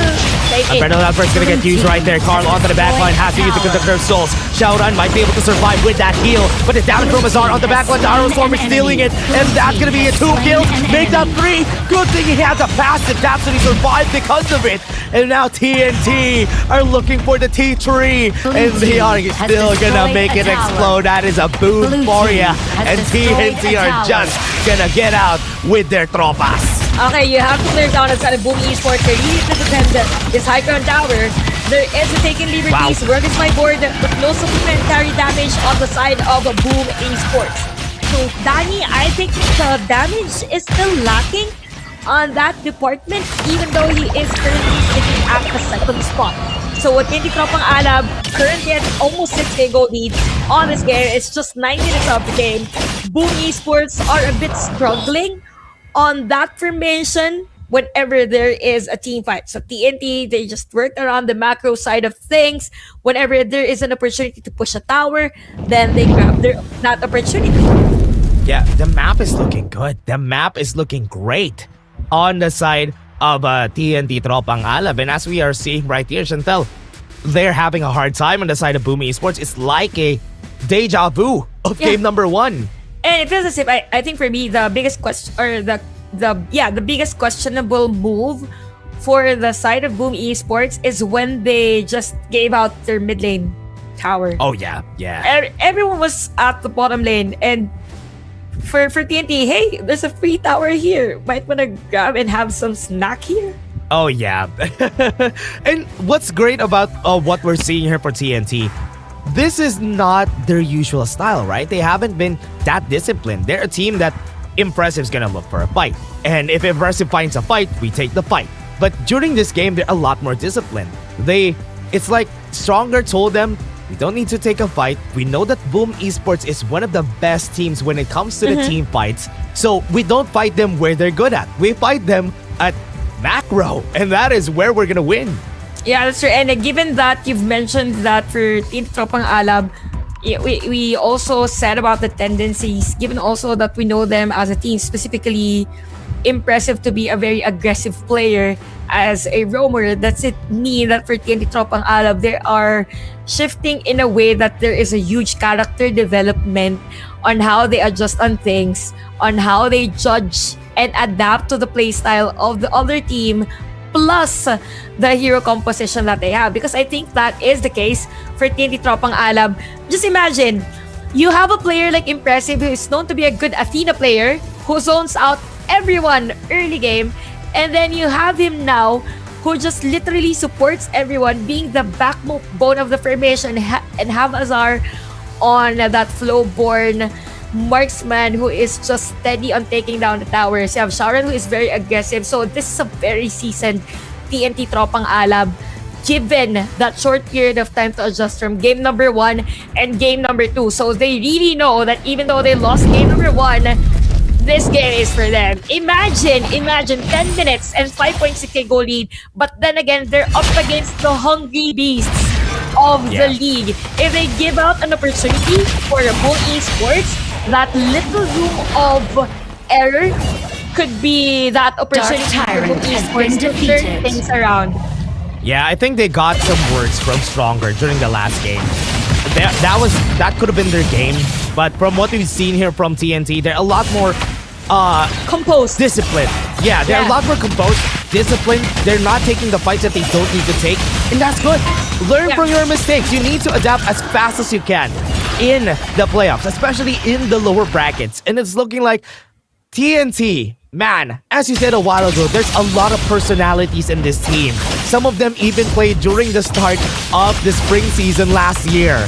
And they have a lot of experience already. So that's why in this moment, they will show up. Yeah, that's true. And speaking of showing up, for I really love the itemization here. You have the Insatiable Overlord and the Binnable Staff. And we normally see a Might be hyper-aggressive, but here the function HI is going to be the player who will do the ins and outs during the game. Just poking the players of Boom Esports. Just having those...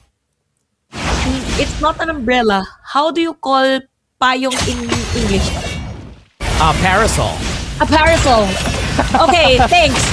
Is that right? Is that right? Are I'm you not looking for the right word? We'll check that later on Google Translate. Anyway, 3-1. Umbrella is also the right word. Yeah, that's true. But I was thinking pa may payo, not payo. Anyway. What? I'm confused because TNT Tropang Alam has been playing really fast on this game. 7.3k goal lead. And Boom Esports is on the verge of losing this game number 2.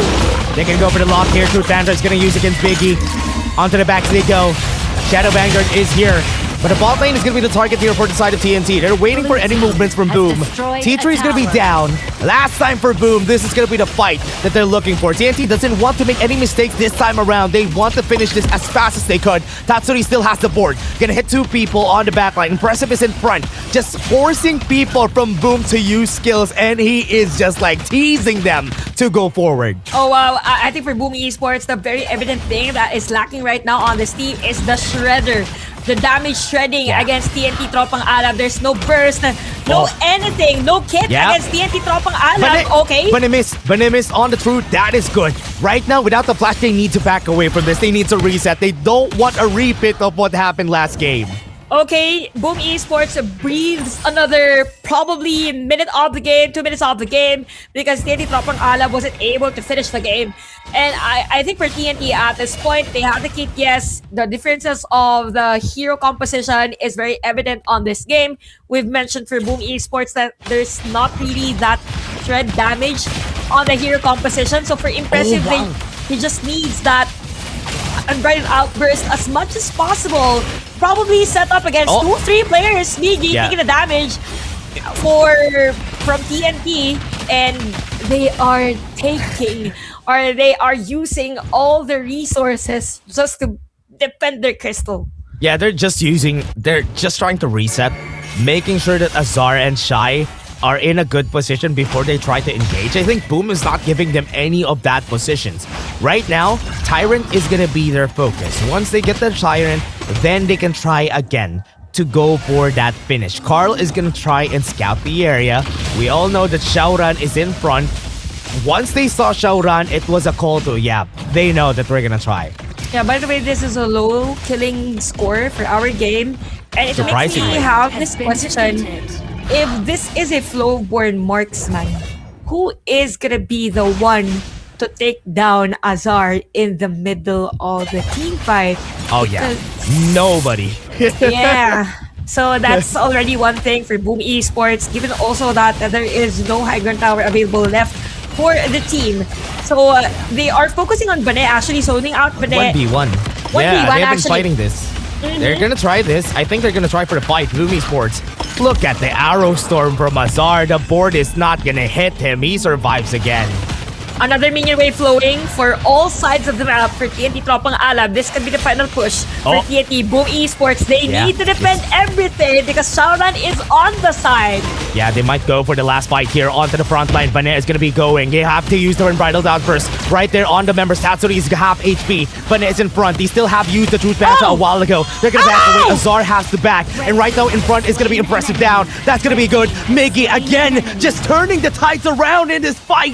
And TNT has to back off. They have to pop the brakes. The damage from Azar is not going to be enough for them to go for the kill. The board is going to be there, but it is just going to be a wall in front of TNT. They still can't finish this game. By the way, at that point, I was computing it was 0.83 centimeters that flash from. Did you use your ruler for that? Yeah, I did. I'm prepared for that. But yeah, it was just that close for Tatsuri to hit that board against Shai, but Shai has the flash. Azar's just dealing havoc against Great Boom knockoff coming in for Esports. their side though. Xiaoran went in. The Hardened Jade Seal wasn't able to get them on the execution threshold. If that was a kill on 2, that is a big win for TNT. Okay, surprisingly, I had for to bring Boom out my ruler because of what you said. I'm trying to measure it with my ruler. It was 0.83. I'm confident. I mean, I'm a math genius, by the way. Just kidding, guys. I don't do the math most of the time, but anyway, what I was trying to say is that it was so close to take down another player for Tatsuri, but it is just Shai. The map awareness was just there, the game focus was just there, and TNT Tropang Alab, they need to close this game as early as now, because if we reach the Tempest Dragon, if we reach another key fight, we're in for the side of Boom Esports. They have the opportunity to close out the game or to turn things around. Then maybe TNT will have a hard time come game number 3. So now this is the perfect time for them to gain back that momentum after that game 1 loss. Perfect time for them to turn things around here. Everybody's getting the goal. The reason why they lost the last game was they took so long to go for that finish. Because they took so long, there was time for Boom Esports to even get their Sage's Sanctuary on the right people. So right now, they are trying. They are wanting to go for that backline. I think Vanet would be the reason, and Impressive would be the reason why they would win this team fight. By the way, for Shaoran, he already has a Sage's Sanctuary. Not sure if Boom Esports has the information on that.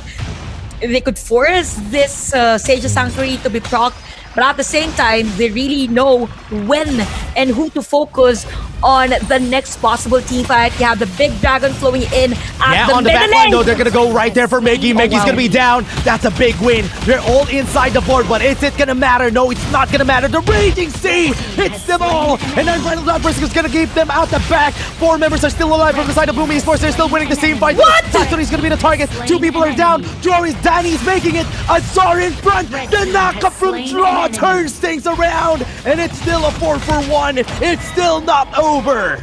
And we could hear the roars of the hungry beasts after the team fight. This is the 3rd attempt of TNT Tropang Alab to end this game. But you have 3-1-4 already for Carl. Tatsuri 2-0-5. And if you watch the replay, there's a huge movement for TNT Tropang Alab. Okay, they realize that there is always that 1v1 with Miggy and Vanet, but then again, there is a quick reaction, quick response from Boom Esports, that crucial crowd control from that ultimate on Draw, the ultimate also from Tatsuri, giving Carl that double kill, having them win that team fight. So TNT Tropang Alab, again, this is their tendencies again.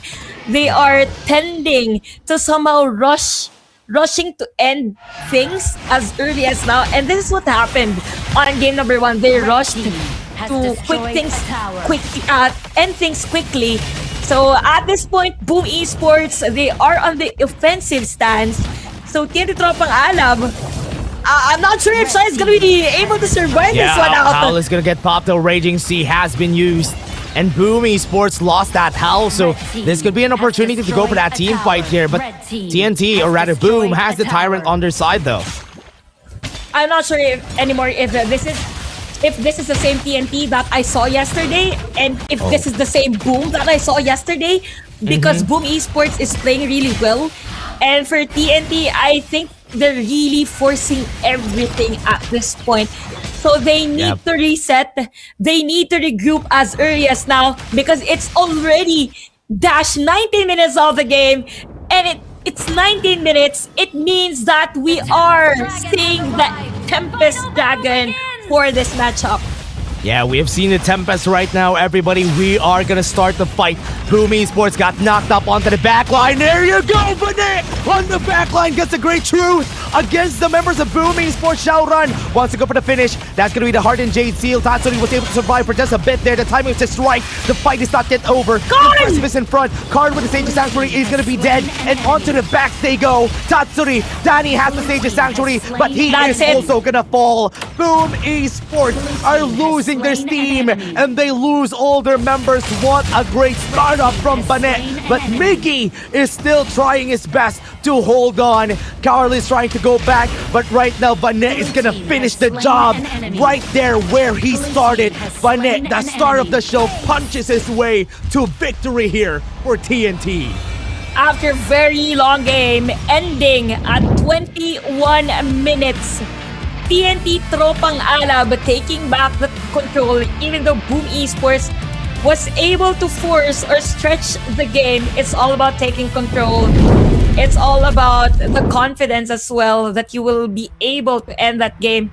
And I think for TNT Tropang Alab, the lights switched on and then, hey, we are the ones on the lead. Why are we rushing things? Yeah, they should be the ones making Boom Esports think.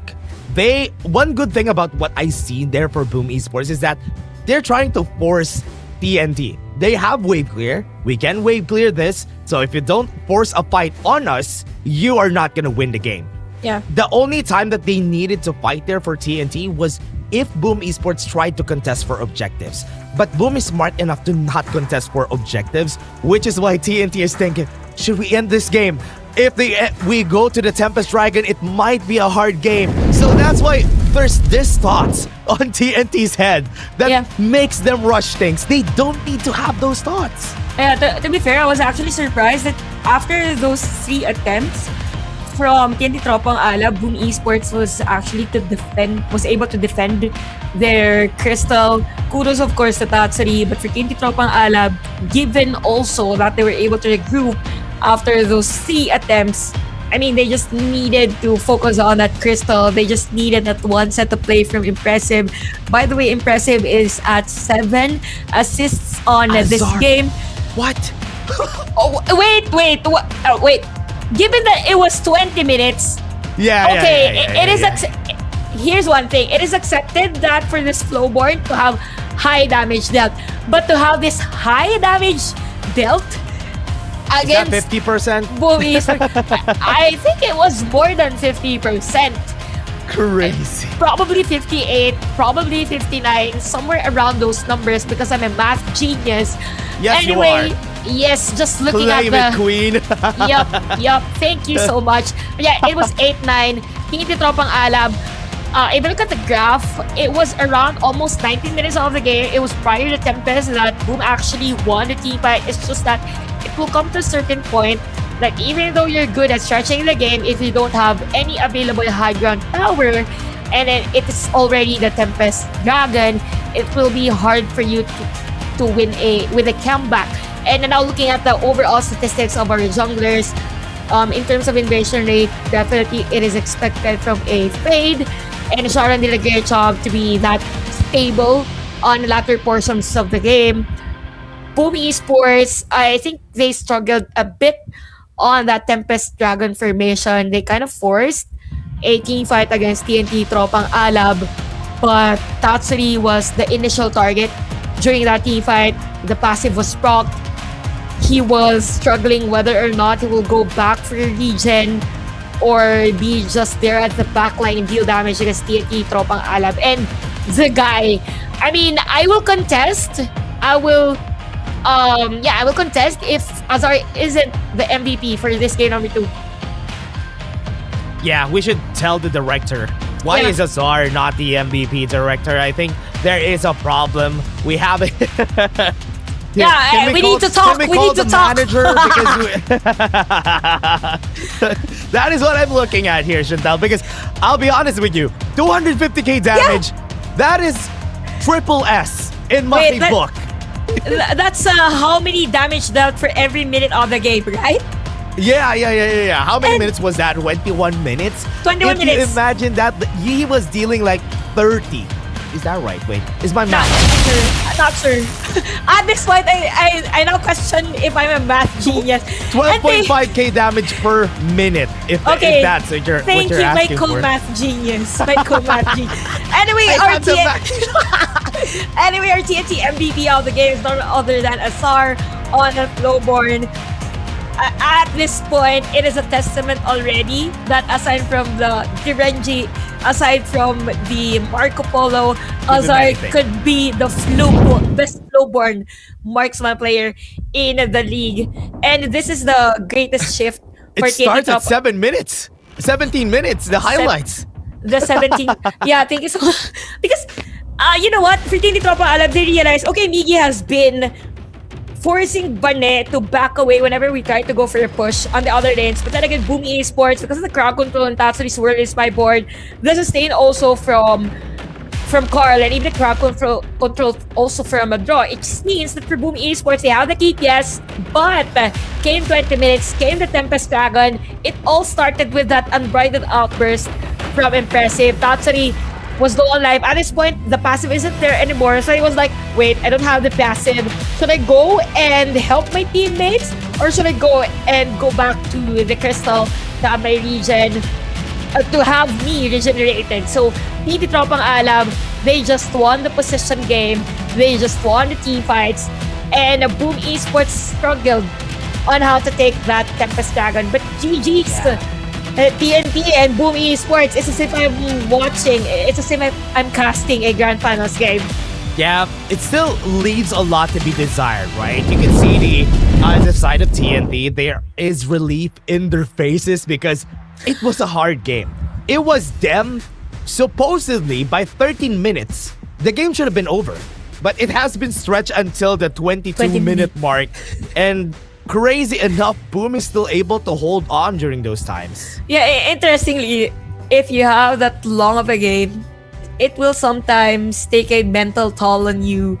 Yeah, but that's then again, for TNT Tropang Alab, they just saw that there's no high ground towers left for Boom Esports. Why are we rushing things? Let's have a bait play on the Tempest Dragon. And it will really come to a point that in terms of the hero composition, you have an AoE crowd control on the Unbridled Outburst. Okay, let's compare the Zhangfei and Lapu in terms of the crowd control that they give. I think for the Zhangfei, it's a lot easier to disrupt or to stop a specific team fight as compared to a Raging Sea of a Lapu. It's more of an initiation for the Raging Sea compared to the Unbridled Outburst of a Zhangfei. So that alone says a lot about how that game ended for TNT Tropang Alam. But hey, I'm excited for a game number 7. It feels as if it's gonna be game 7, and I'm looking like I'm excited because I am. Oh yeah, you are. You are looking excited. You are excited for a game number 7, Chantal. This is not your first rodeo on a game number 7. Because yesterday, you were also in the Filipino desk, right? You were also casting a full 7 games when it came to Blacklist versus TNT. So, yes, this is not your first rodeo. We're still going to be having a lot of this today. Yeah, that's true. Yesterday, I almost forgot the words like lunch and dinner. Yeah.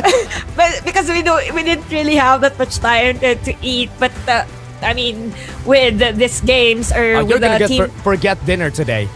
Yes. Because this could be a great day for everyone.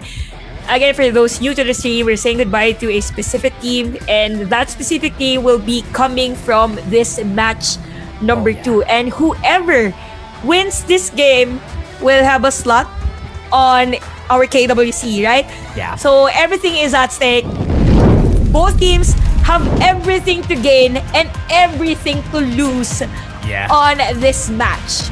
Imagine if you are 4 teams in the playoffs and you lose this game, you're the only team who's not gonna go to KWC. Oh, right. That hurts so much if you lose this game. So there's Isn't everything at stake here for these two teams, because this is where we say goodbye to the last team that we have in the playoffs, and the tournament advances after that. Yeah, thanks for reminding me that we have 4 teams when we started the playoffs, and it's just gonna be 3 for KWC. Yeah. Because it's gonna be really heartbreaking for both teams, specifically for both. For TNT Tropang Alab, it's their first time. Nothing to lose us at first day. But with them stretching a game number 7 against Blacklist International, they started with a small dream. Now they want to end on that bigger dream, because if you're able to reach that goal of yours, the next thing for you is to have a bigger goal. So Boom Esports, they're used to winning. So it's going to be heartbreaking because they didn't expect to lose against Team Flash, to lose against TNT Tropang Alab. So it's up to the both teams whether or not they will have that opportunity to play at Saudi Arabia for EWC. Now, Boom Esports is going to be playing on the blue side. You have TNT Tropang Alab on the red side, which, by the way, statistically speaking, TNT Tropang Alab has been playing really well on blue side. Maybe that's why Boom Esports chose that side of the map. So first pick is going to be Long. I think for TNT Tropang Alab, they could focus on a Bane's hero at this moment. Guan Yu has been banned. I was thinking of a Guan Yu. What else? Mayin maybe? Yeah, I think Arlie could be the first pick here for TNT, because they still have the Arlie option on their side. I think it's time for Azar to bring out the Arlie in this game. So you could go for that, but no, they focus on the best counter, which is the Nuaha. Yeah, and you also have the Mozi as well for the crowd control, and it is an impressive Motsu, and I think in terms of the range and the scoring potential, it will be really difficult for Boom Esports, because even Anua here, in terms of the RF effect,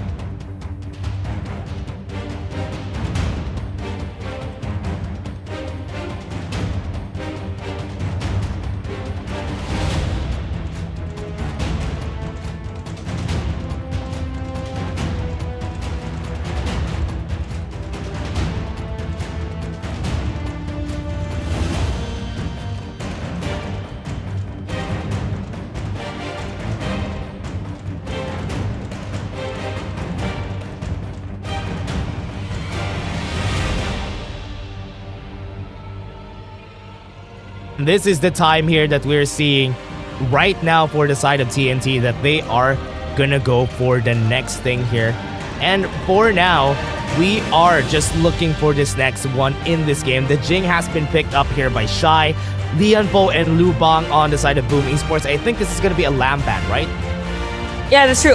Interesting. I think there's an early Liu Bang pick for Boom Esports. So, given that, is it gonna be Luna for Boom? Could be a Fade. Oh, okay.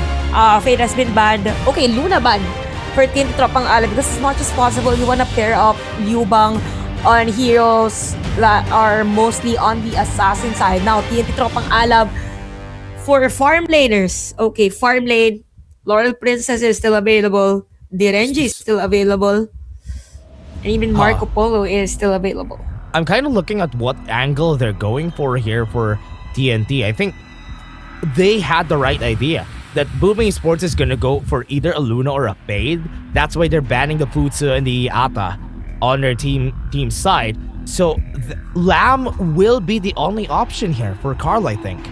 Yeah, because I don't think it's gonna be a good idea to have Liu Bang and a utility jungle on their lineup. It won't make sense even though we want to make sense out of it. And now it's a Jing. So is it gonna be, not sure if they will choose a Daji, the typical hero for Jing. Possible.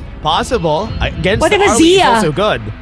So my Shiranui. Okay. As we said, Lamb is gonna be the pick here. Lamb Lu Bang is a classic combo. You can also combo it with the Lian Po. So you have the options to go for the setup, but the Lu Bang Lamb tried and tested ever since. So they could go for that, or even my Shiranui. So they have a lot of options for Lu Bang to latch onto with a battlefield command. Yeah, that's true. Now, for TNT Tropang Alab, they need a clash laner that could potentially also do silence. What if they go for a Fati? What if they go for a Fuzi? Yeah, but that's why they banned the Futsa. Because it's gonna be hard to play against that if ever they're gonna go with the Lubang. Oh, they go with the Bitey? Oh, what? Interesting. They want to take the fight to Boom Esports. That's the only thing I'm seeing here. The ultimate weapon has been dropped by TNT Tropang Alab. And with this, with the Bitey, I think it's gonna be a 4-1. But the one is Shaoran. It's not gonna be the Arlie. So let's expect Azar to be literally doing double laning, maybe transitioning from early to mid side of the game. But hey, this game number 3, we're currently 1-1, Boom Esports and TD Tropang Alab fighting for their journey in our playoffs.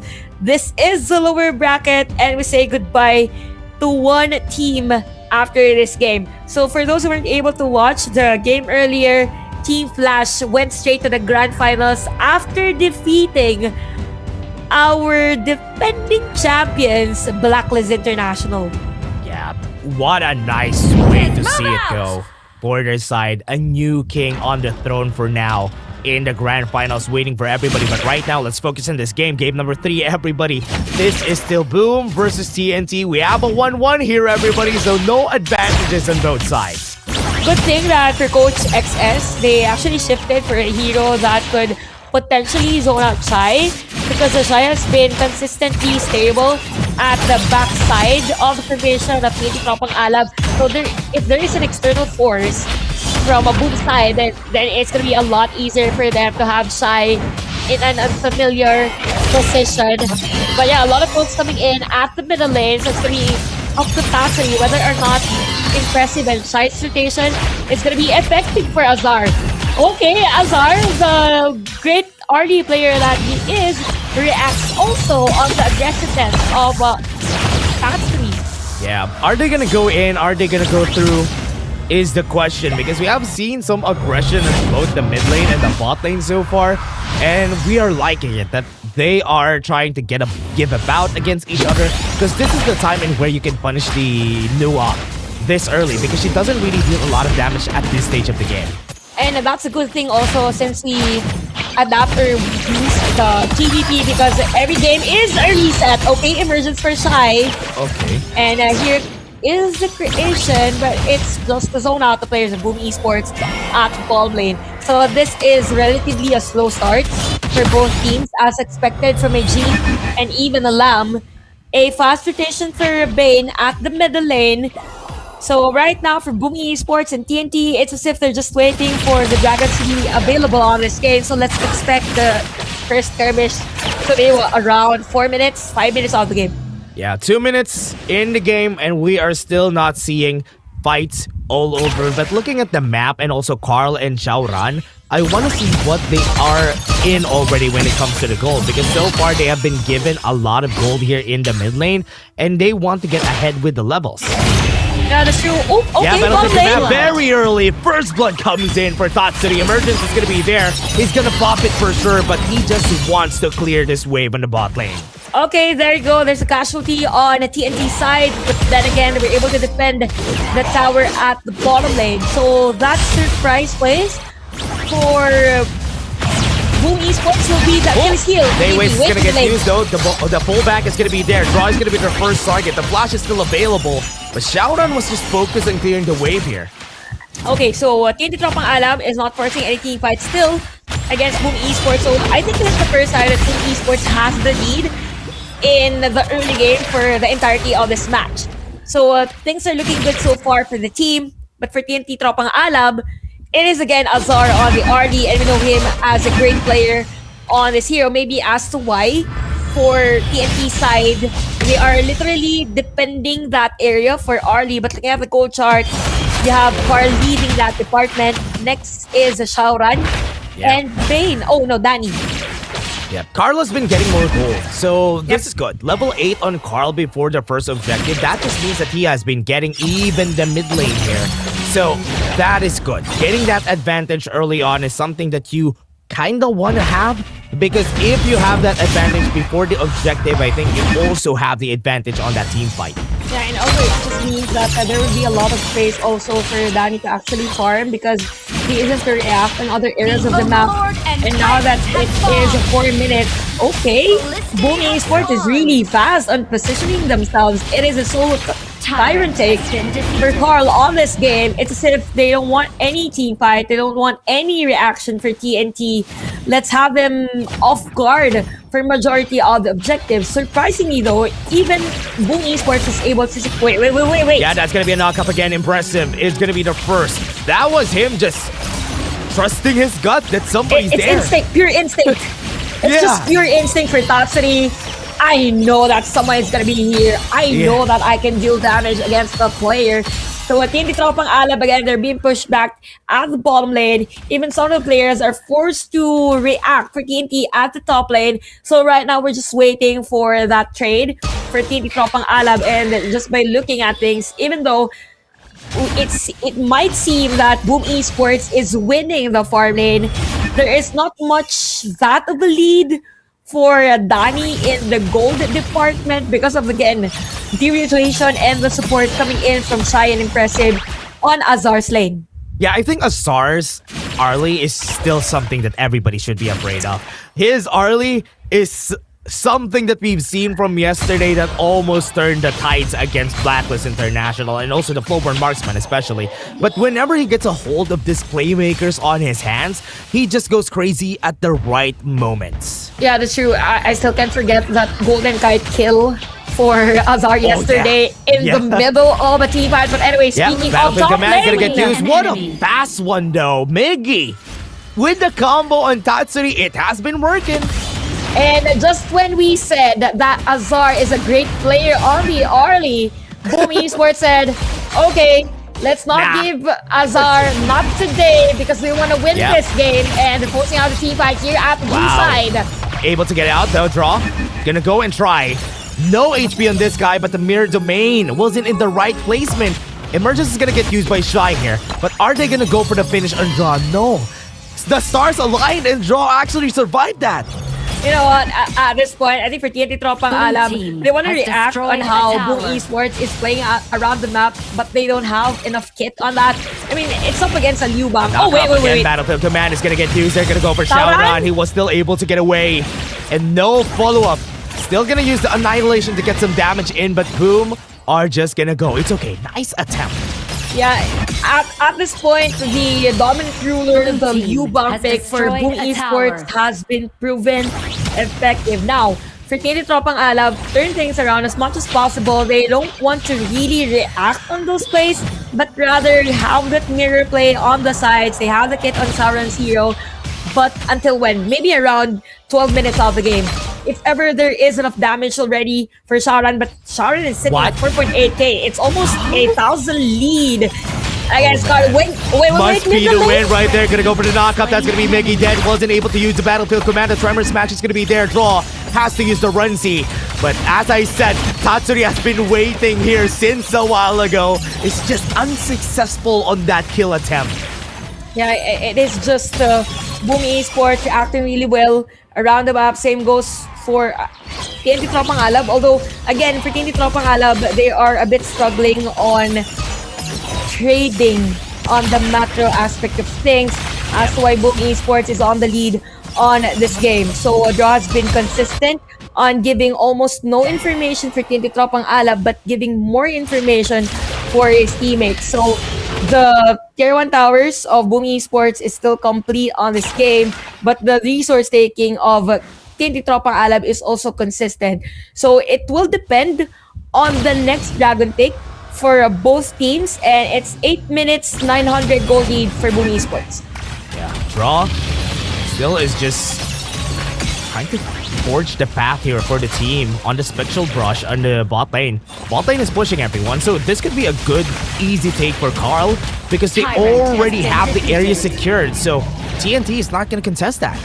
Yeah, and I think also because of there's no information again as to where Draw has been positioning himself all throughout the game. And speaking of gold, You have 2 items already for Danny, and Azar has the kit, has the damage as well. It's just that there's no perfect opportunity for TNT Tropang Alab to go for a counter push. Wait, what's with the reaction? Yeah, I just was surprised about how long the dash was from Xiaoran. And Okay. he has seen the right target still. So he's gonna get away from here. So all good. Knock up with a battlefield command to try and take down Xiaoran. The Bigly has saved him from despair. But the Azar is the one who's gonna get taken down. Nice. To the backline. They're gonna try to go to Cannon Blast to the tank inside the box, keeping everybody in place. The time has been stopped. And Carl is gonna fall to the hands of TNT. Impressive. What was that play? Okay, for Boom Esports, 2 players down. Danny wanted to take that tower out the middle lane, so they just went in to have that the blue buff take it away for a shout out. You have the emergence for Shy. Go for the target. Infinite Bastions has been used by Danny. So TNT Tropang Alab, they're forcing a kill against Topsy under the tower. Xiaoran is able to take that away against Boom Esports, and they might be able to secure this tower as well at the bottom lane. Oh, he had to make his last stand there because there was no way that he will survive that. Right now, Shadow Barons are up. Carl is already posturing to go to the top side of the map to go for that Overlord. But remember, the objectives are tankier this time around, so you need to have your whole team to help you out if you want to clear it as fast as you can. Annihilation has been used for them to get the information. They're taking a long time on getting that Overlord. Carl and Miggy, hand in hand, are trying. But do they have the timing here to just go in? Carl is going to be the target. Laneways is going to be there. Gonna go. Red team. Gets the steal and gets Carl with him. So that's a big win already for the side of TNT. And now they turn things around. They have to use the emergence. Danny has to back up 2-4-0, and TNT gets both objectives. Okay, crucial kill and another kill for Xiaoran here. And that is again against Danny of Boom Esports. And the economy just swung on the side of TNT Tropang Alab. Lead from Boom Esports is now on their hands. They even have the Vanguards on the top lane.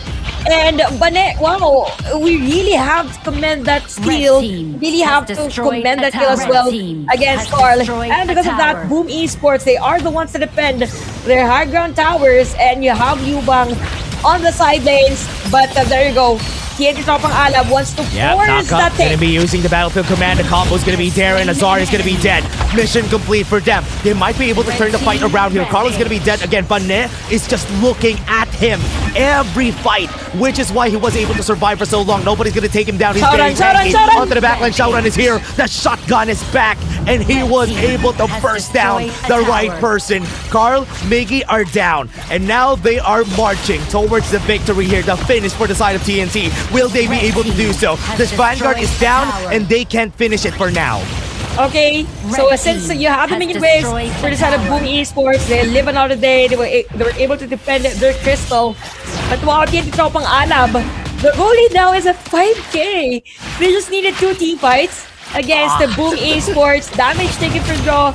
I mean, damage to part. Oh wait, Tatsuri against 2 players. Yeah, goes in with the tank inside the box, stops him. Shy doesn't have any mana. Battlefield command is there at the right timing. And they had to go for the pause.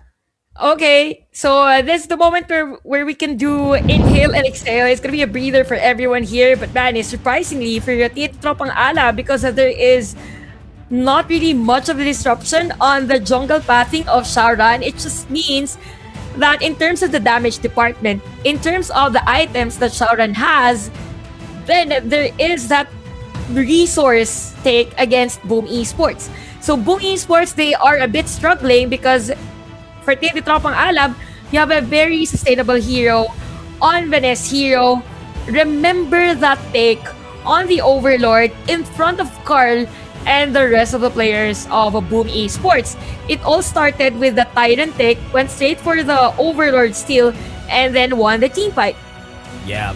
And during that fight though, something that they did there was that I think that was the movement out of Shy. He wasn't able to move when Impressive was already using the tank inside the box at that area. But we're still troubleshooting it, everyone. So I hope we troubleshoot it here for Shy.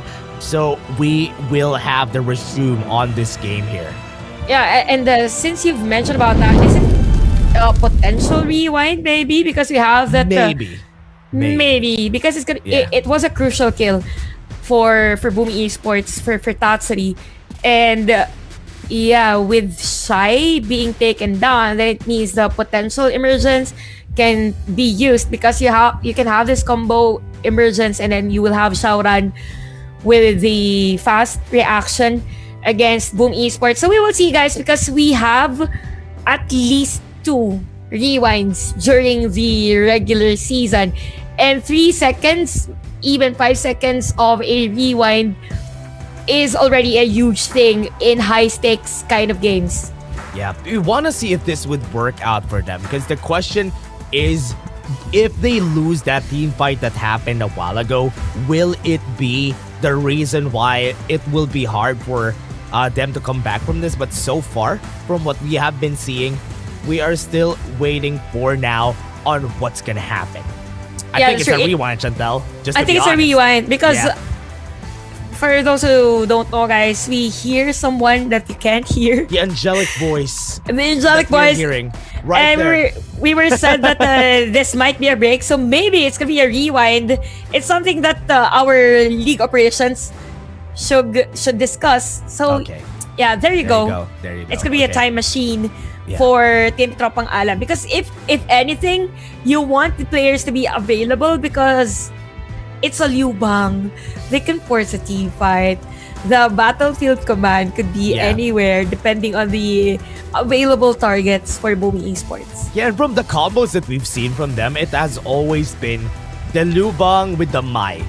Those two, Tatsuri and Migi, are the ones working as a team every team fight because it's an easier setup. Rather than using Carl's ult to go in, you just have to use the Mai Shiranui because it's a knockup and it's easier to get there.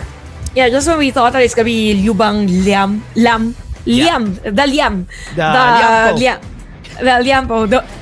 combo for that. But yeah, jokes aside, Boom Esports, they are a bit struggling to maintain that lead, and Team Tropang Alab, again, favorite phrase of the day is working out the strengths of their hero composition. I think that has been the story all throughout this match number 2.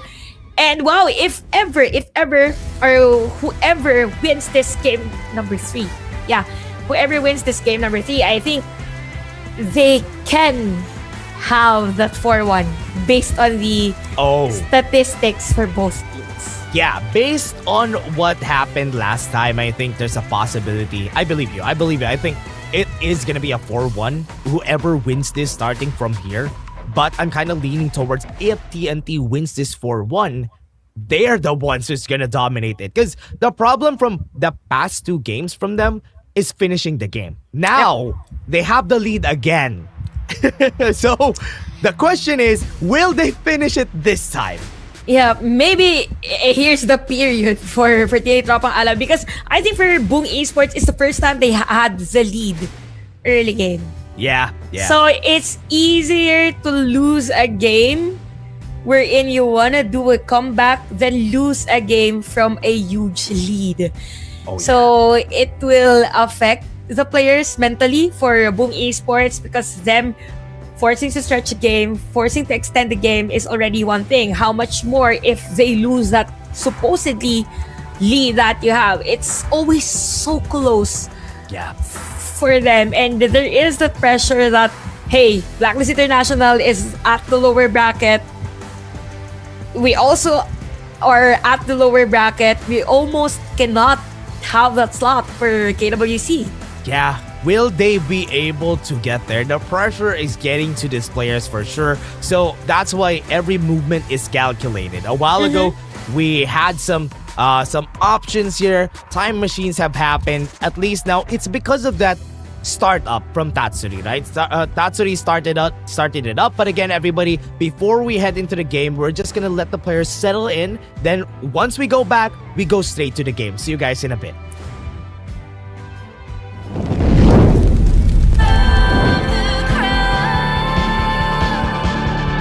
Oh, kanina wala. Buti nabasa mo. Blood, sweat, and tears.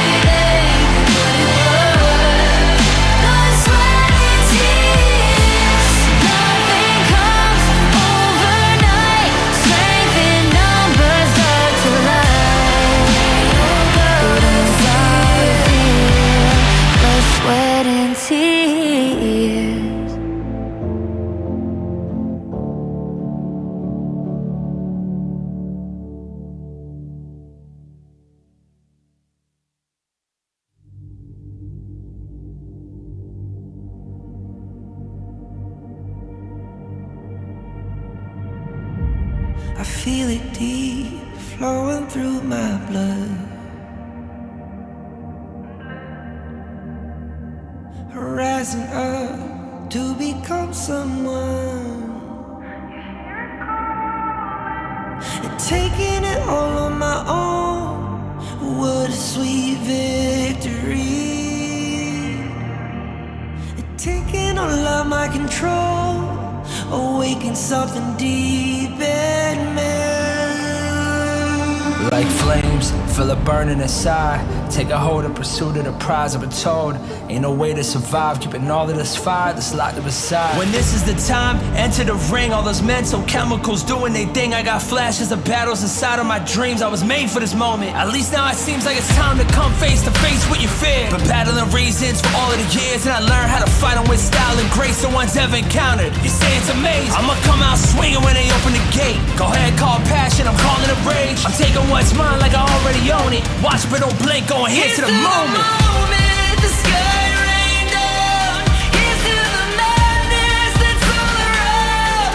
Go on, tell them who you are, you are, you are. Go on, tell them who you are, you are, you are, you are. Here's to the moment. The sky rained down. Here's to the madness that's all around. Go on, tell them who you are, you are, you are. Go on, tell them who you are, you are, you are, you are. My name is honor, my name is king, my name is champion, my name is strength. Tell them who you are. My name is Pentakill, you think it's strange? My name keep ringing inside of your brain. I hear it every night. Here's to the moment the sky rained down. Here's to the madness that's all around. So tell them who you are, you are, you are.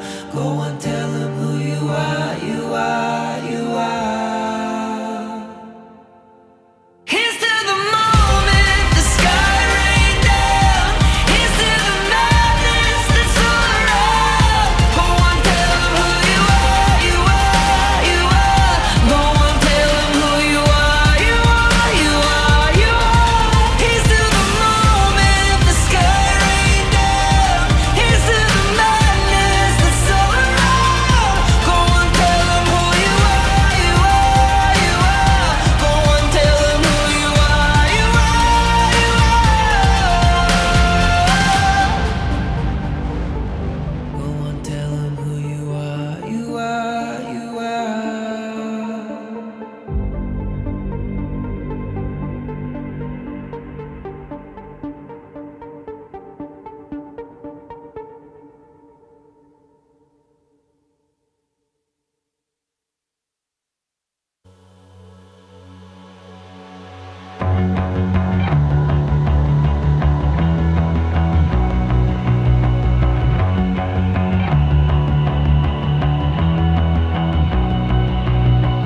You've walked through the darkest nights.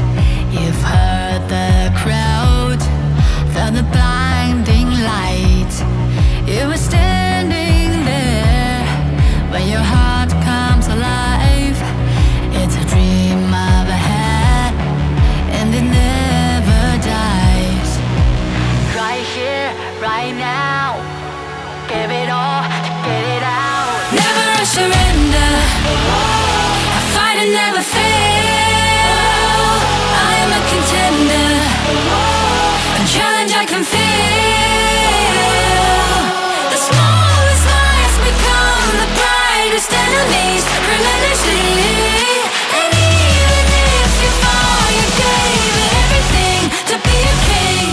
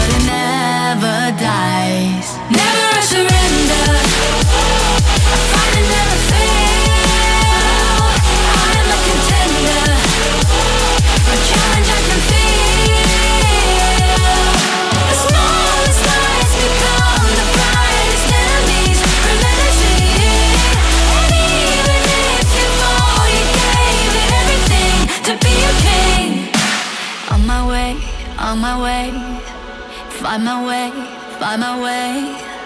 On my way, on my way. Dream my way, dream my way. Never a surrender. I find it never fail. I'm a contender. And challenge I can feel.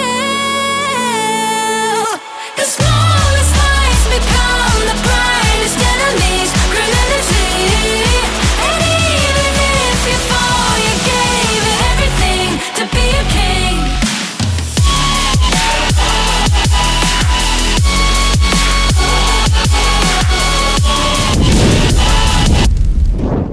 And we are back, everybody. We are gonna get you guys in the game as fast as we could because for now, we had a time machine, we had the rollback. I think we've seen a bit of the Nua having a hard time moving, which is why we are gonna be just going back right now into the game. Right now, we're gonna go. Here we are, back into the game. Where are we?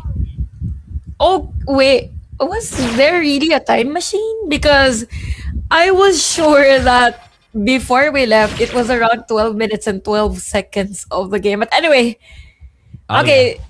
There was a time machine. So we can see right now that there is no casualty anymore on the side of TNT Tropang Alab. Shai is still alive on this game. So they were able to escape that threat.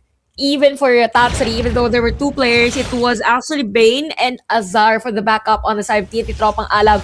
So it is currently 4-9 on our game. 13 minutes and the lead is still on the side of TNT Tropang Alab. So Boom Esports, as much as possible, they need to prioritize on taking down Azar. But it's going to be hard because it is a Mai and Nua matchup. And in terms of the area of effect, I believe, if anything, that it will be easier on the Celestial. Yeah, right now, the knockback on draw. Got the pull from Bennett. But 20 seconds, we're gonna go with that Tyrant. Okay, so Boom Esports, they are forcing to have Carl do the split push on the other side. But it's gonna be hard for them because of the emergence as well on Shai's hero. So far, things are taking slow. Probably because we will have the Tyrant in 3 seconds on this game. Boom Esports is as much as possible clearing the minion wave as fast as they can. Now for Draw, it's going to be the X factor for Boom Esports. He needs to set up the play on Leon Po. See the movement, you see the Tyrant as well being taken by Shaoran. Smash onto the backline. They're starting with the Tyrant. They are on position right now. They're going to go for the kill, and this is going to go for a Tyrant. It's going to be taken by Shaoran for sure. And they have to use the Infinite Bosses. They haven't used the Battlefield Command from Mickey yet on the backline. They're just being forced out of their hand, and they didn't have to actually take that. Yeah, I think at this point for Boom Esports, it was a leap of faith. I mean, if they were able to steal that Tyrant, then sure, why not? It is a great steal for them. But because of that as well, there was a split push on Migi's hero. You have another item for top 3, but TNT Tropang Alab takes or starts another objective as to which Boom Esports isn't able to contest. Yeah, that is going to be it. Another take on the objective, as you said. Dual objectives have been taken here by TNT, and that's a big win.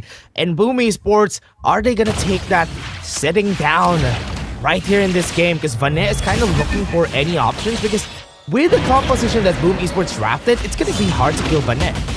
Yeah, it's going to be hard also to pull off a play on this Liu Bang for Miggy, because it's going to be predictable as to where he will come from.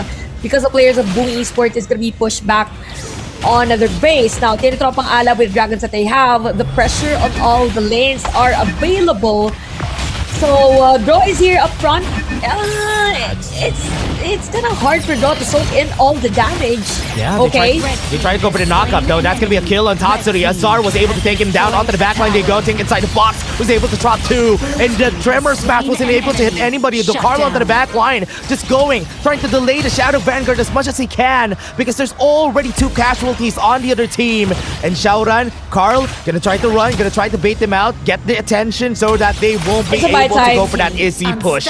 2 kills on the board, but that's gonna be a pause again here, everyone. Yeah, definitely a buy time for Carl as well, because of that, he has given enough space for Boom Esports to actually clear the dragons on the other lanes. So TNT Tropang Alab, they have the kit, they have a huge lead actually on this game. they can win this if they force that tower take at the bottom lane. So at this point, Dash, with all the pauses that we have, it will take a mental toll for the players, but at the same time, it's also a breather for them.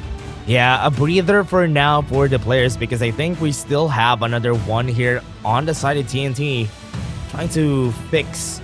I think it's still on the side of Shy that we're seeing here getting fixed. Yeah, and a reminder again as well for our viewers that this is a potential 14 games for our teams playing today because Oh yeah. specifically for Blacklist International because they already had their ultimate battle earlier. After this, we go straight to the lower bracket finals, which determines which team will go to KWC and which team will go to the grand finals.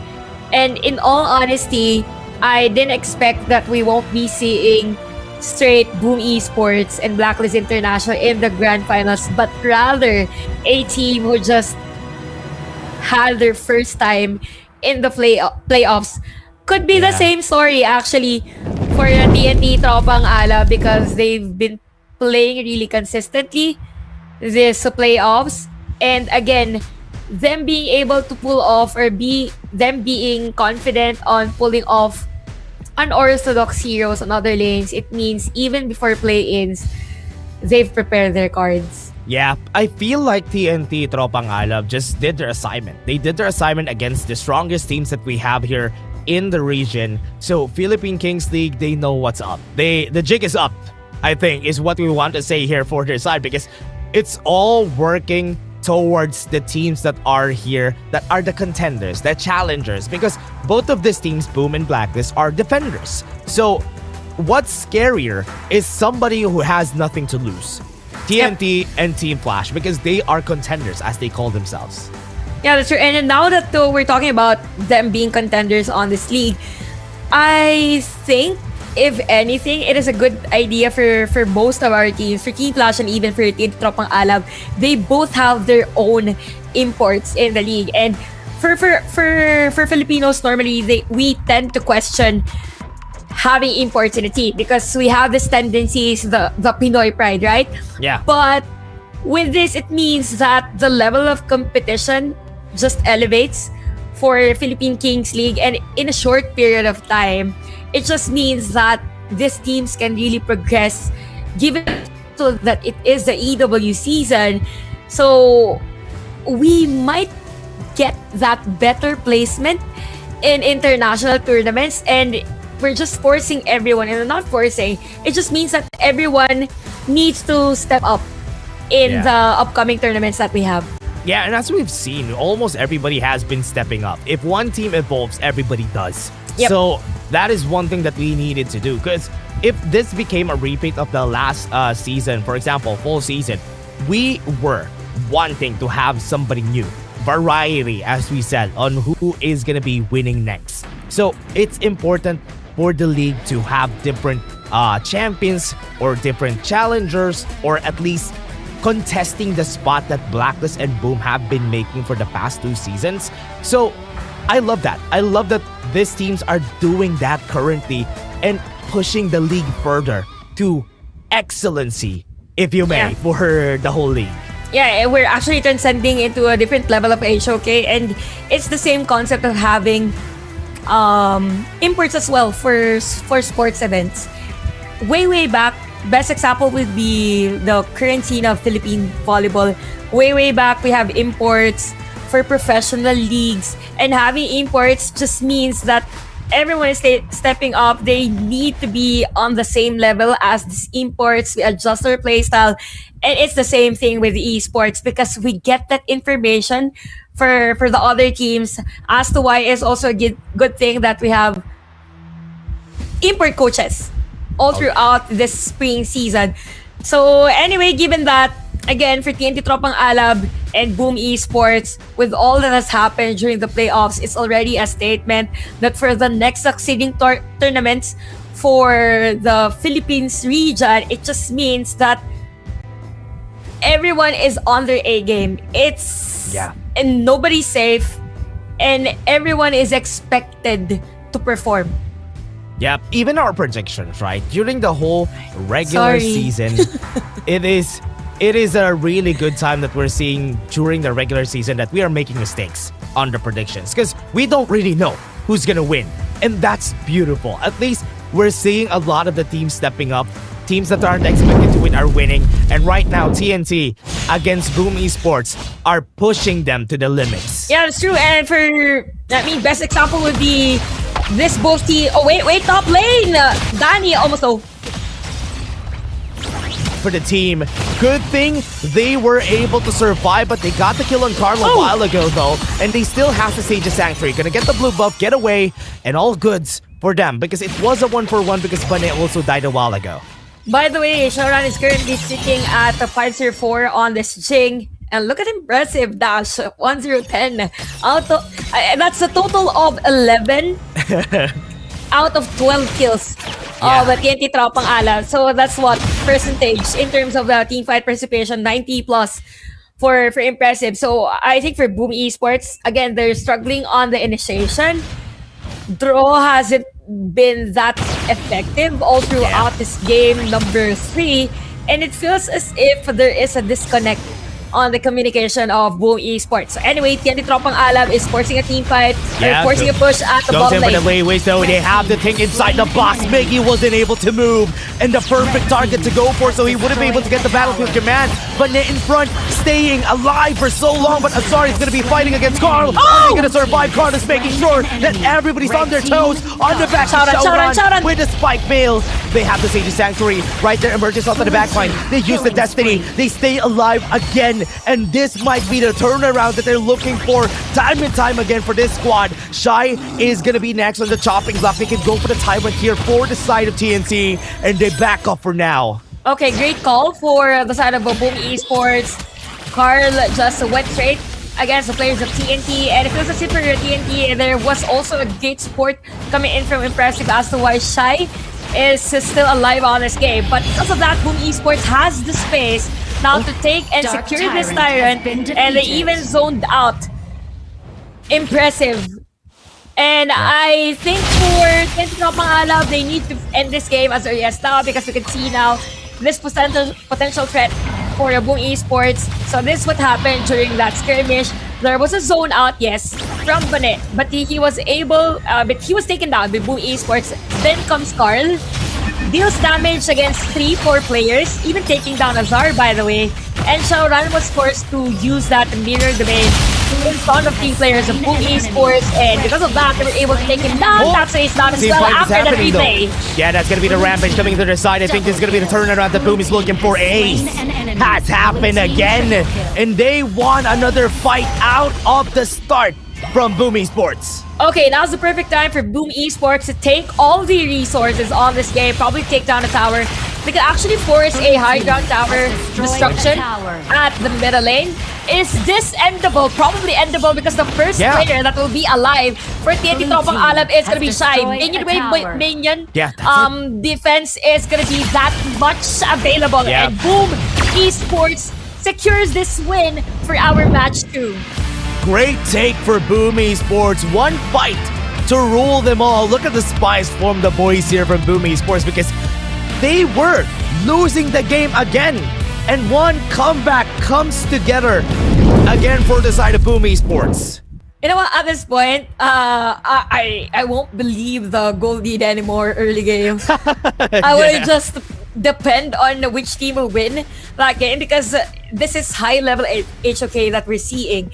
And it will really come to a point that even though the items isn't available, the differences of the heroes will really matter. That opportunity of Boom Esports at the bottom lane, that push from Carl, giving opportunity to the rest of his teammates to have that formation for the counter go paved way for Boom Esports. And I think at this point for TNT Tropang Alab, the tendencies are showing them rushing again for team fights, them being out-positioned for every initiation. But yeah, Boom Esports winning on this match, or I mean on this game, 2-1 currently in a best of 7.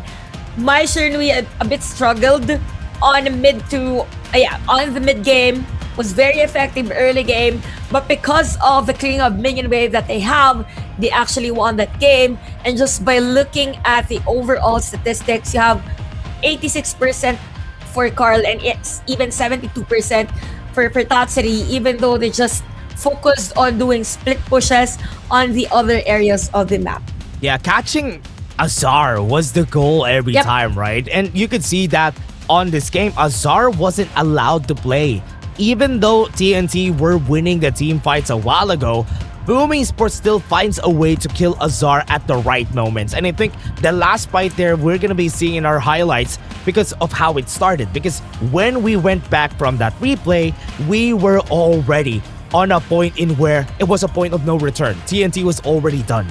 Yeah, that's true. And just by looking at it, again, for Boom Esports, they just needed that one key fight. It was before the 19-minute mark, wherein they were able to take down Azar. They were able to stop Shaoran as well. Before that point, I think it was 5-0-4 for Shaoran. Then again, Boom Esports saw the opportunity, went straight against TNT Tropang Alab. Who would have thought that it was going to be a one push for them during that game number 3. And in terms of the differences, in terms of our jungles, the invasion rate definitely is on Shaoran's side because early game, they are leading that department. But for Carl, that 743 gold per minute means that he was able to take other resources he was resourceful, to make it short, given the current situation of things. So even for Shai here, there was a point that, or let's all be honest, as good as the Celestial is, the positioning is really a crucial part if you're playing that hero. So if you're open out there and the creation isn't available anymore, even the emergence, it's really hard to escape a threat from the other team. Yeah, you're always gonna be the target, right? You can see here that Azar, look at him. He was not able to get a lot of kills. He was killed a lot of times. It was because he was focused a lot of times. And Draw even wasn't even able to find a lot of great setups, but he was always in front. He was always taking damage from the other team, which is why you could see damage taken, the vision score is high. This could also mean the reason why they were able to find that last fight. Yeah, it's probably also because that Draw actually functioned to be a bait against that game because he soaked in all the damage. But speaking of damage, our TNT MVP of the game is Carl on that lamb. So 557 KDA. And again, that is because of the efforts on the clearing on the side lanes. And that take against Azar on that 19-minute mark, almost 19 minutes. So here comes 15 minutes of the game. Boom Esports was forcing a counter-engage against TNT Tropang Alab. And you have the Lam just forcing a team fight against them, sweeping away the players. Oh, okay, so this happened twice. And because of that buy time again, players of Boom Esports, I almost forgot this part, players of Boom Esports was able to defend that dragon at the bottom lane. Came 17-minute mark, you have players on TNT, they have the formation for the offense, but here comes Carl again, just going straight at the back, dealing damage against Shai, and even taking down Azar. And because of that, for Shaoran, there's no way out, even if he has the Sage's Sanctuary. Yeah, there was no damage at that point. I want to see the last fight from our highlights here, because from the side of TNT, it started the fight right here already. Shaoran Shai impressive exploded already before the fight even started. Yeah, all along I thought that it was gonna be another Tempest Dragon game, but again, Boom Esports, a championship caliber team, they know the strengths of their lineup, the current situation of things, and it was a perfect judgment for them, perfect reaction, given also the things that are available around the area. So yeah, I think for TNT Tropang Alab, again, it's going back to square one, going to the basics. They're playing really well. It's just that there are moments wherein Boom Esports is forcing them to create errors. I think that's a story here. Yeah, the story has always been like that for Boomies, for TNT. This whole series, if they make a mistake at the end, it is Boom was gonna capitalize. Boom Esports are so good at holding on last team fights because, as we said, they're one of the best team that we have here in the Philippines when it comes to team fights. They're so good at that they're confident that if ever we can force you to go for that last team fight, we are gonna win. They did that game 1, game number 3, and right now game number 4, will TNT let that slip again from their hands? It's 2 times now that they let a big lead be nothing. Yeah, it feels like for TNT Tropang Alab, they're really forcing everything time and time again, and they've been making mistakes because every time you rush a single thing, it means that you are skipping something that is part of the process. Oh yeah. If you have steps 1 to 3 for you to be able to go to step number 4, it means you're skipping step number 2. So that's why we say for TNT Tropang Alab, they need to go back to the basics because eventually the hero pool won't be as huge as we have now because it is a best of 7. And if anything, in the farm lane, the matchup for the farm lane has been great so far. Danny has been stepping up latter portions of the game, and the power spike for Azar has been depleting mid to a late game because of that rushing of things. So at this point, TNT Tropang Alab, they just need to go back on doing what is needed with the current situation of things. Yeah. Because they tend to overthink things. And when you overthink things, there is always a room for error. Yeah, always remember that this team that they're fighting against is a championship caliber team. Yes, they might have fell from Team Flash, but they still have that bite that they could do. They were called the Hungry Beasts for a reason because they are just waiting for a chance to pounce on their prey. And they can do that for TNT time and time again. Even though we have a 5k gold lead, it doesn't matter if it finishes on the hands of Boom Esports in the end. Now that you've mentioned that, and I remember that game number 2 wherein it was 3 attempts for TNT Tropang Alab before ending that game. And the current situation of things at the time was that for Boom Esports, there were no available high ground towers. So again, for TNT Tropang Alab, it's their first time at the playoffs. Possible first time as well at KWC and even Grand Finals. So as much as they want to end things, as much as they want to win things, if they're up against a team that can stretch that game very long, even though they are winning that side of the game, then it means that they are somehow lacking on a specific department. So, it is game number 4. It's 6:54 p.m. It's gonna be a long day because after this, I'm not sure how long the break is gonna be, but we will be watching the lower bracket finals wherein it's gonna be Blacklist International waiting for the winner of this match. Who would have thought that we will see Blacklist International in the lower bracket finals? Surprising. Spring season 2026, we just ended majority of international tournaments wherein Blacklist International and even Boom Esports participated. So we said that in terms of well-seasoned teams, in terms of talking about experienced teams, we normally think about Boom Esports and Blacklist International, but this is a different era for the Philippines. This is us expanding our knowledge in HOK. This is us exploring new things because we want also to be at the top of the food chain globally. We want to set that standards for our Filipino players, for everyone who dreams to be a pro player. But anyway, this is our global bans and picks, and a lot of power picks already for both teams, specifically for the farm laners. The Azar Arlie, the Aoyin, even for both, would take a toll for both Boom Esports and TNT Tropang Alab. Now we have Durenji, now we have the Marco Polo, even Erin or even the Lord of Princess is also available. Yeah, it's gonna be a lot of work for their team to work things out here in the game. I think so far, they have been quite struggling on how they finish the game here as a team for TNT. And I hope they will be able to do this. I think right now, Boom Esports, they are happy that they are taking these games. Yeah, that's true. And the side selection is going to be a crucial part in this, given also that for both teams, the heroes aren't available that much. Oh, by the way, I've mentioned about Aoyin Arlie. Let's also take note that Chicha was also picked by Team de Tropang Alab. Game number 1. So that's another supposedly option for the farm lane. So for Coach Stronger, you have Erin Princess. You have the Chana still available. Yeah.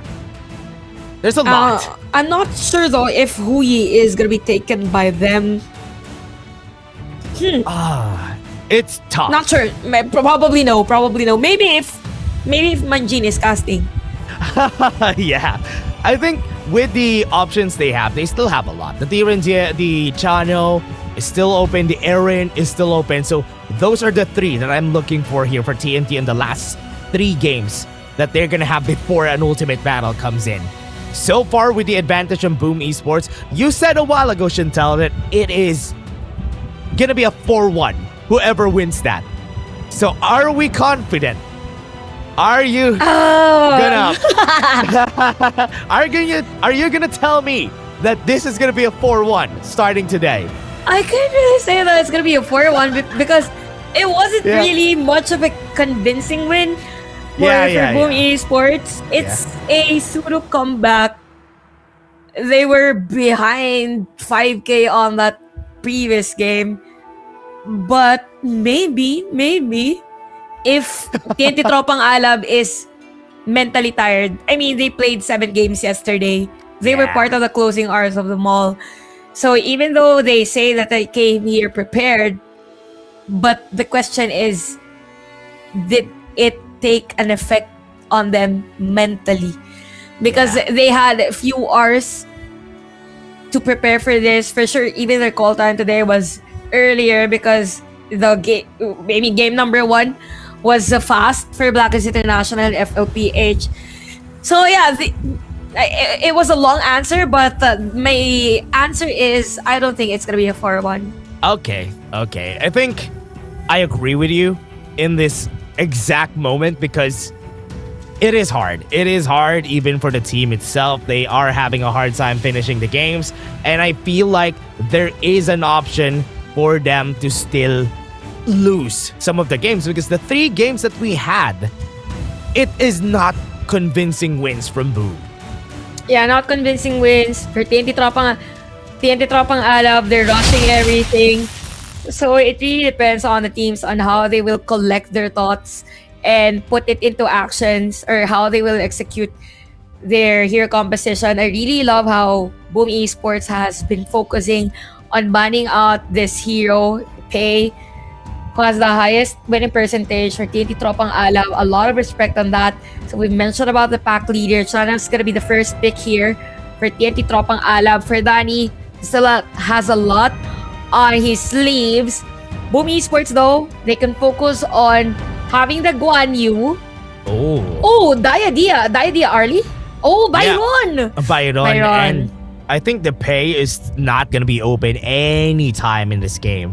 It is not going to get picked for sure. But as you said, I think a Byron on the hands of Miggy will find a way to get space for the team. And with the Diadia, this saves them the option of going Dong Pei on game number 5. Oh, okay. So given that, we will see a young Jundolia again.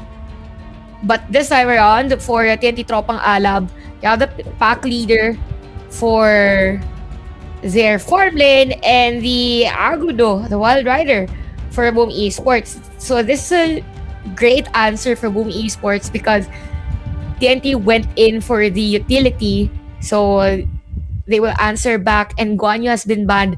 So we're looking at the clash laners now available for May. Could be a Mayin. I mean, I'm not sure about the Mayin and Byron matchup, but since you have a tanky heroes for Boom Esports, it means that you have probably stationary damage per second firepower heroes remaining for Boom Esports. Yeah. What if Lady Sun for?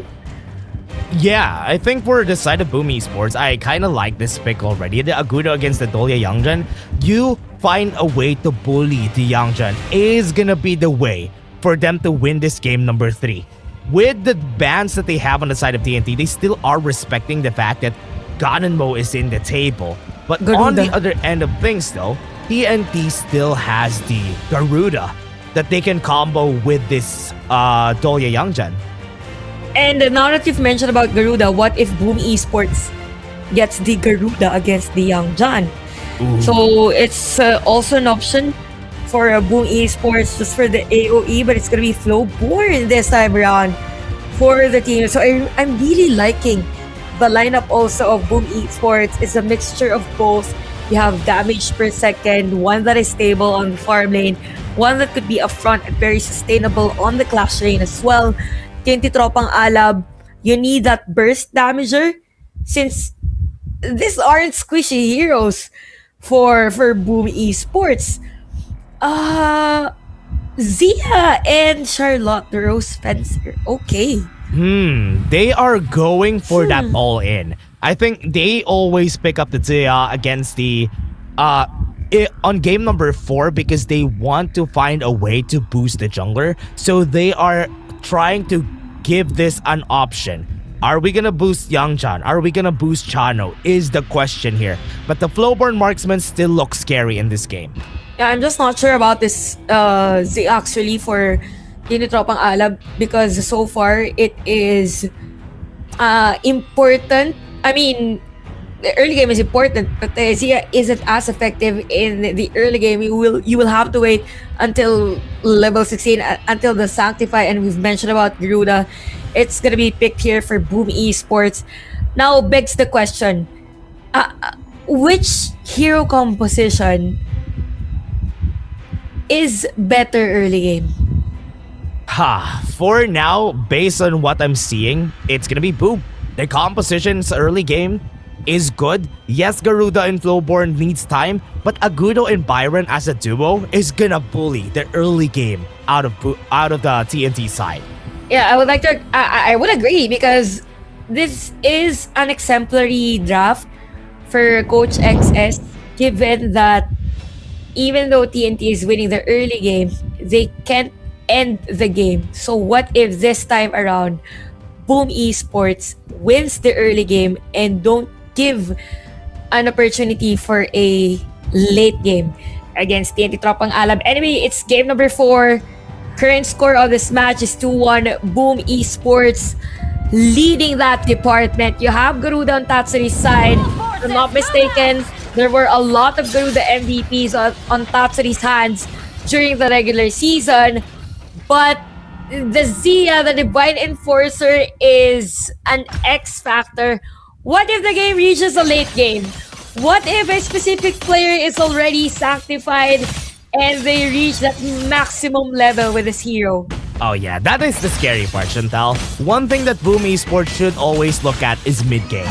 If mid-game happens, you have a lot of answers on the side of TNT. You have the Youngjan, you have the Charlotte, you have the Shano also on the other side. So mid-game to late game is where they shine. But Boom Esports could bully them out. This is what they should do.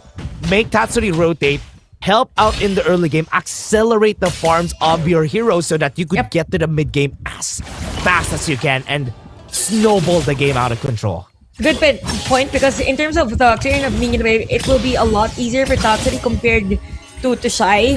So in terms of the rotation early game, it will be a bit slow for TNT Tropang Alab, and it's not advisable to Shai to actually rotate.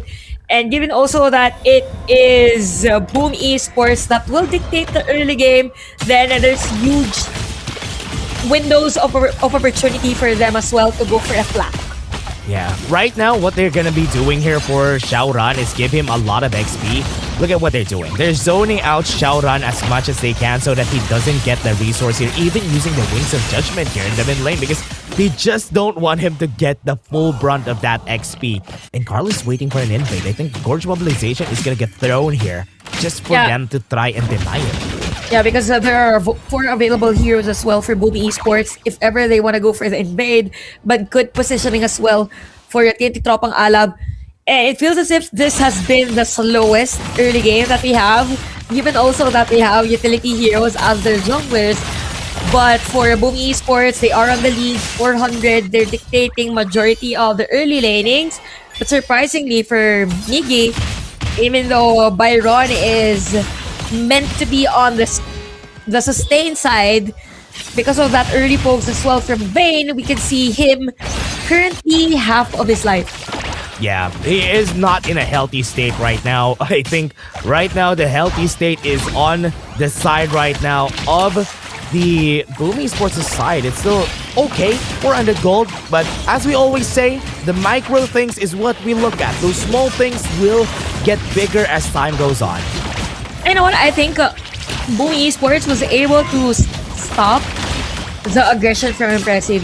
From game number 1 up until now, it actually shifted because of most of the time, Impressive is one step ahead in terms of the map area. And speaking of, by the way, one step ahead is Carl, currently at level 7 on his Agudo. Sauron just got level 7 on this, but it just means that in terms of rotations, it's a lot faster because also of the mobility of the Agudo, the Wild Rider. Yeah, look at what Impressive is doing. He is always just forcing a fight. Look at this. Vanet gonna go fight against Tatsuri. They have the flash still. Runsi has been used already. And they had to force it away from Tatsuri this early. Even the power gradation. He is fighting against 2 people. Yeah, that's true. And a good thing for Team Tropang Alaw, they were able to force the flash from Miggy, given the fact that we will have the dragons available, both Overlord and the Tyrant. Fast bringing of Minion Wave at the middle lane. You have Draw and Carl as well on that area. So a Shavran and even Impressive is ready for the Tyrant take. Early portal usage for a Bane on this game. Draw will soak in majority of the damage. Here comes the Wings of Judgment. So a lot of resources used by Boom Esports. Is this the perfect timing for TNT though? Yeah, I think this is going to be the take. Carl is not in the area, so this will be theirs for sure. So, wow, TNT gaining the advantage in a place in where Boom should be the ones holding the game. And at the same time, they're just playing it safe.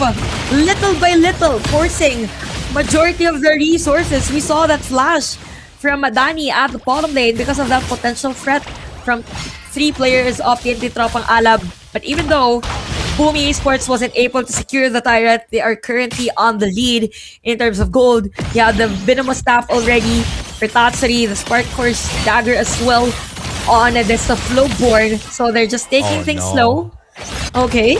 This is not looking good because level 8 already on Shaoran, getting to level 9. Carl has advantage when it comes to the golden levels, but right now with the Blazing Cape, I'm kind of scared of how they're gonna do this because this time around, Impressive is gonna stay with Shaoran most of the game, and the lead of Carl is not really that high. So I was expecting early game to be theirs, but with this, Boom, TNT is gonna start to fight. You know what, at this point, the X factor for Boom Esports to be Dani because the stability as well of the Flowborn, the late game. But then again, you have the answer on TNT side on the late game. They have the Zia. So they're just taking their time, ladies and gentlemen, on this game. Almost 6 minutes. There is a movement also from Boom Esports on this Overlord. You have Bane on the Vision. And successfully, no contest. Boom Esports will secure this Overlord. Able to get the objective here on their side, but for the side of TNT, top side, they are looking at the push here for Boom. They're trying to push them away as much as they can, but right now, they are making sure that they can clear the way so that nobody from Boom can push this.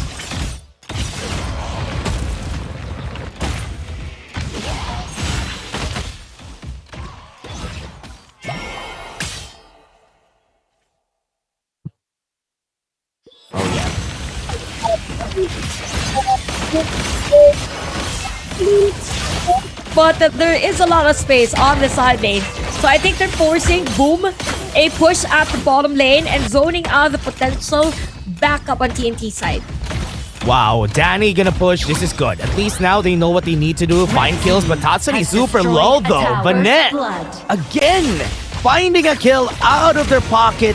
notch on their belt. They're gonna go for the chase down on the side of Boom Esports. They are gonna go for the fight right there. Got in and was able to swing the stun forward, but Bene is still not done. He's still juggling the towers on his side though. They're gonna clear everyone right here. Miggy is gonna stay alive, but for how long? Good thing he was able to run away because those are 3 kills for the side of TNT. Okay, Boom Esports wasn't prepared for that. I mean, the TNT Tropang Alab, they have the firepower. They can dive in under the towers. And they are limiting or closing that gap in terms of the gold lead.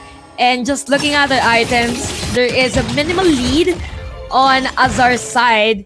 And the 300, even 400 gold lead for a farm lane would take a toll on Danny's side. So if anything, Boom Esports needs to hold as much as possible this mid lane. Okay. Yeah, good catch on Bene. He's going to be the first target here. Passive has been used, but he is not able to get that damage reduced because it is too much people. And you know what? I think for Team Tropang Alab, they need to stick on focusing on having split push on the side lanes. The minion wave flow on the top lane is very successful. Last away from Esports to defend that lane. And Boom Esports, it's the same story. They need to focus on the side lanes as well and limit the potential of TNT Tropang Alab to do the same thing. So Boom Esports currently on the lead in terms of gold, but for TNT Tropang Alab, they're now grouping up. They're now ready for a team fight. So positioning is going to be a crucial thing for both of our teams. They lose the tower here, but no, Bene is able to defend this for himself. Look at the healing from Draw. It was enough to get him back, get Danny back to full HP. And now they're trying to zone out Xiaoran here. Impressive is trying to get close just to get the reset on him. Celestial Melody is still up, but they're not gonna use it just yet. Fast reaction from the side of Boom Esports. Fast movement as well. Middle lane is gonna be the target. Yeah, 4 players on the side of TNT Tropang Alab defending this one out, and they're able to.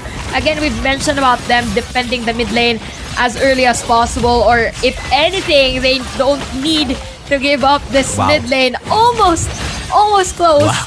But TNT Tropang Alab is hanging on a thread on that area, and the pressure is just there coming from Boom Esports. Good thing is that they are able to defend their own mid lane because of the Garuda, the area of effect of the Waves of Judgment. Yeah, nice use of the Wings of Judgment just to clear the wave so that nobody could clear the tower in the mid lane. They tried, TNT, Impressive tried to tank up a lot of damage, but he knows he's gonna die because most of the side of Boom Esports are already there to cover the area. Now, Xiaoran taking a lot of damage from Danny. Danny's at that point in where he becomes really scary, but the fight on the bot lane though, a fight is happening there. Healing is gonna happen, but Tyrant started. Shadow Barons are here. Okay, whoever takes the Tyrant, giving this position for both teams, they are the ones to win the team fight. As the way for Boom Esports, they just opted to reset this one out. And look at the damage from Danny. You have the Wings of Judgment as well. Yeah, immobilized right now. Impressive needs to back away. Lots of damage from the Wings of Judgment. He has been impaled by those feathers from their side, and now Boom comes back here and they take over the game again because they get this Tyrant. Clean movement from Boom Esports, using the ultimate of Tatsuri, forcing that DPS from Danny, forcing Xiaoran to back away even though Youngzone is very sustainable of a hero, and forcing that split movement for TNT Tropang Alab. Okay. Yeah, goes in, has a lot of damage though. Reset is gonna happen. No, he doesn't have a lot of healing anymore. The punishment from Boom is there, and they are gonna find Xiaoran and Azar. They are now down. They tried to defend their tower in the mid lane, but now that is gonna fall. At this point, how can you potentially soak in all the damage from Tatsuri, given also that there is those folks, those basic attacks from Danny? Okay, Bane at the back, soaking in all the damage, uses the flash. Here comes the Gorge Mobilization, Wings of Judgment as well for Tatsuri, and the rest. Shai has been taken down. That's gonna be it, and they're gonna follow through. Bene is trying to defend his base. If he dies here, this is all gonna fall over because that's a double kill for Danny. And now they put their eyes on the next objective. Let's go for Tower and T2. Maybe go for that Overlord and set the space up there. That was a 3-for-1 trade in favor of a Boom Esports, and they take that because that is going to be a possible Overlord take. I'm just not sure if they will secure that one out. Here was what happened during that team fight. It all started when Bane actually went in at the back.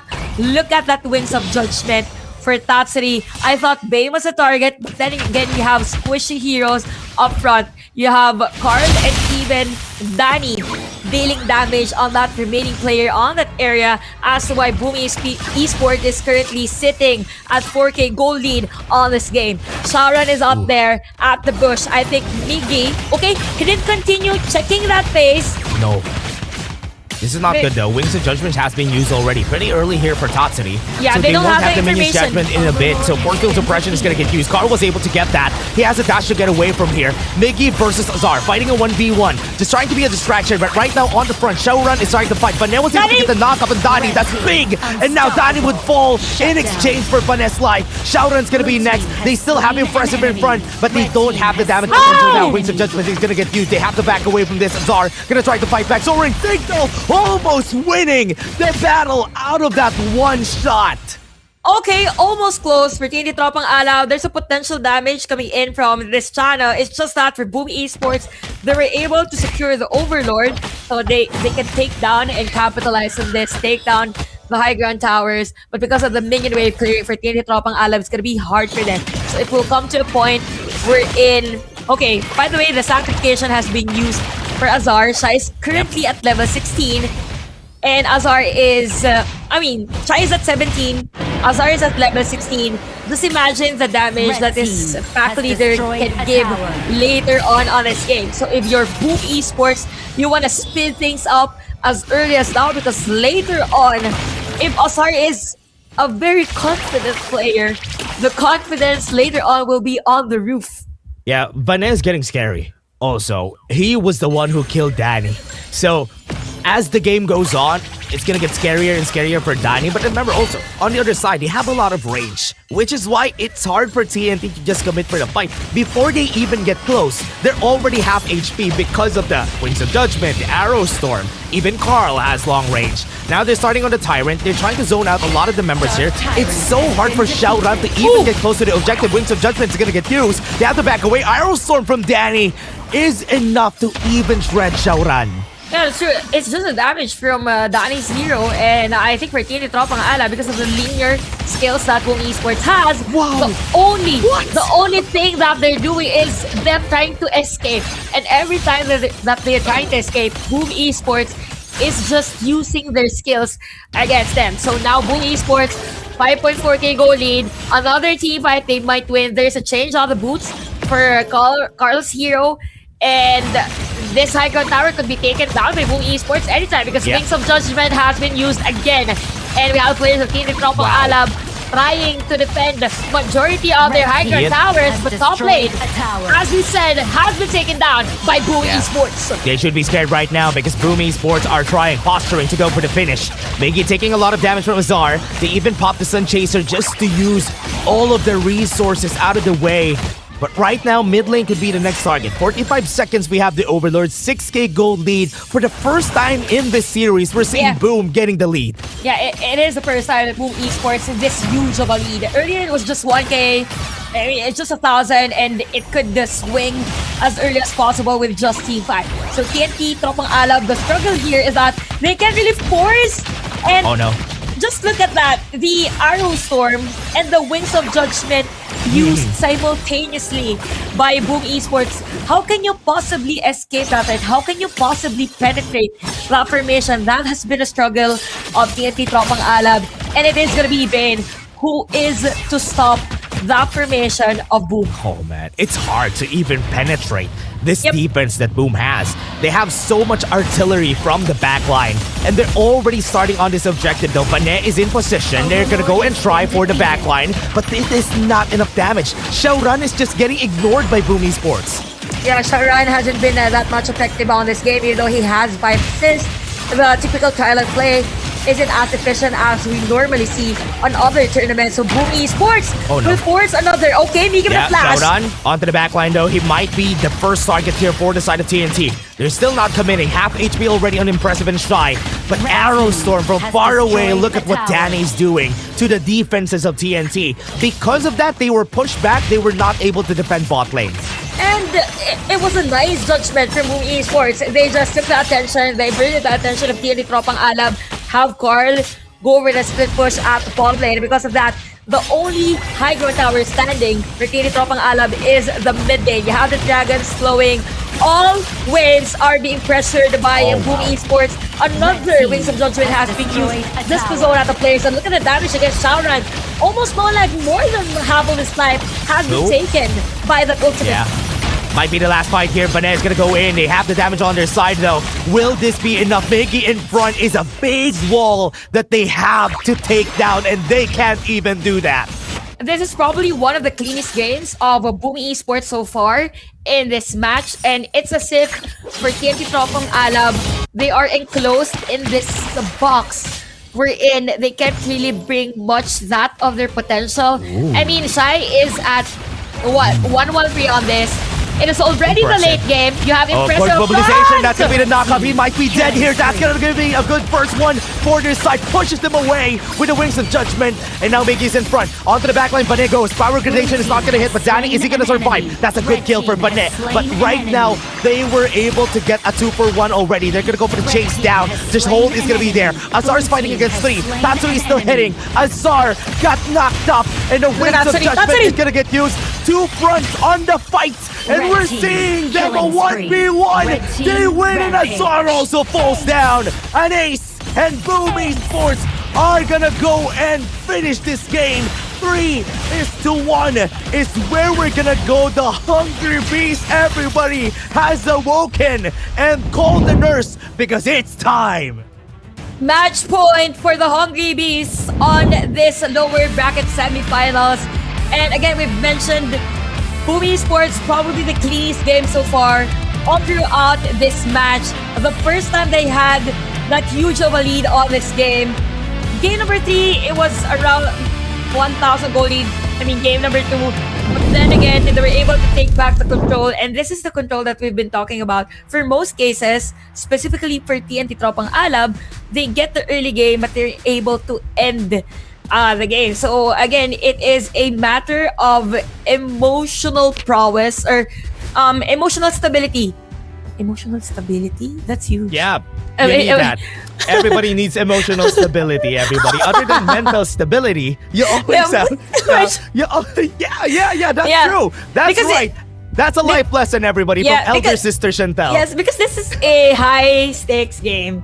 And the pressure is there for TNT Tropang Alab. The trend for TNT Tropang Alab is just for them to be pressured to end the game. Hence, them rushing the game.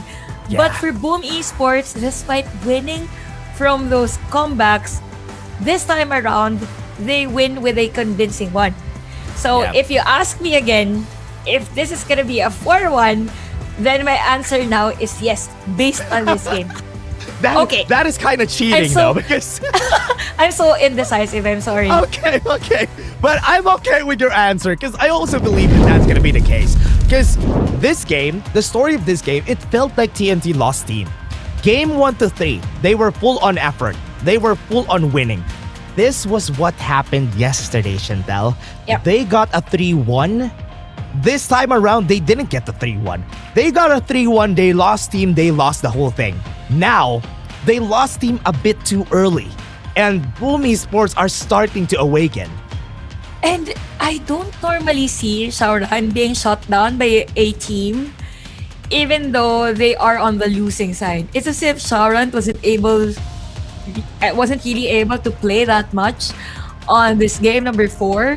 That's why for TNT Tropang Alab, they weren't able to rotate, they weren't able to have that counterplay, and it's probably because of the hero composition.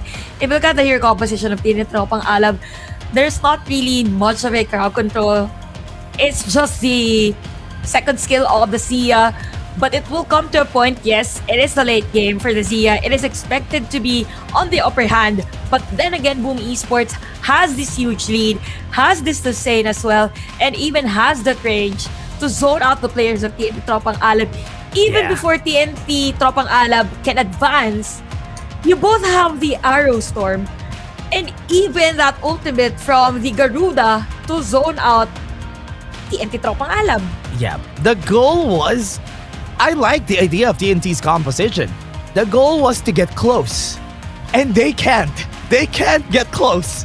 That is the whole problem that they had to deal with the whole time. I think it's not more on Xiaoran getting shut down because of what he is right now, his emotional and mental stability right now. It's just because of the fact that Tatsuri and Danny were just keeping everybody zoned out.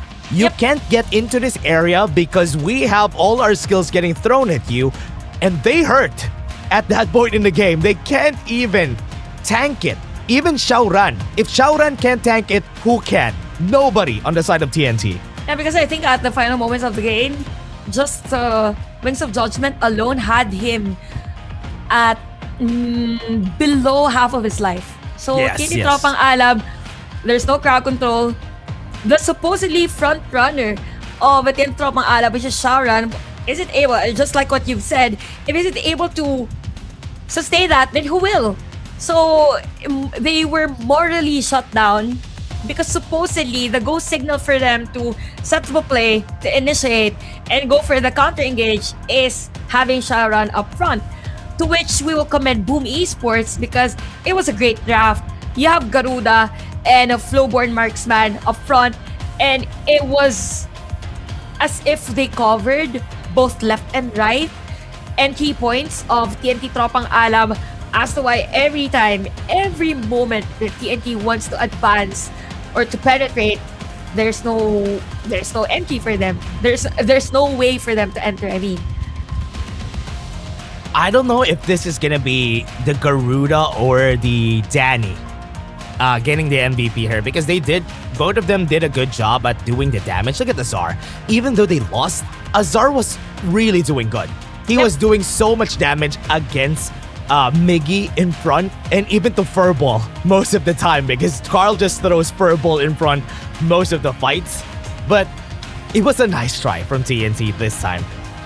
One good thing about this, Chantel, is that I believe you. I think this could be a 4-1 if TNT won't win the next game. It's just, or at least get the lead in the early game and the next game, I think they're done. I think they already expended most of their energy from the last few games. They have used their energy as well from the previous game against Blacklist International. It has been TNT Tropang Alab, an open book against Boom Esports, giving that much information with how they draft, how they play, how they rotate. So Boom Esports has really prepared against them. Now for TNT Tropang Alab, this time we're in, they bring up the cards up their sleeves, probably take a hero, a cheese cat, a high risk item. But no, it's gonna be hard to pull off a high risk, high reward type of play. And I've mentioned earlier that there were a lot of Tatsuri Garuda plays that made it to the MVP, having him at the top of the King of the Gorge. So Tatsuri is our MVP of the game, and that is because also with the help of his teammates, it was actually a collective team effort because of the placement, because of the draft. Just look at that. Okay, you have the Gorge mobilization for Carl, just throwing Furball right then and there, but Tatsuri is just ready. I think there is this 0.95 centimeters distance on the entry point of TNT Tropang Alab. So for TNT, I got my ruler now. Okay, a good thing that you're prepared because, you know, we're math geniuses here. Yeah. But yeah, TNT Tropang Alab, this is the time we're in. They wanted to rush also on slowing the gap or closing the gap rather against Boom Esports. But then again, because of the range, just look at that. For Tatsuri, he knows that Azar is going to be taken down by two of his teammates. Yeah. So why not focus on the other threat from TNT Tropang Alab? So that has been the story of Garuda. That has been the story of Tatsuri all throughout this game. So yeah, it is 3-1 in favor of Boom Esports in this lower bracket semifinals. Advantage for Boom Esports. Good thing, they needed 3 games, Chantel. They needed 3 games to get awake and get the win. A convincing win on game number 4. And I think they deserve this if ever they will continue that type of domination by game number 5. So right now, TNT, question is, what are they gonna do next? What is the next best thing here for them? Because Chano is out. that is one of our options a while ago. We have been talking about Chano will be one of his options that could turn the tides around. They still have the Aaron. They still have what else do they have here? They still have the Direnjie. He still has the Direnjie. So they can still go for that angle. Or they go for the angle in where Xiaoran would be the star of the show again so that they could win. Probably they need to focus on having Xiaoran lead the show again.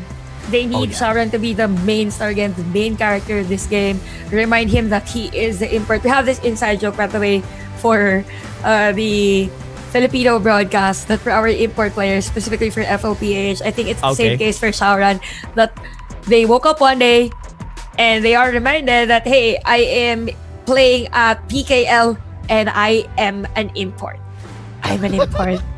I need to play like an import. Is that what they say whenever they wake up and then they say it like, oh yeah, I have these powers. Something like that. I'm an import. I'm here for a reason. I'm playing at PKL as an import for a reason. So I think for Team Tropang Alab, they just need to Xiaoran again lead the team, because every time that they are up against teams that are considered to be the best in our league, and they're able to stop Xiaoran's farming, even though it's not a total shutdown. It's actually Boom Esports drafting really well against Tinitropang Alam on that previous game, but it actually stopped that jungling pattern for Xiaoran, because if we compare the previous games, previous performances of Xiaoran, he played really well with Kongming. He plays really well with Neshas. Those are heroes that carries hard. So if Tinitropang Alab does the same strategy against Boom Esports and probably stop or probably have Impressive again be on the side of Carl. I mean, by the way, I had this talk with some of the players of Boom Esports, and one thing they said about Impressive is that one thing that made Impressive really effective is that it's as if he is the roamer of the other team, because he is always beside the jungler of the other team. Have Impressive fight Carl in the map and give space for Xiaoran. Then that boosts the confidence of Xiaoran come game number 5. But anyway, this is our global bans and picks for our game number 4. The Young Jandolya isn't that effective anymore in our league, probably because it was hard to pull off the Chano and the Zia play from Tinitropang Alab, given that you have linear or artillery mage as well for Boom Esports. Yeah, from what we've seen here from our last game right now, I think this is going to be their last option here for the side of TNT. But you still see Smiles, right? From side of TNT, they're still seeing Smiles. I think they have a plan here. When TNT smiles, they want Xiaoran to play an assassin. That is my working theory. And I feel like an assassin is going to come out this game. Okay, when we say assassin, I'll pull up the stats for TNT. Who do you think is going to be it? Now, at this Kongming? point, my biggest question is that will Boom Esports slip that pay for Xiaoran? Nah.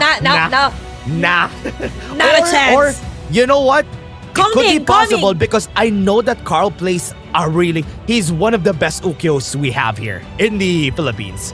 So if he's confident today that he can pull it off, that could happen. So since it is now game 5, we will have a Ukyo. There's a potential that we might see Ukyo and Pei matchup. Why not? But by the way, Dash, we also have the Yao. Oh yeah. For Tinitropang Alab. But Not sure though if Demon Plate can't be considered actually as an assassin. I think you're also the co-caster that I asked if Demon Plate is to be considered a utility or an assassin. Kaiser. Kaiser, yes.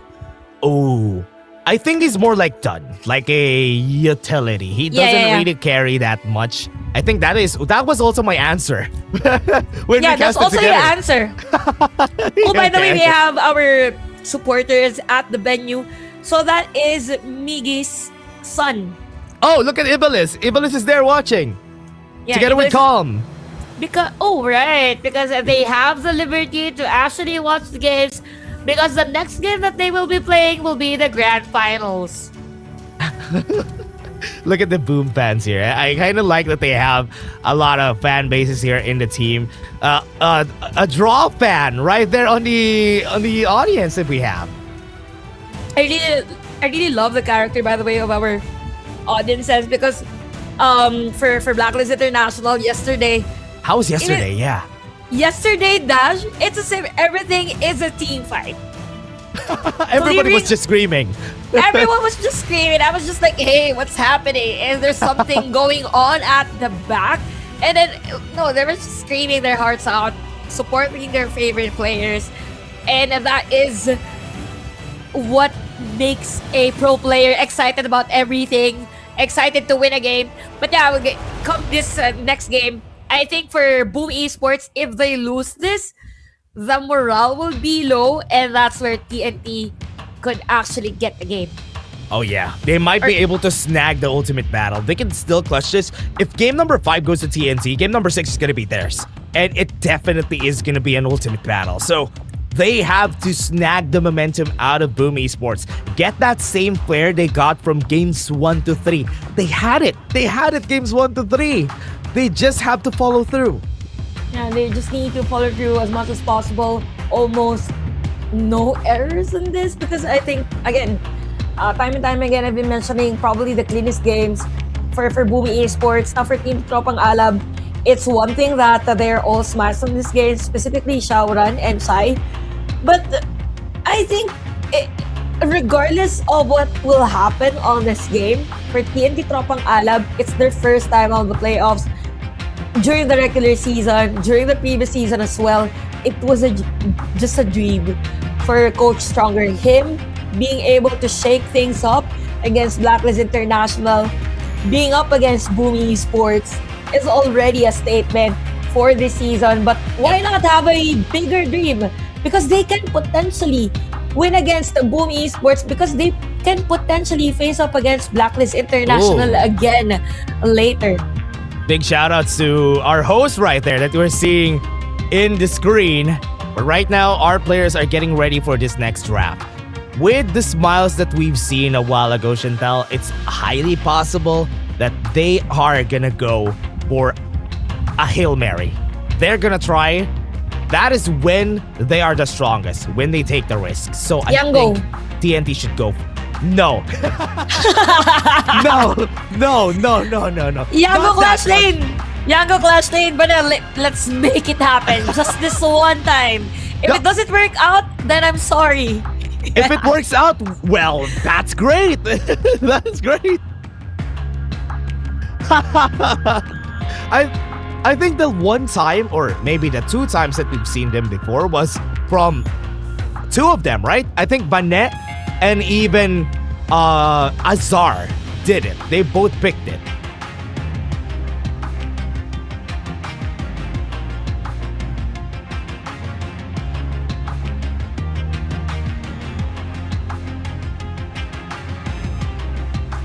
I wish it. Yeah.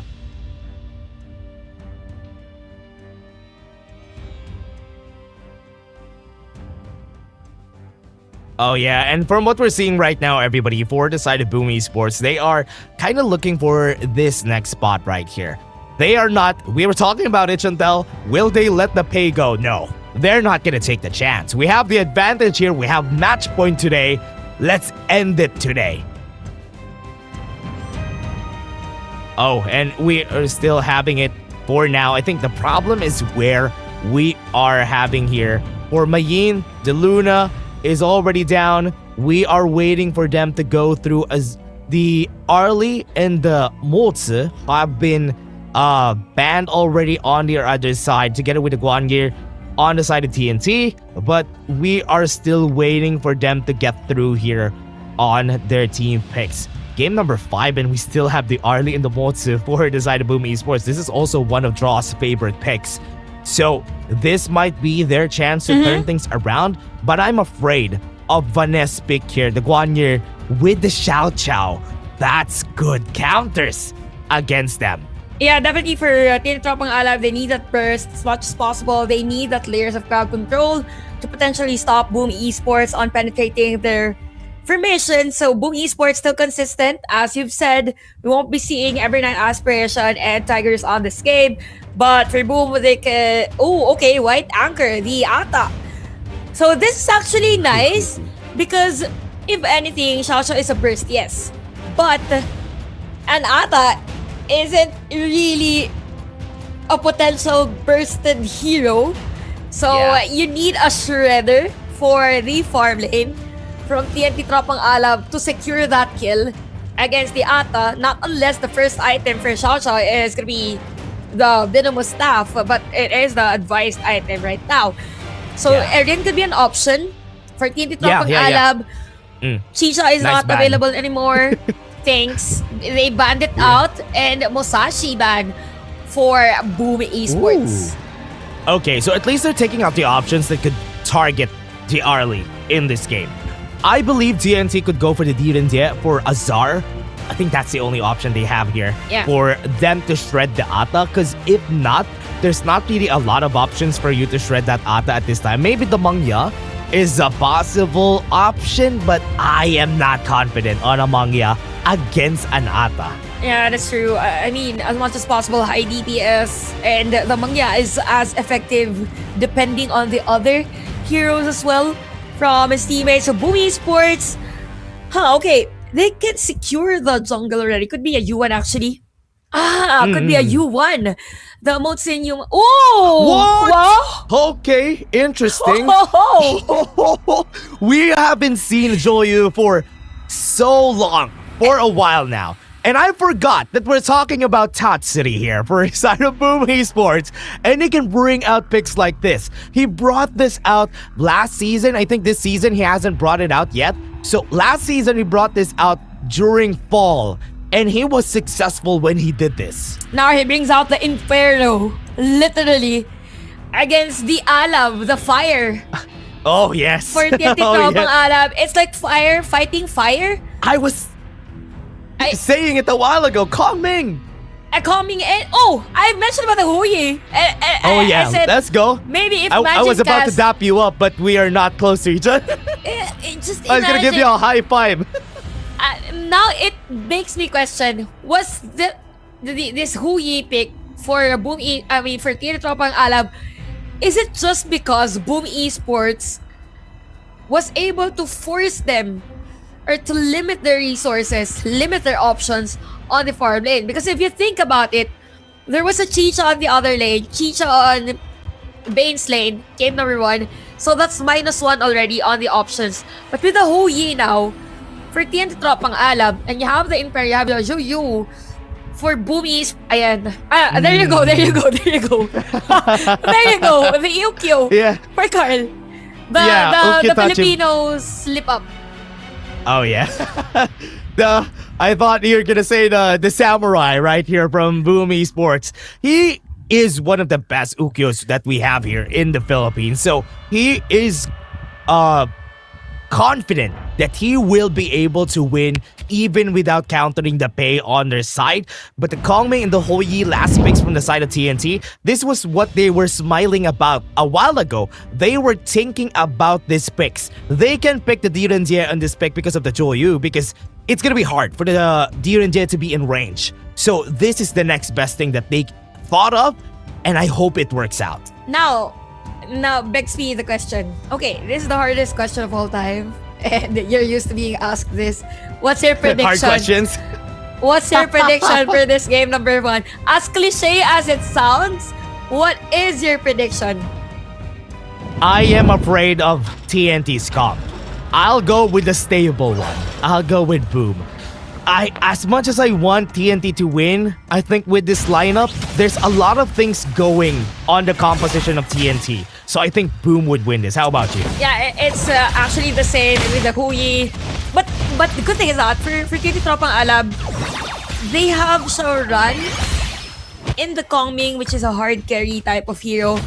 But it will all boil down to hero synergy, the 5v5s, the team fights. As much as this Kongming would want to carry the game. If it doesn't work out in a team fight scenario, then the answer is boom. A lot of fillers, but the answer is boom.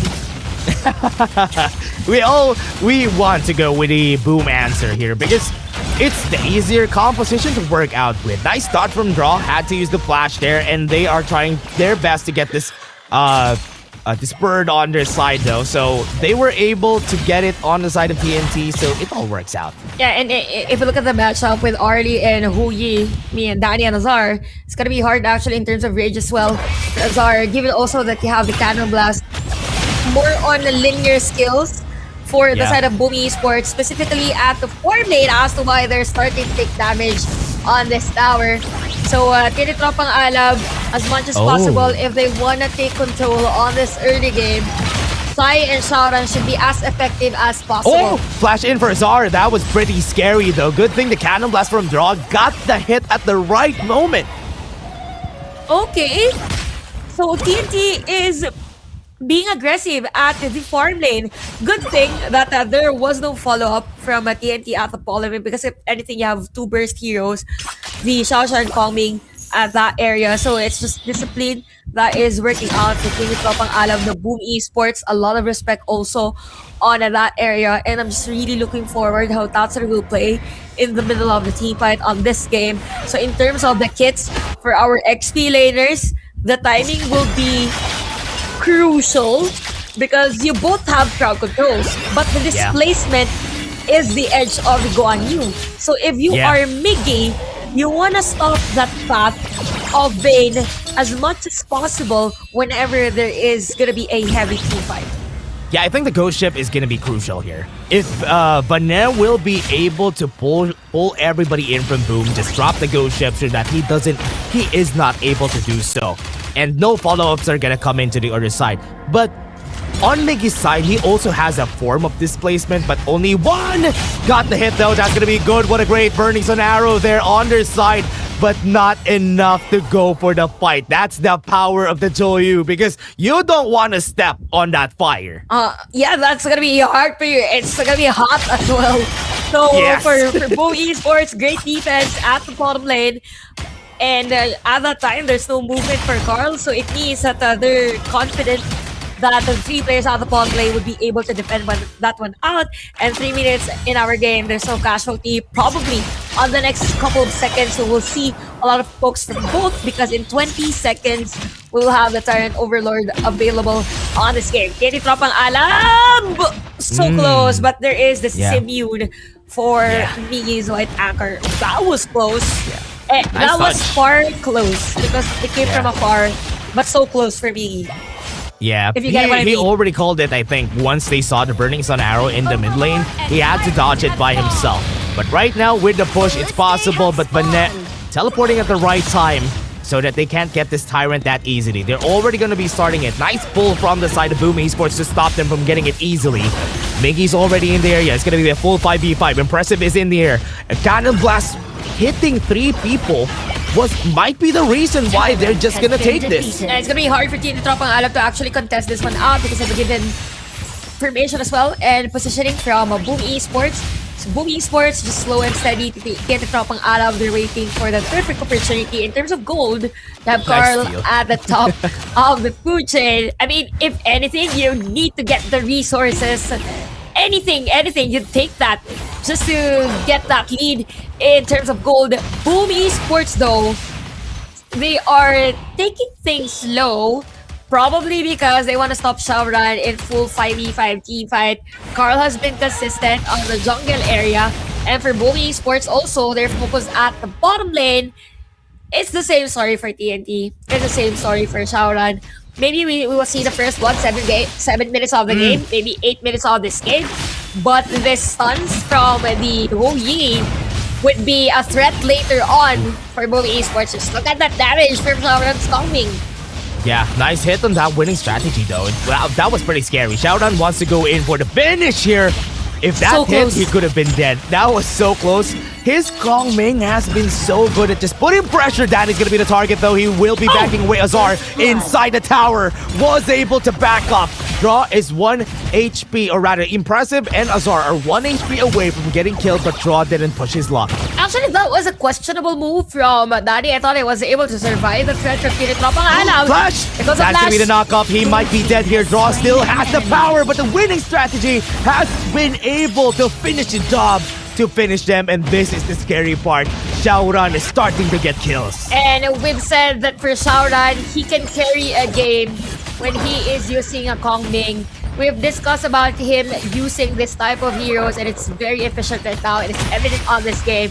Boom Esports still lacks that initiation and being pushed back on the areas that supposedly they are winning. In terms of gold, okay, Cards is still on the lead in terms of gold for our jungles, but still, the biggest question is that how will they be able to convert those farm, to convert that gold into kills, into objectives?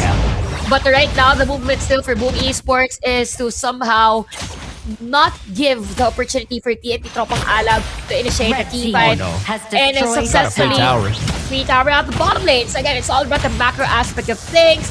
Even though Xiaoran has the damage, because it's not advisable at this point for Boom Esports to go head on. 5v5! Razor Cavalry, Danny's gonna be the target though. Burning Sun Arrow is there, but Vanet is gonna go for the finish. He's gonna kill him for sure. But he was pushed back with the Wildfire. Draw has been dead for 2 times already, but not a kill on sight for Boom Esports. But I think they're gonna get the tower, right? There you go. The minion finish it off, and Carl is trying, but impressive with that prediction. Look at Tatsuri winning a 1v1 against Vanet. Oh wow! Boom Esports again, winning the macro side of things, just focusing on taking down the tower at the middle lane. Even Tatsuri will have solo kill at the top lane. And this is where TNT might alter in terms of their rotation, in terms of their plays, because right now, their jungle area is really open for invasion. You have the space as well. Nani can go for a long lane push. And Boom Esports, I believe that if they continue this type of play, it would be really hard for the opposing team to actually initiate the team fight. Because in terms of map control and the areas that they hold around the map, they don't have much lead or edge on that. Yeah, so far, Boom has been doing a good job getting more towers on their side, even though that TNT still has the lead so far. It is also because of the kills. The kills from their side are easy to pull off because the Burning Sun Arrow from Azar has been really good. If he hits a target, it's a call for everybody to commit. And they have been doing that thus far. And that's the reason why they got these kills. Yeah, interesting also that for TNT Tropang Alam, even though they're winning the team fight, they're just giving away Tyrants. Probably because they want to push this side part of the map. You have Impressive up front.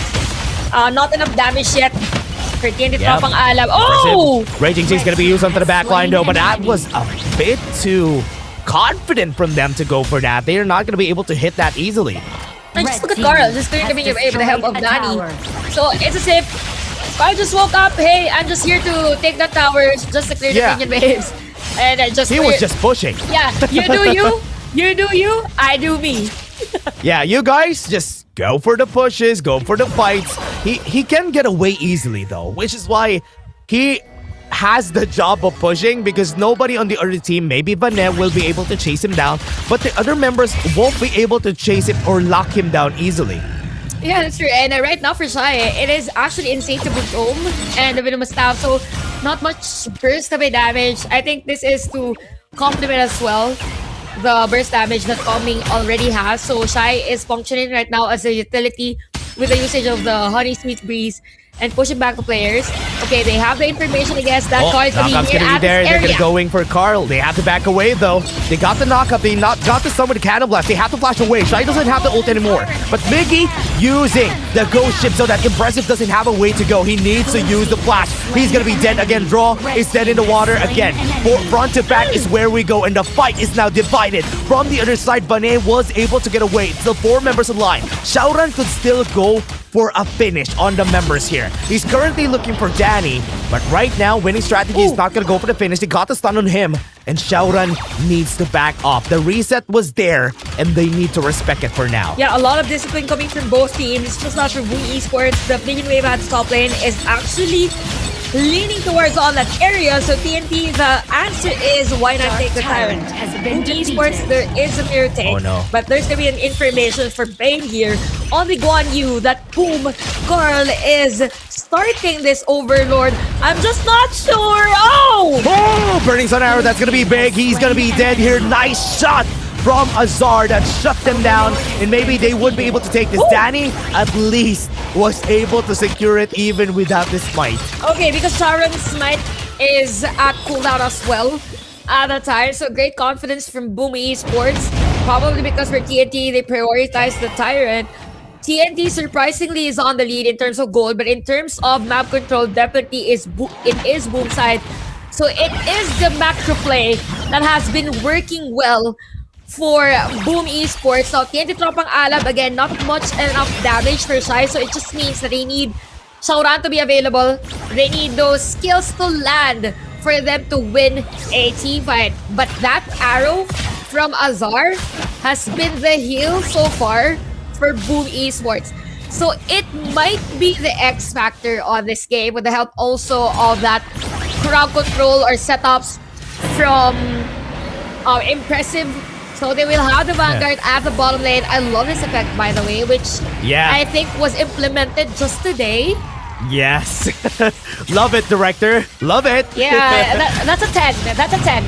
That's a 10, everyone. And now they're going to pull back. Shaoran's going to be dead. What a fast one. What a fast ball from TNT to just get Shaoran out of that blue buff. Okay, so another player down for the RPN Tropang Alam. It's going to be Shaoran. So this is where the power spike of TNT Tropang Alam actually depletes. Boom Carl again is focused at the top lane, just clearing the minion wave. You have the dragon flowing at the bottom lane. So the movement for Bane is to actually cut the minion wave at the middle lane. Okay, they are ready and prepared. Nice Here deny. at the bottom lane. Here comes the cannon blast as well. Yeah, they Nice have the meteor defense, though. storm already popped by Shy. They can't get close. Tatsuri would need to get close in order for them to just push his tower. Shadow Vanguard still hitting on that tower. One more shot though, but they still aren't able to. Yup, and for TNT Tropang Alab, as long as they're able to extend this game, maybe one more item? No, two more items for Azar. And also the... here's the thing for TNT Tropang Alab. I think the struggle here is that the heroes that they have are very much skill dependent. It needs to land perfectly for them to win a team fight. Even the raging... Oh, wait. Arrow again gonna be able to hit. Knockup's gonna be there, but this is gonna be the raging sea on 3 people, but there was no follow-up onto the back line. It's so hard to fight against the Joyu at this stage of the game, and now they have to respect it again and again. He can clear the wave, and Draw is gonna be the target again. Bane got the pullback, but on the back line they go. Shy got popped by the members of Boom. Okay, 1-for-1 trade is gonna be shut down for the side of TNT Tropang Alab. And as much as possible for Boom Esports, they need to find Bane first. Need to find or give that information. Oh no. Okay. It's an arrow. Daddy. Gonna be there, Bane. Gonna go for the target though, Miki. Could be one they're gonna go for. Radiance was able to slow down a lot of people. Radiance is gonna be there. Perfectly placed. And that's it. They had 2 kills, and they need to find something on the map. Great dash from Impressive. Wait, That was an Shaoran? impressive dash. Oh. Nice stun, Carl. What a great setup right there. Was waiting on the brush, waiting on the wings, and now Chantel, that denies them from taking the Tyrant. Yeah, that's true. And that was all because of perfect timing. That is because also of them taking down the tower at the middle lane. 2 towers, by the way, at the middle lane. Here comes the arrow Perfect against again. Carl. Yeah, Carl's gonna be the target. He's gonna be dashing away. The Raging Sea is not gonna hit. And now without those ultimates, they could try and take this Tyrant. No answers. Impressive's gonna be there. Look at the pushback from Draw. He's gonna try to show down everybody right here from their side. Now that the 2 people are up, they might be able to take this. It's gonna be a 4v3, a fight that they need to take. Azar takes it in the end. And now they try to go for the fight. Bane was able to pull back Draw, take inside the box on Azar, and they're gonna go to follow through. That's gonna be 3 kills on the board from this 2. They made it work on a 3v4. And that's gonna be a triple kill for Danny. I think at that point, they just opted to have the Tyrant be taken by TNT Tropang Alab so that the smite will be available on the Overlord. Anyway, it's a 9-9 TNT Tropang Alab on the verge on being not able to defend. Now it's gonna be there. Might be able to go for the finish here, Chantel. This might be it. This might be the time the minions are going in. Doubted after yesterday, but right now is their time, and it's coming for everything. That only wakes the beast, the hungry beast. Strikes back with vengeance. Boom Esports claim their place at the Kings World Cup. At this point, you know, Dash, I will not base my prediction on how a team played from the other day. Because, again, there's this saying that goes, tomorrow is another day. And Boom Esports played really well on this game. They didn't disappoint us when we said that if the other team has 3-1, or if a team wins game number 3, then it means that they are the ones to win that series. Boom Esports showing again why they are part of the top of the food chain. And I would like to believe that in Tropang Alab, it was a really great run all throughout the season. First timers in the playoffs, first time playing the ultimate battle against the Blacklist International, shaking things up, and almost getting to KWC. Yeah, it really feels bad for the side of TNT, but you could see here that they are friends through and through on the sides. You can see the fist bump, you can see the smiles, you can see the despair on the other team, but that is the nature of the competition here, everybody. Somebody's gonna win, somebody's gonna lose, and it is nice that TNT were able to reach this 4th place currently on their spot, and I love it that we had this story. Boom Esports comes back with their Kings World Cup spot, and so far, surprisingly, Chantel, Blacklist and Boom are fighting in the lower bracket finals. Who would have thought that we would see the El Clasico matchup in the lower bracket finals? Yeah. So I think Manjin will be, and me, should be prepared for an ultimate battle. But sure. I hope that it's gonna be 7 games. I hope that it's gonna be 7 games with me and Manjin at the English broadcast, and that's something. that's a new experience. But yeah, Boom Esports, they just surprised us again with that surprise pick. The Zoyo pick was chef's kiss against the hero composition of TNT Tropang Alab, and I think for TNT Tropang Alab, that 7 games against Blacklist International was a factor. That was really a factor. It's either them thinking that, hey, we're almost there. We're almost there.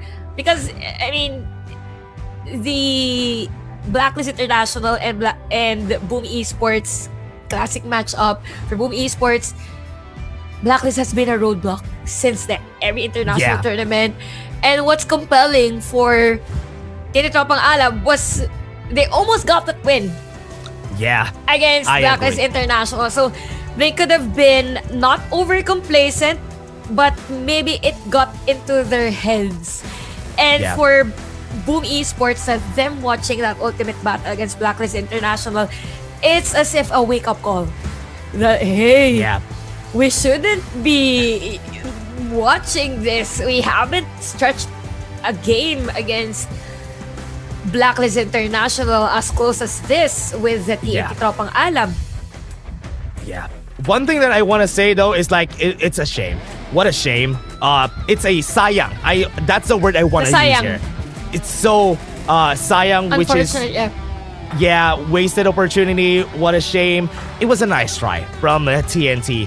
Yesterday, nice effort. Today, nice effort. And as you said, Chantel, I think we need to give them a clap, everybody. It was a nice try for TNT, staying here for the longest time. But again, everybody, that was it. It was a great time to see you here. I think we're gonna throw you guys to an interview with Boom Esports, because I know after this, we're gonna have a break, because they need a break before they go to the lower bracket finals. Of course. They will have a Kit Kat. They need to have a break. They need to have a snack or something. Get their dinners first. You guys also would need to get your dinners first before we go into the next game. Because from what we've seen there, I think Boom Esports and TNT, they played their hearts out. Especially TNT in this game. They played so much for them to reach this point. And Boom Esports, man oh man, at least they woke up. This is what they needed.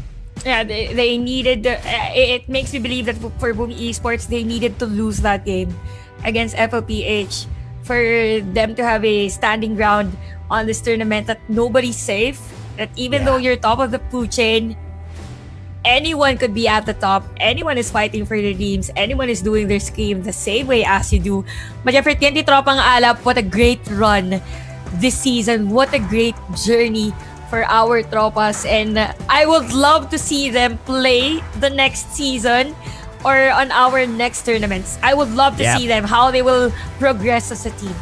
How would they evolve? How would we see them? That's going to be the question that we have here, everybody. That was us for today. I think you're going to be seeing Chantel and Manjin on the next series, everybody, because we still have one more series. Time check. We have? 8 p.m., everybody. Yeah, we still have one. I have my snack with me. Oh, there you go. At least you have some food ready for the next game, everyone. But right now, we're going to be throwing you for the interview. Everybody's getting ready. I think TNT is also getting ready before we head in to a break here. And now, everybody, bye-bye. We're going to go in and we're going to throw you right there on the interview in a bit. I think it's going to be right now. I'm waiting for that voice to tell me, there you go. Let's go for it. Let's go.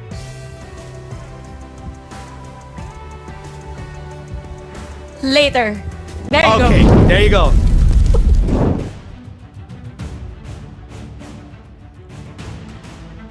It breaks my heart to have to say farewell to a team that has worked so hard and have proven that they've earned this spot in the playoffs.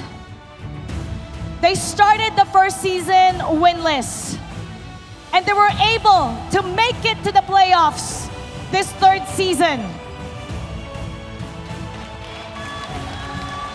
They've made a statement and has shown the world what they're capable of. Impressive.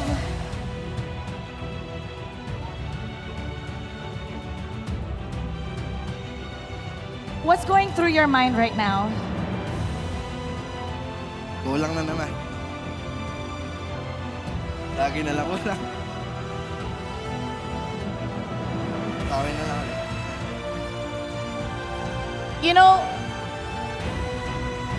in this game that we love, in every sport that we witness, champions fail in the beginning. There's always that journey where you will have hardships, you will have trials. But this is not failure. This is part of your future success. Hindi kayo nagkulang. In fact, pag tinignan natin yung stats nyo, pagaling kayo ng pagaling.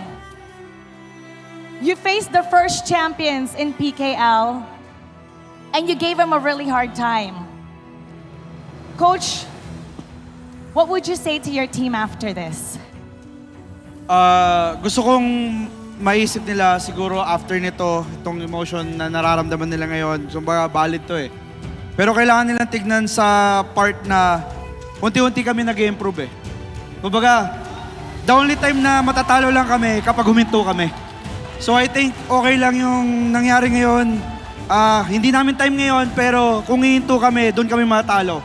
Tuloy lang namin, kailangan lang namin mag-regroup, tapos bawi ulit. Words well spoken. TNT Tropang Alab, you may now take your final bow. And we shall wait for you to come back stronger. Everybody, let's give TNT Tropang Alab the honor that they deserve and give them a big round of applause.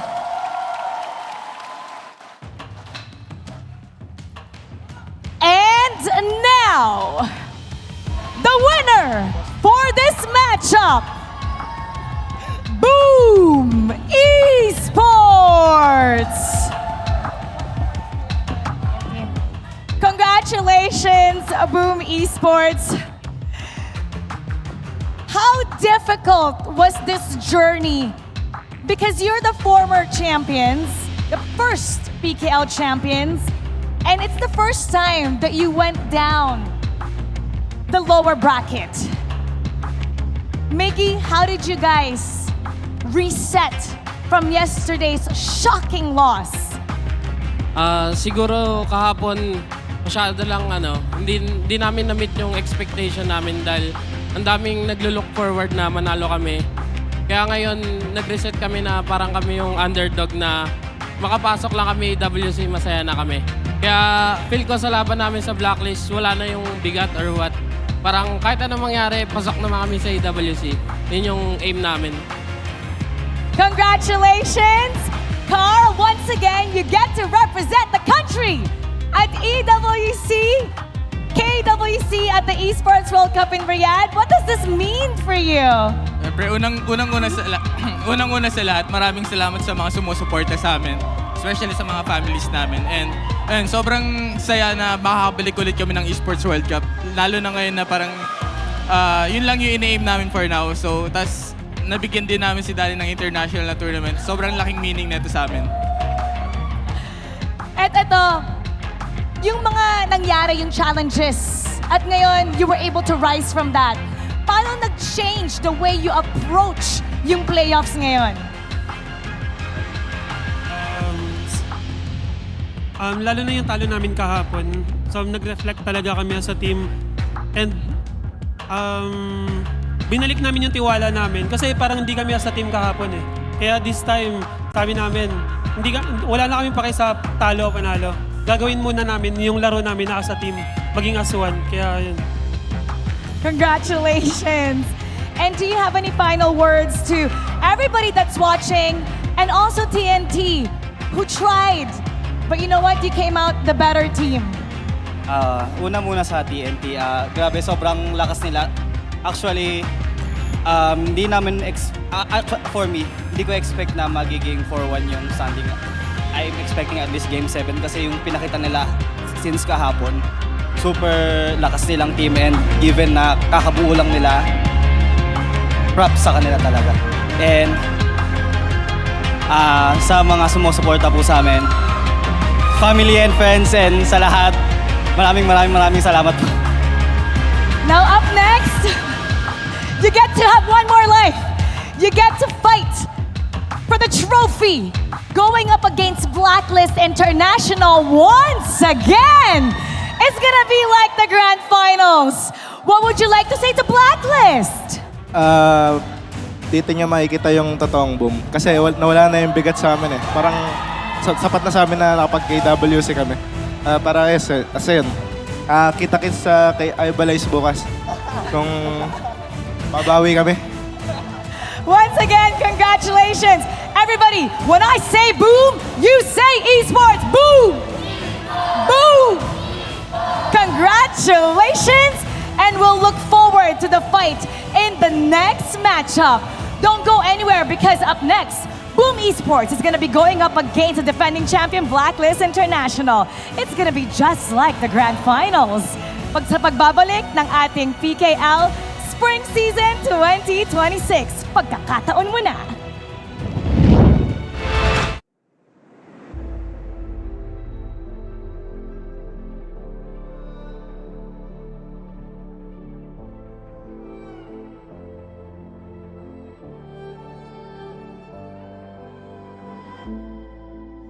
Strangers to the fallout, it's what got us here. Ever changing, some chameleon, blood, sweat, and tears. We'll never make it if we fall to everything that brings us down. With a comeback is now. Blood, sweat, and tears. Fight for what we want. Doesn't matter the cost. Every day, put in work. Blood, sweat, and tears. Nothing comes over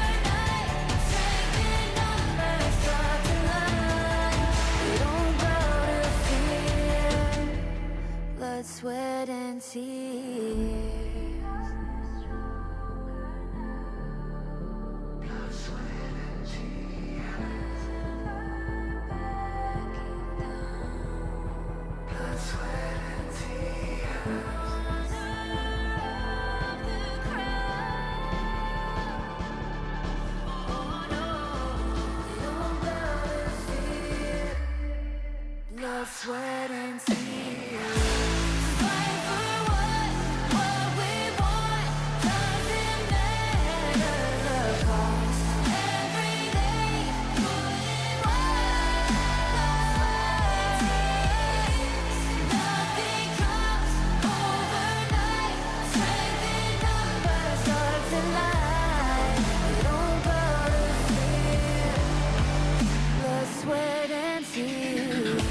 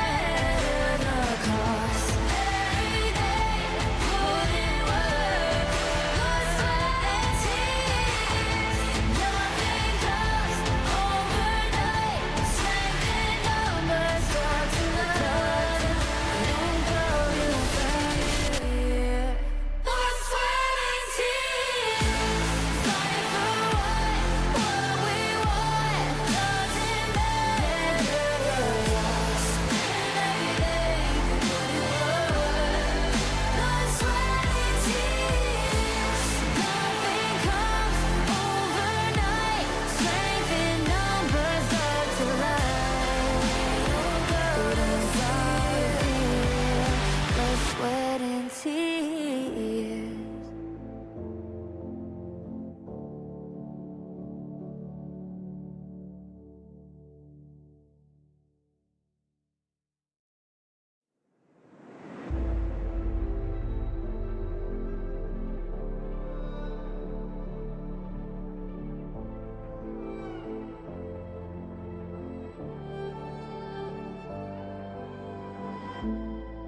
We're no strangers to the fallout.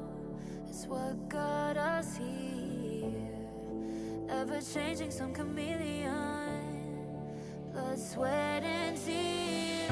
We'll never make it if we fall to everything that brings us down. With a comeback is now. Blood, sweat, and tears. Fight for what we want. Doesn't matter the cost. Every day, put in work. Blood, sweat, and tears. Nothing comes overnight.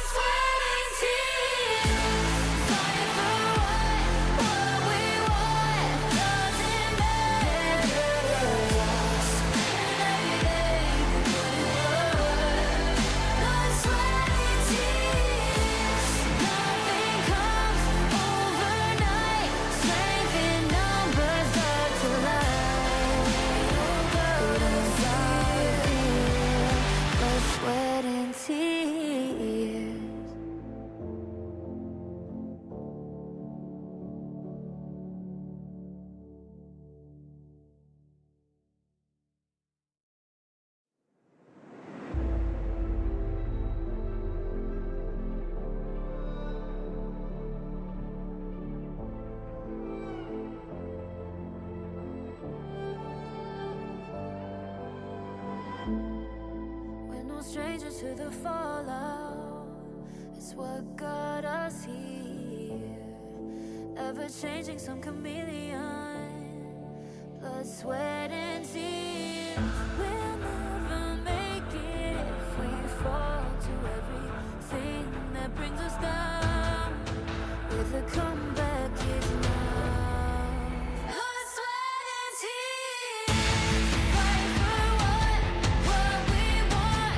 Doesn't matter the cost. Every day, put in work. Blood, sweat, and tears. Nothing comes overnight. Strength in numbers start to line. We don't bow to fear. Blood, sweat, and tears.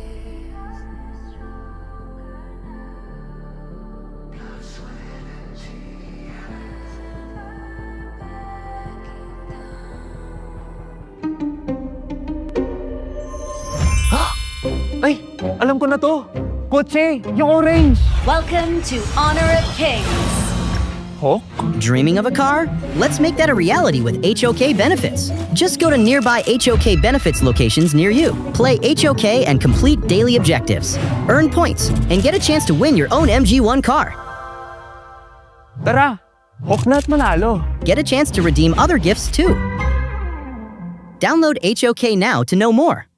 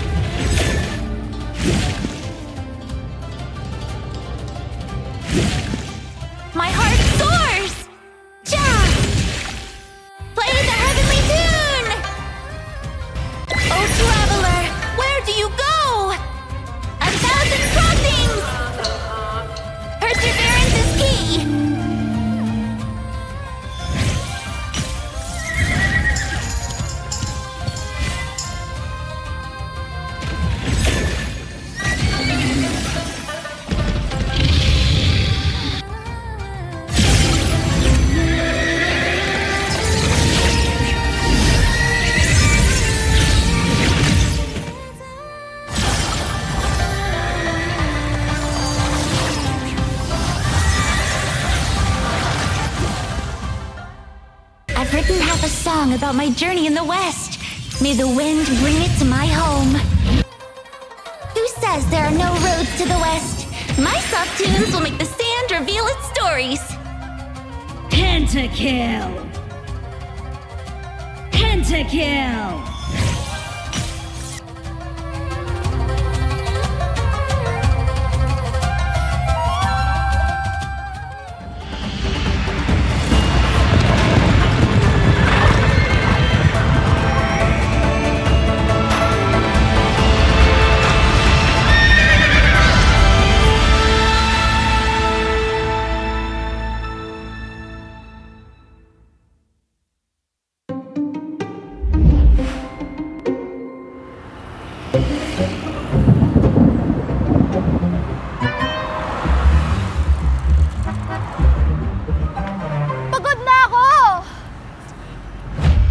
Welcome to Honor of Kings.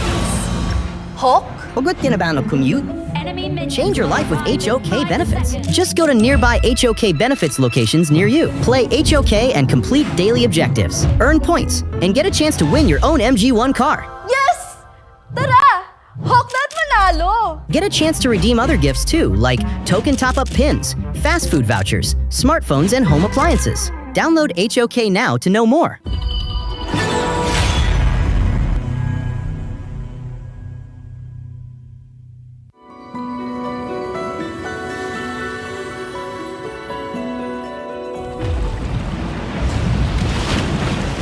Can you truly grasp the depths of the sea?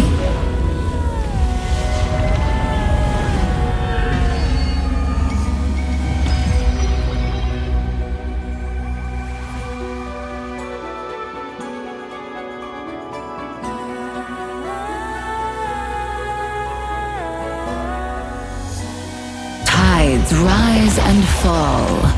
Everything has its course.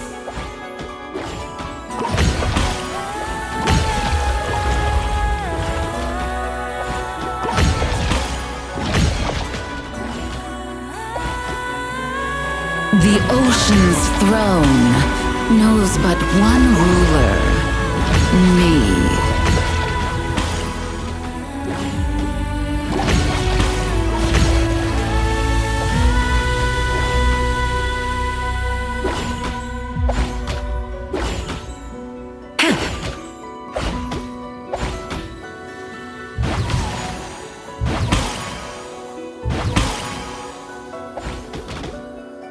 Devour their souls.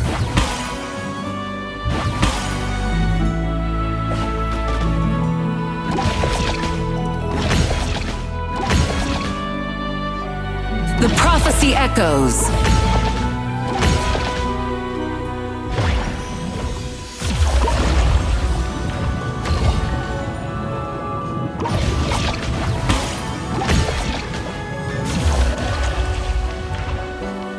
Drift into dreams.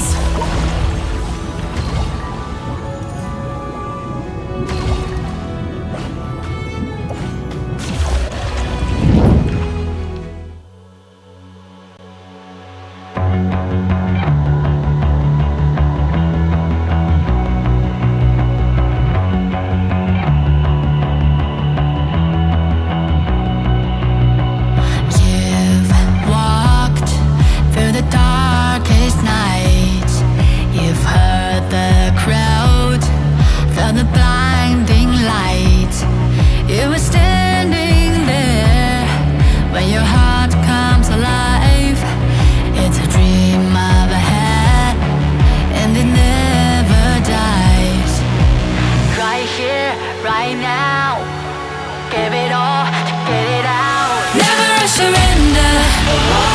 I fight and never fail. I am a contender. A challenge I can feel. The smallest lies become the brightest enemies. Relentlessly. And even if you fall, you gave it everything to be a king.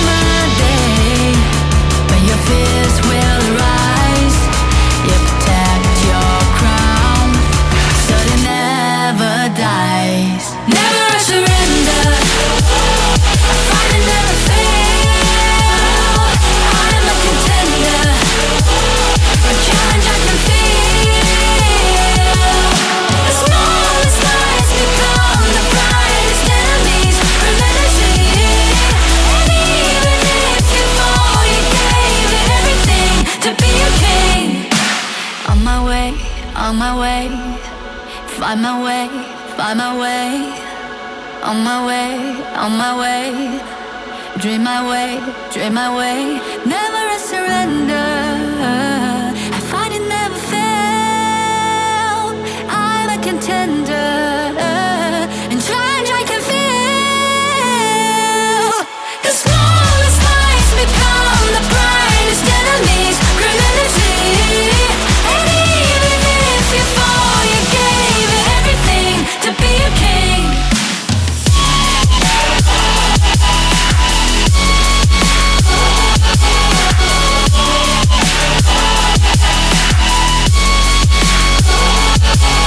The smallest lies become the brightest enemies. Grenadity. And even if you fall, you gave it everything to be a king.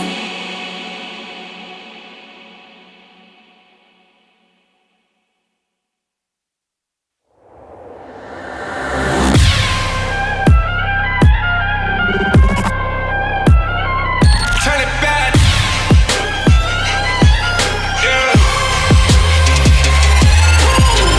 Gear out the weapon, getting ready, counting down. Pay attention to the challenge, tell me where you from.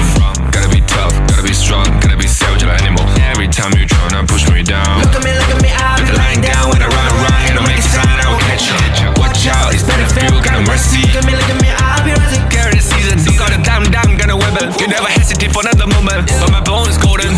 I'm invincible, just let him know I can show you all the glory I own. To the drunk, go find a way to the pad. It's time we did. Go, live from how can we go? It ain't a river, honey, baby, storm is coming. And it's not over yet till it's over. Welcome back to the Philippine Kings League Spring Season 2026 Playoffs. Tonight is our last match for the day and it's the El Clasico. Manjin Faldas together with me is Chantel Hernandez for the first time in the English broadcast. Chantel, yesterday you went in up until the end, up until 12 midnight for the Game 7 Ultimate Battle. Is it gonna happen tonight? Ladies and gentlemen, Blacklist International versus Boom Esports, El Clasico. Yeah, here we go. We have two who would have thought things today. Who would have thought that we will be here together at the English broadcast for the lower bracket finals, and at the same time, who would have thought that we will be seeing the El Clasico matchup at the lower bracket finals? And to answer your question, whether or not we might see another ultimate battle between these two teams, I think there is a huge factor already, specifically for Let There Be Light, specifically for Blacklist International. I mean, they've been playing two ultimate battles already in our playoffs, and this is a time wherein it might take an emotional toll and mental toll as well for the players, even for Coach TG. We had this small talk earlier that for Coach TG, it's almost the same draft that he had with the ultimate battle with the Game 7 earlier against Team Flash. And I think with those two ultimate battles, it's as if Blacklist International is more tired compared to Boom. But then again, it was just a short period of time for Boom Esports to play on this next match. So you're telling me that there might be a little bit of fatigue factor, I should say, for the side of Blacklist International. I kind of felt that earlier in their first bout up against Flash PH, because it was still early. The game, it's not yet game hours, not yet gamer hours. But yeah, I kind of agree with you a little bit, because then again, Boom Esports having this momentum, having the 4-1 victory up against TNT can definitely give them the oomph of confidence up against their rivals, Blacklist International. But if you're gonna think about the history between both of these squads, Blacklist International has the more wins compared to Boom, especially in high-stake matches, right? I think it is currently 3-8, including the score. 3-8? 3-8. I think the only time, this includes the regular season during the spring season last year, and even the regular season for spring season this year, and the international tournaments that we had. So it makes me believe that for Boom Esports, even though they played against TNT Tropang Alab that stretched 7 games against Blacklist International, it's safe to say that Blacklist has been a roadblock, has been their kryptonite in the scene. So it could be a moral boost for them, but at the same time, it could put pressure onto them because they're up against Blacklist International again, who is looking to be much stronger in that history. So yeah, the only time they played or they won was during spring season. And then after that, spring season last year. And then after that, Blacklist has been winning even during Team Sibol Asian Games qualifiers. So I they're think the it's Asian game representatives too. I think it's overcomplacency versus confidence. It's overcomplacency versus pressure. Overcomplacency for Blacklist International and pressure for Boom Esports. We shall see because for sure Blacklist International was watching that fight. Boom Esports also, they were watching together with TNT the first series that we saw today. Like they were there in the stage. I kind of feel like if you are Boom Esports, you need to at least shake off the feeling of you are now part of KWC. Because sometimes it might get to your head that, okay, I'm already part of KWC. I'm okay with that. I'm okay with that right now. So I need to shake it off because still, like what Kobe said, job's not done. Job's not finished. We still need the champion for this tournament. Flash PH is waiting right now in the grand finals. They're waiting for tomorrow. And Flash actually had beaten Boom yesterday 4-1 and went on to an ultimate battle up against Blacklist International. So this is going to be interesting. Two of the giants here in PKL. Here we go. Everyone, just the Golden Knight, Kaz, and Dragon in the mid lane. Still the team to beat for me in the PKL. Definitely Blacklist International has been setting the standards. They went in undefeated during the playoffs. The only loss that they got was today against Team Flash, but then again, Blacklist International, they've been playing together for a very long time. Coach TG has already known the players because of the experience that they had together, both internationally, even locally. So I think that loss against FLPH is not really sad for them, but more like an opener or eye-opener. But speaking of eye-open team, we have Boom Esports, you have Miggy, Tapsody, Carl, Danny, and Ro, fresh from a win 4-1 against TNT Tropang Alab earlier. I believe that they have different heroes up their sleeves coming into this game. They had this Juju for Tapsody earlier to somehow ransack the lineup and hero composition of TNT Tropang Alab.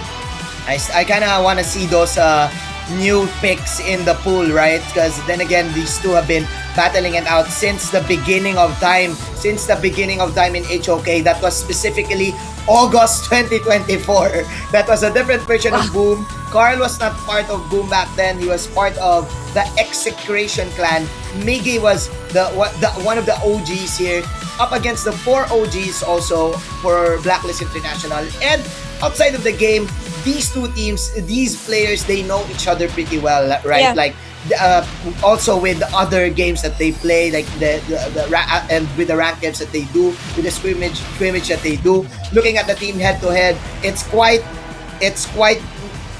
near each other, right? It's 50k on the average gold, 13 average kills. We're gonna see a bloodbath for sure. Yeah, definitely there's a huge difference in terms of the average deaths. I would like to believe that in terms of average deaths, you dropping 1 point against the other means that the clashes might be disastrous for that specific team. So Blacklist International, for most cases during the regular season, most of their games, they won 3-0s. For Boom Esports, there was a 5-game series against TNT Tropang Alab, even dropping a game on those teams that we didn't really expect that they will lose. Even losing against FLPH, which is 4-1, we're in Blacklist International faced up against FLPH 7 games. So that alone speaks wonders in terms of the differences. And one last night for both teams. Yes, they both qualified for KWC, but at the same time, this is their final moment to get that slot for the Yep. grand finals. For Boom Esports, this could be a testament that spring season is for them. But for Blacklist International, this is the only chance for them to get that back-to-back win. And look at that, Manjin. Objective secure, 81%. Just Chi. Yeah, 81 Just Chi. versus 49. That's pretty huge. Like, massive difference. Just Chi has the upper hand here up against Carl. But then again, it's a team game. The smite is definitely important for the last few moments of the fight, especially with the tyrant, right? The shadow tyrant that you want to get, the Tempest Dragon, I mean, that you want to get on that final moments. And it's interesting because these two teams, these two players, they usually see each other in the grand finals of the tournament. But now they're fighting for tournament life. Tonight, we will see one of them saying goodbye in the PKL. Yeah, I never imagined to see them face each other this early. But we're here again for the treat in this PKL spring season. All expectations that we had, all the predictions that we had when we started the playoffs, let's forget about that because this is a new era for the Filipino teams and this is the last chance to prove everyone what they can potentially do and what they can bring to the table. I love the quick graphics here by our production crew getting ready for these quick storyline graphics here. Yeah, and I do agree with you regarding the fact that this is definitely one of the most challenging seasons that we have in Filipino HOK. HOK supporting the Filipino players, right? Supporting them in their campaigns to get to this part. Specifically Flash and TNT, right? Who would have thought that TNT, the team that didn't get a win on the first season, they got one win, just got one win. The team that did not make it last season, and also Flash at top 4, right? Who would have thought about that, right? So props to TNT, GGWP. Now, let's move on. Blacklist International versus Esports. Let's start it out. Come on. We've been talking a lot. We've been talking for 10 hours already. Let's start the game already, the rest. Come on, let's go. I mean, we've been waiting for this matchup between these two players. And I really love, by the way, I really love the interview earlier. Let's talk about TNT, Tropang Alab. Sharon was actually crying. And it's those moments that you would actually want to, that is the moment wherein you would actually want to root for all of the teams that played during the playoffs. But one thing that struck me is the statement from Coach Stronger. He said that for these teams, for these players, their emotions right now are valid. Yeah. But they always have to remember that we started from not winning anything. But it just means that we are to move forward for the next tournaments. And the comments during that moment were just them looking forward on Shao runs next season with the TNT Tropang Alab. Now for Boom Esports, they have been looking forward on that EWC.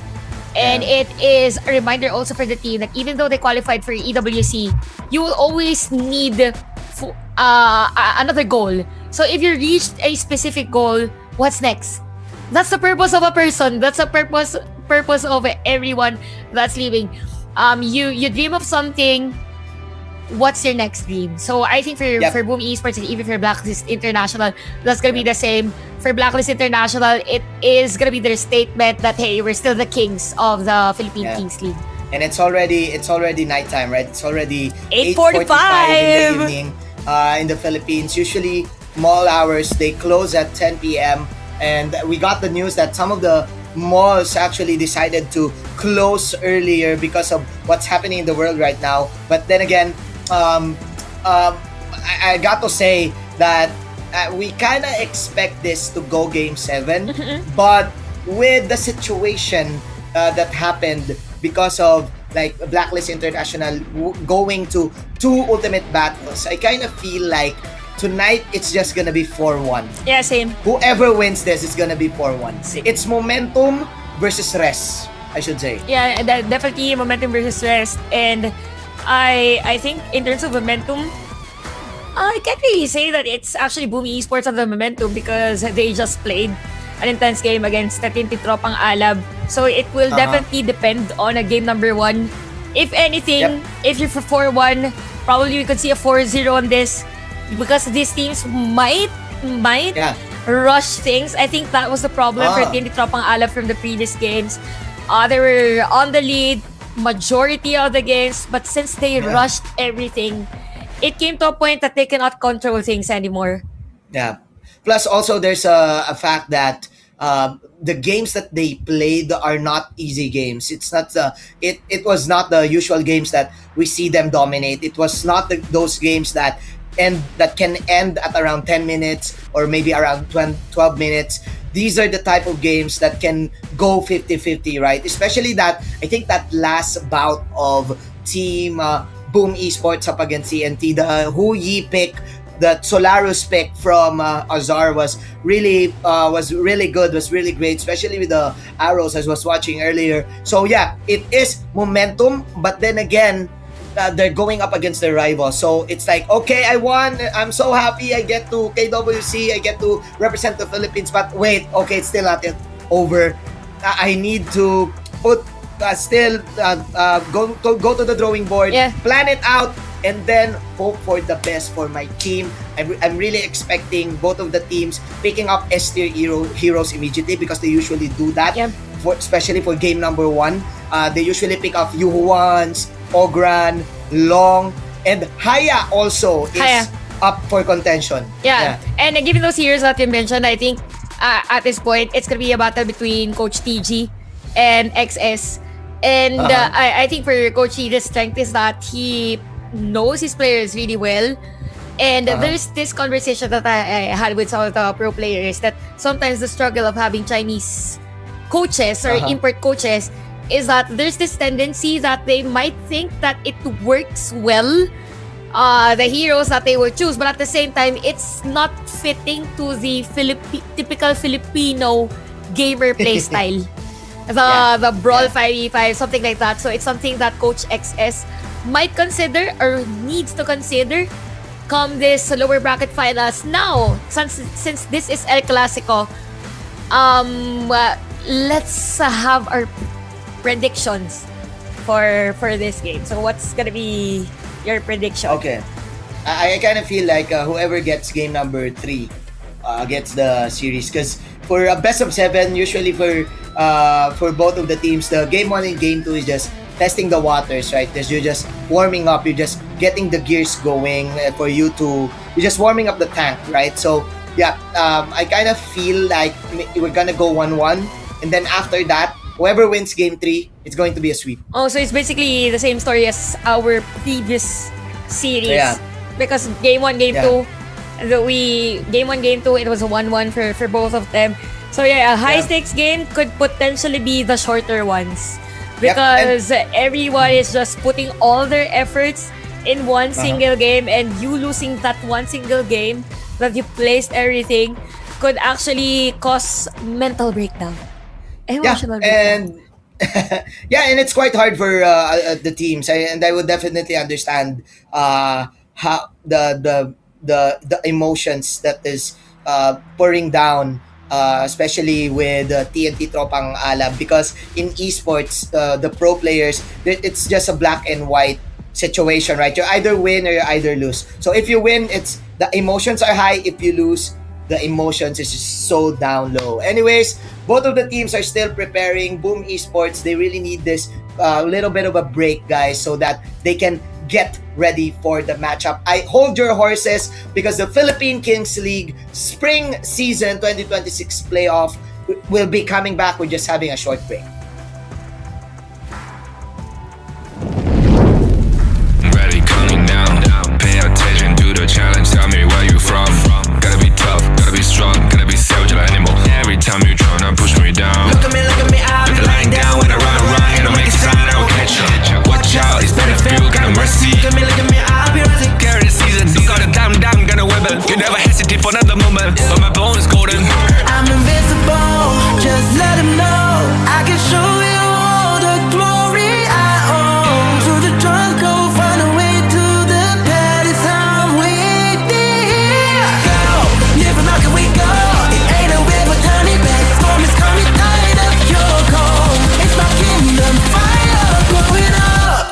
kings, it's an honor showtime.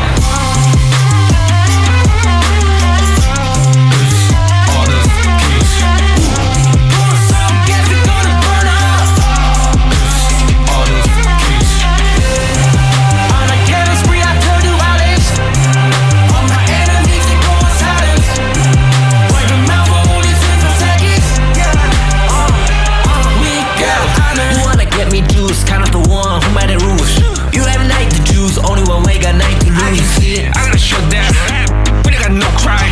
We bout it 5 as 1, crashing pieces, you can cheat. First blood, double trouble, then I take a pen, I kill. All you do is sweat and look at me still victory. Say. I'm drinking my soda. For my pace. We the champions, screaming, I'm invincible. Just let them know, I can show you all the glory I own. To the jungle, find a way to the paddy's home. We go, live from can we go? The ain't a river done it, back storm is coming out of your cold. It's my kingdom, fire, blow it up. We the kings, it's an honor showtime.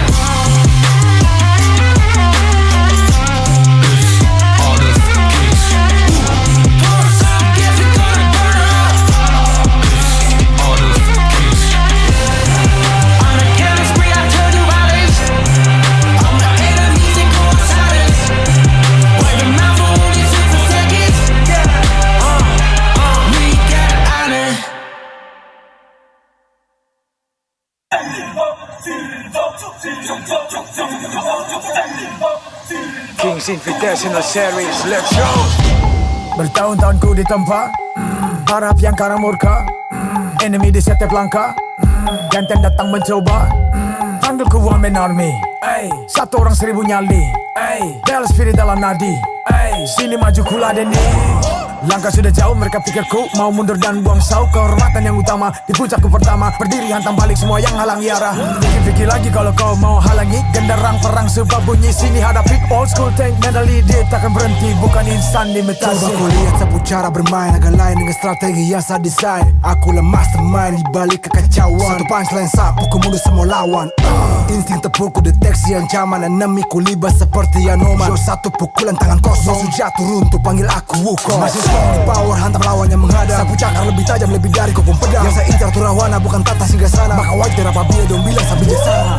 Siapa yang berani mendekat kemari? Saya yang kesana atau kau yang kesini? Jutaan kalian pun saya terakan lari. Seranganku cepat sulit kau hindari. Dominasi, ku kendali, berotasi ke tiap sisi, ku ambil alih. Saatnya kita untuk eksekusi. Oh my party, push, push, push, push, push, push. Everybody move, move, move, move, move, move, yeah, move, move. Saat datang dengan mode brutal, kendalikan setiap titik vital. Damage magic, serang mental fisik, 1000 taktik, kau kalah cerdik. Mau coba jatuhkan sama mana bisa, siasatmu sudah saya analisa. Terdapat selak, gerak, geriku sulit tu dilabrak. Game over, hancurkan semua tawa. Kombinasi skill dan power, teleportasi ala Enoku yang LOK. Kau tahu ku tak bisa redam, pula tekadku yang takkan padam. Tu kehormatan yang tak bisa dibeli, saat saya genggam jangan harap kembali. Adu mekanik tingkat tinggi, siapa paling berani, aku paling gigi. Pedang raja yang kuhulus, tebasannya bak angin menghembus. Long life the king, akulah raja, dentuman zira, ini mental baja. Akulah hukum dalam wujud nyata, seni tempurku susah tukar baca. Y'all better run, I've already won, nowhere to run, your time is done.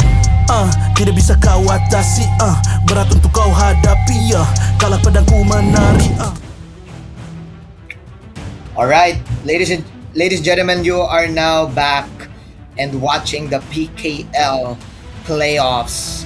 And now we're having the side selection. Blacklist International finally in the stage, picking, of course, the blue side, and Boom Esports on the red side. So Boom having 2 picks, and Blacklist International, they can open up the Haya here for their first pick. Right, Chantel? Yeah, biggest question here is that for Boom Esports, will they give out the Haya on this game? You've mentioned earlier that there's a high chance that they will give power picks.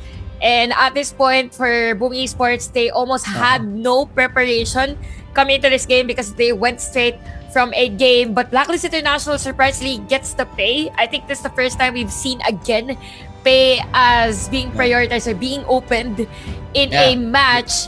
So it's gonna be Mai and Byron.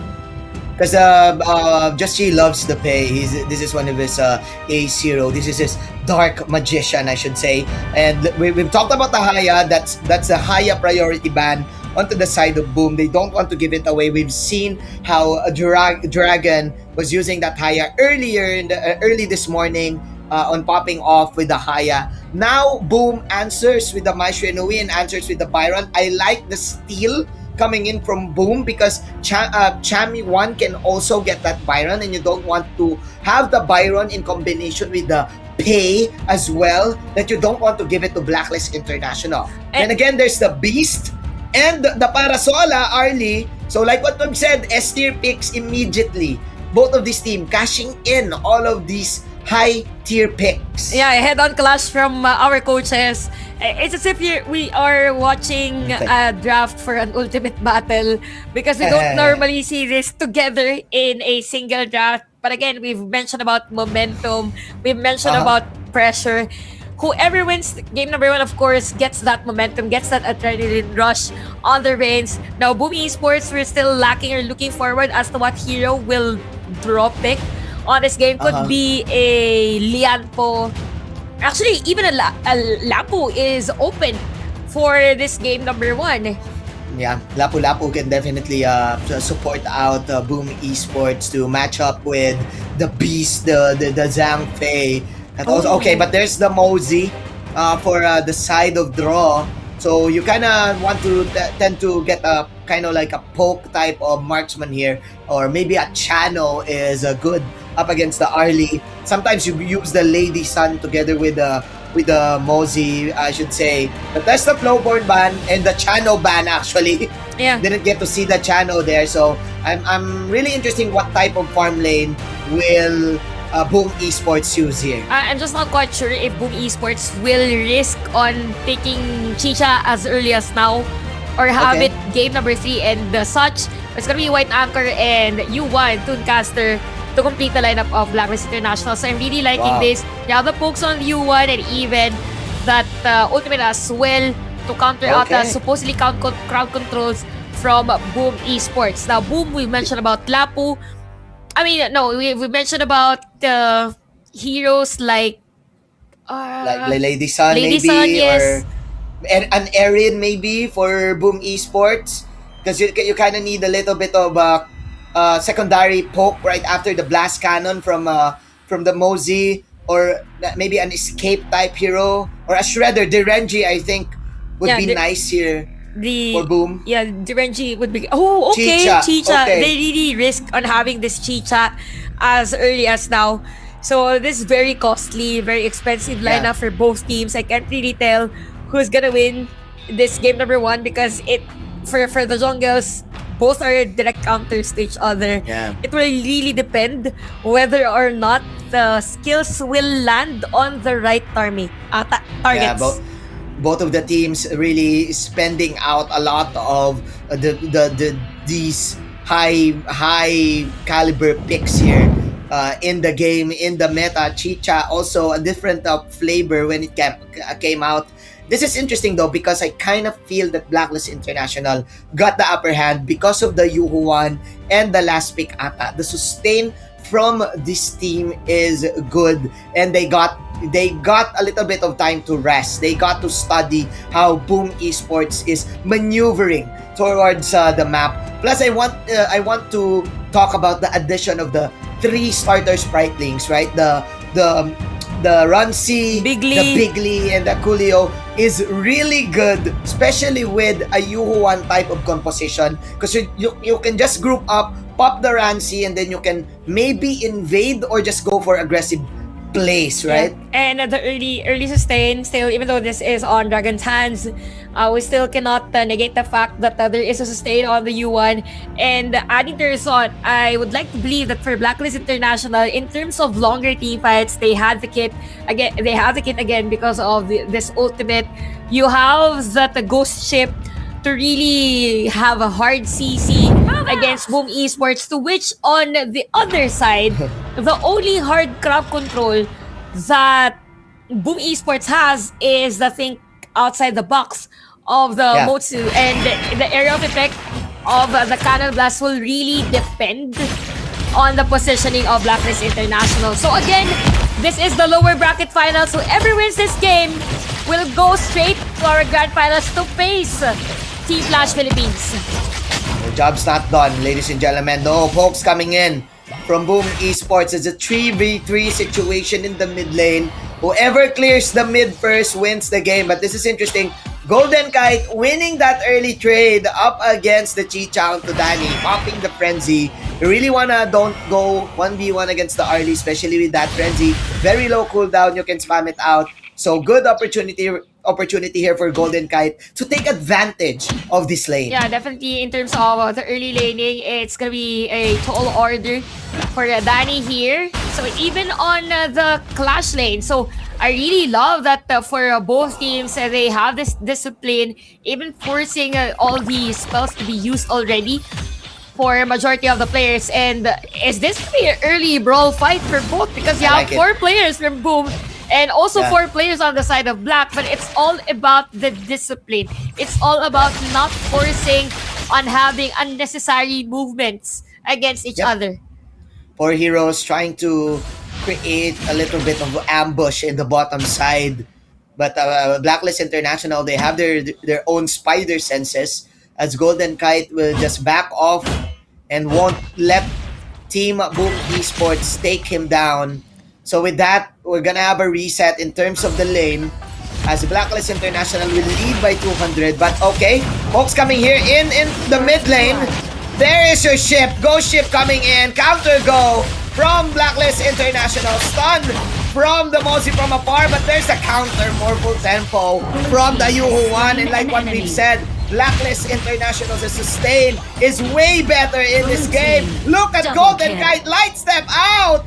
Oh wow, yeah. That was a great pick. 2-0 for the side of Blacklist. Yeah, that was a great call from Blacklist International. Great ultimate coming in from Dragon at that moment. And I think during that skirmish, Danny wasn't available in that area of the map. So Blacklist International is currently on the lead in terms of gold. And for Boom Esports, it's something that they really need to look forward to. Because again, we've mentioned about for longer team fights, Blacklist International has the upper hand. It is very evident on that last team fight as to why Blacklist International has now greater vision or greater information for their team. And that was a great rotation from the side of Blacklist International. Everyone answered and reacted into the mid lane situation. Specifically Golden Kite, you can definitely go in with the early. You can definitely share gold with your teammates, with you having a lot of dashes. Meanwhile, here in the top lane, Morphle Tempo will miss. Miggy trying his best to survive this, but no, there's the burn tick from that red buff. Just she will secure the jungle item, and it is now all in Blacklist International for the first 4 minutes of the game. Clean rotation coming in from Blacklist International, and at this point, here begs the question for Boom Esports, what's gonna be the trade? You'll already have the Tyrant Overlord available as of the moment, and the trade is Carl forced actually that unending sorrow coming in from Dragon, but Tyrant is being taken here by Blacklist International. No contest, no reaction from Boom, and we're still waiting for the trade. There is division, yes, sir, Tatsuri, but I think it is gonna be dangerous for him to force a possible invade together with Carl. Probably a flank at the middle lane. Chosen coming in! There you go! Tatsuri with the setup and Carl with the last hit. Finally, Boom Esports on the board. Great pick off from the mid laner and the jungler. Yeah, if you're Boom Esports, you take that, any kill, any resources that you could take against Blacklist International to somehow limit the rotation. So Overlord is still up for sleeves between these two teams, and we could see actually that even Danny is helping to hasten things up on Carl's jungling pattern. We have the boots already. That is the boots of resistance because again of the crowd control on the Blacklist side. So a Blacklist is able to sustain or able to maintain this type of a gold lead against Boom Esports. 4-1 is the score. We're still waiting for that perfect timing for that initiation for both teams. This is what you love to see when you're watching an El Clasico matchup of Boom and Blacklist International. You can see a lot of action, a lot of bloodbath, I should say, for both of these teams because they know each other pretty well, right? They've been battling it out for 10 major times already. We're not even considering the screams that they do. Anyways, Team Blacklist International will push out the tower in the bottom side. Autumn Storm out for Golden Kite. Will Boom contest though? They will manage to defend. But now they will transition into the mid lane. Let's see what's gonna happen here. Okay, by the way, while that is happening, you have Carl at the top lane trying to destroy the tower, but the Dragon is there to actually defend.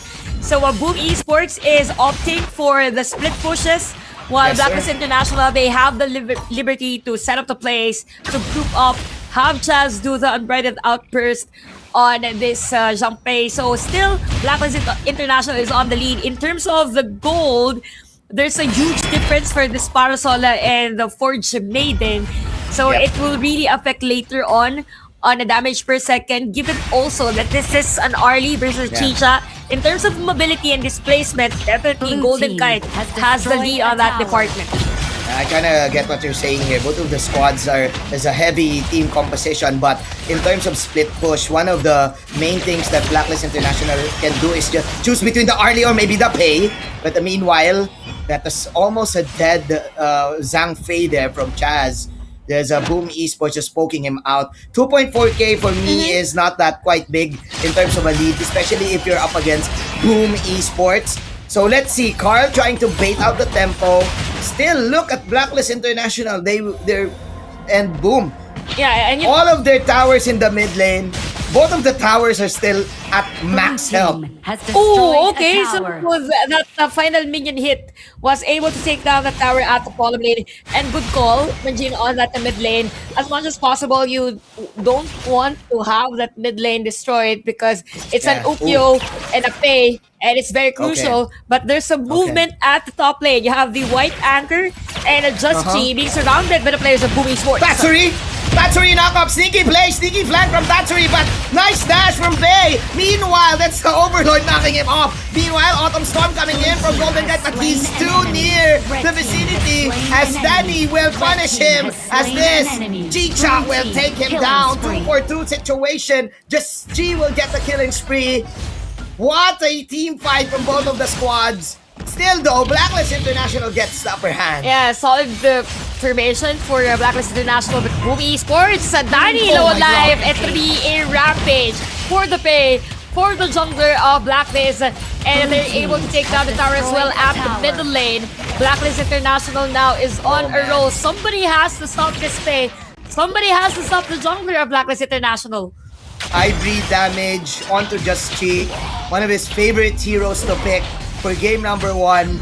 Danny overstayed his welcome in the mid lane, got punished, plus Blacklist International, they got a lot from that. Yes. Besides the fact that they got Danny, they also got the Azure Golem, the blue buff, that extra blue buff onto Just Chi, plus you gave away another blue buff to Golden Kite, so they're really A-okay. So no, that's not on Golden, that's on Dragon. So they're really doing well on that last skirmish, taking away a lot of value from that. Yeah, taking a lot of resources from Boom Esports as to why the 2.2k gold lead actually doubled on this game. So Boom Esports, the efforts again is to actually limit the map at the bottom lane. But look at the position of Chami, position of Just Chi. By the way, Just Chi has been playing Pei for quite a long time now because 2 ultimate battles since yesterday were faced. And he's practicing it. Oh, look at the damage! The burst of DPS for 0-2! Nice kill there coming in from the side of Blacklist International. No punish whatsoever for Boom as Blacklist will just disengage, gets the tower. Still, Blacklist on the lead. And it feels as if for Boom Esports, they know the strength of U1 versus Ignite. Normally we get to see a U1 being zoned out by Mai, But because of Yeah. that early 2-3 assists at the mid lane earlier, they already have an upper hand to which they capitalized. Oh wait, by the way, Tatsu is going to be the target here for Blacklist International. He needs Oh, to no. double the tumblings. He has to be the gymnast for It's, Boom roll- Esports. Roll out quickly. Can't do that, Tats! Can't do that! Somewhere out there, Coach C is saying, can't do that, Tats! That's not allowed, Tats! That's not allowed, Tats! That's not how we do it, Tats! There And you that was go. the punish. And this your extra cinematics onto the dragon. 5.6k Blacklist on a roll. Okay, Blacklist at 6k goal lead. They have the Vanguards marching in at the top lane. Migi at the front line and taken down by Golden Kite. The Towers can be taken as well by Blacklist here at the bottom Oh my lane. God, Another okay. Nefta control. Oh no! Blacklist International wrecking havoc in the bottom side! Great damage outputs coming out from Golden, and I think that's it. Ladies and gentlemen, Blacklist will take game number 1. Blacklist winning in 11 minutes on that game number 1, despite the power picks from Boom Esports. And I think they're just really confident with the heroes that they had. We mentioned that the draft was as if it was an ultimate battle. That UN pick from Coach TG, I think they predicted it's gonna be Mai. After that, yeah. it was a great answer. It was a great answer against the Mai. That triple kill at the middle lane. And that rampage as well for Just Chi. There were moments of glory, yes, for Boom Esports. But the thing is that they weren't able to secure those kills. And those moments of glories favored Blacklist Yeah. International. Yeah, and I kind of feel like, again, this is like a vintage type of Blacklist International type of match where they know when to end and how to end. And they usually do that up against Boom Esports. We've seen it in their past regular season match, that best of 5, on how they handled how they owned this team last time they saw each other, right? So yet again, another type of game where Blacklist as at top of Boom Esports. Specifically the thing that you mentioned, the Yuhuan up against the Mai Shiranui, you kind of feel that Team Blacklist International knows what they're doing. They know what they're doing. They advanced their counter. Yeah. Do you get what I mean? Yeah, I really get what you mean. I mean, the ATA pick here for Blacklist International was the X factor. There were outliers during this game, and just looking at the overall statistics of that game number 1, the damage has been shared across the players of Blacklist. You have Golden Kite at the top, but still you have 4 players at 40k. So it just means that the early laning, the jungle pathing of Just Chi was just so effective that they were able to group up that fast. They ended the game 11 minutes, 3 players at 86% team fight participation, and it's just all because they predicted as to where Boom Esports will be rotating. There were no instances wherein Boom really had a great mirror rotation. One moment Blacklist International gets a kill at the middle lane. You have 2 players on Boom Esports side at the bottom lane, but there's no really trade. So Blacklist International just working around their strengths on that game number 1. It seems like the Blacklist International is 2 steps or maybe 3 steps ahead against Boom Esports. But we shall see. I told you before that I kind of feel like whoever wins game 3 will take away this game. But good news for Team Pro, that's an early type of game that ended fast. It was all out Blacklist International. Looking at the graph right there, Golden Kite played his hearts out. But also, you would love to commend Just Chi on this pay. So the question is right now, will they give away pay to Carl for the next few matches? That's actually a tough question. As much as we love to see Carl play the pay, I don't think Coach TG will allow that. Given also that they played really well around that hero. And I think also it's the same story as to how Boom Esports won against TNT Tropang Alab. So just to get the differences, in terms of how Chami won and played during that game, we will normally expect Byron to have higher assists and even higher minion last hit. But because of the early rotation of Blacklist International on that area, there is this diversion of attention which is meant to be on the farm lane, and